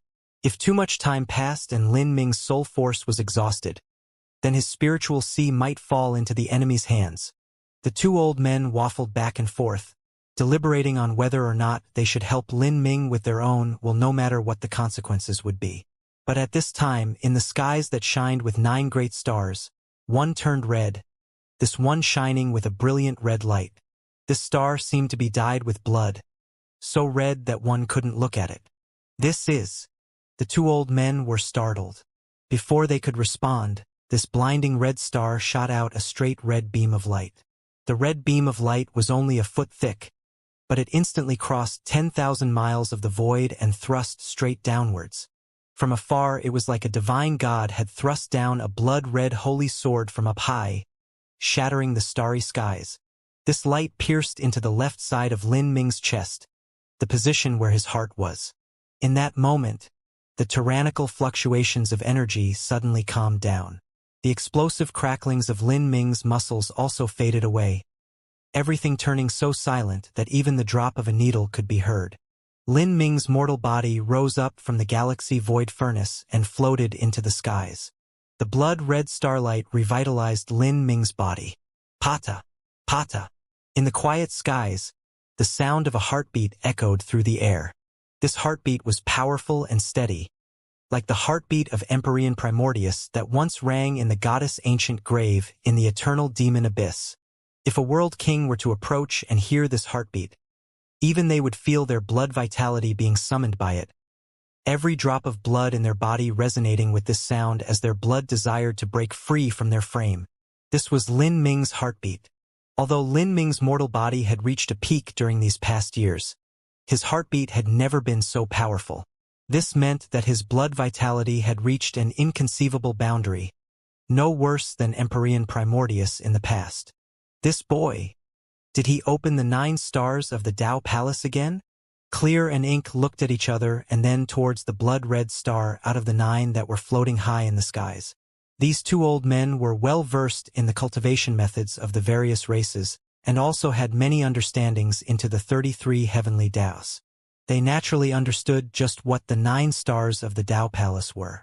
That blood-red star in the skies was called the Titan Gate Star, and its corresponding natal life Tao Palace was located within a martial artist's heart.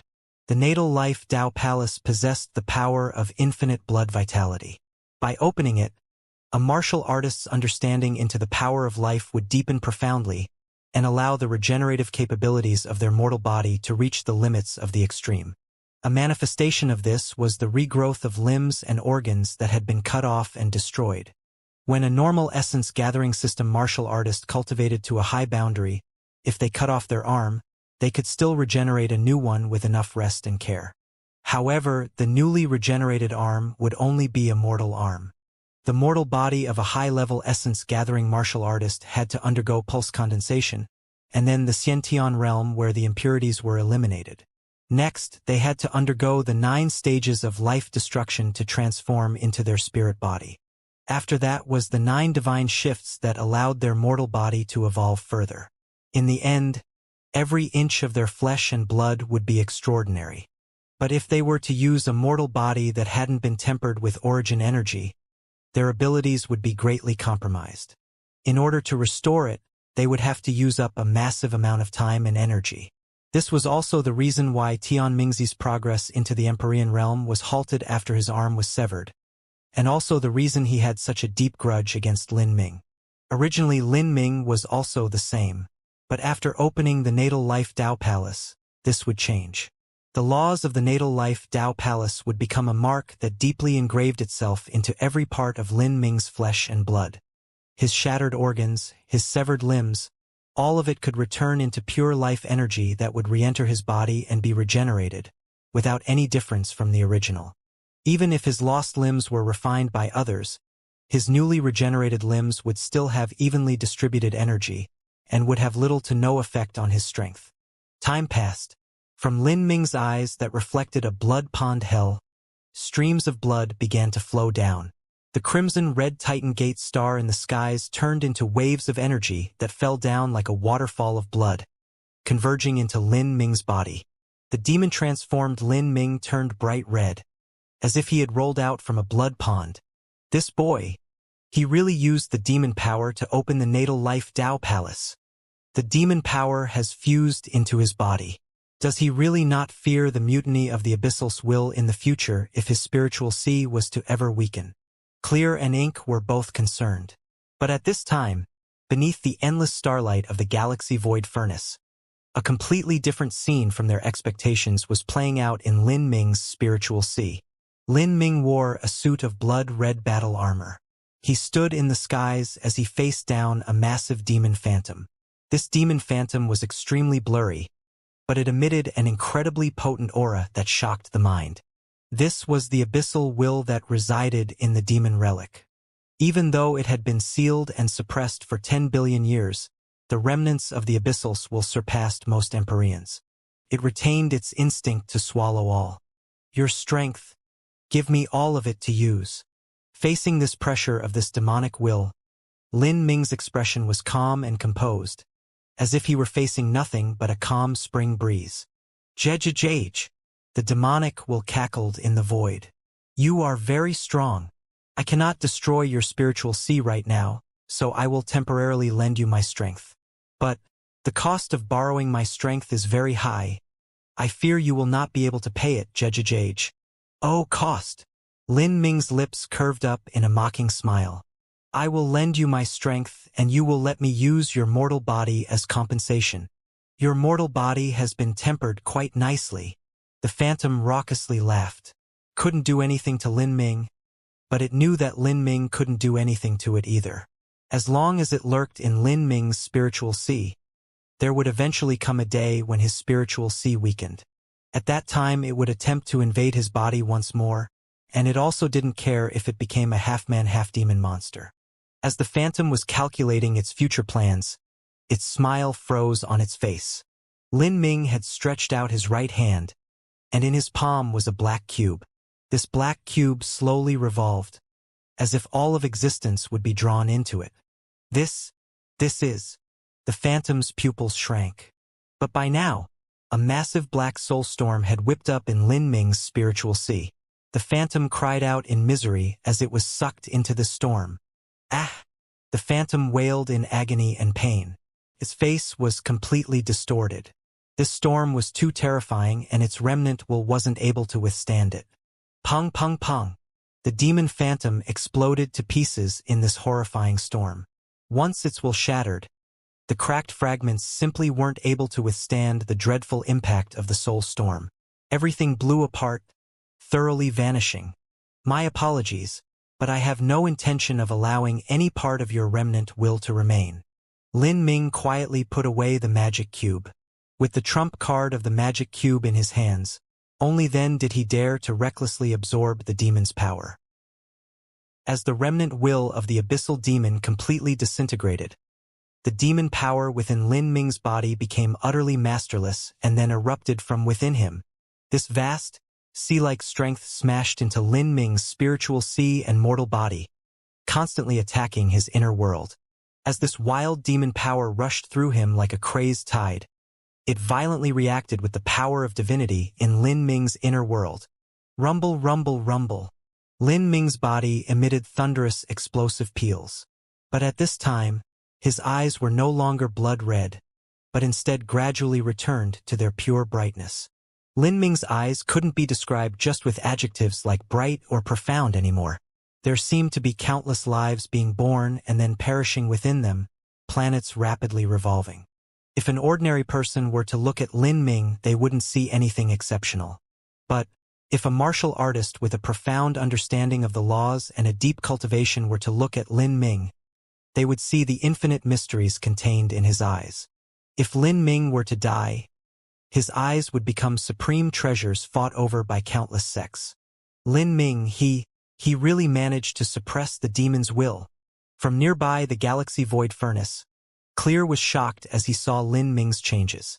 In his eyes, it was like a true universe was contained within Lin Ming's body. Endless laws, energy, matter, all of it was contained within this universe, all-encompassing. But that demon will become a hidden danger in his body. If Lin Ming's spiritual sea were to receive damage in the future, then perhaps, Ink said with some worry. However, Clear shook his head. That's not necessarily true. In the final moments I felt Lin Ming completely destroy that demonic will when a horrifying soul storm erupted in his spiritual sea. That is not a strength that Lin Ming should be able to use. When Lin Ming activated the magic cube, it was targeted against the abyssal demon and not Clear or Ink. Although the magic cube's aura was terrifying, it didn't dissipate outwards. As an ultimate divine tool which surpassed the existence of this cosmos, Clear wasn't able to feel the magic cube. But He was able to faintly speculate that Lin Ming's body contained some secret he didn't know of. This child has a great destiny upon him. Perhaps he really can achieve the High Lord's deepest wish. I hope so. In any case, you and I must assist him well. Starting today, he is our young lord, regardless of whether he succeeds or not. The two old men spoke with sound transmissions. At this time, within the galaxy void furnace, the bone spikes over Lin Ming began to draw back into his body.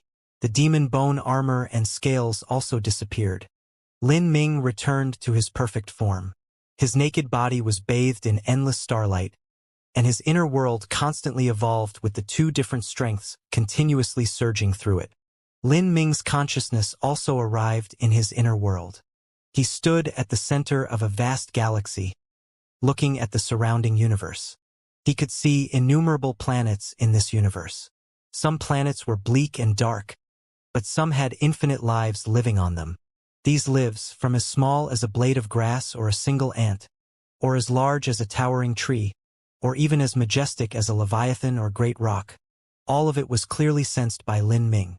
In this moment, he could feel everything within himself. With just a single thought, he could grant these lives a great strength, or maybe instantly destroy them. In this moment, Lin Ming had become the king of a true universe. This was truly the feeling of grasping a great universe in his hands. This feeling left Lin Ming intoxicated. However, although he was intoxicated, he didn't lose his mind. He controlled the energy within himself to constantly expand this space. More planets were bred and developed. Some of these planets had humanoid life forms, prosperous countries, and sects that grew stronger with each passing day.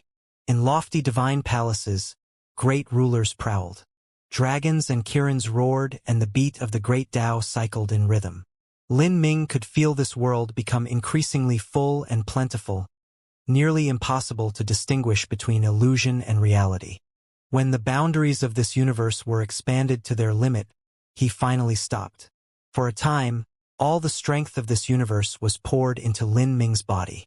He had become as one with this universe, becoming the ruler of a true world. In other words, a great world king. Bang! A terrifying energy gushed out from this universe, flushing out and shattering the galaxy void furnace. It was like a divine rainbow shooting straight into the horizon. Lin Ming's entire body was bathed in this divine rainbow. His black hair rose up and his body was soaked in this terrifying sea of energy, as if he were wandering in a sea of laws. In that instant, Lin Ming had truly broken into the great world king realm.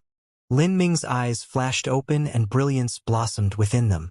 Light shot out from his left eye, like colorful rainbow-hued clouds, filling the world with auspicious lights. But from his right eye, a gloomy darkness emitted, as if a blood pond hell was contained within, as if sandy azure plains stretched out in them. Just by looking at this eye, one would feel their soul being sucked into the bottom of an abyss and their spiritual sea falling into illusion. Natal Life Tao Palace, Great World King. With the demon power contained in this demon relic, my strength has risen to a new peak.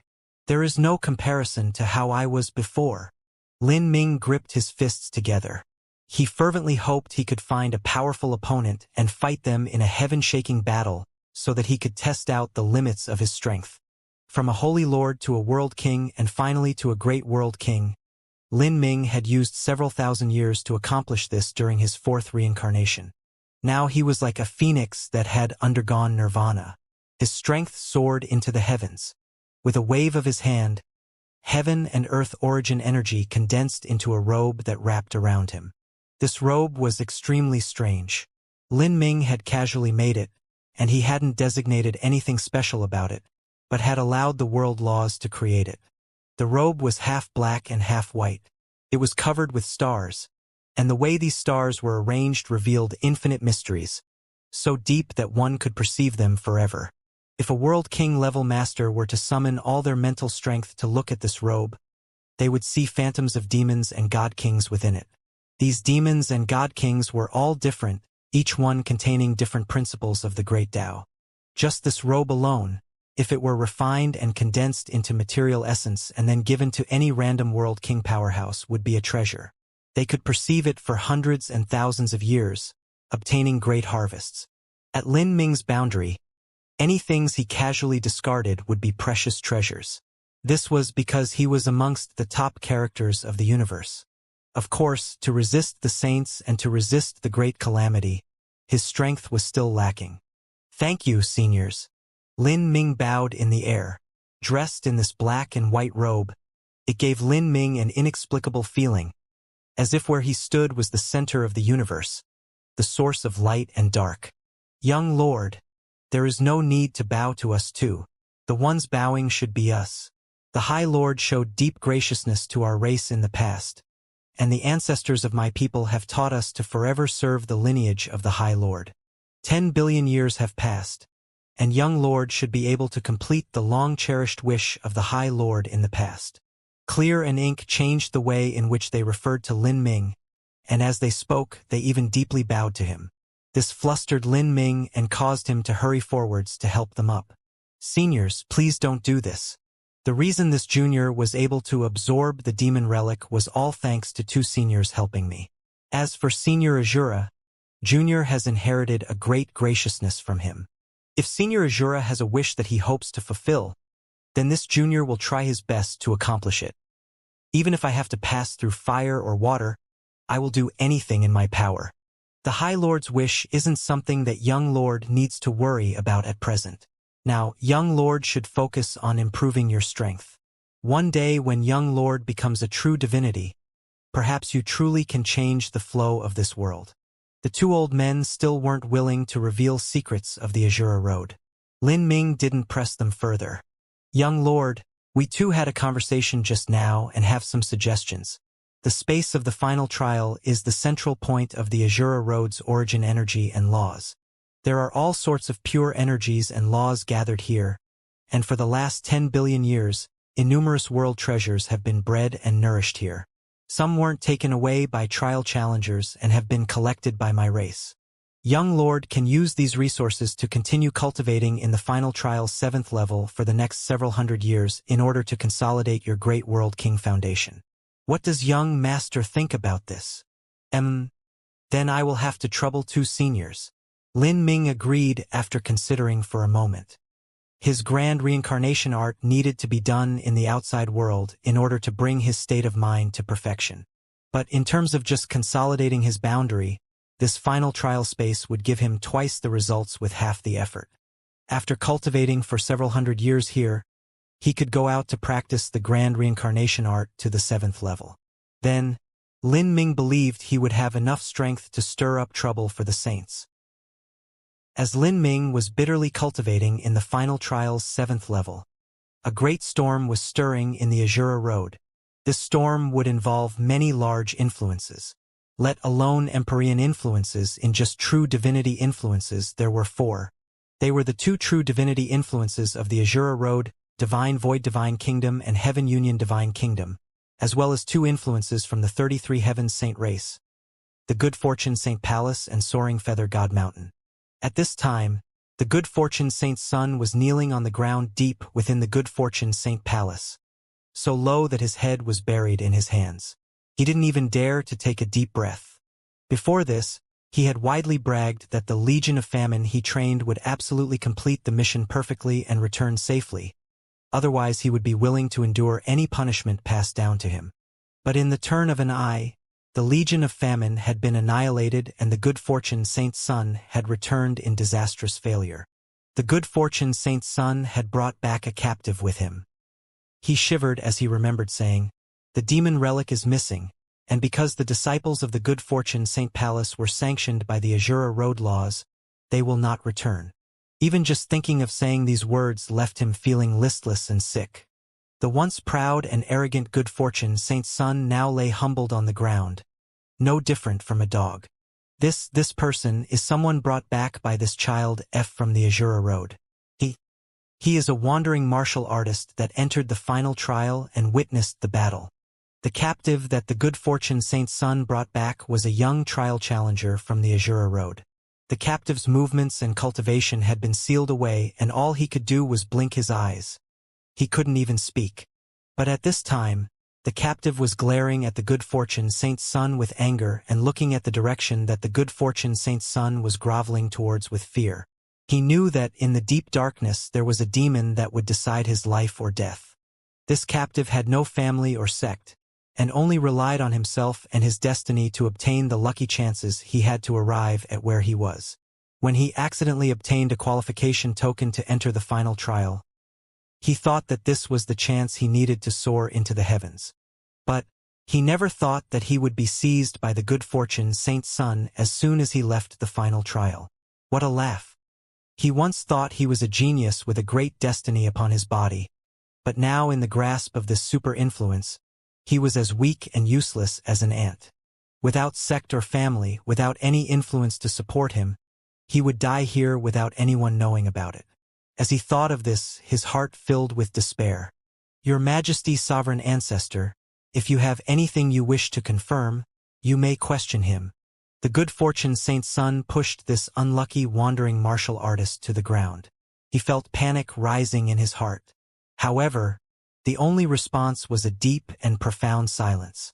Within the pitch-black darkness, the good fortune saint's sovereign didn't speak a single word. This caused the good fortune saint's son to feel even weaker at heart. His body began to shiver. Whoosh! Without warning, a terrifying eruption occurred. Dozens of blood-red tentacles shot straight out like pointed cones, piercing through the wandering martial artist as well as through the good fortune saint's son. Ah! The good fortune saint's son cried out in pain. Over a dozen bloody holes had been left in his body.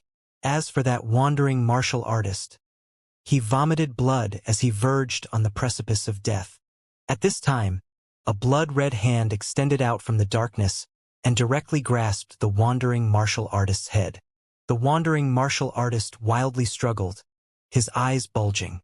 He felt thousands of worms digging into his brain, the pain so fierce that he wished he could dig it out with his hands. This sort of pain only lasted for several breaths of time, but to the wandering martial artist, it was an indescribably painful experience. Then, the blood-red tentacles slowly drew back and the great hand also returned. The wandering martial artist fell onto the ground like a pile of rotten meat. Blood streamed from his corpse, not a single bit of life left remaining. All of the memories in that wandering martial artist's mind had been read by the good fortune saint's sovereign. On the side, the good fortune saint's son was deathly white and his forehead was covered in sweat. This was because he was in pain but also because he was afraid. Although there were numerous bloody holes punctured into his body, these holes were in places that weren't too vital. For instance, his heart, lungs, brain, and spine weren't affected. It was clear that the good fortune saint's sovereign didn't want to kill him. This allowed him to relax a little, but also be more worried about the penalties he would soon face. He limped up, crawling to his knees as he continued to kneel to the ground. His entire body was covered in thick blood, leaving the ground around him drenched. Sanction of the Azura Heavenly Tao? Within the darkness, the good fortune saint's sovereign's bass voice echoed outwards. With light pattering sounds, a towering middle-aged man slowly walked forwards. In the memories of the wandering martial artist, the good fortune saint's sovereign was able to search for the scene of what had happened. The mystical change in the laws as well as that vast and boundless aura. He would never have imagined that someone would deliberately forge memories around the heavenly Tao's punishment. And in the memories of the wandering martial artist, there was no flaw that the good fortune saint's sovereign could find. From start to finish, everything that occurred in the final trial seemed realistic. However, there was one point that left the good fortune saint's sovereign puzzled. Because of the punishment of the Azura Heavenly Tao, the 20-some disciples that his good fortune Saint Palace sent out had all been killed. But why did the flesh and blood of famine within their bodies not instantly disappear? The good fortune Saint Sovereign was able to feel the existence of famine's flesh and blood. It had disappeared over a long and slow period of time. This feeling was as if someone had swallowed up famine's flesh and blood and was refining it over time. If the Azura Heavenly Tao laws didn't abide the existence of an abyssal entering the final trial, then by all reasoning, when that heavenly retribution descended to the earth, shouldn't it have immediately burnt away all the flesh and blood of famine? Why would it be slowly erased over a long period of time? The good fortune Saint Sovereign lost himself in thought. The memories had no problem themselves and didn't seem like memories one had forged. As for the point that couldn't be explained, the truth was that there could be explanations found, just that they would seem a bit forced. As the good fortune Saint Sovereign thought of all this, his face darkened. It shouldn't be someone secretly moving behind the scenes. The good fortune Saint Sovereign shot down this idea. If there was someone capable of doing all of this in secret and to the degree where he couldn't find a flaw, they would need to be someone at least on the level of an ordinary true divinity level character.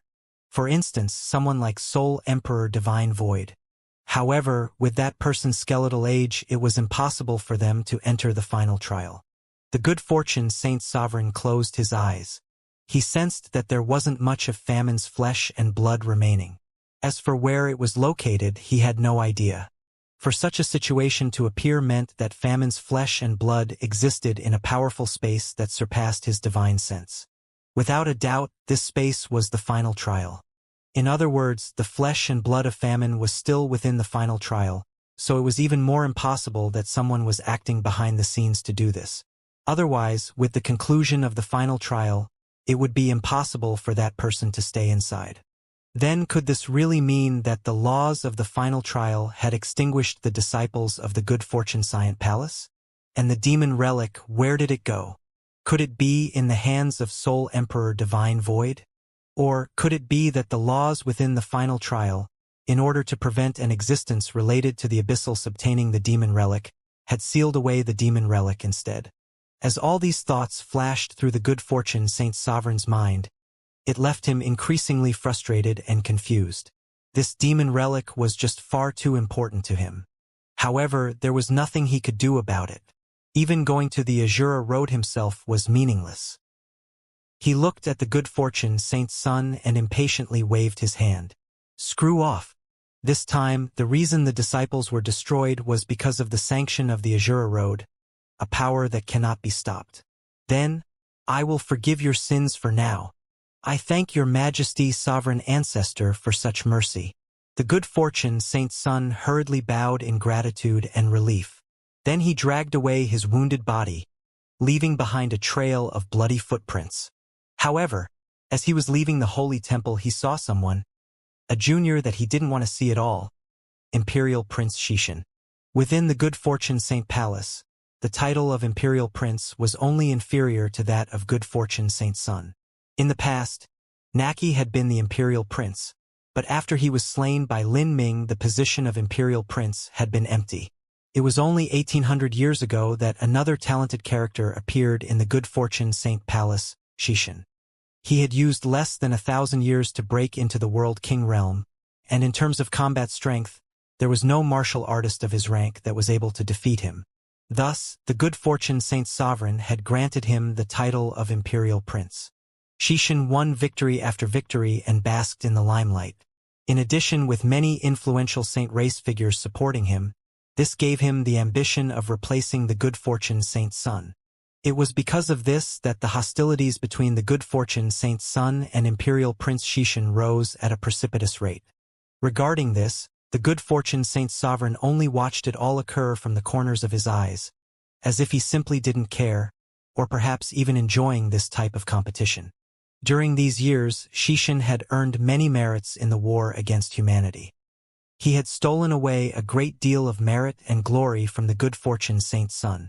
The good fortune Saint's son didn't care about this. What he feared the most was that there would be a day when the good fortune Saint Sovereign lost confidence in him and would decide to set up a different Saint's son instead. If so, then all his ambitions would come toppling down. And Xianxia could be the chaotic factor that led to this result. Oh? Well, isn't it your highness Saint's son? Why so troubled? Xianxia's eyes locked onto the horrifying bloody holes that dotted the good fortune Saint's son's body. His lips curve up in a smile, as if he knew what had just happened. The good fortune Saint's son's eyes turned freezing cold. He didn't say a word, instead slowly walking away. As Xianxia looked at the good fortune Saint's son's fading back, his smile felt a bit chilling. Oh? Time passed. Unknowingly, 3 years flew by. Lin Ming sat in the void in the dark starry space. In front of him was a black-haired man that looked completely like him. This black-haired man wore a long black robe and his eyes shined with the purest brightness. The man's body was covered with a blurry mist. This mist was condensed from the purest and densest origin energy. This black-haired man was Lin Ming's essence gathering system avatar, as well as the third avatar. In the past, the Azura Road Master had gathered 10,000 spiritual treasures of the heavens and earth and refined it with Genesis energy. Then, he took the condensed form of all these spiritual treasures and sealed it into the core of a great essence-gathering array formation, nourishing it with the world's origin energy, slowly refining and tempering it through the endless river of time. This avatar was a pure energy essence body. Whether it was absorbing heaven and earth origin energy or in terms of capabilities of utilizing heaven and earth origin energy, it had reached a boundary that ordinary martial artists would never be able to achieve. With Lin Ming possessing the essence gathering system avatar, he now possessed the 3 avatars required for the Azura Heavenly Tao. The 3 avatars sat around Lin Ming, and in front of him lay the 3rd volume of the Azura Sutra. Within the thick and ancient bronze book, every word was condensed with heaven and earth origin energy and the true strength of the absolute beginning. If an ordinary martial artist were to look at these words, even if they focused all their sight, they still wouldn't be able to make out anything from them. All they would see would be strange runes with unknown meanings. Lin Ming had completely entered the ethereal martial intent state. Page after page he carefully read through. Within his eyes, the Azura Sutra was similar to a universe. The writings of the Heavenly Sutra could manifest supreme demon gods, magnificent divine palaces, and boundless galaxies. After refining the 3 avatars, Lin Ming's understandings towards the Azura Sutra could no longer be compared to the past. The mysteries within the writings deeply marked themselves in his mind. Time passed year after year. As Lin Ming finished reading the 3rd volume of the Azura Sutra, 10 years had flown by. Lin Ming discovered that the 3rd volume of the Azura Sutra was where the essence of the entire cultivation method was located. The intricate and diverse laws contained within this volume were nearly equal to the sum of the first 2 volumes combined. Lin Ming originally thought that the Azura Sutra was equally skilled in essence, energy, and divine. But now, it seemed that the Azura Road Master was not some omnipotent god. There were some fields in which he excelled and some fields in which he didn't. What he was most proficient in was the essence gathering system. Thinking about it, this was also reasonable. The Azura Road Master had once been the master of the purple card, and the purple card was the condensed essence of the energy within a universe. It was the highest divine tool of the essence gathering system. This was also the reason why the Azura Road Master placed the 3rd volume of the Azura Sutra in the final trial's 7th level, because it was the most essential volume of his inheritance. When Lin Ming flipped to the last page of the Azura Sutra's 3rd volume, he was stunned. This page didn't have any writings nor were there any traces of laws. It was completely blank, and all that was left in this bronze page was a rectangular groove in the center. This groove emitted a strange and mysterious aura that left Lin Ming startled. This groove. A light lit up in Lin Ming's mind. He recalled the past when he underwent his 9x9 life destruction and reached 33 heavens, where he then saw the purple card phenomenon. As he compared it to the shape of this groove, he guessed that this was where the purple card was once kept. Purple card. Lin Ming gently traced this groove. He could feel the aura left behind by this ancient divine tool, and his mind trembled. I wonder how this mysterious purple card affected the Azura Road Master's road of cultivation in the past. According to what Clear and Ink thought, the 3 supreme divine tools were likely the surviving condensed forms of essence, energy, and divine, left over upon the destruction of a super-universe. Their main role was not to help a martial artist in cultivating. They were simply travelers passing by in this universe, and possibly even the starting point of the next universe's Big Bang. Regardless of who it was, anyone that obtained one of these supreme divine tools could only use an infinitesimally portion of their power. Even the Azura Road Master was no exception.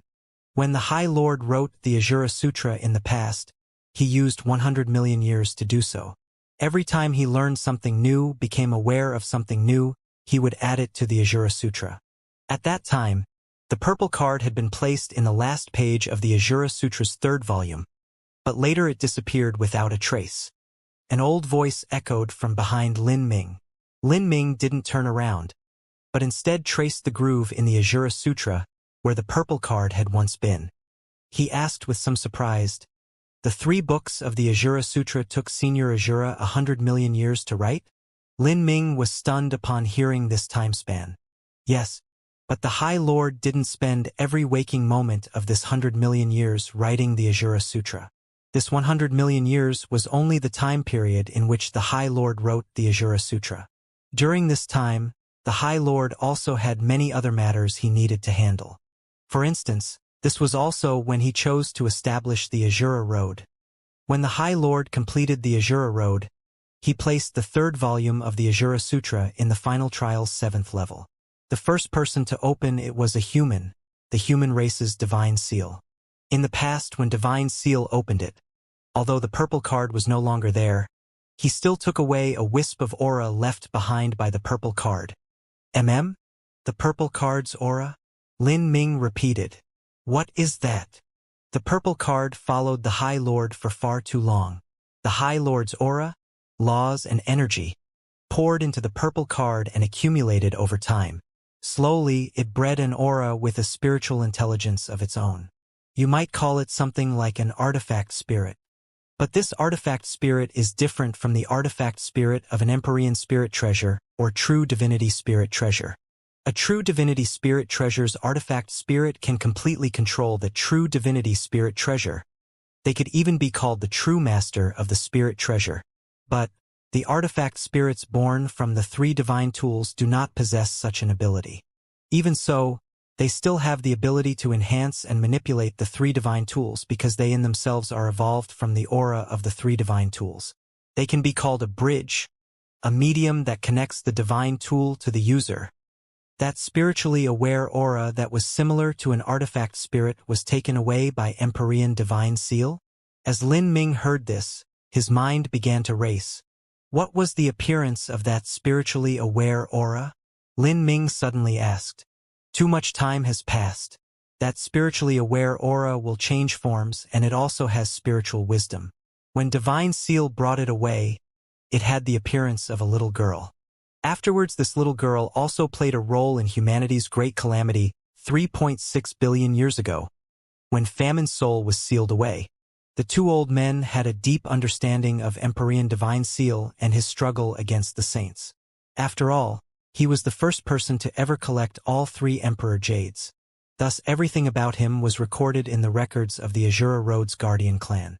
However, this Guardian clan wasn't able to help Empyrean Divine Seal resist his enemies because their only mission was to bear witness and guard this land. Little girl. Lin Ming closed his eyes, many scenes flashing through his mind. This little girl, without any doubt at all, should be Fishy. She was the mysterious little girl that ate violet sun crystals and 9 sun jades. If so, then many matters could be explained. Violet sun crystals and 9 sun jades were crystallized forms of origin energy, and Fishy was a spiritually aware aura evolved from the purple card. It was natural for her to take energy as food. The place where Lin Ming found Fishy was the true martial great world's immemorial imperial city. Within the divine realm, this was not a special land, and could even be called common. But deep underground beneath immemorial imperial city was the divine seal array left behind by Empyrean divine seal, in which the soul of Famine had been suppressed for 3.6 billion years. From all of this, Fishy likely no longer remembered anything. Perhaps too much time had passed and she lost many memories, or perhaps in the Great War 3.6 billion years ago she had lost too much strength, causing her to also lose her memories. However, even if she lost her memories, her instinct still told her to wander around the edges of the divine seal array. Such a mysterious divine seal array was blocked by layers upon layers of concealing array formations by Empyrean divine seal. Even if a true divinity were to come to immemorial imperial city, they still wouldn't be able to find anything. Yet Fishy was able to locate its position. Thinking of this, Lin Ming's doubts were scattered. And there was another little girl that was similar to Fishy Ruby from the Akashic Dream universe. When Lin Ming entered the Akashic Dream battlefield and picked up a Kirin fruit, he had been stopped by the mysterious red-clothed little girl. This little girl was similar to Fishy, and she had an introverted, cautious disposition, and she stuttered a little as she spoke. She didn't remember anything about her past, but she possessed special abilities. It was with her guidance that Lin Ming found the ancient galactic battlefield. Here, Lin Ming bore witness to the battle between the Azura Roadmaster and the creator of the Holy Scripture, Immortal Sovereign. Here, he felt the residual aura of the Azura heavenly Tao laws. Ruby seemed to have an extremely deep understanding into the Akashic Dream universe. At the same time, she also had an incredible understanding towards soul forms. This ability was particularly obvious during his time in the Fallen God Mountain range, when Lin Ming was on the shrine platforms grasping the principles and competing against Xiang Mei. At that time, there had been many things that Lin Ming wasn't able to see on the shrine platform, yet Ruby was able to see. If it weren't for her constant direction, then it would have been impossible for Lin Ming to surpass Xiang Mei in grasping the principles atop the shrine platform and winning the golden page. Moreover, even Xiang Mei and the Soul Emperor weren't able to sense Ruby's existence. But at the same time, Ruby was able to sense the magic cube. She had stared at Lin Ming's stomach and knew that the magic cube was located within his inner world. When joining all of these factors together, Lin Ming didn't doubt that Ruby was the spiritually aware aura that evolved from the magic cube. Thus, this was the reason Ruby once said that he had a nice smell and gave off a familiar feeling. This was the reason why the timid and stuttering Ruby insisted on following him. The two old men's words had Lin Ming understand many things. It seemed that in the distant past, the magic cube was once also possessed by a peerless powerhouse, and thus Ruby was formed. And the wielder of the magic cube was likely the creator of the Holy Scripture, Immortal Sovereign. Ruby and Fishy wouldn't necessarily live forever. There would come a day when they would die, turning into pure energies that returned to the three divine tools. But those three divine tools would continue existing forever until the universe itself came to an end. Thinking all of this, Lin Ming traced his stomach. He felt that he needed to go to the Akashic Dream universe and find Ruby to seek out her help. With her help, he would be able to better control the magic cube. Lin Ming knew that the magic cube was a divine tool that superseded the samsara of the universe. All he could use of it was a tiny bit of its endless power. There was more potential, waiting for him to explore it. One day, Lin Ming would be able to bring out the magic cube in front of all, and use it as his weapon, fighting the good fortune Saint Sovereign and Soul Emperor. The river of time rolled onwards. A single small wave carried with it innumerable years. As the universe's most terrifying law, time moved forwards with unstoppable momentum. No one knew where it came from, and no one knew where it would end. Even if a universe was destroyed and the next universe was born, the wheel of time would continue revolving. In this long river of time, the war between the saints and humanity, the divine realm falling to its enemies, this was nothing but a tiny point in a small stream of 10 billion years. With that fixed point as a beginning, 5,000 years had passed.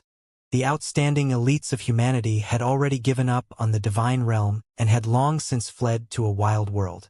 They developed the borders of this world, fighting against vicious beasts to continue spreading the glory of the human race. Over 99% of humanity's inheritances had been saved. But, even if these inheritances were successfully recorded into cultivation method jade slips, they were still difficult to learn. This was because one needed a master to slowly guide them through it. Of course, besides the guidance of a master, one's own tempering and experience was even more important. And this wild universe was the best smelting trial for doing so. However, this land was far too cruel and brutal. Ah! A miserable scream echoed out.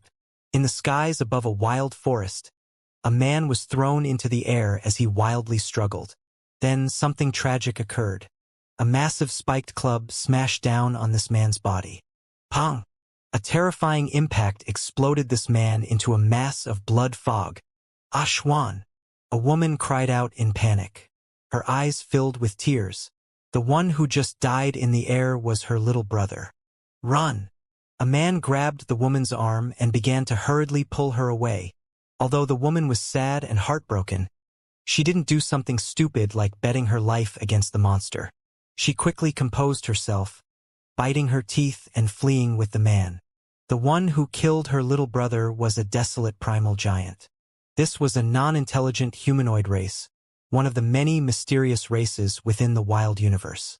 Their disposition was vicious and they were extremely aggressive. Any life forms they could kill they would eat as food. This included humans. 5,000 years ago, when humanity fled to the wild universe, they had encountered incredible perils. This wild universe was flooded with terrifying vicious beasts and desolate primal giants.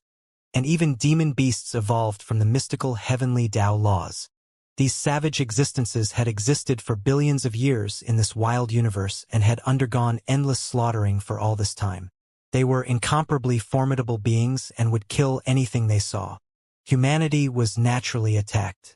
In order to create a habitat where they could live, the human race fought with these ancient vicious beasts for many years. In this war, even human Empyreans perished. But slowly, humanity managed to create several living zones, each one guarded by at least 10 Empyreans. At the same time, these areas were covered with concealing array formations in order to prevent them from being discovered by the enemy once war erupted again in the future. The descendants of humanity's elites lived in such areas. Their parents were either outstanding individuals or rulers of humanity. Once they were born, they should have had the support of rich resources, able to live a luxurious life. But because of the great calamity 5,000 years ago, all of that was erased. From the moment of their birth, they had to face a brutal struggle to survive.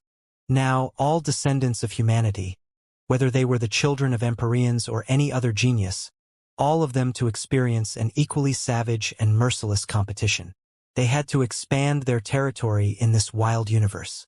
Within the wild universe, there was an endless number of vicious beasts, ancient desolate alien races, and demon beasts that had evolved from the heavenly Tao. Empyreans wouldn't regularly act to clean up the dangers that crept into the territory of humanity.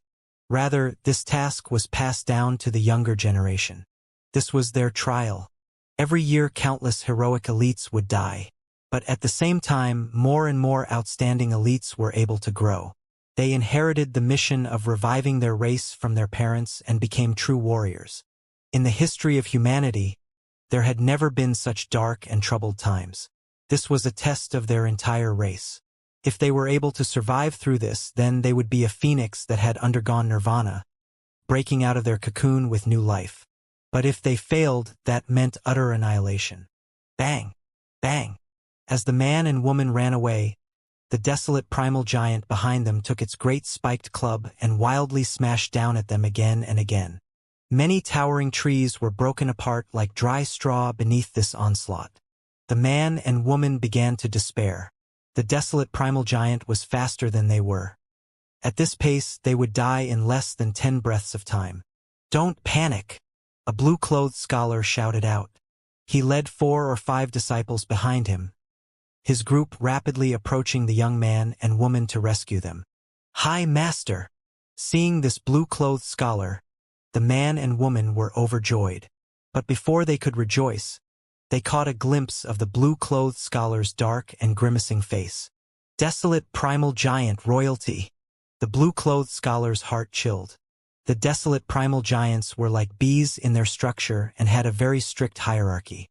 This desolate primal giant in front of them was part of the royal family, and its combat strength was several times that of an ordinary desolate primal giant. Whoosh! The blue-clothed scholar flicked his finger. Beams of blue light shot out from the cuff of his sleeves, each blue light a flying sword. The blue-clothed scholar possessed 36 flying swords. He could form a sword array with tremendous strength. See, sword light rained down like a storm. The desolate primal giant roared and its spiked club pounded down on that hail of swords. However, the moment that spiked club smashed towards that sword rain, the sword rain parted like a school of fish, dispersing and avoiding the spiked club. They reformed in the skies, gathering into a massive sword light that came slicing down with unstoppable momentum. Kacha! The desolate primal giant's shoulder was sliced open by this sword light. The wound was 100 feet deep and blood gushed out into the air. Is it over? The eyes of the disciples following the blue-clothed scholar brightened.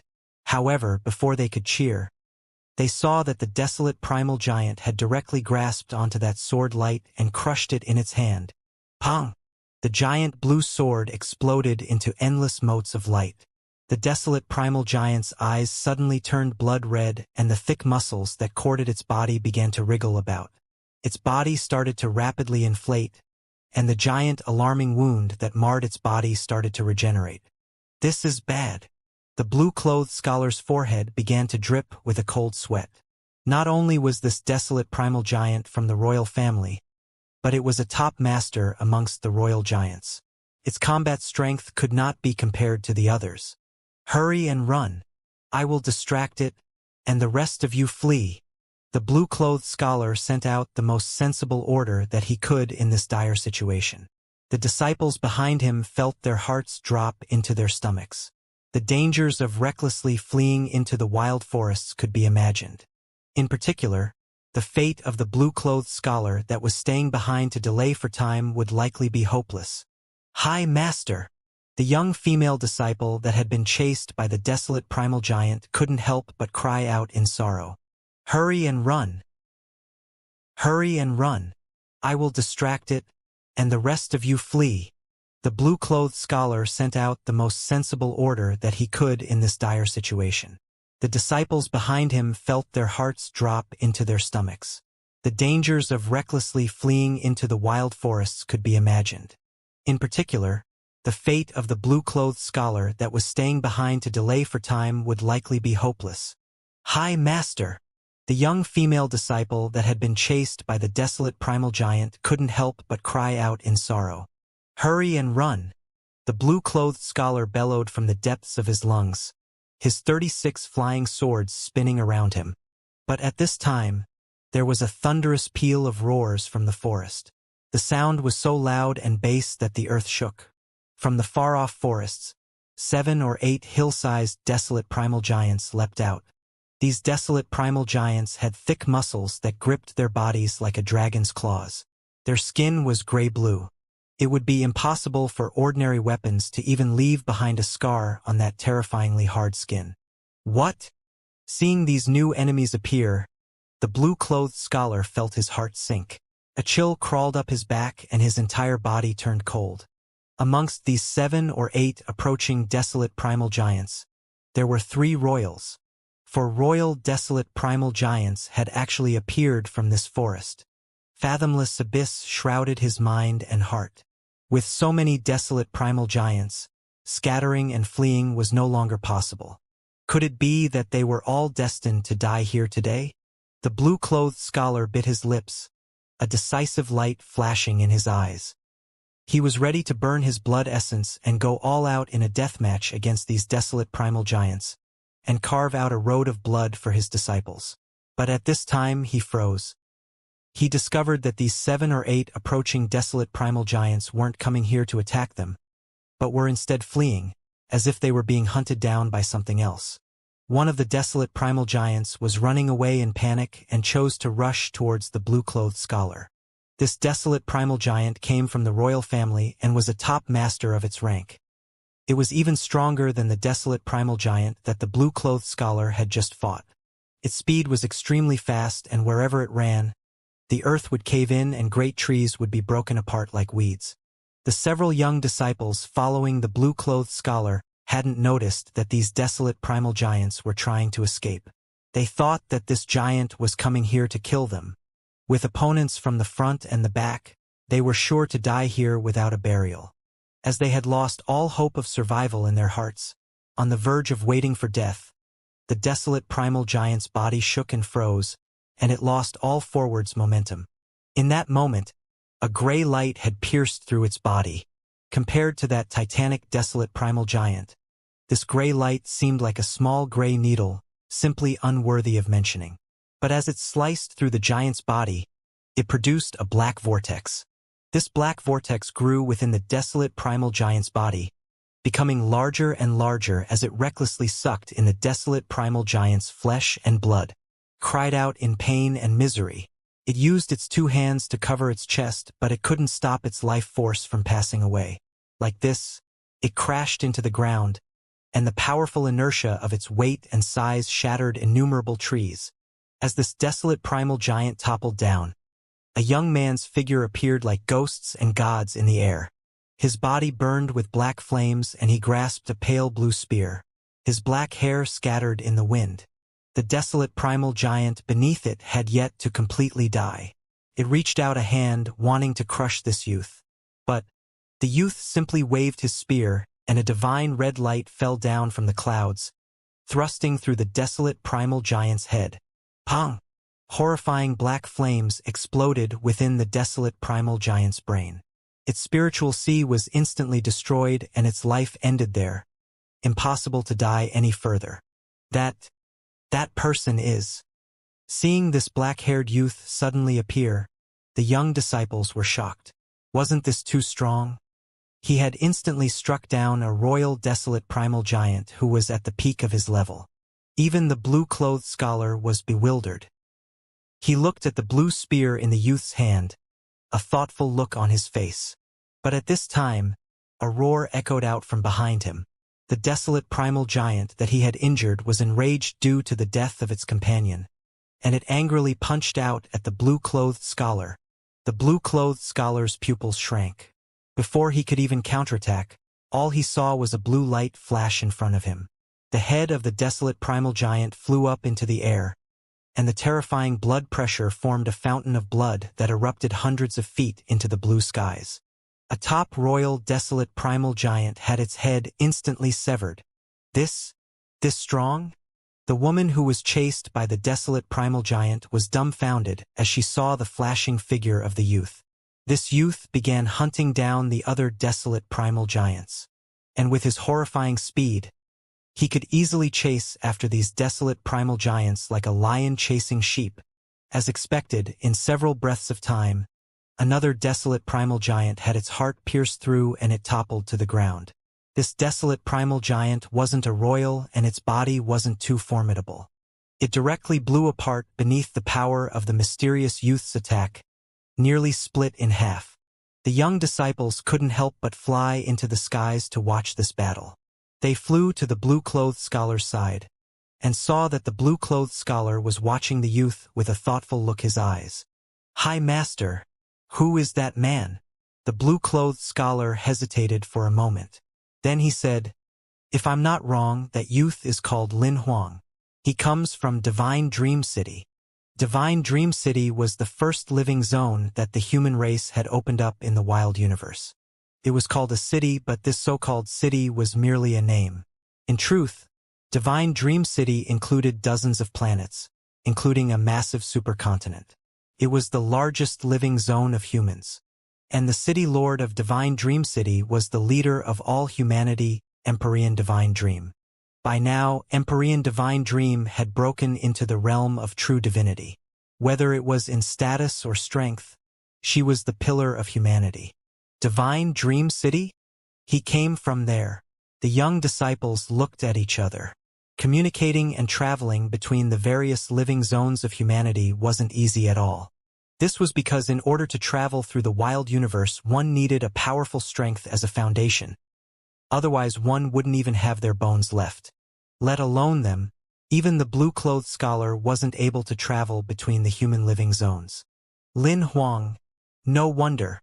Amongst the young disciples, some people had heard of Lin Huang and some people hadn't. A young girl couldn't help but ask, "Who is he? Is he famous?" Of course he's famous. In Divine Dream City, there is no junior that doesn't know about him. His talent is too terrifying.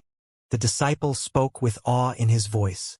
Well, perhaps you might not know of him, but you should know who his father is. His father is Lin Ming, the man once known as humanity's #1 genius. Lin Ming? Hearing this name, the other disciples sucked in a breath of cold air. This youth was actually Lin Ming's son. To the humans of the wild universe, Lin Ming was a legendary name. No one hadn't heard of him, and no one didn't know of him. In the confrontations between the saints and humanity, humanity had been defeated and defeated again. But It was Lin Ming alone who caused humanity to completely cover the saints' limelight. Almost 6,000 years ago, Lin Ming had been the #1 genius of humanity. Not only was he the #1 genius of humanity, he was also the #1 genius of the 33 heavens. Even the saints and the spiritas were unable to deny this truth.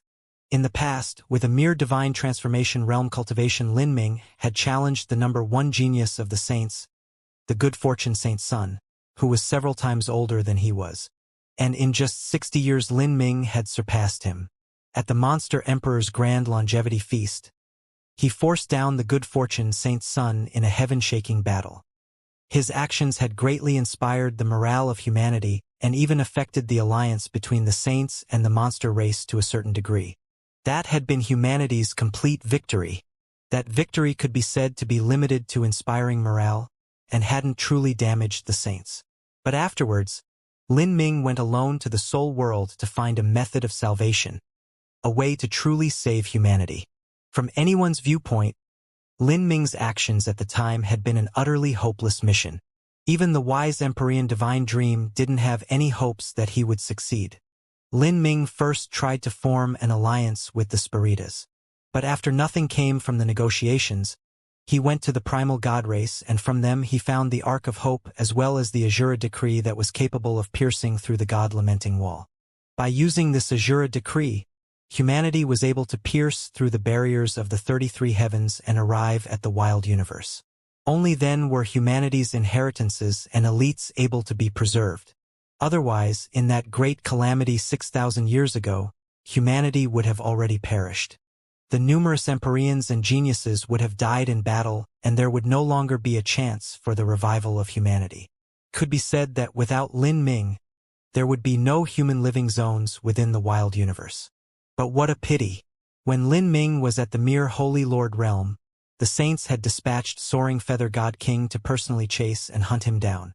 Because the disparity in strength was too great, Lin Ming wasn't able to escape this disaster.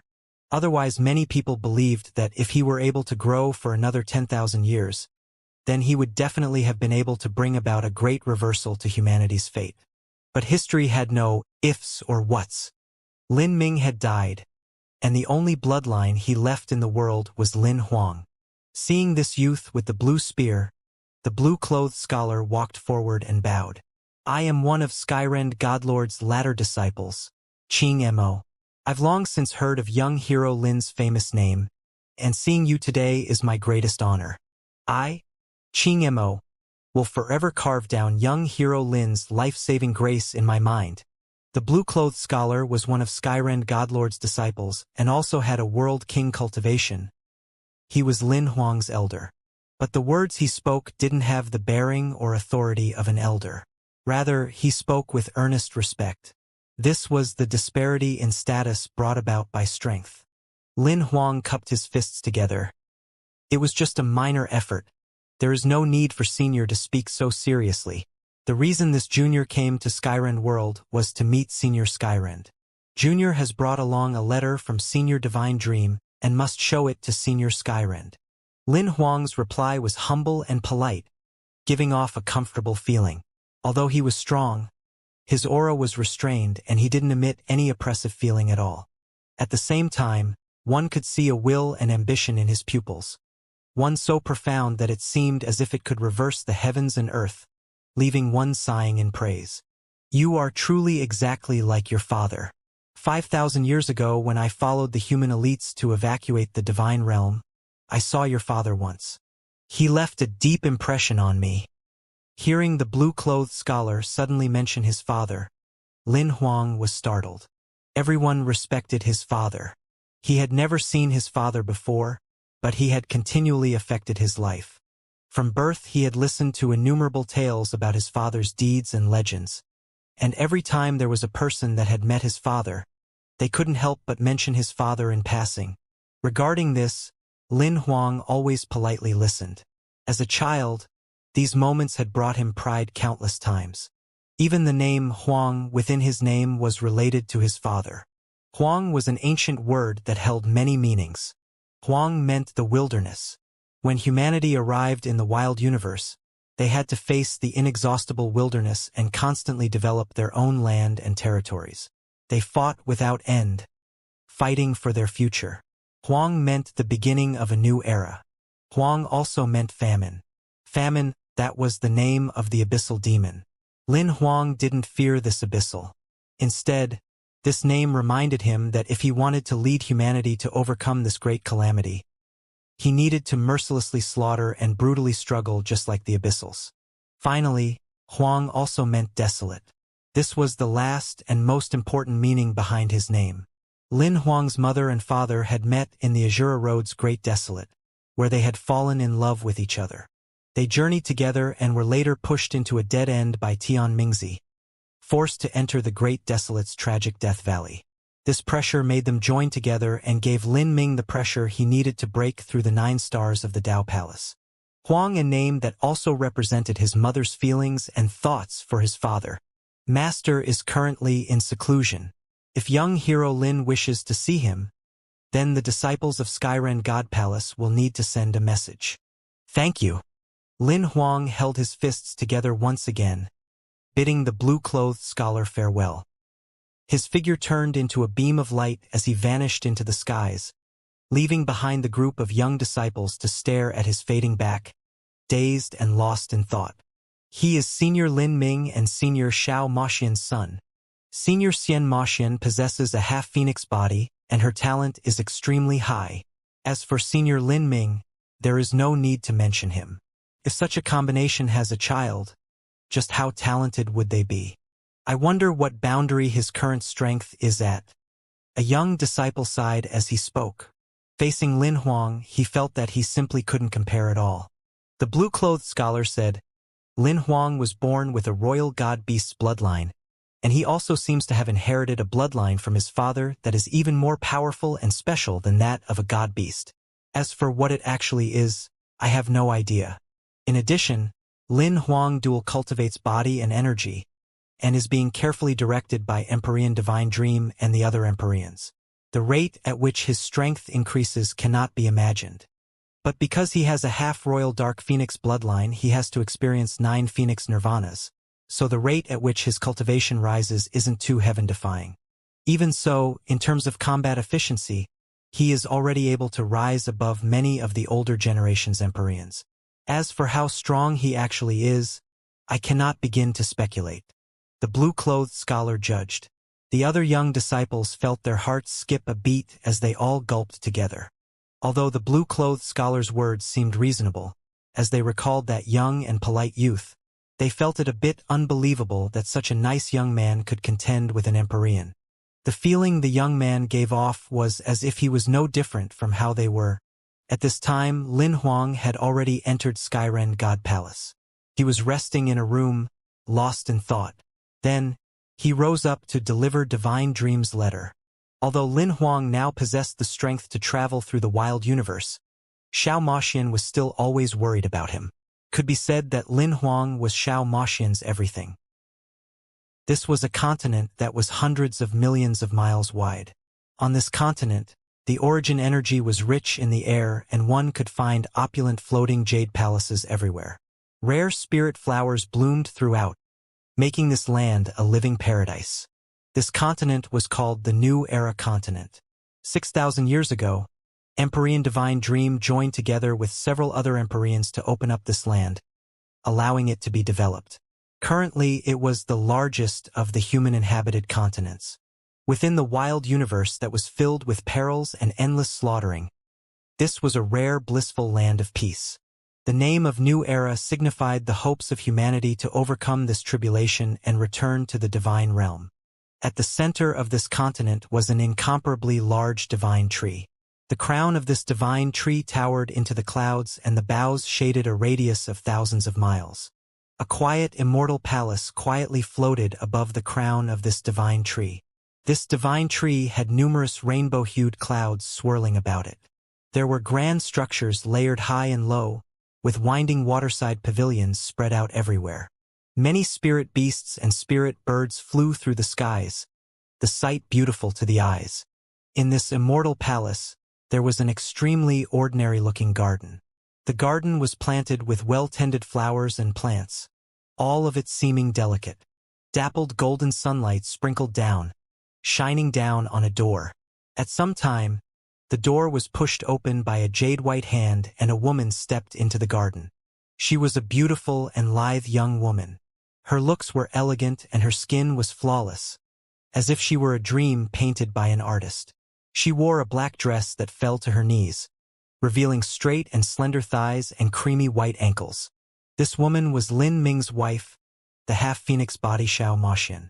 At this time, Xiao Moxian had taken out a pair of gardening scissors and was gently trimming the flowers and plants. Her movements were patient as she pruned them.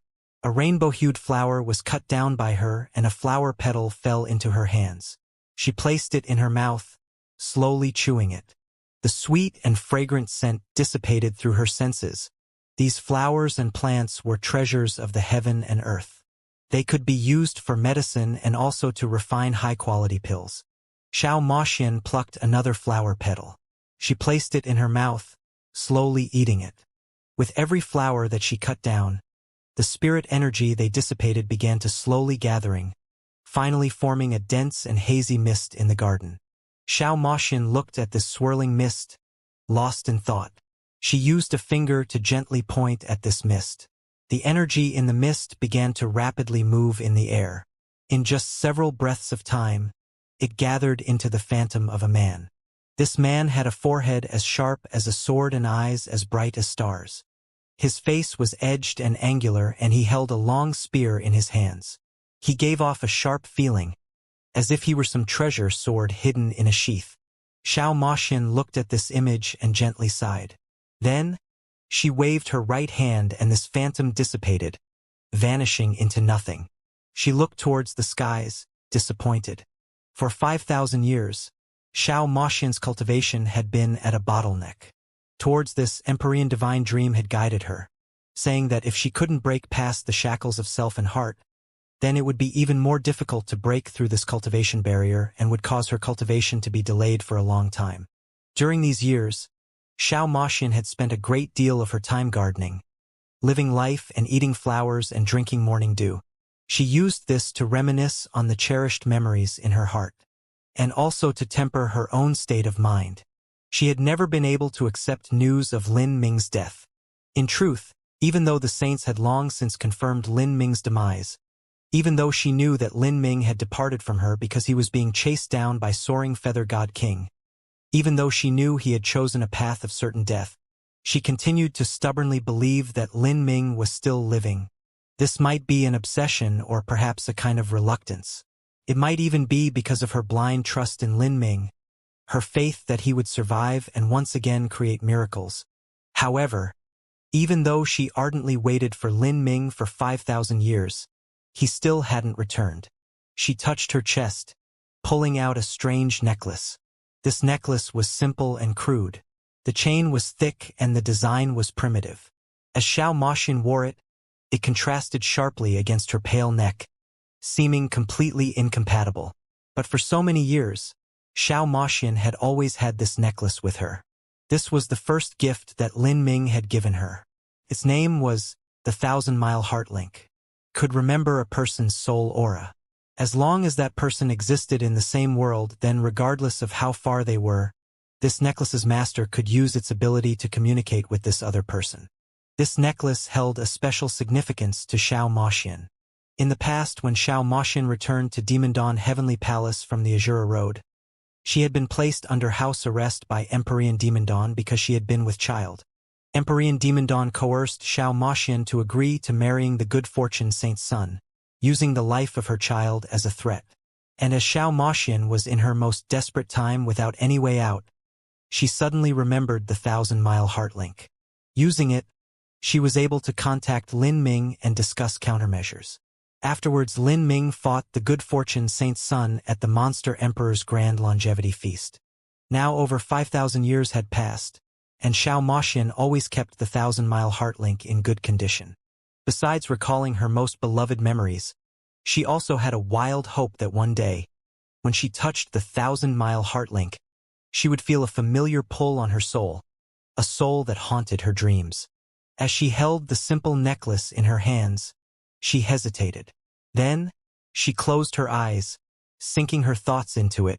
Within her sea of consciousness, the boundaries were without limit. However, after Xiao Moxian wandered the sea for a long time, she still wasn't able to find a wisp of that incomparably familiar aura. Finally, she opened her eyes without having gained anything at all. She discovered that the array formation runes on the 1,000-mile heartlink were becoming increasingly weak. The 1,000-mile heartlink came from the Azura Road, and the core of the array formation was in truth a divine runic symbol.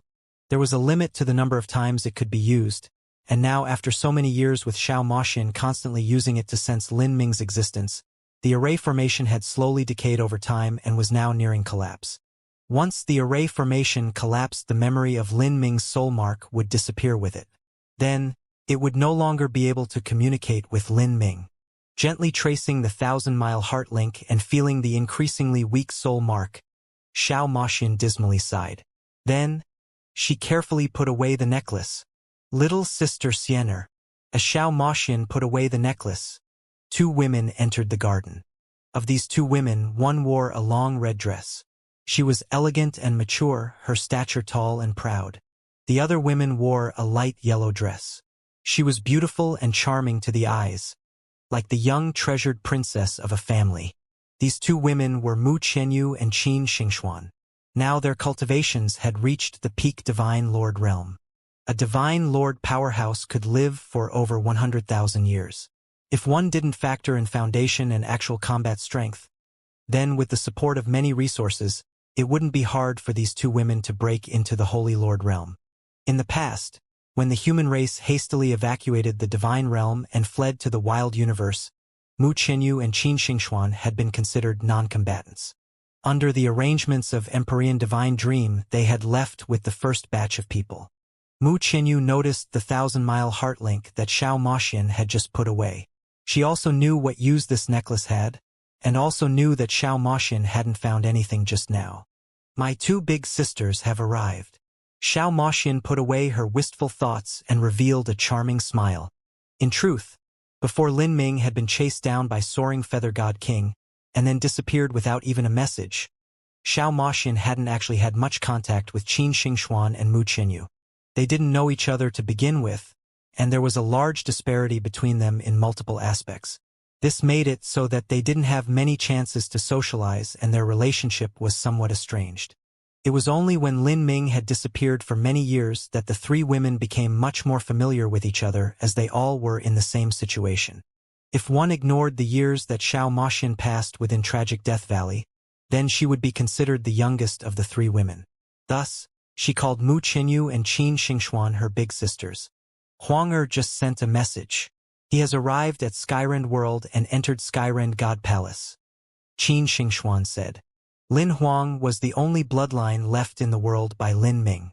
In the past, Lin Ming lived the life of a wanderer and often adventured alone in dangerous realms and situations to temper himself.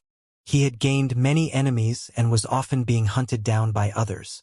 Thus, due to all these worries, Lin Ming had made the choice to not leave behind his bloodline with Qin Xingxuan and Mu Qianyu. At the time, the 2 women hadn't thought much about it. But now that Lin Ming had been gone for so many years and none of them knew whether or not he was still alive, the 2 women felt a great deal of regret. Thus, Xiao Moxian's son Lin Huang had become their common child. Oh!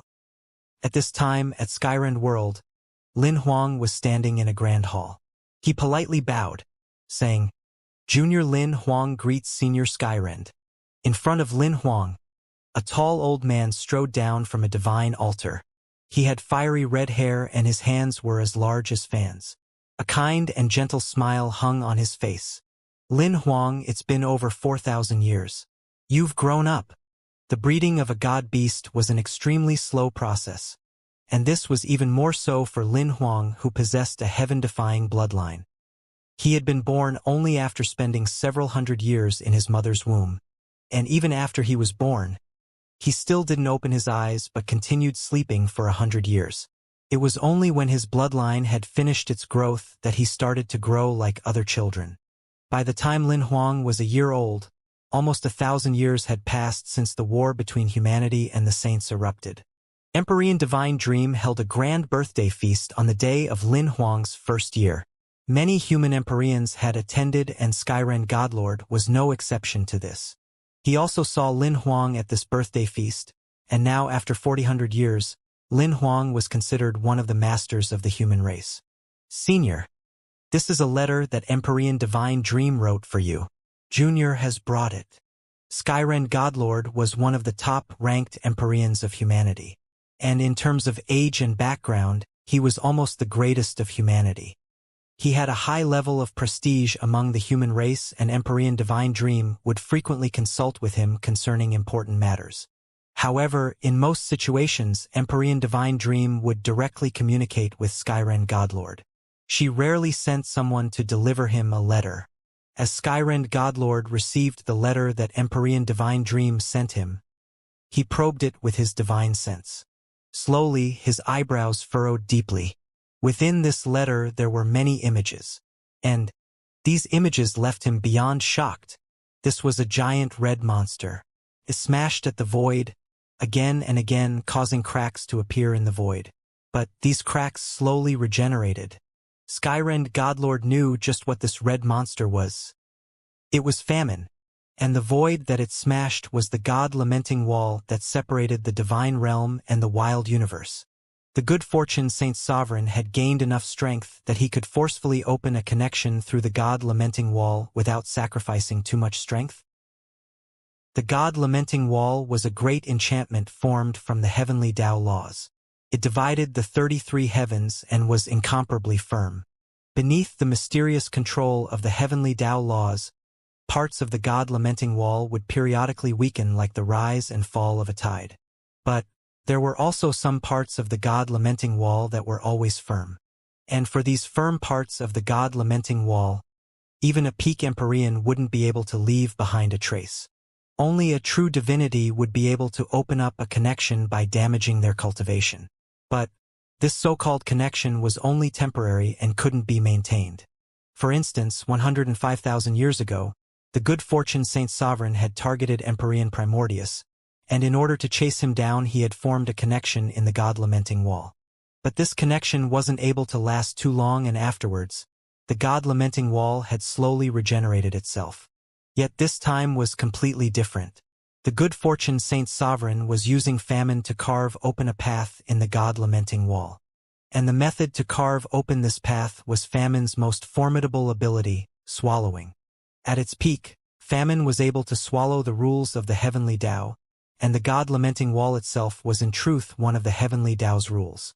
When the good fortune Saint Sovereign tamed famine and constantly fed it the resources of the divine realm, it had slowly recovered towards its past peak level, and now it had gained the ability to swallow the God-lamenting wall. From the images of Divine Dream's letter, the sphere-like famine had turned into a giant red worm that was slowly gnawing away at the God-lamenting wall, like a termite chewing away at wood. This scene left Skyrend Godlord horrified. At this speed, it wouldn't be long before a hole in the God-lamenting wall was eaten away by famine. Lin Huang said, "Senior Skyrend, Senior Divine Dream said that if famine wants to swallow the God-lamenting wall and open a connection, it won't take long. But if it wishes to carve open a giant hole that can be maintained for 1,000 years, this will require a long period of time. A giant hole through the God-lamenting wall that the saints could use to launch their attack had to last for several hundred years, or at least 1,000 years, so that they could transfer over supplies and information. How long did Divine Dream predict it would take?" Skyrend Godlord slowly fell back into his divine throne. His heart flustered as he held onto this letter. Senior Divine Dream is unable to predict that. Lin Huang shook his head. Senior Divine Dream has two suggestions. The first is to strengthen the concealing array formations that surround the human living zones, so that it will be harder for the saints to find us. The second is to use the Ark of Hope and the Azura Decree to continue exploring into new wild universes and dispatch the elites of humanity to develop these lands. They can form survival regions throughout the 33 heavens to delay the advance of the saints. After all, even famine during his peak would still take an extremely long time boring through a complete God-lamenting wall. I understand. Skyrend Godlord sighed. To go to a new universe and develop a frontier, those were simply superficial words for others to hear. What it truly meant was inevitable bloodshed and sacrifice. This was an extremely difficult and thorny path. Had humanity really reached the ends of the rivers and hills? Had they been hunted down by an enemy race to such a degree? This tribulation, would the human race really survive? Thinking of that intangible and unknowable future, Skyrend Godlord felt a heavy weight on his shoulders. He had already lived for 80 million years and didn't have much longer left. He didn't know if he would be able to witness the future rise of humanity in the years he had left. With humanity in such a perilous position, tumbling on the edge of destruction, if they wanted to reform their glorious martial arts civilization, then they needed a dominating leader. And the current leader was Empyrean Divine Dream. She was also the only true divinity-level powerhouse of the human race. However, in Skyrend Godlord's opinion, although Divine Dream had amazing talent, she was still far from being able to threaten the good fortune Saint Sovereign. When one reached the boundaries of true divinity, each step became incomparably difficult. Moreover, the good fortune Saint Sovereign also possessed an avatar in famine. But besides Divine Dream, there was still Emperor Xianxia, who was diligently working towards breaking into the realm of true divinity. His natural talent was amazing, but in the eyes of Skyrend Godlord, the most he'd be able to achieve was to reach heights similar to Divine Dream. This was far from enough. Finally, the only one remaining was Lin Huang. Skyrend Godlord looked towards Lin Huang and slowly stood up. He walked in front of Lin Huang and set a heavy hand on his shoulder. "Senior Skyrend," Lin Huang said, a bit overwhelmed. "I am old now. If another great war erupts between the saints and humanity, I will be part of the main force of that war. Whether or not I will be able to survive, I don't know. I've lived for so long, and I know that it is no longer possible for me to try and step into true divinity. I do not fear death, but what I fear is that I won't see a glimmer of hope for our people before I die. If possible, I hope that you will be able to grow enough to reach the heights that your father did in the past. I know this is a heavy burden to place on you, but thinking of your father, the point at which he started was far lower than where you began. You were born a chosen pride of heaven, but your father was born a commoner in the lower realms. In terms of talent, resources, masters, and so forth, the disparity cannot even be compared with clouds and mud. The road he once walked is also one that you can walk." As Skyrend Godlord spoke, he pressed both his hands down on Lin Huang's shoulders, earnestly looking him in the face. Lin Huang was humanity's hope, but this hope wasn't enough. Lin Huang was indeed one of the chosen prides of heaven. After he was born, he was able to study all sorts of transcendent divine mights.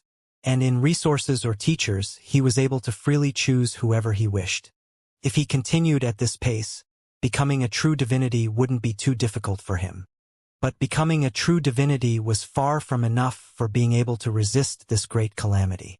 The saints also had people in the ranks of their younger generations capable of becoming true divinities. For instance, the good fortune Saint's son.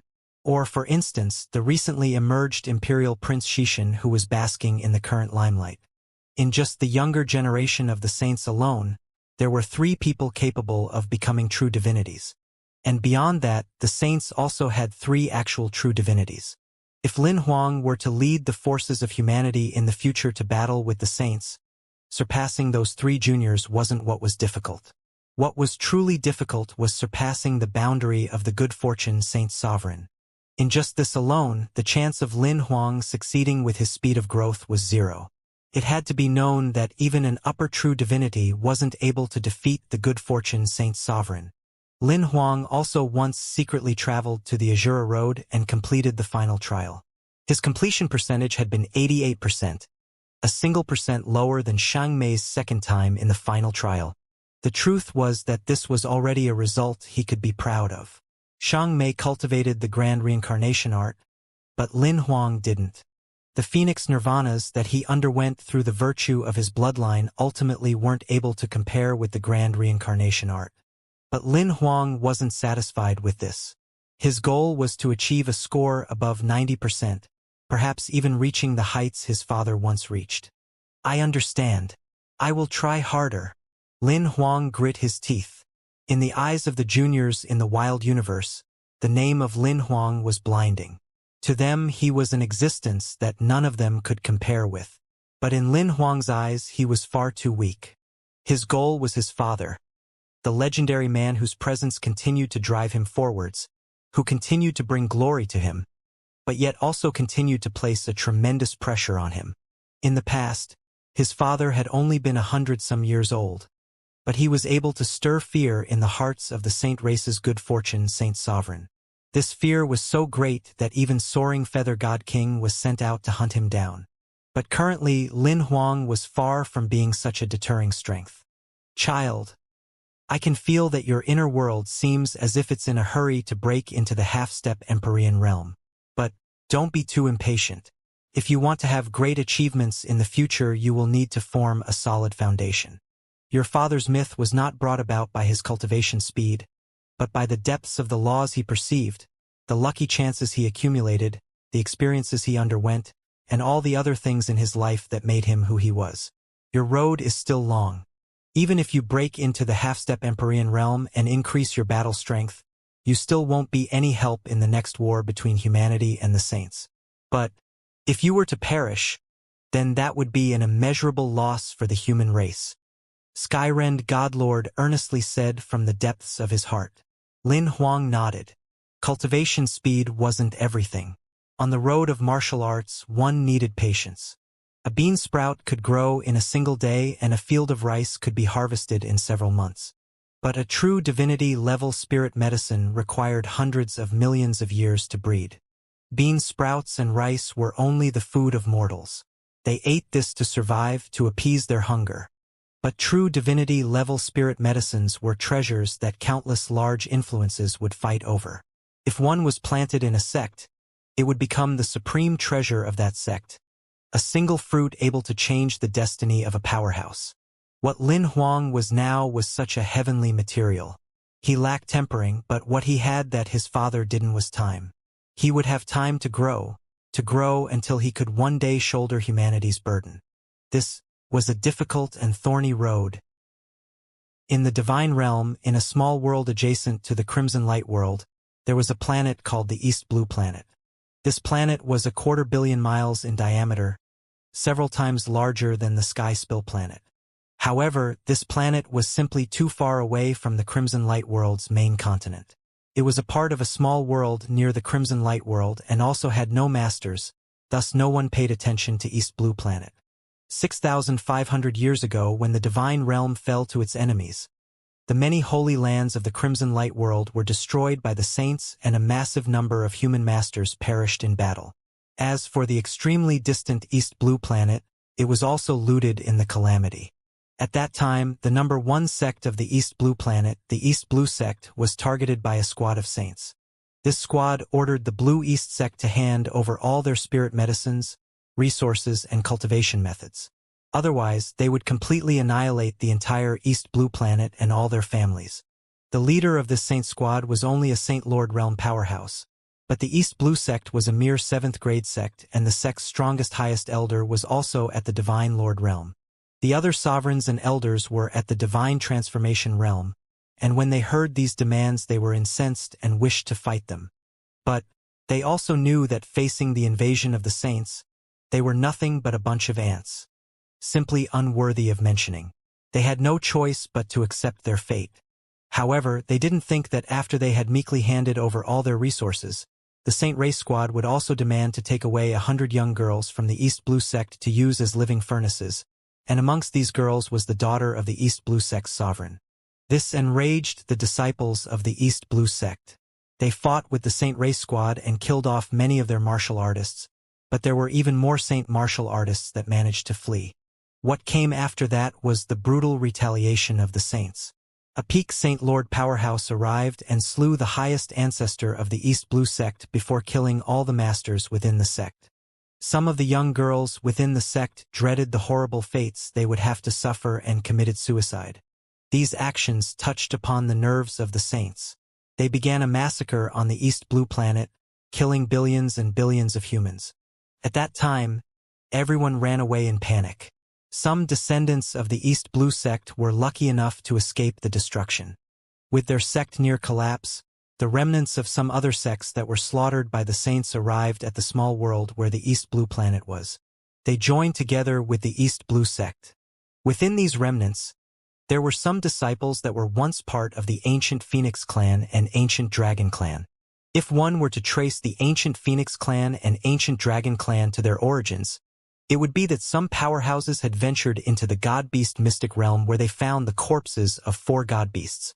Afterwards, the 4 god-beast clans were established and they slowly developed into Holy Lord and World King level influences. In the calamity of the divine realm, an influence like the 4 god-beast clans naturally weren't able to escape the cleansing. The ancient Phoenix clan was in a much luckier position. Because of their relationship with Lin Ming, they were especially looked after during the evacuation. Some masters of their clan and some people who were related to Lin Ming went to the wild universe. But the ancient Phoenix clan had 72 palaces, and a massive number of their disciples were either killed in the Great Calamity or sent scattering in all directions. Some of these exiled disciples gathered at the East Blue planet where they formed a new joint organization with the survivors of the other great influences, called the Heaven and Earth Alliance. The Heaven and Earth Alliance had gathered the inheritances of many sects. The cultivation's methods were disorderly and confusingly diverse. After the divine realm was captured by the saints, they simply didn't allow humans to possess inheritances at the Holy Lord level or above. As soon as they discovered any hints of this, it would be completely eliminated. In addition to the previous looting, the inheritances of the Heaven and Earth Alliance now looked like a complete mess to any high-level martial artist. Thus, a strange scene occurred on the East Blue planet. Formed on this planet was a large influence with over 1 billion disciples and extremely complex internal relationships, the Heaven and Earth Alliance. At the same time, the Heaven and Earth Alliance had no singular master. Its structure was loose and it possessed all sorts of inheritances. Even so, within East Blue planet and even the small world that the East Blue planet was located in, the Heaven and Earth Alliance was the martial arts holy land that all young human martial artists yearned to join. The Heaven and Earth Alliance recruited disciples every 10 years, and the scene of these disciples being tested was extremely glorious. These young martial artists came from planets far and wide. They exhausted all of their strength and cunning to pass the inspection and enter the Heaven and Earth Alliance. This was because besides the Heaven and Earth Alliance, there was no other place they could find such a level of inheritances. In this age, this was just how pitiful human martial artists had become. Even if someone was gifted, even if someone was talented, if they couldn't find a cultivation method jade slip, if they couldn't find a master, if they didn't have resources, then any talent they had was wasted. If Lin Ming were to live during this time, even he wouldn't be able to grow. When Lin Ming was in the lower realms, he had managed to make do with the scarce resources there. But once he ascended to the divine realm, he entered the ancient Phoenix clan and was even cared for by Empyrean Divine Dream and Empyrean Vast Universe afterwards. All of this was outside help. Not to mention anything else, without Empyrean Divine Dream's help, Lin Ming wouldn't even have been able to enter the Azura Road, and it would have been impossible for him to study the Azura Heavenly Tao. The inheritance location of the Heaven and Earth Alliance was called the Heavenly Sutra Pavilion. Every time a new disciple was recruited into the Heaven and Earth Alliance, they would be allowed to enter Heavenly Sutra Pavilion to choose cultivation method jade slips dependent on the results of their trial. This was the most exciting time for the new disciples. They would never have imagined that such a huge amount of inheritances would be at their hands. However, there were far too many scattered inheritances in Heavenly Sutra Pavilion. When disciples entered, they had a limited amount of time.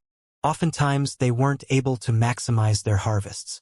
As a group of young disciples rushed into Heavenly Sutra Pavilion in high spirits, what greeted them was a middle-aged man in tattered robes, reclining in a chair. This middle-aged man seemed to be around 30 to 40 years of age. He had a long beard and a face that was weathered from the winds and cold. There was a pot of wine in his hands, and he was sloppily dressed. But what was strange was that his eyes didn't seem listless and blurry as expected, but were bright and lively, just like the eyes of a youth. You may enter. Each of you has 6 hours to choose a cultivation method, the middle-aged man indifferently said as he drank some wine.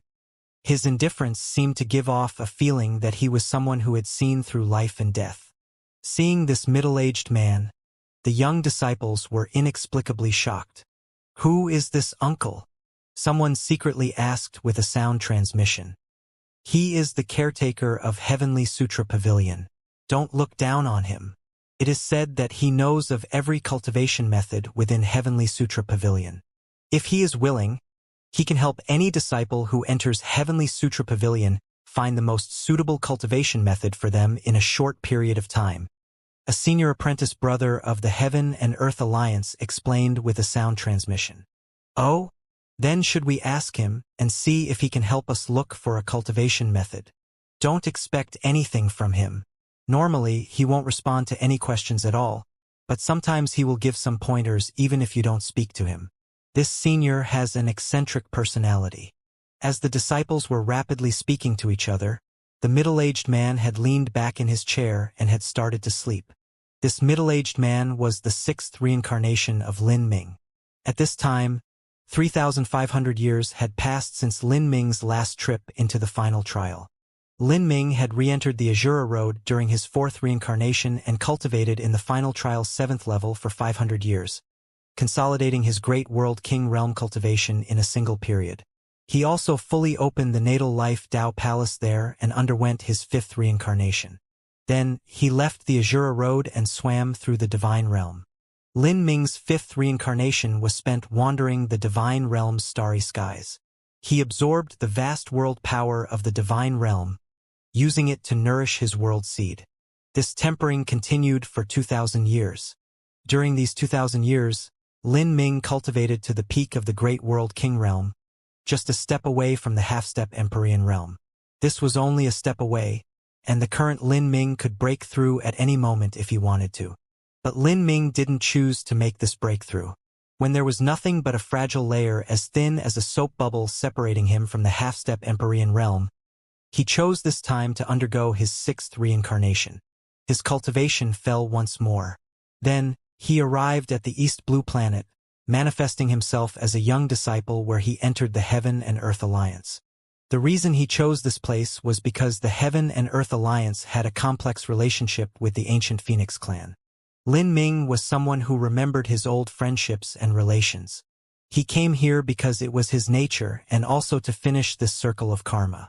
200 years after Lin Ming entered the Heaven and Earth Alliance, he became a caretaker of Heavenly Sutra Pavilion. He quietly perceived this tranquility. As opposed to the fighting and slaughtering of his 4th reincarnation, as opposed to the lonely cultivation of his 5th reincarnation, Lin Ming spent his 6th reincarnation here, living a free-willed and easy life, as if he were a crane in the skies. But in these tranquil days, Lin Ming saw the cruel reality that many youths had to face. They lived at the twilight of the human race. From birth, they faced the fate of becoming slaves. They were forgotten slaves. After some of these people were born to the day they died, they never encountered the oppression of the saints. Sometimes they never even saw a single member of the saints. But this wasn't because the saints showed them mercy, but because they didn't have any value that the saints could squeeze out from them. Once they showed value, the saints would wildly plunder from them. Humanity was like crops planted by the saints. Every now and then they would come to harvest them and take away all their valuables. However, many human youths were resigned to live such fates. They dreamed of being able to grasp hold of their own destiny. They dreamed of the day when humanity would slaughter their way back into the divine realm and retake their homeland. Then, they could also help with the revival of humanity. Even if they were to die a heroic death in battle, it would be far better than living out their lives in this hopeless world. However, in this world, those that could control their own destinies were a minority. There were slightly more of these people in the saints, and nearly none amongst the human race. And even with nearly zero chance of success, many human martial artists still desperately struggled forwards. Perhaps this was the bravery of martial artists, or perhaps this was because of the hot-blooded spirit of the young. But in short, no matter the reason, they did. Entering the Heaven and Earth Alliance was their first step. But even after passing through layers upon layers of eliminations, grasping that less than 10,000th chance to enter this place of learning, they came to discover that they had only touched upon the beginning of their road. They stood at the base of a mountain peak, having not even taken a single step upwards. And that mountain peak was actually as large as a planet.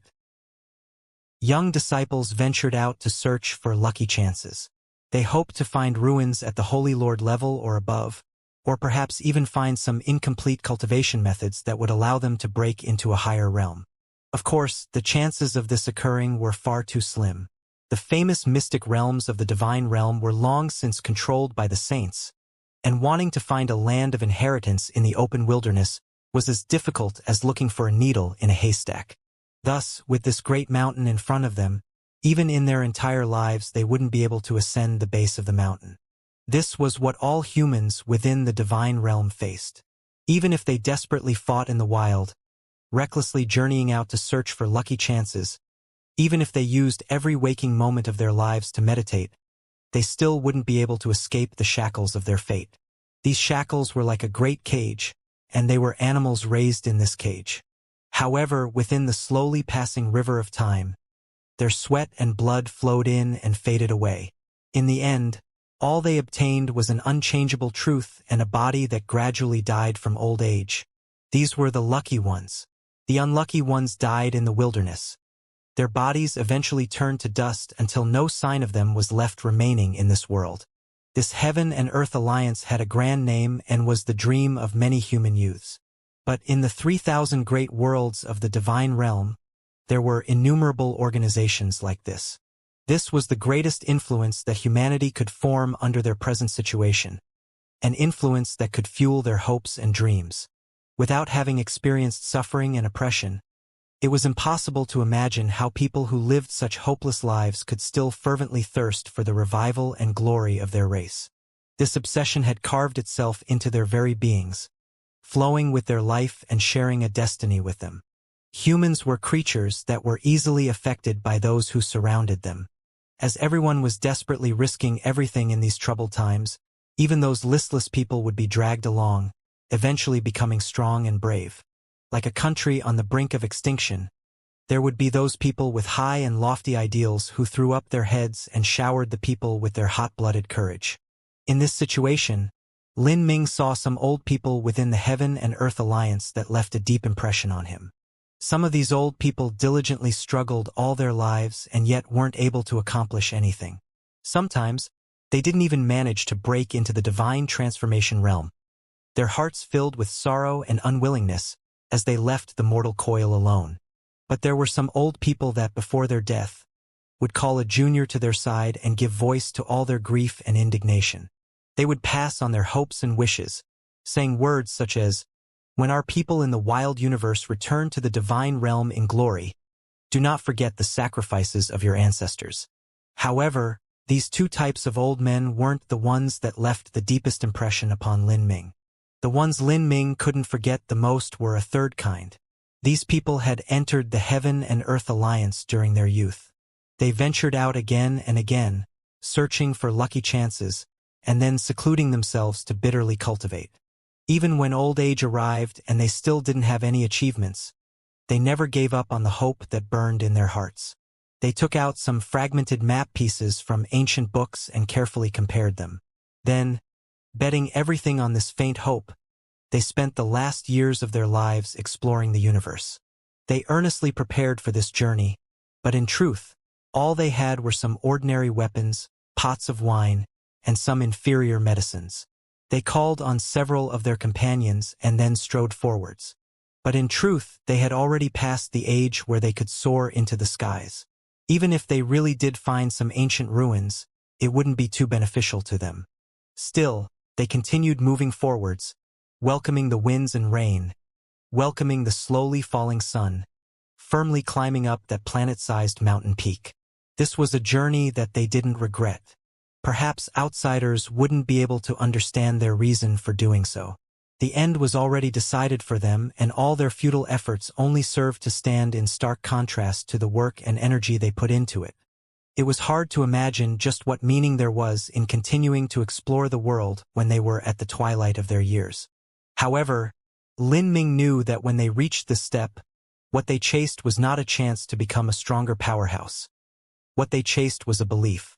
When they died, this belief would allow them to confidently say, "In order to resist destiny, I struggled with everything I had." When 6 hours passed, Lin Ming watched as those youths who had just become disciples of the Heaven and Earth Alliance finished their trip into the Heavenly Sutra Pavilion. He continued to quietly drink his wine. He had a premonition that he wouldn't be able to stay here much longer. He wouldn't be able to watch these youths continue to age. Although Lin Ming had stayed in this quiet corner of the universe for these past years and hadn't heard of anything important occurring between humanity and the saints, he had a feeling that surged within him telling him that something would happen soon, something that would change the world. The reasoning behind this feeling was impossible to explain. It was a feeling that those with a great destiny felt, when they were so immersed in karmic ties that they unconsciously deduced cause and effect and were able to sense upcoming disasters. Lin Ming sat in meditation, tranquilly waiting for the eve of this storm to arrive. Soon, he planned to break into the half-step Empyrean realm that he had suppressed for far too long already. At the same time, he would open up another Tao palace and also have the little black dragon grow to 1,000 miles in length, having it become a half-grown adult. He could not avoid the surging waves of the world, even if he didn't yet possess the ability to resist the good fortune Saint Sovereign. He wouldn't sit idly by and do nothing again. In this next wave, humanity truly might be completely destroyed. Lin Ming slowly opened his eyes. The first sight that greeted him was a young girl. This young girl was an excellent talent in Lin Ming's eyes. If the world was returned to the peaceful era of 6,000 years ago, she possessed the ability to become a peak holy lord. And if she had resources, she would even have a chance of becoming a world king. This was an Empyrean descendant level of talent. But what a pity. The reality was that the saints would not allow her to grow. Lin Ming had paid attention to this young girl. It wasn't just because of her talent, but because her last name was Yen. This young girl came from the ancient Phoenix clan and was acquainted with Lin Ming. 6,000 years ago, a girl called Yen Little Moon appeared within the Yen family. When Lin Ming traveled to Fire Spirit Star and the God-Beast Mystic Realm in the past, he had worked with Yen Little Moon for some time. There was karma that tied them together. This young girl was called Yen Kuer. When the ancient Phoenix clan collapsed, the remnant lineages of the ancient Phoenix clan still retained a small amount of ancient Phoenix blood. After Yen Kuer was born, the Yen family sensed her great talent and poured into her body the limited ancient Phoenix blood they had left. The truth was that if this was several thousand years ago, this ancient Phoenix blood would have only been the lowest grade of Phoenix blood in the ancient Phoenix clan. But in the current era, this was the most precious treasure that the ancient Phoenix clan's remnant lineages could bring out. This child was their hope, even if everyone knew that this hope was extremely uncertain. High Master, the nameless jade slip that you chose for me before was indeed extremely suitable for me. I studied it for several months and obtained great harvests from it. I am now confident that I will be able to perfectly break into life destruction. And in the future I might even be able to complete the full 9 stages of life destruction, forming a 6-mile or even 9-mile origin energy cloud. Yen Kuer said with longing and hope in her voice. But as Lin Ming heard this, he sighed. The geniuses of humanity had been reduced to a point where just a 9-mile origin energy cloud 9th stage life destruction was considered amazing. He looked at Yen Kuer. He could see from her shy and timid expression that the reason she came here today was to thank him and also ask him to help her choose a cultivation method as well as discuss some problems she had with her training. High Master, Yen Kuer lightly called out. When she was just a dozen some years old, she had met Lin Ming. This High Master had given her a great deal of advice. Many times, the seemingly insignificant pieces of advice left her perceiving them for many days, whereupon she would end up greatly benefiting from them. As she grew stronger, she felt more and more that this High Master was someone with a long story behind him, and his strength was also a mystery. She had once quietly asked the elder of the Yen family about him. However, the elder couldn't detect anything unusual about Lin Ming. According to his inner world, he was only at the early divine transformation realm. In addition, he had been able to look up the time at which Lin Ming had entered the Heaven and Earth Alliance. They were able to track his growth from the time he was a youth until present. It was hard for anyone to think he was actually some peak master. But even so, Yan Kuo still stubbornly believed that Lin Ming was hiding his depths. From the outside, he looked like a lazy and melancholic individual, and the people of the Heaven and Earth Alliance also thought this. But Yan Kuo could faintly feel that the reasoning behind his attitude had to do with his hidden story. Perhaps this High Master was a holy lord. Yan Kuo had once come up with this bold guess. But this guess even shocked her. She shook her head, unable to believe it. It would have been far too strange. However, no matter what Lin Ming was, the truth was that he was the person she respected the most. The advice he gave her was far more useful than any teachings of the Yan family elders. This pavilion, you should no longer come here. As Lin Ming saw that Yan Kuo was just about to ask him what jade slips to choose, he suddenly said this to her. Yan Kuo was stunned. High Master, what did you say? There is no meaning for you to train any longer. Lin Ming continued to drink his wine as he slowly shook his head. Women, in particular beautiful women who have reached the Divine Lord realm, will experience disaster if they are discovered by the saints. With the saints ruling the divine realm, there was no punishment for a saint killing a human. The saints could freely plunder anything they wished from humanity, including even the virginity of young human girls. For beautiful human girls with extremely high degrees of talent, perhaps it was better if they weren't born in this world. In a situation where they didn't have the ability to protect themselves, it was easy for the saints to capture them and use them as living furnaces. But if they grew strong enough that they could kill some minor juniors of the saint race, then this would draw the attention of even stronger saint martial artists.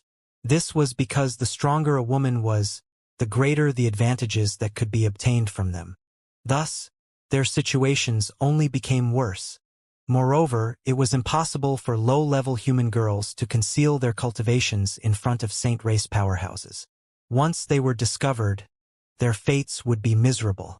Yan Kuo blushed as Lin Ming first started speaking, but by the time he finished, she had turned pale white. She naturally knew what this disaster really was. Let me ask you a question.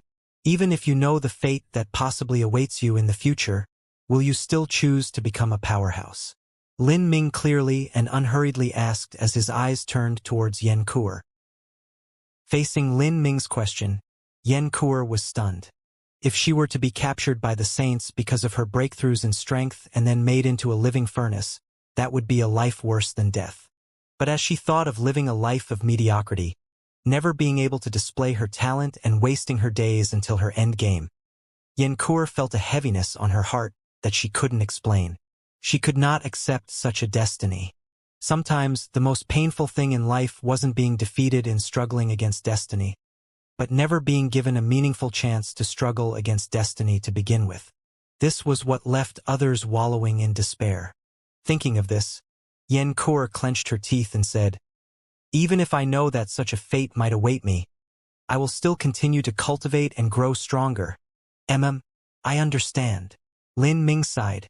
Since that is the choice you have made, I have nothing left to say. At midnight, come to the 9th room of Ancient Phoenix Hall. Lin Ming spoke these words and left. A stunned Yan Kuo was left behind. Ancient Phoenix Hall. This was a training chamber established by the remnant bloodlines of the Ancient Phoenix clan. Only martial artists of the Ancient Phoenix clan were allowed to use it, and as a genius of the Ancient Phoenix clan, she was naturally granted a chamber to use. This was room number 9. But Lin Ming shouldn't have the qualifications to enter this training chamber, and he shouldn't know that hers was the 9th room. Although she was puzzled, she still went to the 9th room in Ancient Phoenix Hall at midnight. However, she didn't see Lin Ming. All she saw was a farewell letter, and in addition to that was a spatial ring. Seeing this spatial ring, Yan Kuo was startled. This seemed to be an extremely high-quality spatial ring, far surpassing the ones she normally saw. If she was only startled when seeing the spatial ring, after probing its contents with her divine sense, she was thoroughly shaken. Within the spatial ring were jade slips of all shapes and colors, over 100 in total. Just from looking at their luster, one could feel the heart shaking. This was the aura left behind by the vast river of time or from the fluctuations of powerhouses' energy. one could instantly see that these were extraordinary treasures.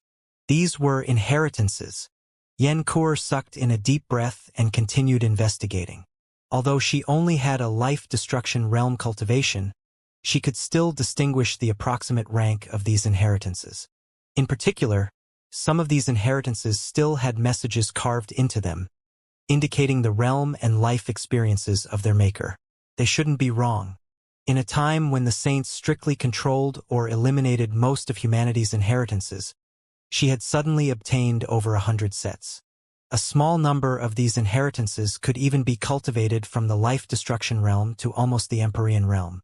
It was as if they were custom-made for her.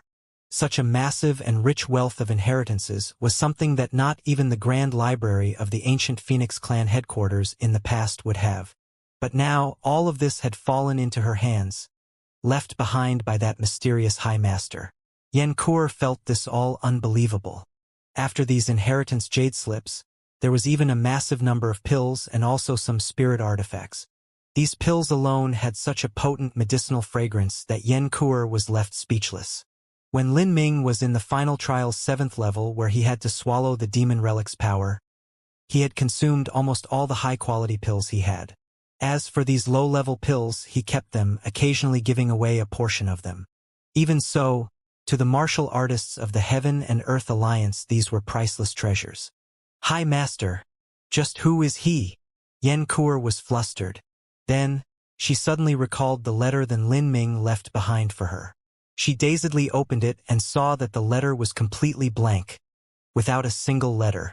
But as she touched this letter with her hand, a vast soul force broke into her spiritual sea, transmitting information through her spirit mark.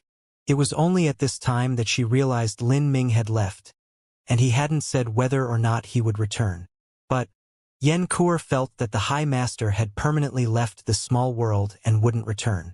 Yen Kur was a little disappointed.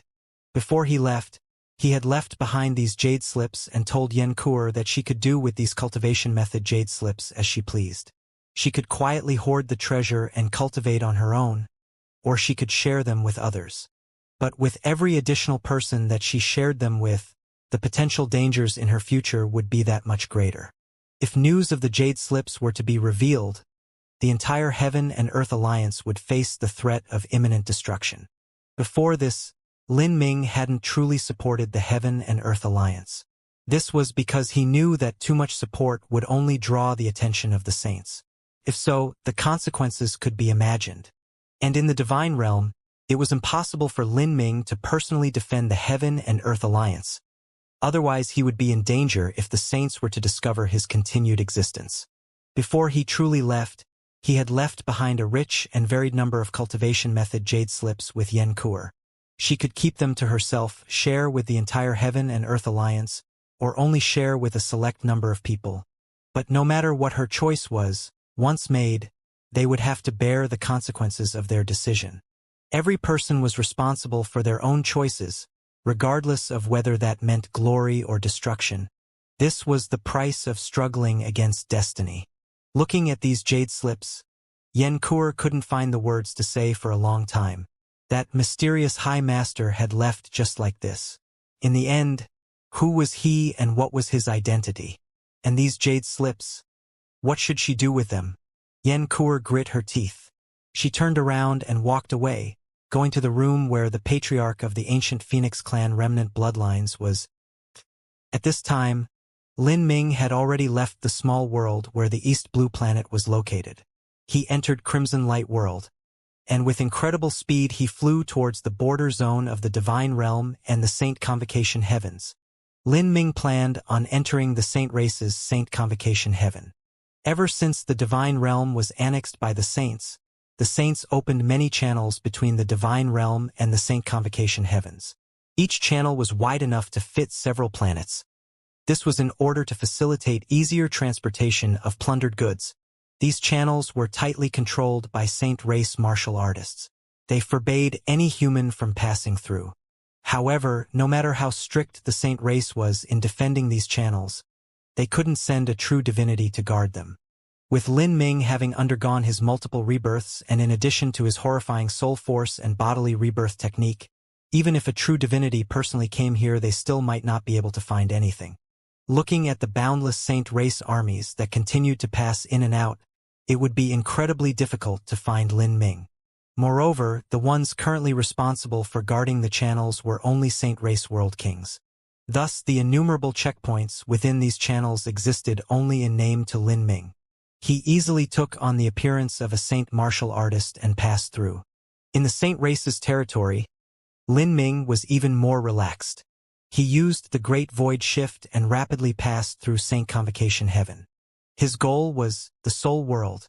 Soul World, Akashic Dream Battlefield, Ancient Galactic Battlefield. This was a place where Lin Ming had to go. His goal was to find Ruby and convince her to help him. In the past, Empyrean Divine Seal had the help of Fishy. If Lin Ming could obtain Ruby's help, his ability to control the magic cube would rise to a whole new level. Moreover, Ruby's comprehensions of the laws left Lin Ming dumbfounded. When he was grasping the principles atop the shrine platforms at Fallen God Mountain, Ruby didn't need to use any energy or effort to see the law markings left behind by Immortal Sovereign. To her, it was all as easy as a fish swimming through water. This wasn't something that Lin Ming could compare with. In the end, Lin Ming cultivated and perceived the laws, but Ruby herself was condensed from the laws. She was a manifestation of the laws. Before returning to the wild universe, Lin Ming had to do something. That was to go to immemorial Imperial City and undo the bindings of the ancient Elysium seal and deal with Famine's soul. However, 3.6 billion years ago, Famine had been an extreme true divinity. It was even possible that before it was injured and forced to cooperate with the saints, it might have been in existence approaching the Azura Roadmaster and Immortal Sovereign. Even if Famine was defeated and its soul sealed and suppressed for 3.6 billion years, it was still an extremely terrifying existence. Lin Ming didn't have full confidence he could deal with Famine's soul, but if he had Ruby's help, his chance of success would be much higher. The junction point between the Saints and Spiritas was even more tightly controlled. But they still couldn't stop Lin Ming's steps. He used his same trick and easily passed through. Then Lin Ming changed his appearance into that of a Spiritas genius.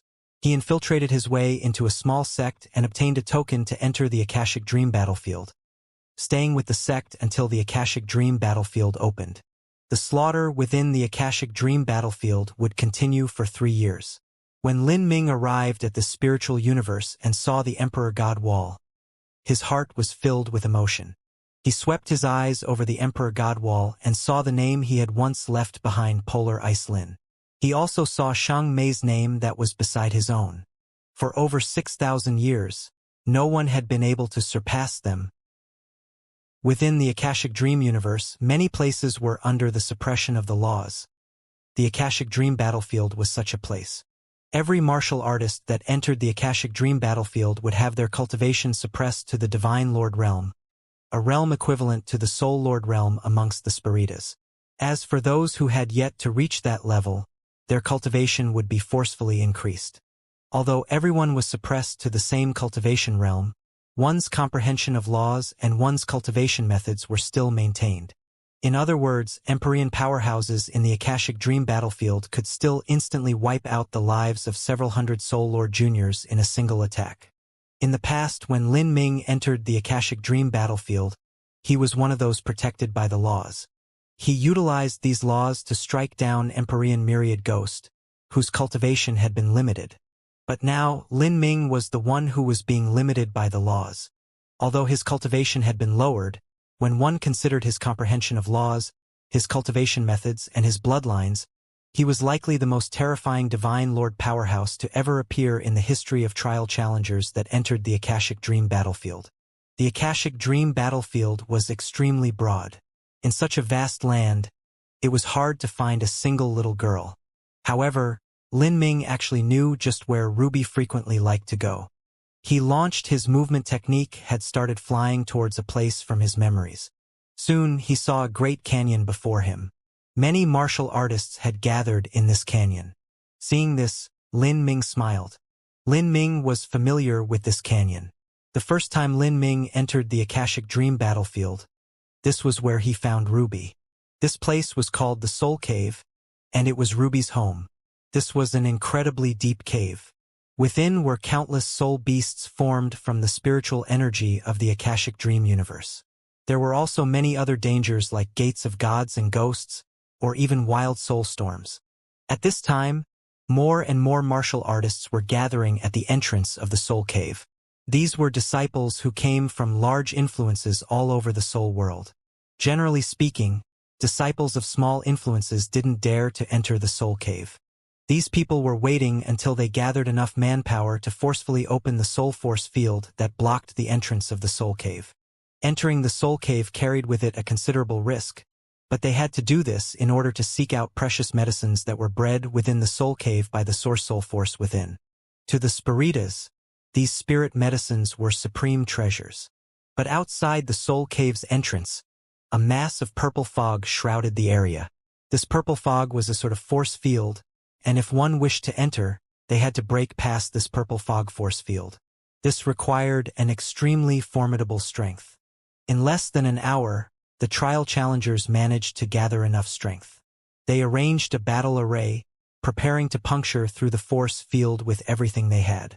But suddenly, the purple fog outside the soul cave gently trembled. This feeling was like a plume of smoke being pierced through by a swallow, and a part of that smoke being carried away. The trial challengers were startled for some time. What was going on? They weren't sure whether or not someone had entered. But thinking about it, just who was able to instantly pass through this force field, so fast that they couldn't even see their shadow? Thus, the trial challengers continued to revolve and gather their energy, intending to open a path through the force field. By now Lin Ming had already entered the soul cave. He instantly crossed several miles in a single step, passing through the soul cave's gate of ghosts and gods, bypassing the soul storms, and avoiding the dreadful soul beasts.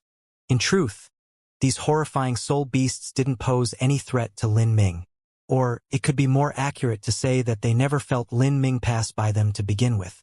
As Lin Ming arrived in the deepest parts of the soul cave, he suddenly slowed down. By this time, his figure began to slowly condense into reality, like a bunch of remnant shadows that were being gathered up. In the deepest depths of the soul cave, there were beautiful underground mountains and rivers. Because of the rich soul force here, it had condensed into soul springs that flowed down these mountains, fascinating to the extreme. In front of these beautiful mountains and rivers was a gorilla-like soul beast.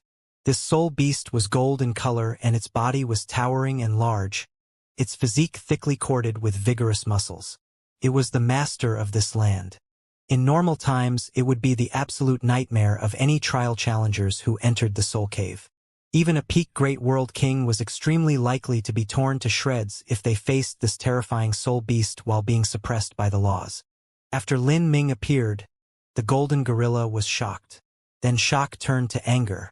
It tried to attack Lin Ming, but Lin Ming only kept his back to the soul beast, not even sparing it a glance. Lin Ming's eyes were focused on a place high above the mountains, as if he were looking at something. He had a focused look in his eyes.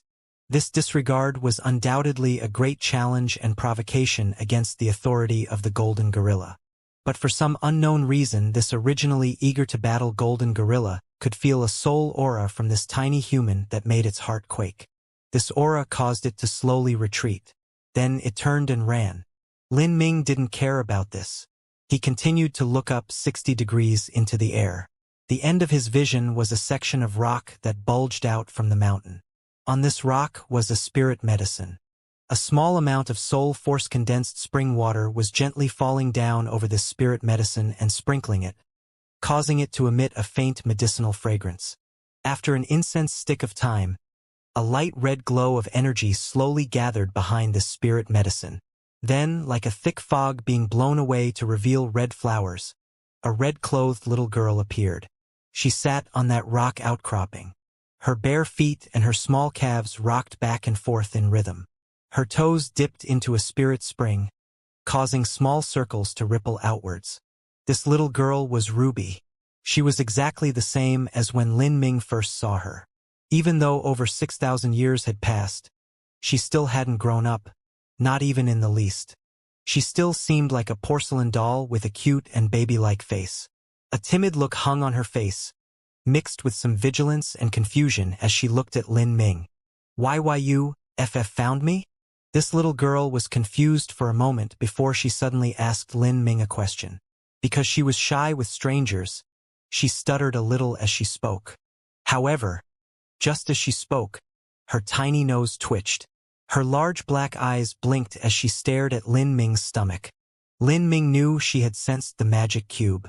Ruby was the condensed soul energy of a supreme elder, likely immortal sovereign, which had been condensed through the laws of the magic cube.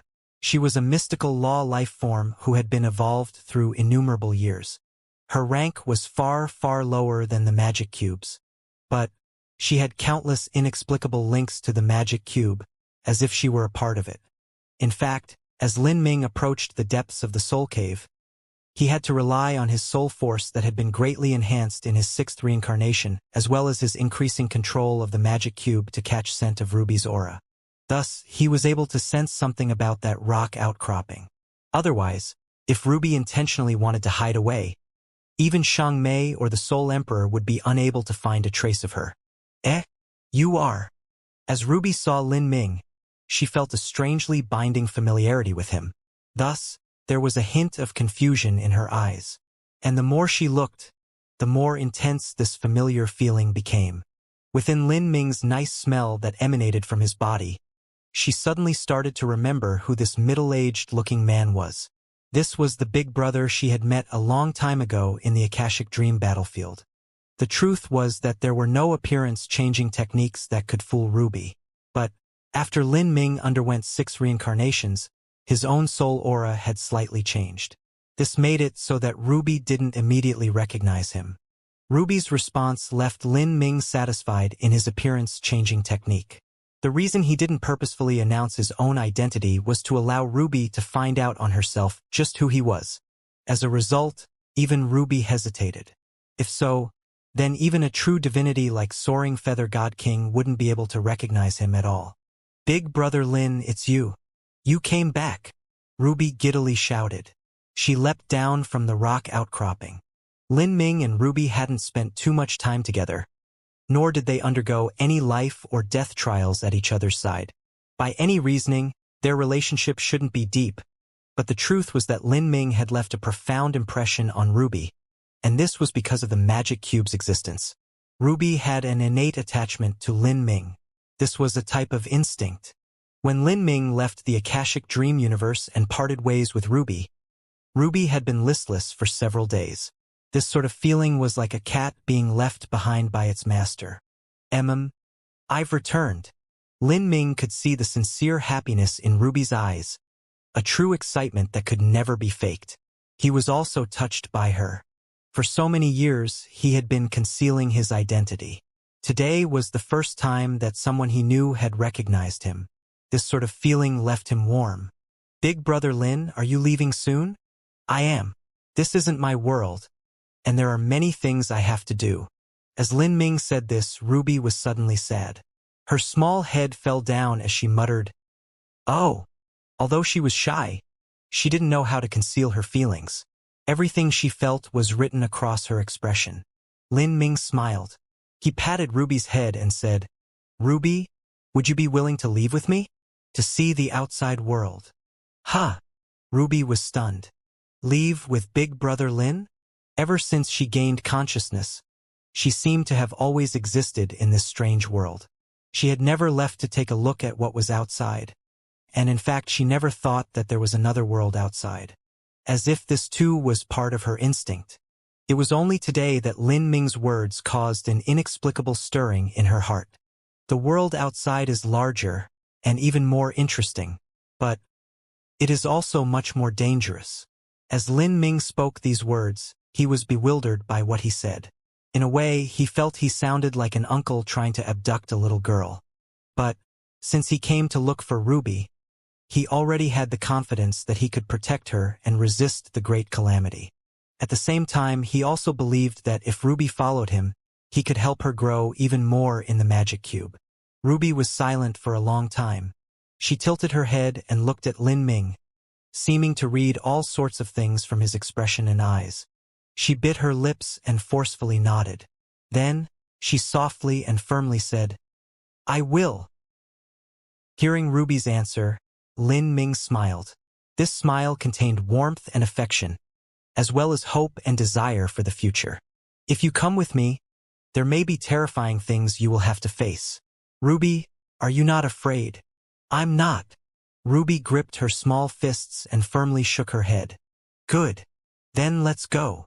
As Lin Ming spoke, he raised his right hand. In his palm, a gray cube slowly condensed from his flesh and blood, revolving in the air.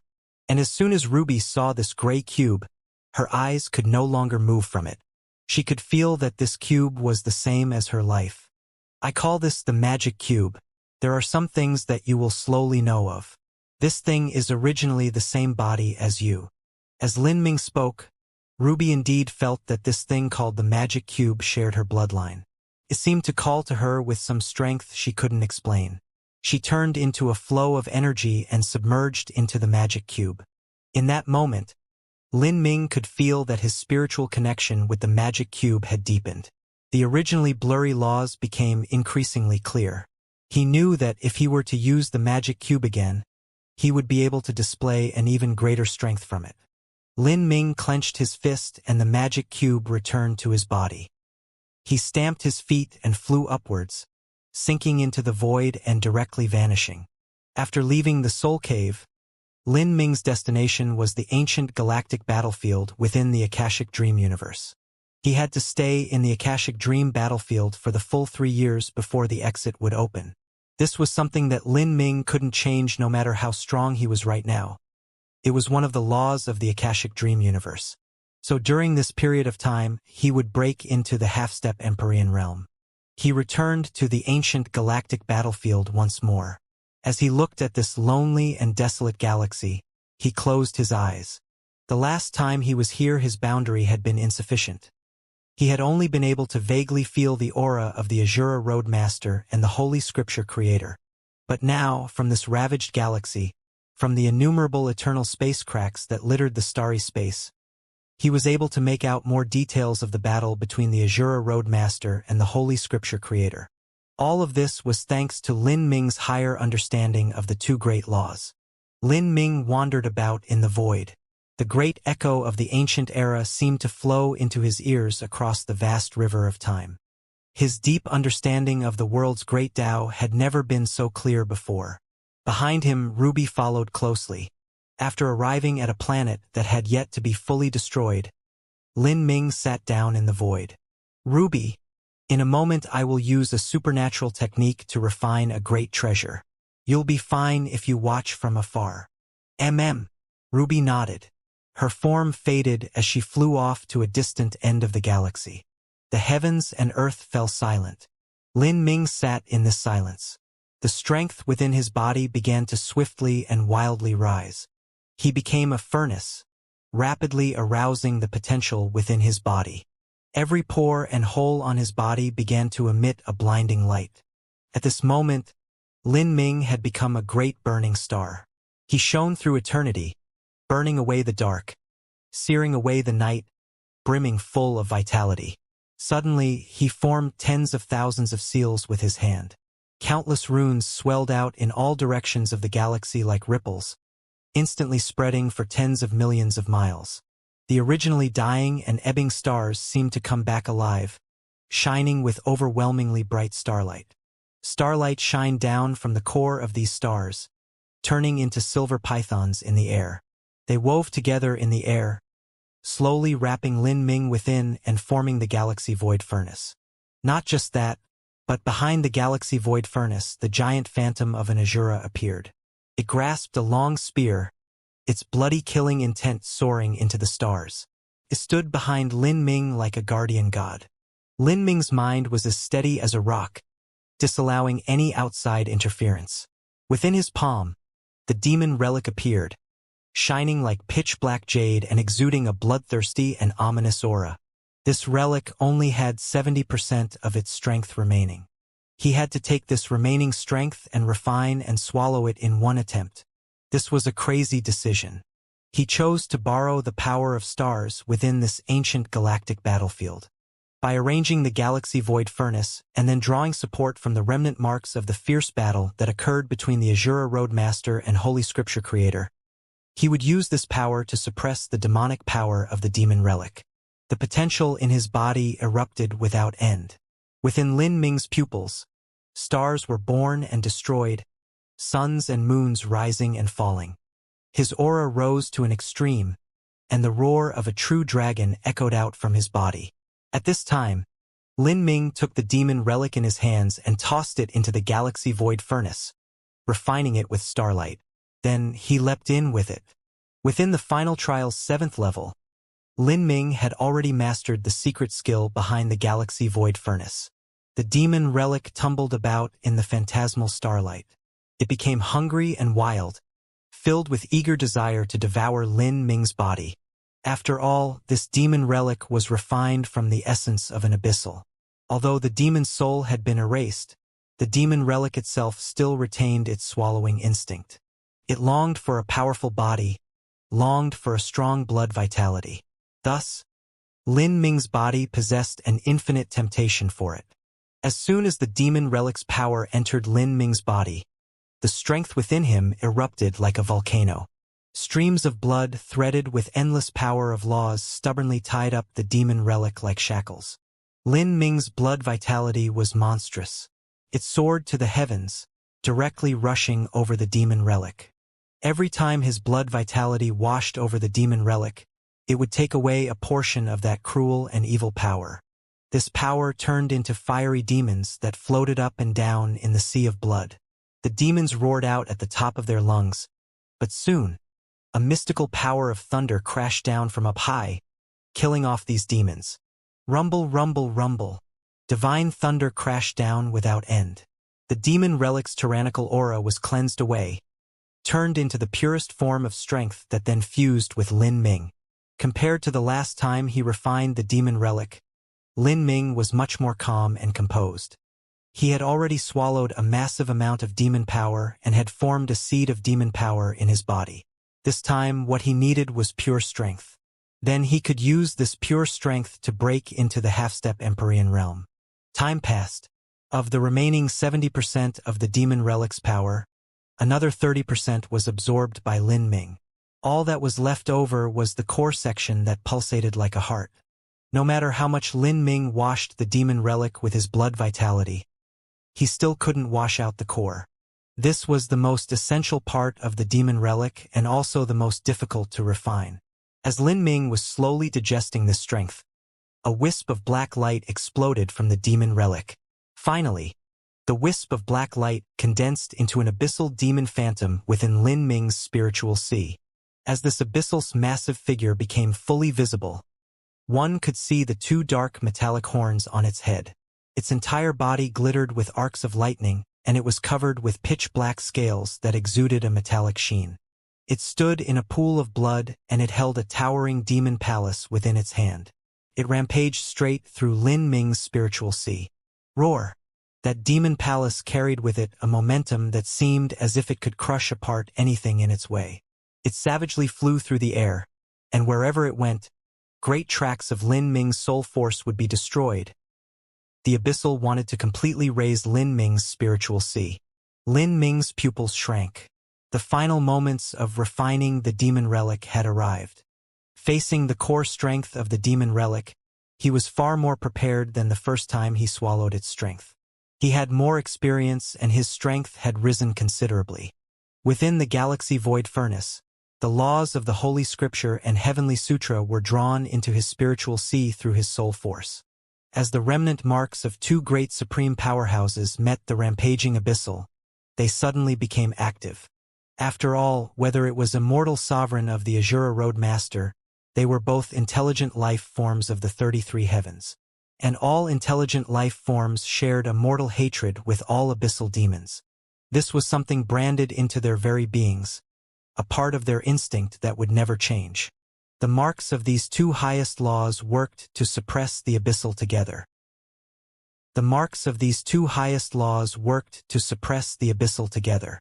Although this abyssal was powerful, It had already been slain by the Azura Roadmaster and had an inherent fear of him.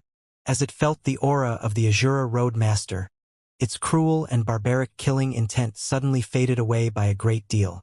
In these circumstances, the two laws continuously barraged the abyssal phantom, causing it to cry out in pain and misery again and again. Then, with a loud explosion, the abyssal completely exploded beneath the onslaught of laws. Lin Ming knew that at this moment, he had already completely refined the final wisp of demonic will within the demon relic and was now in full control of this strength. Within the galaxy void furnace, the endless starlight pierced into Lin Ming's body. Endless star runes emitted an ancient intent as they wrapped around Lin Ming. At this time, the final dregs of the demon relic's core exploded, turning into the purest essence of power and spreading into Lin Ming's body. His appearance-changing technique had already vanished. His appearance had reverted to that of a formidable and handsome youth. "Little Black, come out." At this time, Lin Ming called for the little black dragon to emerge. The little black dragon happily cheered as it dived into the sea of energy.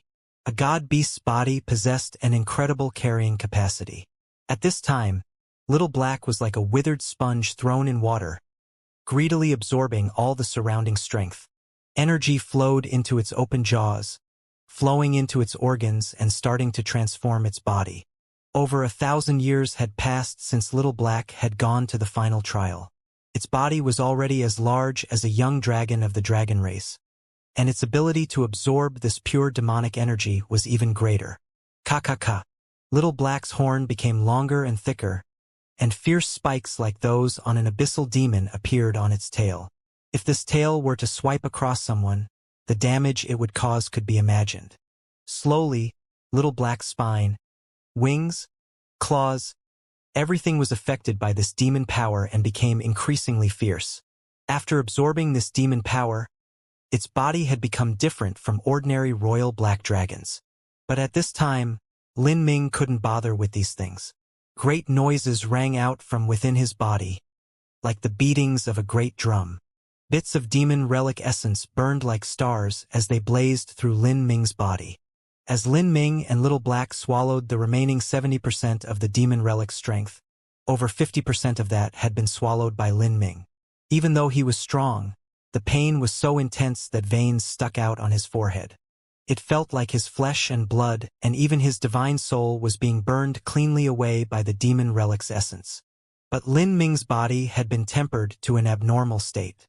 He forcefully withstood this immense demonic strength and even drew it to attach to different places all over his body. Bang! When the energy was condensed to the peak, a great door seemed to be pushed open within Lin Ming. Endless and boundless essence energy became a giant hammer that crashed into Lin Ming's inner world. Within Lin Ming's inner world, a vast and limitless strength started to crazily gather, condensing in the center of his universe. It slowly evolved into the giant phantom of a person. This human phantom was terrifyingly large. By stretching out a palm, it could grasp a planet. The phantom's face was majestic and dignified, as if it stood above all living beings, so high and lofty that nothing could face it. It was like a god-king who rose up, its aura frightening the vastness of space, its divine light illuminating the galaxy. And looking at this giant's appearance, it was actually somewhat similar to Lin Ming.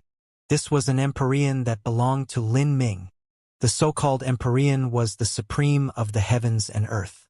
Once a martial artist reached this realm, they could form a true supreme within their inner world. A half-step Empyrean was only a virtual phantom. As for a true Empyrean, they would produce a true material supreme, able to shock and awe their own world. From a great world king to a half-step Empyrean, this was an incredibly difficult step. Many powerhouses were stuck at this checkpoint for their entire lives. But once one became a half-step Empyrean and formed their own supreme phantom, then transitioning to their own true material supreme wasn't difficult at all. In other words, for most half-step Empyreans, as long as they didn't perish, they would eventually be able to become Empyreans. Even between a half-step Empyrean and great world king, there was an essential difference. Once a half-step Empyrean condensed their own supreme phantom, killing a similarly talented great world king became simple. As the supreme phantom formed, Lin Ming's self-created inner world began to experience heaven-shaking changes as it was nourished by the essence of the demon relic. Although he had formed his inner world, that inner world had been filled with endless fog and blurriness. It was vast, but the strength within was disorderly and too varied. But with so much demon relic essence pouring in, carrying with it an aura of cold and death, it actually began a chain of miraculous changes. From Lin Ming's strength, whether it was the power of divinity from the laws of the 33 heavens, or the power of life from the Holy Scripture, it was inevitably biased towards the power of light. But the power of the demon relic that Lin Ming absorbed was actually the power of pure darkness. These two strengths represented extreme polar opposites. And yin and yang were the greatest source foundation of the world, where all of existence derived from. As the two strengths mixed together and collided, thunderous sounds echoed out. The disorderly strength turned chaotic, and soon, traces of vitality appeared. This part of the world was also sliced open by the yin and yang energies. A dim brown strength vaguely evolved from between them. It became like a mystical turtle, carrying the earth on its back. A sacred and holy energy wafted out. Roaming through the deep blue skies, the world continued to expand. Beneath the aura of the yin and yang, the chaotic world laws began to be brought to order. The truth was that when Lin Ming became a world king, his inner world had already been completely different from the inner world of a normal martial artist. And now this difference increased even further. The power of divinity, the power of demons, these two strengths tangled within his inner world, causing more things to appear within it. In addition to the two highest laws of the Holy Scripture and Heavenly Sutra, Lin Ming's inner world had become a miracle that no one had been able to accomplish in the vast and endless river of the years. Even heroes like the Azura Roadmaster, even talented geniuses like the Holy Scripture creator, although the two of them had traveled to the extremes of their roads, one had traveled to the extremes of the world universe and one had traveled to the extreme of the body universe. And Lin Ming evolved a world in his body. This was the same as combining the world of the universe and the world of the body together. Then, by gathering the power of divinity and the power of demons, he had slowly stepped onto a path that no one had ventured on before. If he could truly refine his inner world to completion, then Lin Ming would undoubtedly become someone who surpassed any genius who existed or who had existed. As the supreme phantom within Lin Ming's inner world stabilized itself, he tossed his head back and roared into the heavens, his body hurtling up and impacting into space. Bang! The galaxy void furnace was blasted open. Lin Ming's blood vitality surged like wild waves, like a peerless god king. At this time, his entire body blazed with blinding brilliance, dazzling like a sun. He could feel that his body had never been as powerful as it was today, as if he could reverse rivers of stars and slaughter gods and Buddhas. Wang! The black dragon spear leapt into Lin Ming's hand. It violently wobbled and a resounding echo spread through the world. Then, with a dragon's horrifying roar, a massive black dragon rushed out from the shattered starlight, its two wings shaking the void behind Lin Ming. Lin Ming stood atop the black dragon's head. He grasped the black dragon spear, his eyes as sharp as electricity. He gazed at the endless starry skies above him. His goal had never been the saints, but had been this vast and endless galaxy, the cosmos of the 33 heavens, the eternal world. As for humanity's great calamity, perhaps, it was his smelting trial.